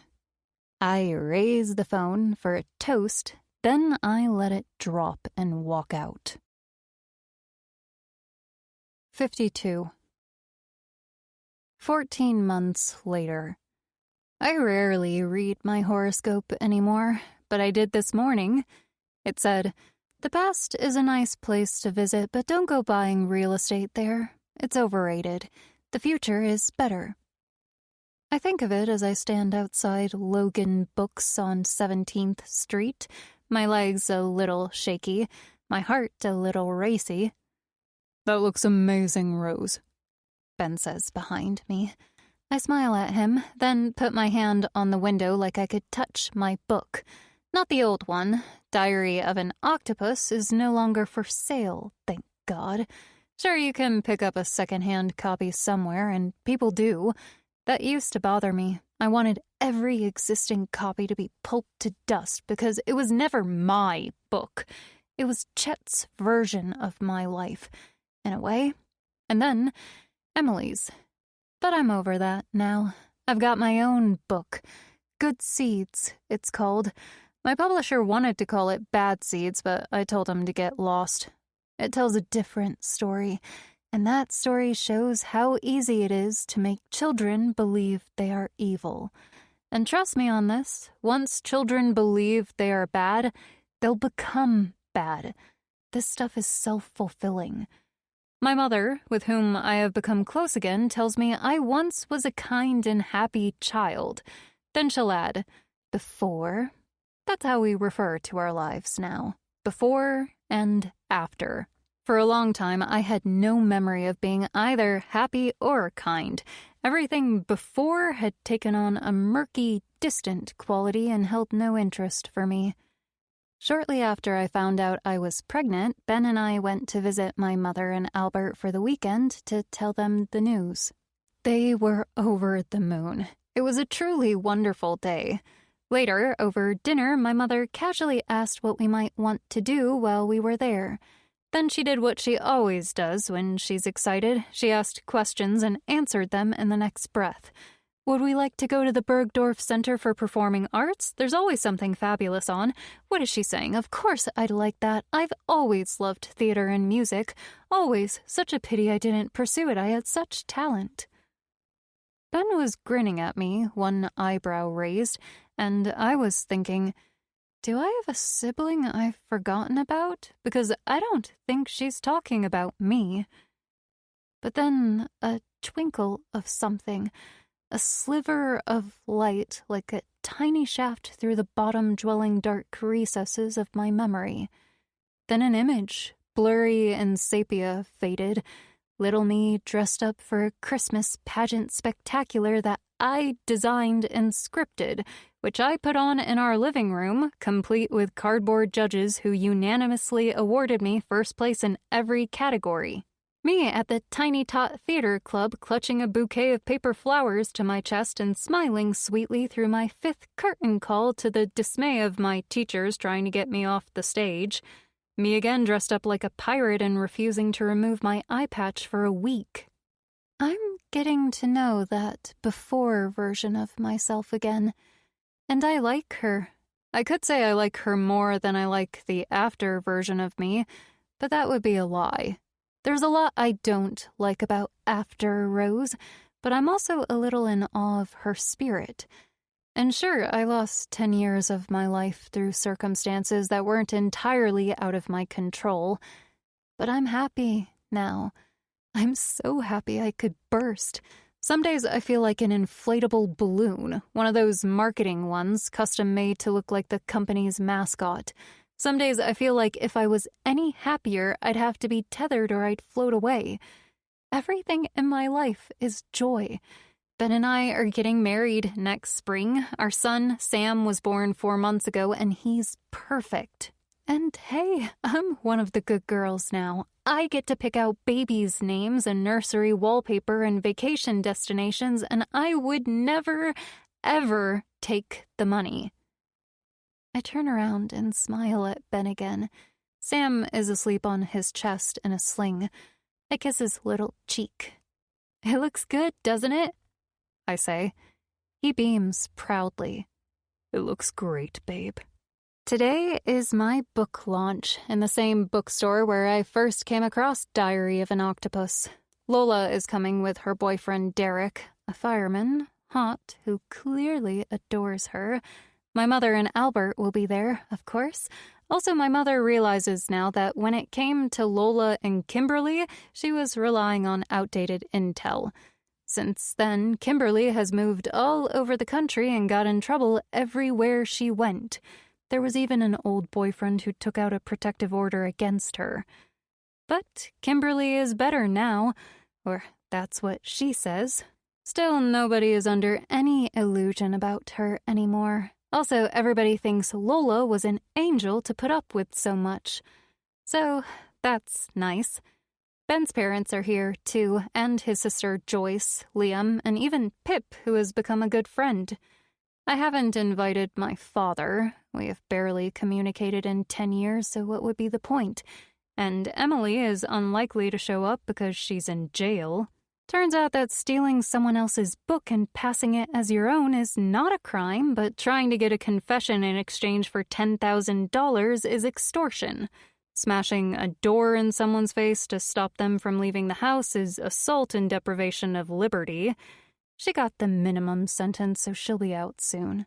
And the other day I read in a magazine that she is planning a podcast titled Emily in Purgatory about all the bad things she did and how she's moving forward and forgiving herself. And when she comes out of prison, she is not to come within 500 feet of me. Forever. Lola has arrived. She throws her arms around me, then covers Sam's cheeks with kisses, then gushes at Ben, and I'm just beaming. I'm so happy I'm floating. I probably should be tethered. I take Ben's hand. "You ready?" Ben asks. "I'm ready," I say. I'm so ready, I can't wait. Because once I've launched good seeds, I can let it all go. I just want to be Rose after. Lola takes my other hand and we walk into the bookstore. I think of my horoscope again, the short version. The past is overrated. The future is better. This recording of Finders Keepers was presented by Dreamscape Media, LLC. Narrated by Rachel LeBlanc and Perry Daniels. Copyright 2023-2026 by Natalie Barelli. Recording copyright 2026 by Dreamscape Media, LLC. Thank you for listening. Please check dreamscapepublishing.com for Dreamscape's latest releases.